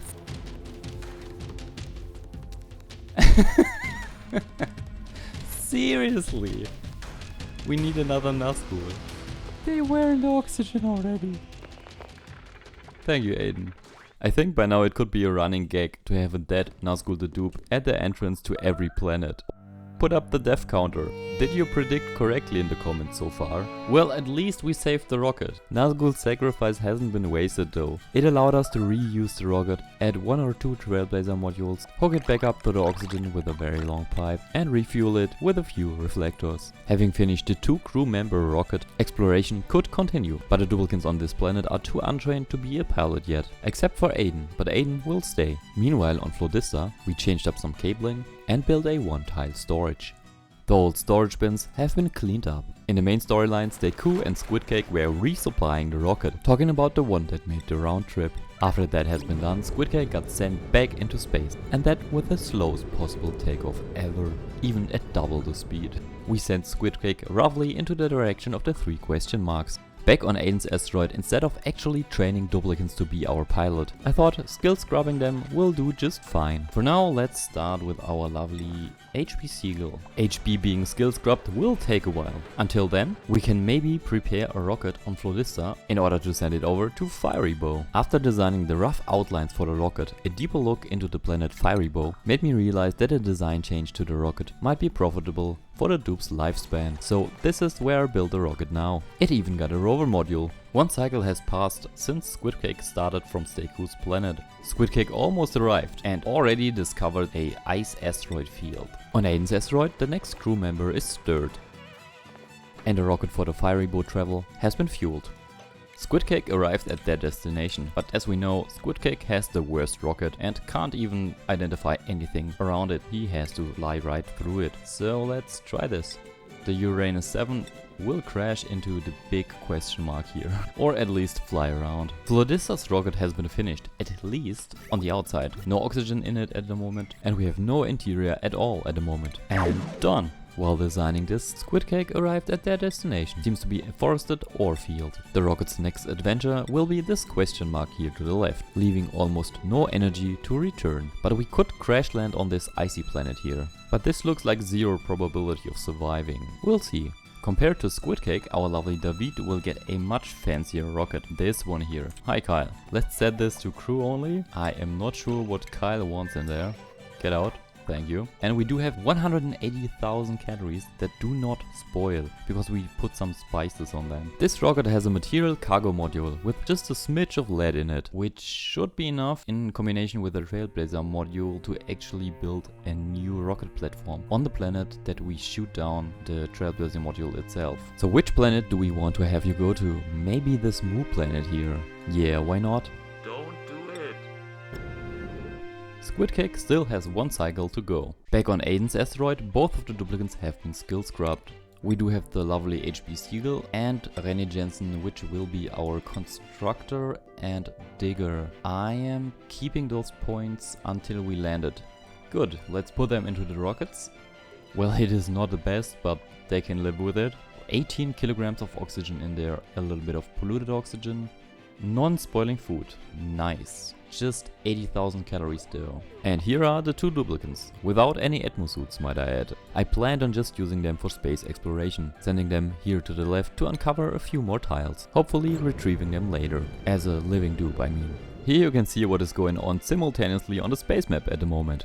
2 dupes in the top rocket, David the second in the lower rocket, and Squidcake in the left rocket. Talking about Squidcake, they did discover this radioactive ore field right here. Also, if we turn them around now, we should be able to reach Steku's place again. So apparently my recording software went on a strike. I keep you up to date. So the stapler gun is now inside of the skill scrubber because I want to make him the pilot. This rocket here has been stocked up with food. The other dupes are on their way to this telescope target, back to Steku's place, and in flight to orbiting Kudani. The other dupes are peeing themselves, and we do have a yellow alert on an insulated liquid pipe. For the Neptune 15 we do have 15 remaining tiles, 16 remaining tiles. On Florista the stapler gun is finally ready. We can choose them as pilot, choose Fierybow as destination, wait for the stapler gun to get their big moment, board the rocket and start the thing.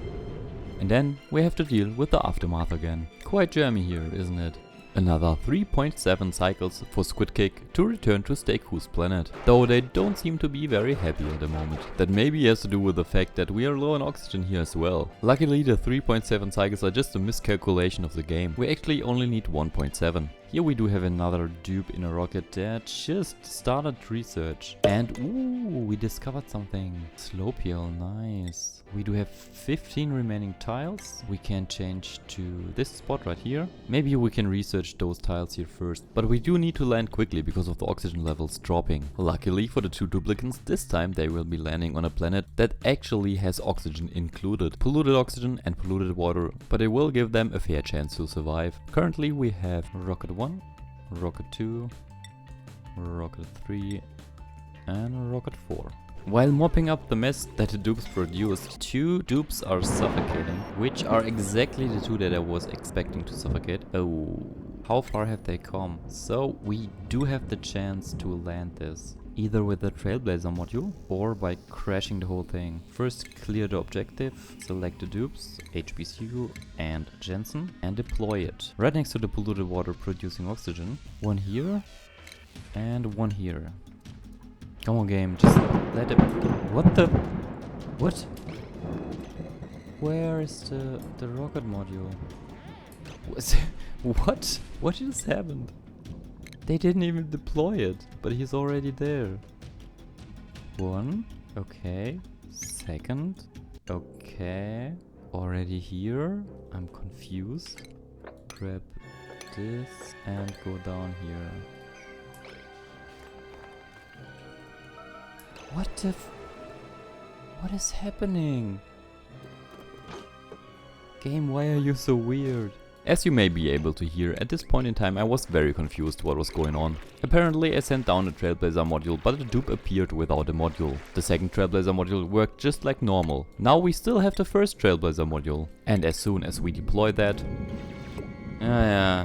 So apparently, since the game crashed, we are back 1 whole cycle. Here's the spirit of Gemini 9, and we haven't even reached the planet yet. It is not even discovered. So, maybe, what have I done before? Except giving the stapler gun a nice stir. Okay, second try. We still have a chance with our lovely rocket up here. We do have the same problems with Uranus 7, with Squid Cake not being able to reach Steku's place, maybe in time. And we do have Neptune 15 doing nothing at the moment, except for research, which is fine, I think. Yes. But we also haven't launched the rocket on Flodista this time.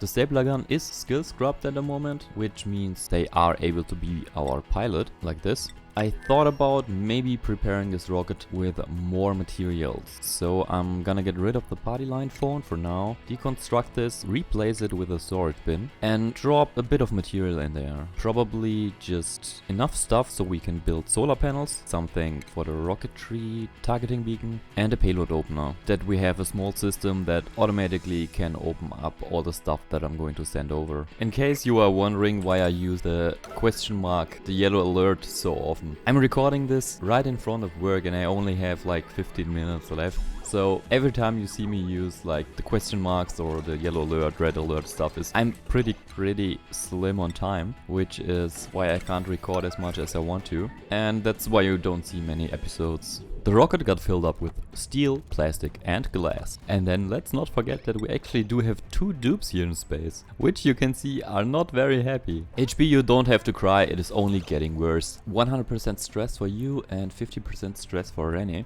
Which means it might be time to send René down first. But this time I'm going to save. On this second try I wanted the dupes to land further to the left, where they have easier access to gold amalgam and after digging down, access to the oxygen. After sending down the Trailblazer module, we started immediately with digging down towards the polluted water pocket. This will hopefully help the duplicants survive. After this initial dig order, deconstructing the Trailblazer module and collecting enough material for an oxygen diffuser and maybe a bed. Don't go in there please. We can also prepare a hamster wheel and a battery for the oxygen diffuser. Meanwhile, our second duplicant is suffocating. If they have time to suffocate, they do also have time to come down to the planet. Let's put them in the second Trailblazer module and send them down to the same area that the first duplicant already arrived. Nice. As soon as we deconstructed the second Trailblazer module, we do have enough material to build the rocket platform. But I also want a mechanized airlock here, so that the dupes don't waste all of our precious oxygen. With a rocket platform in place, we can land our rocket that we parked in space. This will help us bridge the time without food. The storage in the rocket will hold up for a while. Suffocating. Squid Cake is suffocating. No, not Squid Cake! Squid Cake, there's just one oxygen pocket left. A few polluted oxygen pockets. The carbon dioxide is pressuring the oxygen down. Where are you, Squid Cake, by the way? No! Half a cycle. That's not okay. Squid Cake, I will rescue you. We will get rid of the rocket just to save you. But this is not looking good, bro. Please move somewhere with oxygen. Come on. Just... No, don't die. Just... Game. Giving me notification for bullshit, but not for the important stuff. Yeah, bring up the death counter. But the rocket is still in flight, by the way. We can reuse the rocket. What the heck? Talking about rockets, we do have David raging in another one. David, because of you I missed the rocket. God damn it. And look at this beautiful mess. But there we go. We started the stapler gun on their way to Fury Bow. This is the empty rocket returning. Someone is starving. Echo? What? Seriously? They are on a planet with 700,000 calories and Echo is starving. Give me Echo. Did you? No, you're fine. There's the food. Just go and eat. The heck? Yeah, Echo survived. And they still haven't finished the freaking piping. This was like, I don't know, 50 cycles ago?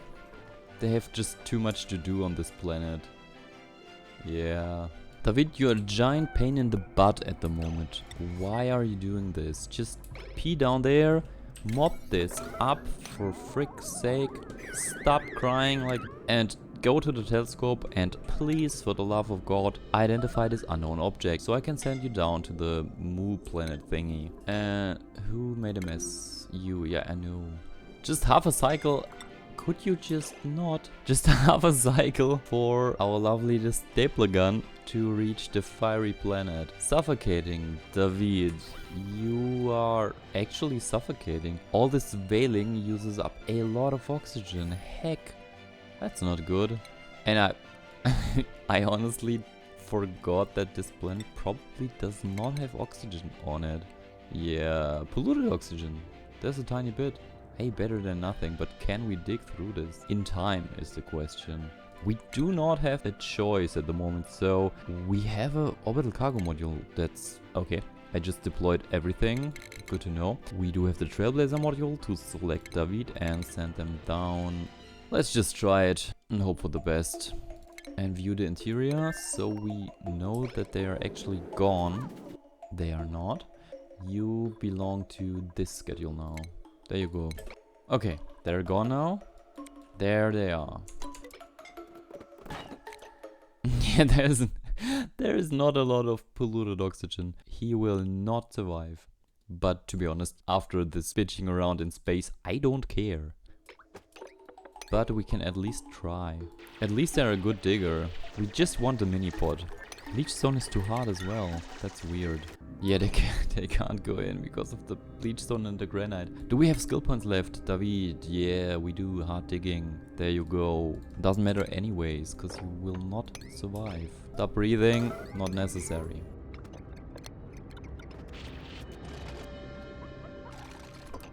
We need you to activate this, but after this, we can just print a new one. They will also not survive, of course, and they will have no skills at all. But we can print someone. And we can even print omelets. Can we at least have something for the interplanetary payloads that we can send over? Starvation. And we can't forget about the Uranus 7, because without a dupe inside, we can try to land it here. I can hear it. I think it works. Come on. Yes! We can actually land a rocket and reuse it, even without a dude in it. For now, let's just refuel it quickly. 1, 2, 3, 4, 5. That should be enough. And yeah. Okay. Oh, no. Shit. The issue is that let's shoot this to there. Our automation cable burned down.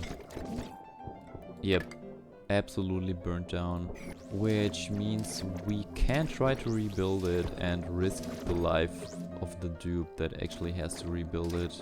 This will take a while. David, I expected this. Very sorry, my dude. You can dig up this here, so come on. Yeah. Can you survive? Yes. Just stop catching your breath. Just do it. Stay cool is incapacitated. I tried to incorporate the mayhem, and this is what you get. A lot of mayhem, a lot of dead dupes, and the poor Stay cool being irradiated probably... Oh, wait. Can we even save them? That's the question. Yes, at the moment we can. But how long? We do not have a dupe here. We can print another dupe here. How about the medicine dupe? That's a binge eater. Medicine 2. Yeah, I'm gonna keep you as Aider for now. Print you and send Stay Cool to this one with the highest priority. Welcome, temporary Aider, to the planet. Please save Stay Cool, who's incapacitated but not suffocating at the moment. Oh no, suffocating as well. The stapler gun and Stay Cool. Stay cool, why? And she is chilling. Just freaking killed Stay Cool and now sleeping like a baby. Time for the dupe death counter. David, you're still alive. How is that even possible? Back to HB and Rene. They still don't have a toilet, but at least they do have oxygen. Even though this is maximum oxygen pressure because of the polluted oxygen combined with the regular oxygen and the carbon dioxide. We can at least give them an outhouse, even though there's no dirt. Or is there? There is not. Maybe we give them a latrine. Gold amalgam. No. There's no filtration. Damn it, dupes. Just pee anywhere. I mean, it's polluted water anyways. Well, at least let's drain this a little bit, so that the dupes don't have to stand in it. With the rocket platform finished, we can finally land our rocket. And maybe burn our dupes to a crisp with the exhaust. There we go. Oh yeah. We just made dirt. There we have our dirt for the toilet. Beautiful. Brilliant solution. This is so dumb. We even cooked a little bit of the water. And then I tried to make the Spacefarer module accessible for the duplicants. But because they were taking forever, even with priority yellow, I'm using our deconstruct and cancel trick. And just like that, we should have access to the Spacefarer module and the food that is stored in it. Let's check that. We do have still around 70,000 calories. What do we have here? A tungsten volcano. Interesting. As for the stapler gun, 40 more seconds until they arrive. Oh, we even have a rover module. Cool. So we can let you stay a little bit longer here with this nice oxygen that we have. You're still in your suit, correct? Yeah. And we can send down the rover instead. Deploy the rover. How about here? So cute. Rover, what can you do? You can gather material. You cannot gather material because it is apparently too hard for a regular rover. Didn't know that. This is my first rover that I ever used. Rover, that's just sad. Can you at least deconstruct this module? You can.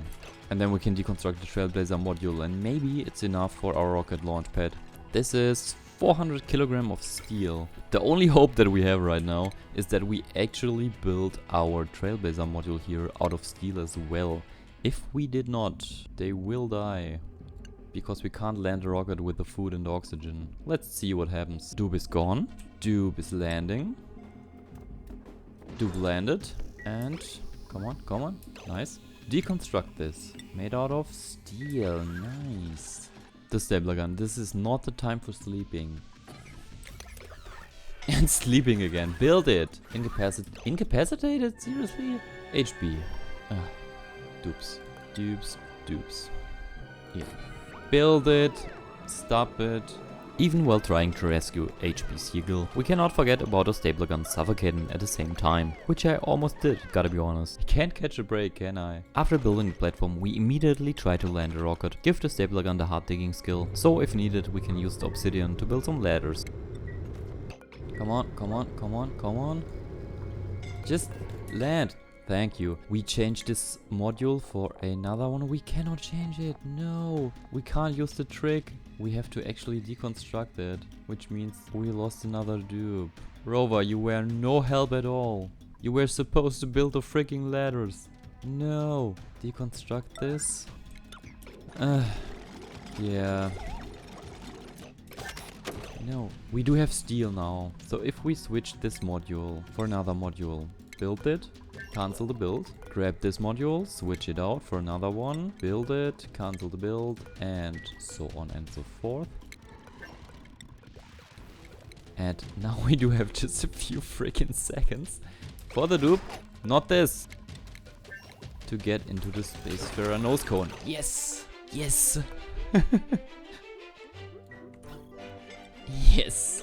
The stapler gun's still suffocating. We could drop the suit, but if I drop the suit now, it wouldn't be very nice to be on this planet here. You see why. What the freaking heck? But we managed to land it. Very nice. Still alive. And filled with a little bit of food. Not much though. Not much. As for Slopiel and the... Oh, come on. Just... get the dupe. Carry them over. Not that hard. No! Rennie really did not seem to care about HB. They had at least 10 chances to save them, but decided to let him die. Rennie, I will not forget that. This will come back to bite you. And now, play the sad music. So we need a new HB Seagull. And a new Rennie. Definitely a new one. But if we do have the mini-pod, we can print new dupes, so we should be fine as soon as this thing is built. Now you have my permission to die. Dude is still alive. Man, I'm really impressed. Chlorine. No polluted oxygen here, sadly. And that's it for him. You fought till the end. You're the bravest. So with that, guys, we killed HB Seagull, we killed Stay Cool, Squid Cake died in the rocket, but we got the rocket back at least. We killed this cable, and this cable now killed this solar panel. David II gave his life. We did progress Aiden's asteroid. We uncovered quite a bit of space and hopefully brought you a bit of joy watching this. Planetary borders don't stop us. Today we continue the journey to connect all the planets, potentially lose even more duplicants, and expand our ever-growing colonies. Oh yeah, and I dropped an ocean in the magma biome. Remember that at this point in time I'm playing on all of these asteroids simultaneously. So there's a lot of side stories happening here and there. And we are starting with the stapler gun side story. First, let's check out our magma planet. Last episode we have seen the stapler gun land here and with a lot of luck survive in the Spacefarer module. But what happened after that? First I planned and constructed a little bit of power, and then I tried to convince our Sneezy, the stapler gun, to at least build a printing pod. Also, let's not forget to hook up the solar power to battery as well, which will allow us to power the fridge inside of the rocket. I also changed the interior a bit. Stop puking! Dude, just no. Outside of the rocket we managed to build the mini-pod. After activating the pod and waiting for a bit, we got our first care package. Paku, take a look at this. But we do not have water. We do have water. A lot of dupe puke. With these wise words spoken, a tiny Paku pocket got prepared. The mini-pod selected, the Paku got printed. The only thing that is left is, well, collect enough liquid from the duplicant. Because at the moment the Paku don't seem to be overly happy about their situation. But at least we did manage to give the stapler gun a little bit of relaxation. The next thing that I wanted to have built is a small payload system. But on Firibone nothing has been built yet because the stapler gun is in a constant loop of getting radiated, which stresses them out so much that I need to use the massage table, which is not insulated from the radiation, creating basically an infinite loop. So let us redesign the whole thing. I redesigned the stapler gun's bedroom. Now it is down to only 7 rats per cycle instead of a few hundred. Another reason for the high stress level was of course the high skill level of the stapler gun, so let's skill scrub them and then see what happens next. Okay, update. I finally got the stapler gun to build this here. It took a little bit of red alert and a lot of puking. Now they can calm down again. I did that because the oxygen, as you can see, is pretty much gone. So this dupe will not survive for much longer, except from the pockets of the polluted oxygen, if we don't send over any oxygen. Which is why I also hooked up our oxygen supply here to the interplanetary launcher, which we can now aim at Firibone. Hopefully this will start sending this over in 200 kilogram packages. Let's just unpause this, see if this fires. It does not. Let's reduce this to 150. There we go. And with this, our payload is on their way. Of course, it would be too easy if I had actually prepared anything beforehand. I did forget the piping for the oxygen. Just remember that I play on 6 planets at the same time, and this is just one of the side stories that is happening. Another thing that is missing is of course the gas vent. How else could it be? Sorry, the stable gun. Bring up the dupe death count. You couldn't make it. And couldn't finish the piping. At least should have built the piping, man. That just means we need a little bit more free labor. 1 or 2 more scapegoat duplicates that can actually build the piping. For that reason I decided on Ruby here. I don't think it is a good idea to give this duplicant a patron name. So Ruby, you will stay Ruby, and I will put you in a work-only schedule. For now, Ruby did manage to build the vent, at least. But that was pretty much the only thing they could accomplish in their dupe time. Such minor hindrances don't even bother us. Lyra will take care of the rest. And Lyra actually did a splendid job at that, fulfilling her one and only task that she was printed for. Thank you, Lyra, for your sacrifice. Thanks to you, we finally have oxygen in this miserable place. At least the next duplicant has a chance now. Oh, take a look at this, we do have a new stapler gun. And even with the same blue hair, a mouth breather, which is not very good, but skilled at hard digging. The stapler gun, I'm not making any promises, but welcome to the fiery planet. Maybe this time I don't forget about you. Here the reminder again, I played on 6 planets and didn't really care about this one too much. By the way, Lyra is still falling here. We might have to do something about that. How about a tasteful memorial right under the mini-pod? I also thought more power can't hurt. And if I found a care package that does not spoil, like this snazzy purple suit here, or these hexaland fruits, I printed them on the fiery planet. This concludes what happened on Firibo. Now let's check out another planet. This one, for example, here on Zapiol.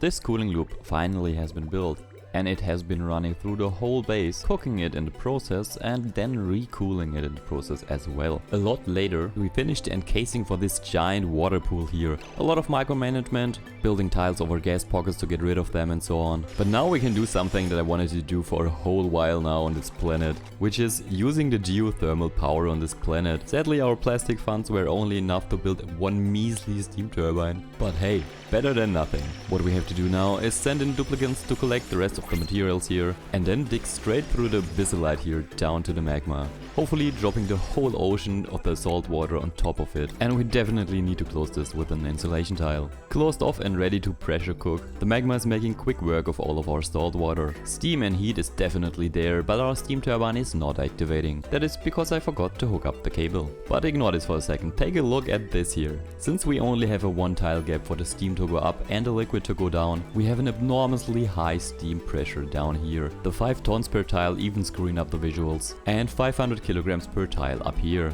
It is also to be expected that all the salt water that is evaporating will create salt. The salt liquefies, cools down again, gets solid, gets liquefied again, and so on and so forth. A few cycles later the pressure evened out and now we are at 1200 kilograms per tile down and around 800-700 up. The next change that you might notice is that the doors underneath our steam turbine are missing. I planned them in order to control the steam input better, but chose the material poorly. All of our uranium ore doors just melted and then formed natural tiles below. What also melted is our liquid output, which is why you see me extract the steam turbine water with another method. Finally activating it, by the way. I have the feeling that if properly cooled, this will pretty much run forever. At least until we finish the let's play. Wait a second, reverse the video. Did I just saw a delectable and a shovel down there? Yeah, correctly. Nice. Then I spent 40 cycles somewhere else, and when I came back, the temperature still looked nice, the steam area is still pretty hot. We did have to move our steam turbine though, and in the process block a few ports. We deconstructed the old steam turbine, corner built more insulation tiles so that 2 ports are blocked so that our steam turbine no longer overheats. This produces the full 850 watts of power constantly for, I don't know, ever. Take a look at this steam here. Those are 760 kilogram of 400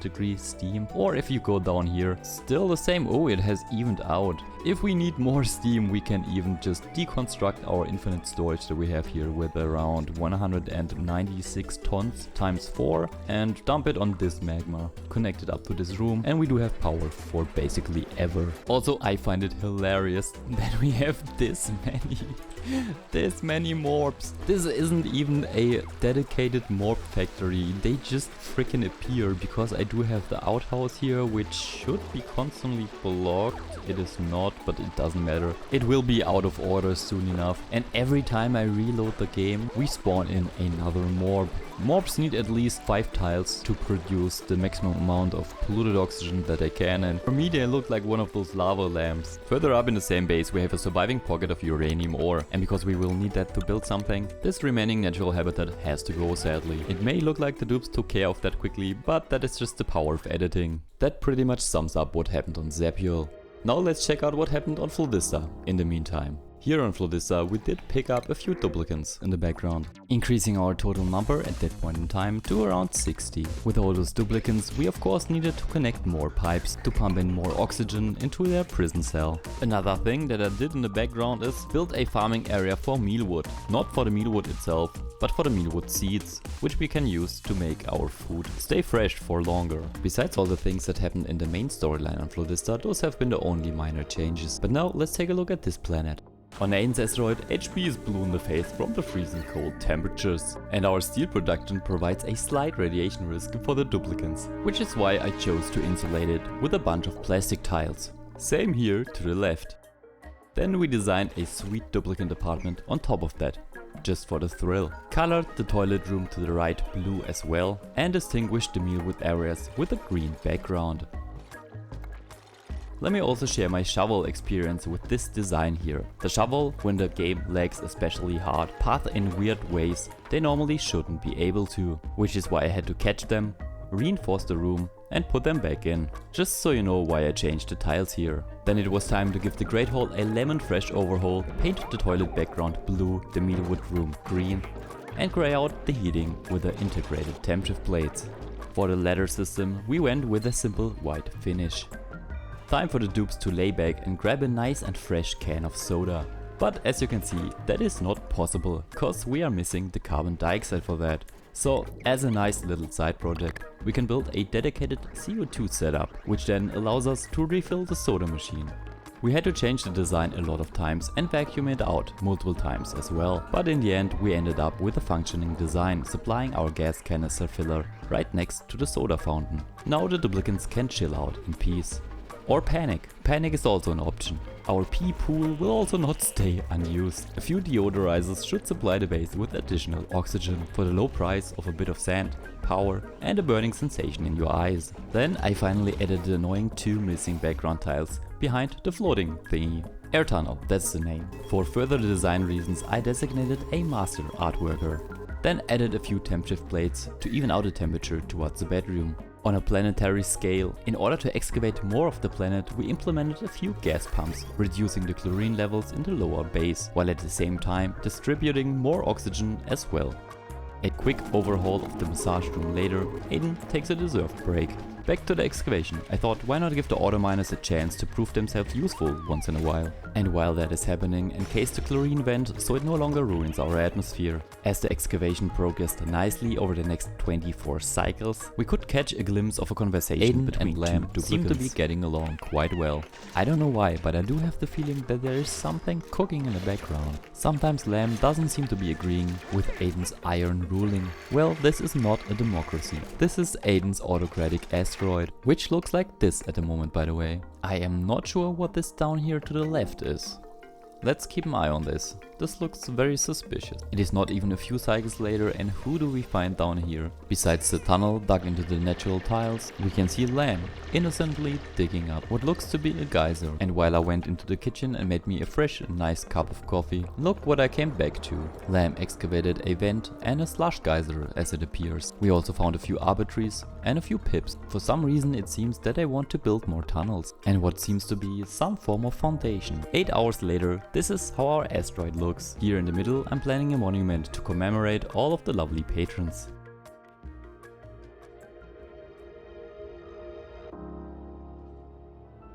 Meanwhile on Slopiel, the last remaining duplicant, Rennie Jensen, after cold-heartedly letting HP die on the floor, got a task to build themselves a bed, some farming plots and a liquid pump, which they sadly didn't manage in time. But what is even worse, they did not activate the printing pod beforehand. I had forgotten to task that. Screw you, Luma, for being forgetful.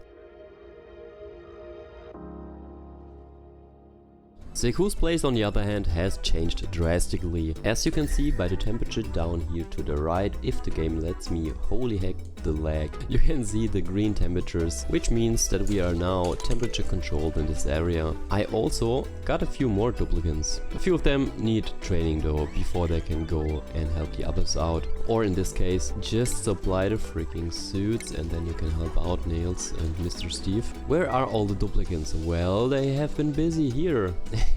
And that is exactly what I was trying to avoid. They already started running on the hamster wheels. These here are the new... It's not a prison, it's more of a training area for new duplicants. And we want the 200 dupes no matter what, so why not place them here? In case we are running out of diamond, I'm inclined to build 3 diamond presses right here. This is Deku's place where we have 99 tons of coal left, which we can turn to refined carbon and then turn into diamonds. And this is easily refuelable with this red bolt reflector shooting down and then shooting to the right, or I can just reroute it to refill the red bolt engine, or I can even use this upward shooting one if I turn this around though. Then I can use this red bolt reflector from the refilling of this down here and route it to the right. My refined carbon diamond production is running. Now we only need to build this tiny thing here, because I do not want to activate our giant setup at the moment. There you go. Now that this is activated, we should shoot tiny amounts of red bolts in this direction. Filling it up slowly. Nice. I could of course increase the red bolts here, maybe to 10, and then reset it later. Diamonds, nice. Exactly what we need for the monument. And this concludes Deku's place. Now let's check out Wade's planet. On Wade's planet I was fed up with the horrible water and oxygen situation and wanted to fix that with an expansion of the saltwater duplication in combination with a self-powered SPOM system. But to make a long explanation short, we are not producing enough power and we don't have enough duplicants to handle the emptying of the salt canister into the desalinators. So the system sucked. As you can also see by all the hurt duplicants here. At least it worked for a while and helped with the power and the oxygen. Another thing that we did on Wade's planet is build this giant array of solar panels here on the top. And now we can check out what happened on the oldest of the planets, the main planet. What I did on the main planet though is, since we were running low on sand all the time, I tried implementing another one of those duplication machines with the salt water so that the dupes can desalinate it and crush the salt if they want to. Down here the dupes can crush the salt. You can see McLim producing a little bit of sand and table salt in the process. What I also did here on this planet is dump all of our, where is it here? The petroleum generator water that is being produced and sucked up by this pump down here. It is being pumped down here into these, how are they called? I just need to learn the name. Conduction panel. Cooling the robo miner, cooling the auto sweeper, dumping the polluted water in this area here with space behind it so that if it turns into steam it will get just sucked up into space. And if we drop the polluted water here we will produce, there you see, dirt, then we cook it, produce sand, dig it up, collect it with the auto sweeper and transport it to the conveyor loader. The conveyor loader then sends it away, lets it circle and dumps it. You can imagine how long this took getting in there and fixing stuff. Besides that, the main planet had no side stories involving any duplicants. It was just used as a material transport transit and to send its materials to other planets. With the side stories on all of these planets out of the way, I can tell you what happened in the main storyline. The main storyline is the one where I tried to connect the shown planets, the ones here in the background, with a setup like this. which I have shown on the second channel, the Luma Raw channel. Remember that even though the transfer would still work in the current version, Play Entertainment fixed our massive red bolt cannon, meaning you can no longer utilize this method to create a giant amount of red bolts. What I mean is, first make a hole in the neutronium wall, then fiddle around with auto sweepers, dispenser and conveyor loaders until one asteroid can reach the material of the other asteroid. For that, starting on Flodista, we can plan the initial auto sweeper setup here on the right. Until the dupes finally build them, we can already start with the reception part of the cross-border material transport system. Here on Aiden's asteroid, we can also prepare a ladder shaft, which then allows us to build the actual reception system on top as well.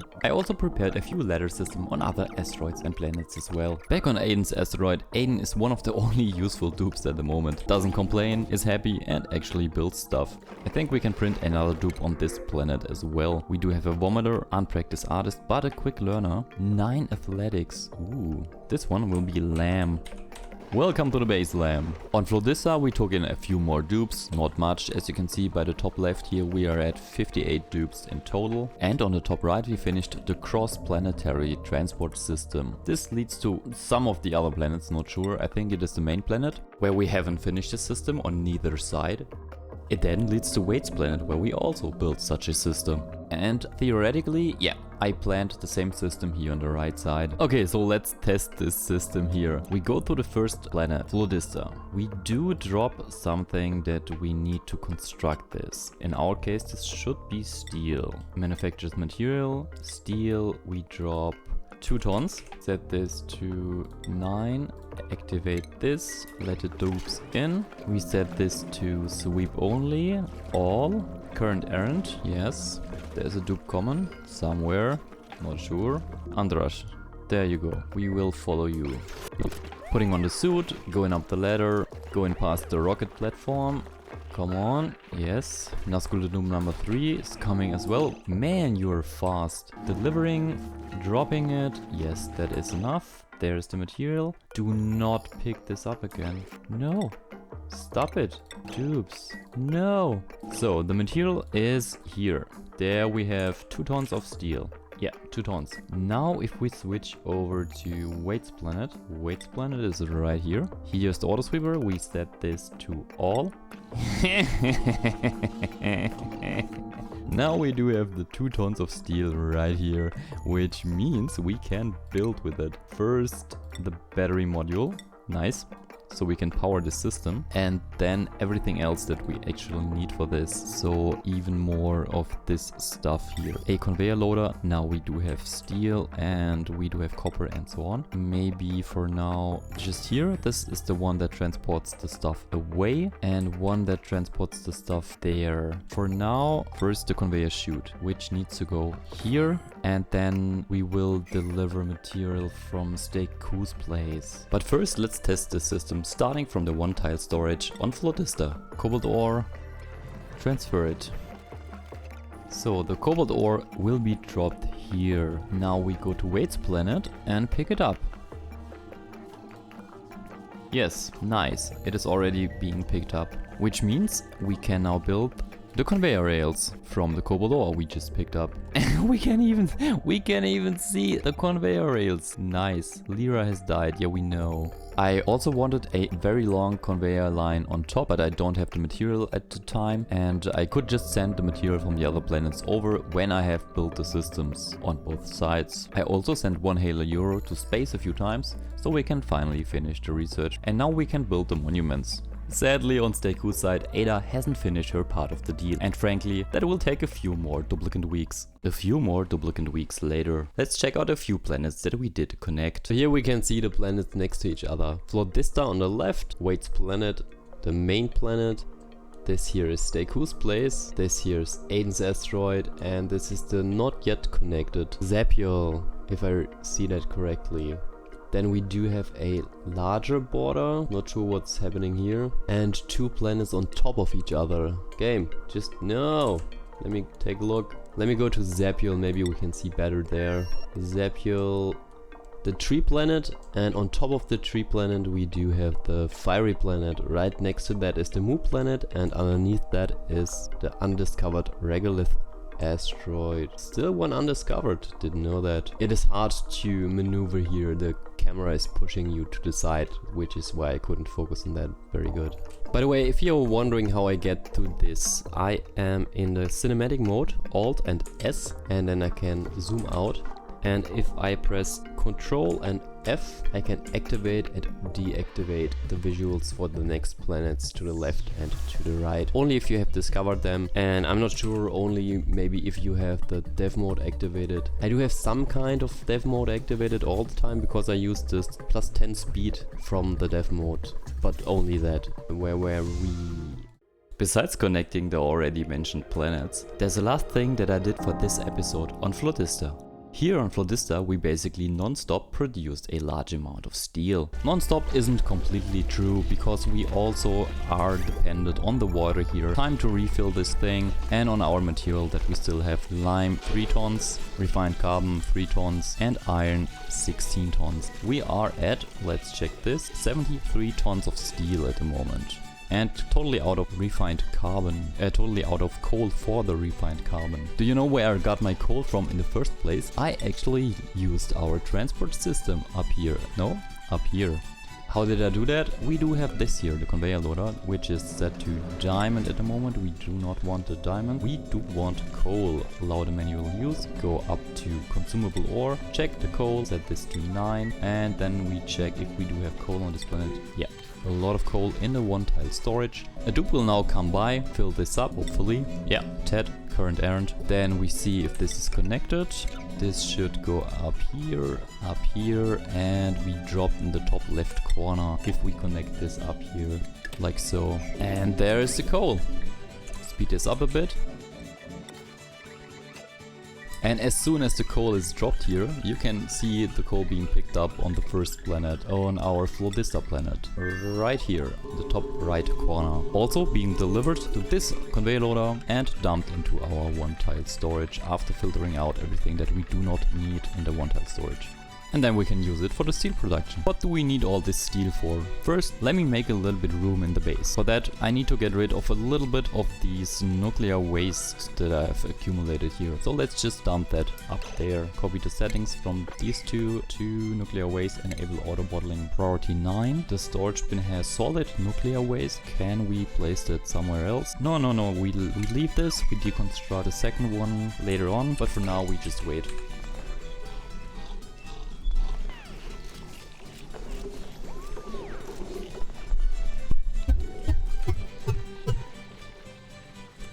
Check this out, now we do have enough space for a lovely monument. Go to the monument base, invest 7,500 kilogram of steel and 2,500 kilogram of obsidian and place it roughly around here with the orientation to the right. Let's check this, more like this. Then, can we already place the second one, the middle section? 2,500 kilogram plastic, ceramic and 5 tons of steel. We cannot place it, we need to wait for the dupes. Once the dupes delivered enough materials, they started building the monument layer for layer. This might be burning through our ceramic and our plastic on this planet, but we do have enough steel. What we apparently do not have enough of is space. So I gotta get rid of a whole lot of buildings, reroute some piping, reroute some power cables. With this we should be able to build the head of the monument. Oh, and let's not forget about the conveyor rails. With our beautiful monument built here on Flotista, it is time for the hard part, the designing process. Which duplicate do we want to represent this planet?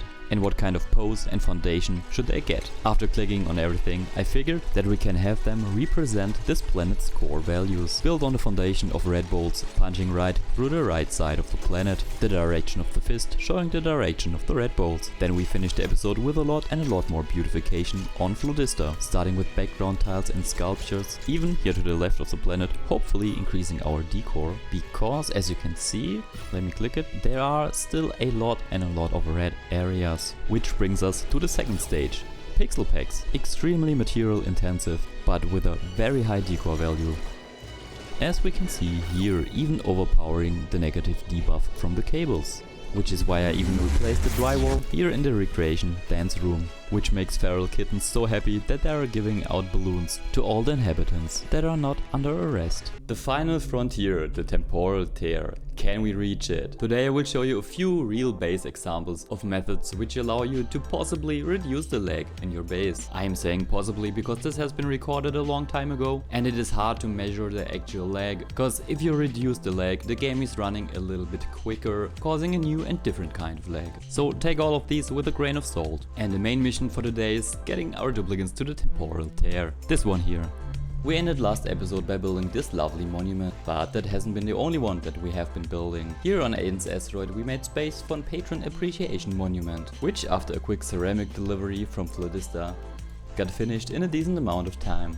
And after a bit of designing we ended up with this here. Having built this beautiful monument and reaching 16 morale for at least a few cycles, we reached one of the final goals of the game. In case you didn't know, there are actually 3 different endings for the game, Oxygen not included. One being the aforementioned Home Sweet Home, where you do need to survive for 200 cycles, maintain a moral of at least 16, have at least 12 duplicates and build a great monument, which you can see here in the background. The second goal being the Great Escape. You will need several established colonies for that, at least 5. At this point in time we do have 9 colonies and we need to open the temporal tear and then breach it, meaning sending a rocket with some duplicates in it right into the temporal tear on the space map. And the third possible goal of the game being Cosmic Archaeology, which can be reached by studying 10 terrestrial artifacts and 10 space artifacts, which can be found on planets or in space respectively. So before opening the temporal tear, I show you what I did to potentially reduce the lag in the base. You can see the current frames per second in the top left corner.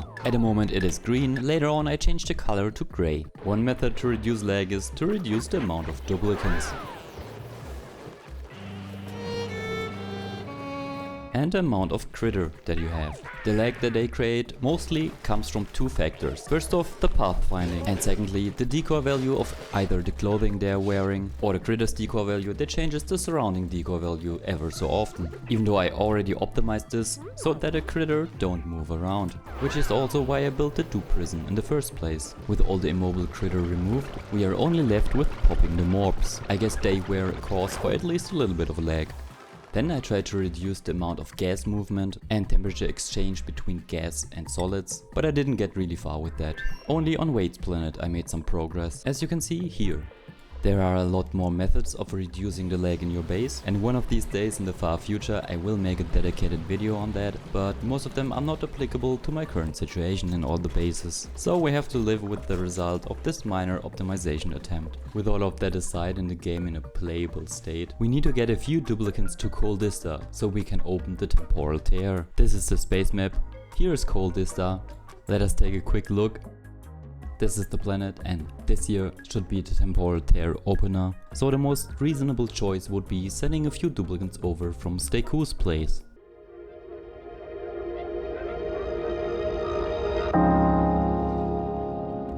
Luckily we already have this nice rocket that only needs to be refurbished a little bit to be used for our Coldista endeavor. This should do the trick for the outside, and after filling up the rocket with oxygen and red bolts, we can collect all the V-swords which we will need to supply the temporal tear opener with enough red bolts to actually do its job. Sadly we cannot use our red bolt cannon anymore because Clay fixed that. Thank you for that again. So we gotta do with what we have, and that is V-swords.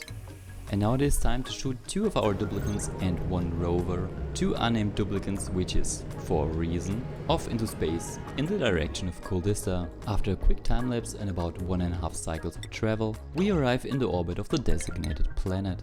If you are a bit confused and don't know what is going on, don't worry, it is also my first time landing on this planet. I never opened the temporal tear until this let's play. I do mostly spend my time in the sandbox mode creating new setups. So this is the planet where we will land. Right to the right next to us should be the temporal tear opener, which will need a lot of red bolts to power up and open the temporal tear. Our lovely rover created a flat area and deconstructed the rover module, meaning it is time to send down a duplicate to actually build the rocket platform so we can land the rest of the rocket.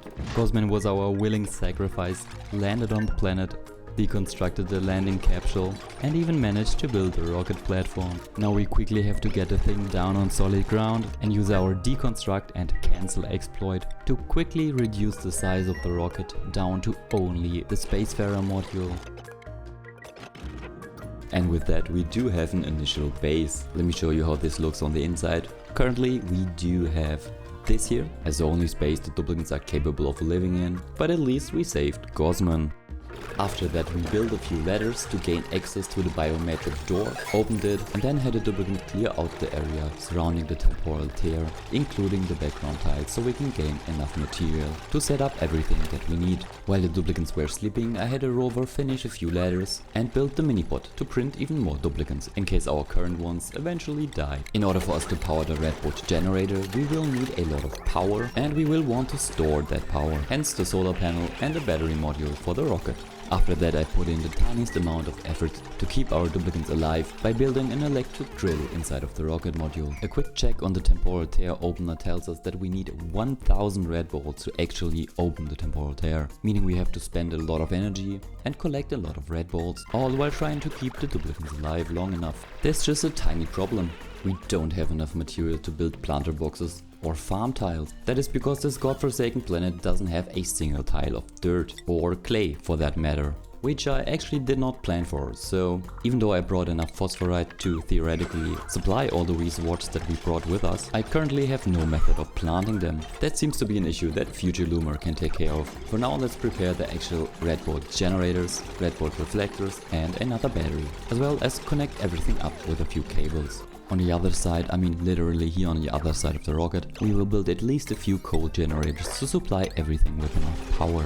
Which doesn't mean that our duplicants got to experience that. Here to the right you can see that May, and now Gosman, decided to take an early exit and leave our lovely rover to do the rest. But because the rover is running out of battery slowly, we should prioritize the single metal tile below the minipod. This was when I figured out that the rover actually cannot build the metal tile. No clue why, not sure if this was a bug or if I just ran out of material, but I switched back to a simple stone tile and finished it up. Meanwhile our dirt and clay delivery from Steku's place arrived.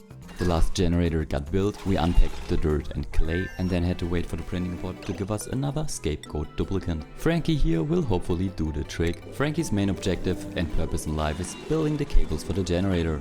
But as you can see, Frankie just didn't do it. So after switching up the schedule just a tiny bit, Frankie decided to still not care. Frankie then vanished under mysterious circumstances and we printed another duplicant called Ashkan. Ashkan hopefully does a better job than Frankie. Down below in a sealed room you can see me trying to build a canister emptier, cause I found out that there might have been a slight oxygen issue inside of our Spacefarer module, which also explains the vanishing of Frankie. We also don't have any food, but I expected you already guessed that. But let's get back to our main issue, planting down the weeswarts. Though we managed to send over a tiny amount of dirt and clay, it is still more efficient to replace the planter boxes with flower pots. Like we did here on the main planet, where we initially started the food in a flower pot exploit, and later on the cooling in a flower pot exploit. With those preparations out of the way, this is how our grid looks at the moment. Then I guess it was time to print the next duplicant, because we probably used up the last one. Mima will help us unpack all these interplanetary payloads, which in our case are filled with coal, and hopefully soon enough also with oxygen. But before that I apparently made Mima transport the weeswarts to the flower pots. Then after a while at least the rover unpacked some oxygen for us and is now transporting it down to the gas canister emptier. If we take a quick look at the radiation, this should be fine to produce enough red bolts for us to open the temporal tear. And this is the mess we created along the way. Then I thought a few more batteries probably won't hurt. You may notice in the background that I totally forgot to place the ladders beforehand. Luckily we still had a rover helping us out. Then it was time to replace Mima with a new duplicant, this time Jean, and have them supply the coal generators with enough coal that they actually start running, and maybe even build the smart battery and automation cable here to the left, or whatever Jean decides to do right now.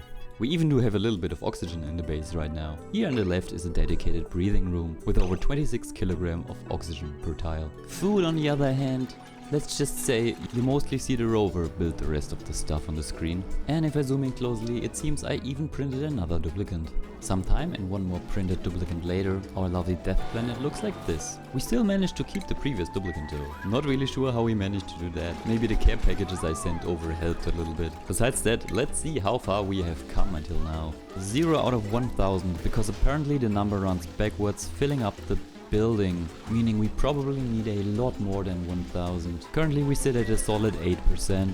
It is probably time to take care of the food issue again. Because this planet is very cold and has seaweed all over the place, we can just use that to make some muffins, which can be a good food source for the duplicants that are still alive and are not radiated and peeing themselves. Devon here, for example, who managed to build a payload opening system all on their own. And then we had Ellie take over to finally use the electric grill to supply this frozen hellhole with at least a small batch of freshly baked muffins. And in addition to Ellie, we grabbed us Marie here, because someone's gotta supply the generators with enough coal. This time they're even allowed to sleep in the oxygenated part of the base. Now all we gotta do is just wait a very long time for this thing to do its job, slowly but steadily filling up the opener. While at the same time here and there picking up stuff from our generous mini-pod, lime for example. And meanwhile, while we waited, we got a constant stream of care packages that sometimes automatically got collected, opened, and the oxygen for example sent down to our lovely Ellie cooking the food. A while and a few pip eggs later, we are now at 97%, nice finally. You two just gotta chill for 3 more percent points. And then one gleeful day we finally reached the 100%, but it still isn't ready. Even after reaching the 100% mark, you still need to supply another 1000 red bolts. You can see that I'm doing this the first time and it is super annoying. Clay, why did you have to fix our red bolt cannon? This would have been so much faster. A million years later we actually managed to fill the building and now it is time to fire it up. After firing it up, the game warns you of an impending meteor shower, which we do not care about. Sick, I do think this looks seriously cool. After it is done, no more red bolts are needed. And a few seconds later, the Armageddon will already have started.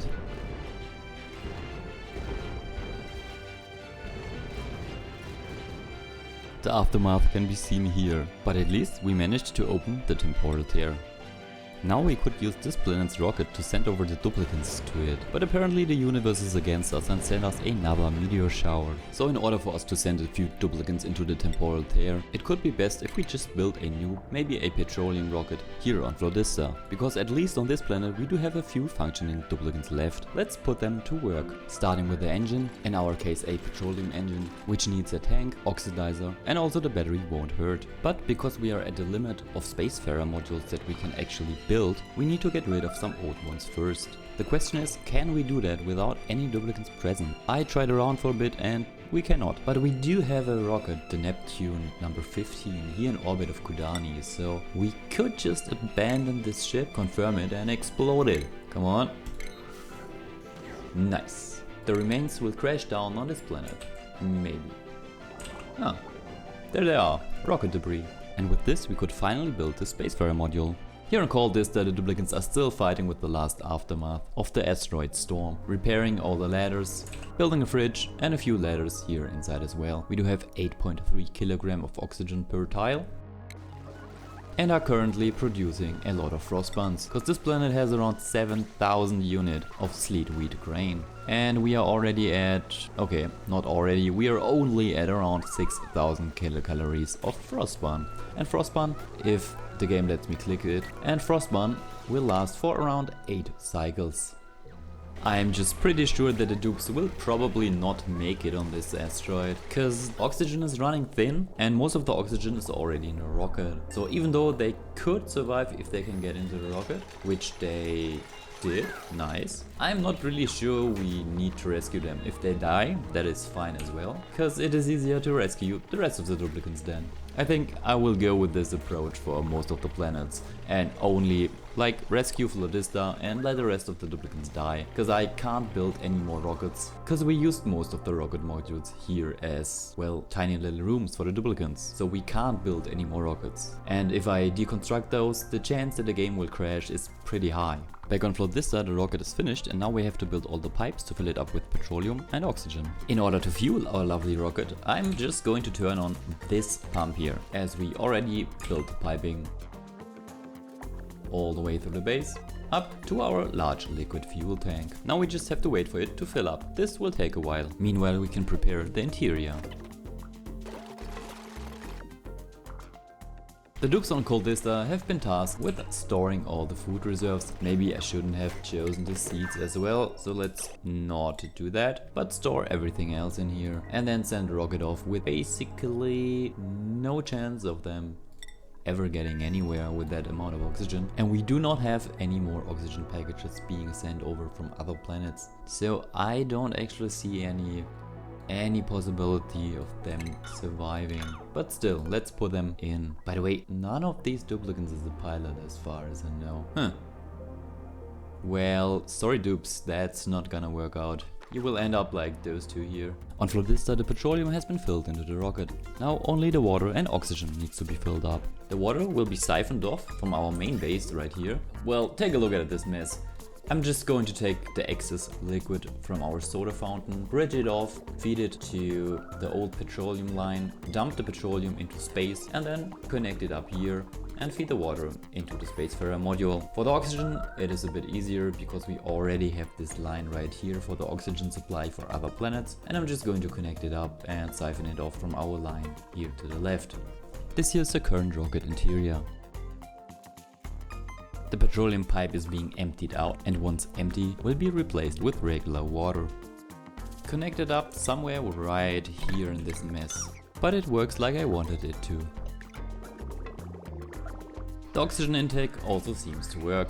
Let's take a look at this from the outside. Yeah, just as intended. In addition to the oxygen from the high pressure gas vent, we can activate the canister emptier and dropping in even more oxygen that way. Then we can store the food, spiced food only. Why the spiced food only? Because that is the food that will be preserved forever. Let's check this. If we, for example, take this roast grapefruit nut and spice it with a freshener spice, then store it somewhere. Where is it stored, by the way? Yeah, it is sent to the food storage. So there should be the roast grapefruit nut that is seasoned. There it is, roast grapefruit nut, deep freeze sterile atmosphere, fresh 100% and seasoned. With a total change per cycle of 6%. Positive 6%, not negative. So we can have a negative effect of 6% per cycle and this will still stay fresh. Meaning if we go to the rocket and check the refrigerator, put something inside of that, edible for example, and choose the, where is it? Roast grapefruit nut. Let's see how long this would stay fresh in an oxygen atmosphere with no cooling. Maybe set this to high priority.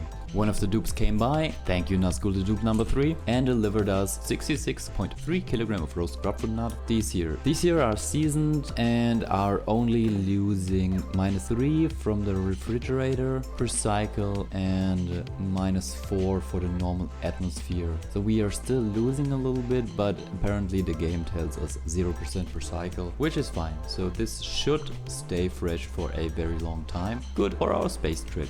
And if we power this thing, it should even stay fresh for longer. Now we can quickly hook it up to the power, fill it once, and that way we do not have to wait for our petroleum engine to fill the batteries while we are in travel. Our finished rocket only has a range of 10, as you can see by the remaining range here on the right. But if we count here, we would only reach this empty space tile if we are unlucky, because I'm not sure if this first or this last one counts or doesn't count. So it would be safer to send our rocket from Flodista first to the left over Zabiel to Aiden's asteroid, land it there, deconstruct this rocket first, refuel it with our remaining petroleum, maybe a little bit of fertilizer that we produced here. Let's rebuild this.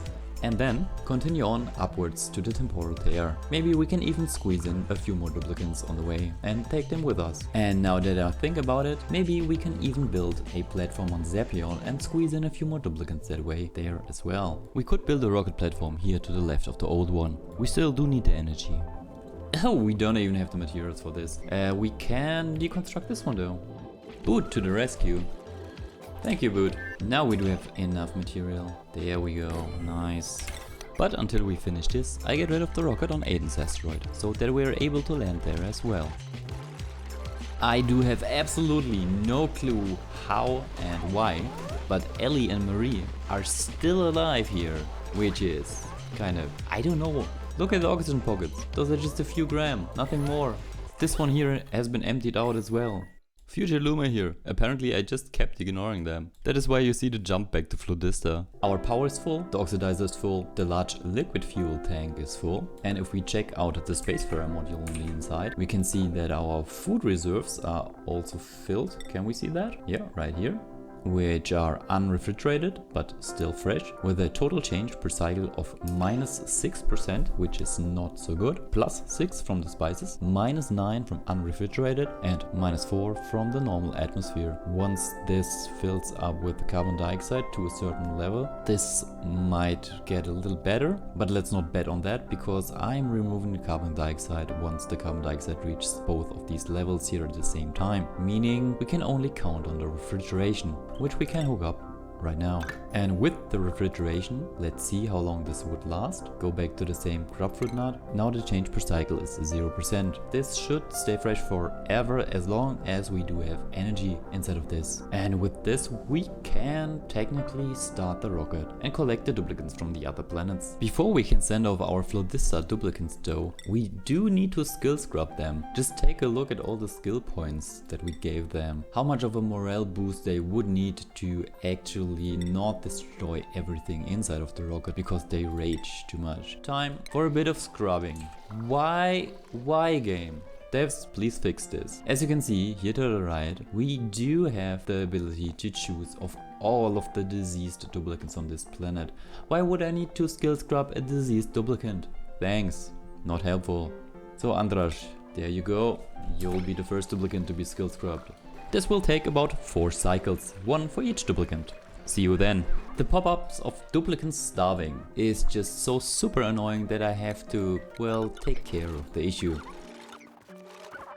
It has been a few cycles now. Our 2 duplicants on Colista perished and all of the duplicants on Flodista have been skill scrubbed, which leaves us with 4 perfectly fine duplicants that at least one of them has to be a pilot. Let's say Ferrokitten. They are faster. Nazgul to dupe number 5. Both of them will get the helmet so we can differentiate them. And now could be the time to send them all into the rocket. The SS Calypso L. I didn't name the thing. We do have 20 kg of oxygen per tile, 4 beds and 4 mess tables. The rocket control station can now be set to crew, change the crew, all the duplicants that are still alive of course. And then we change destination. First to Zepiol, maybe to this tile here. And then we wait. Nazgul to dupe number 3, coming for a poop. Where's the rest? No, don't go. Where are you going? Andras, Feral Kitten, Nazgul to dupe, and Nazgul to dupe. So, and with this, the energy is running low again. Not good. Maybe hook this up quickly. Set the beds, and when they're sleeping, we can just send them off into space. The lag is so bad, it's incredible. Yes! There's the rocket! Nice! Let's check this out. Who's the pilot? Feral Kitten, that is the correct choice. Feral Kitten is the faster pilot. They have no power, which is ridiculous because the engine should give off enough power. And somehow it is overloading for no reason. Remember this? Yeah, that's the reason. By hooking up the main heavy watt wire that connects the base, I basically also made the rocket require a heavy watt wire while recharging. Should have put a transformer in front of the rocket. Reconstructed. Now we just gotta check out Zepiol and Aiden's asteroid. Zepiol has been prepared at least a little bit. This will probably melt.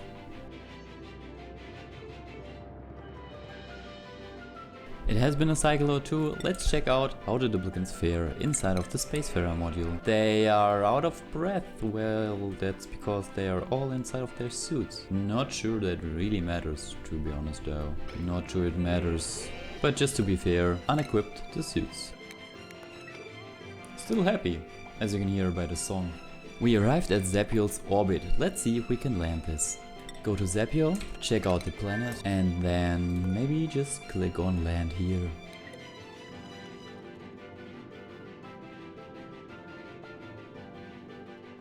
Besides melting way too much underneath the rocket platform, all of the duplicates arrived without any issues. Not sure why they did get out of the rocket though. Did not allow that. Go back to crew, back in. And now we can choose all the other duplicates that are on this planet and send them inside as well, if we desire to do so. Even you, Nazgul.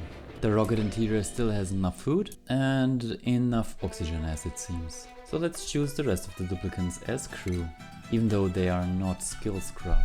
That could be risky, maybe I save before I do that. And that was a wise decision. I saved the game and now we can add the rest. We want Nazgul, McLim, Asurea Sky, Enrak, Food, Echo, ECX, and that's all I guess. So we can send this off again. This time we will be sending it to Aiden's asteroid. I will check in with you in a cycle and see how the duplicates behave, let's say behave inside of the rocket. You know what guys, we could make a quick stop at Wade's planet and collect the remaining duplicates.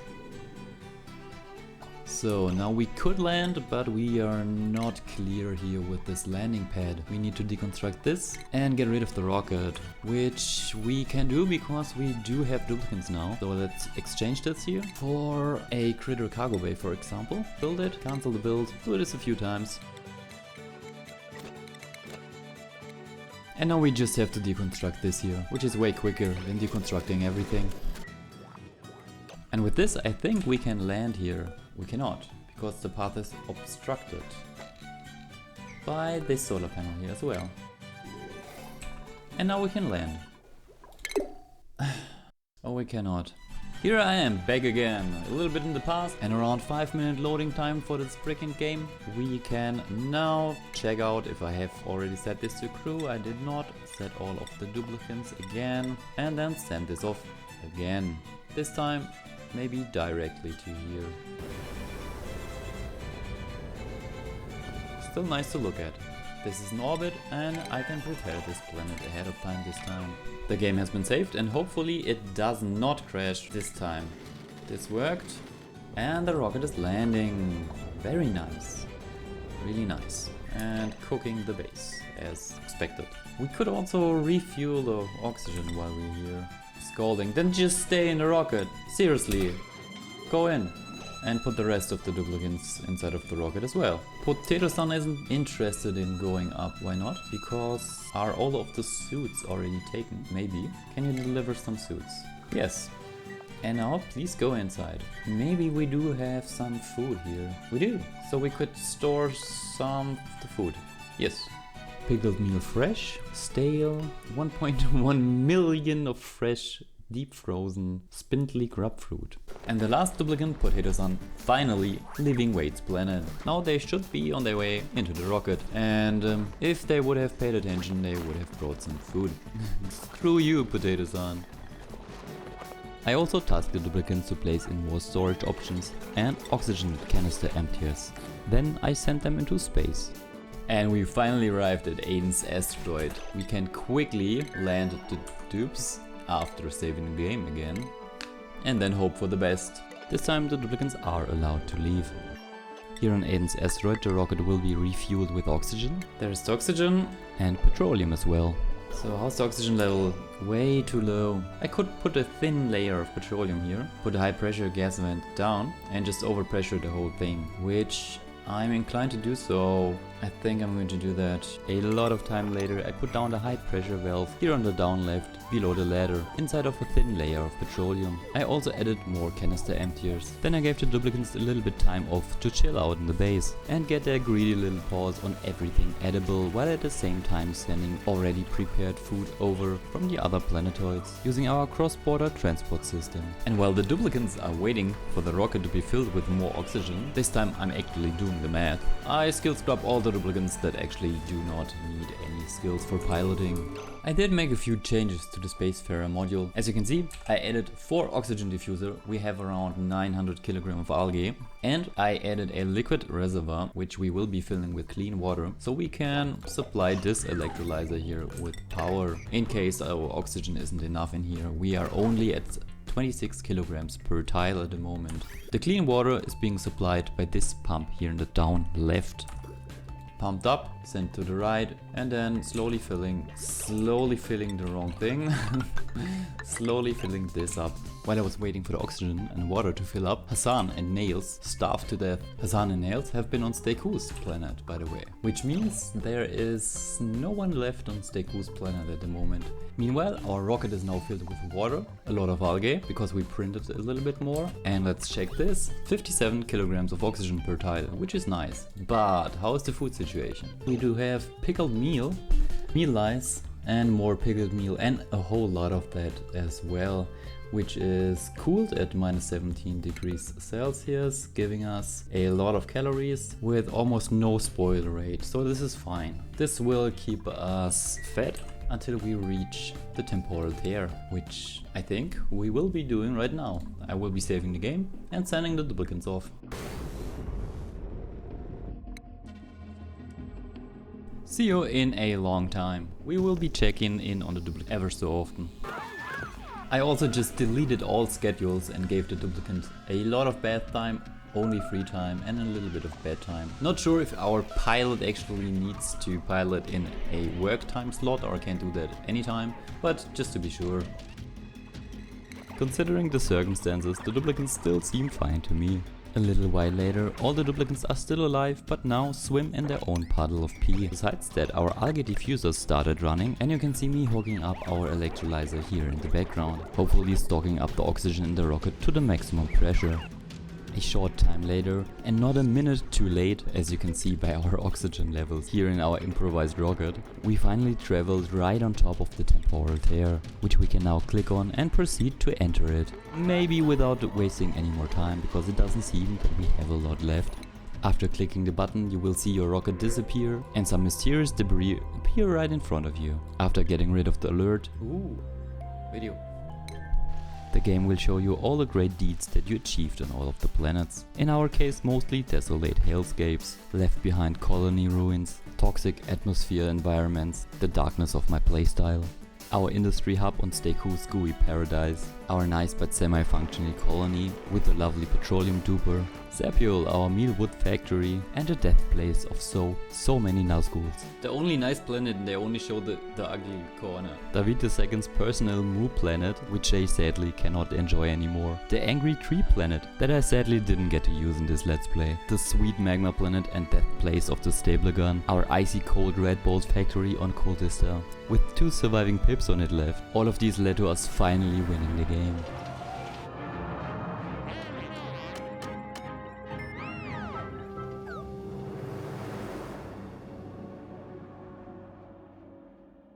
We have always viewed the temporal tear as a phenomenon to fear, but like the civilizations before us, the call to adventure asks us to confront our anxiety and leap into the unknown. As a radical action of hope, I have sent enough duplicants through the temporal tear to start another colony, explore dimensions beyond ours, and plant the seed of life throughout time and space.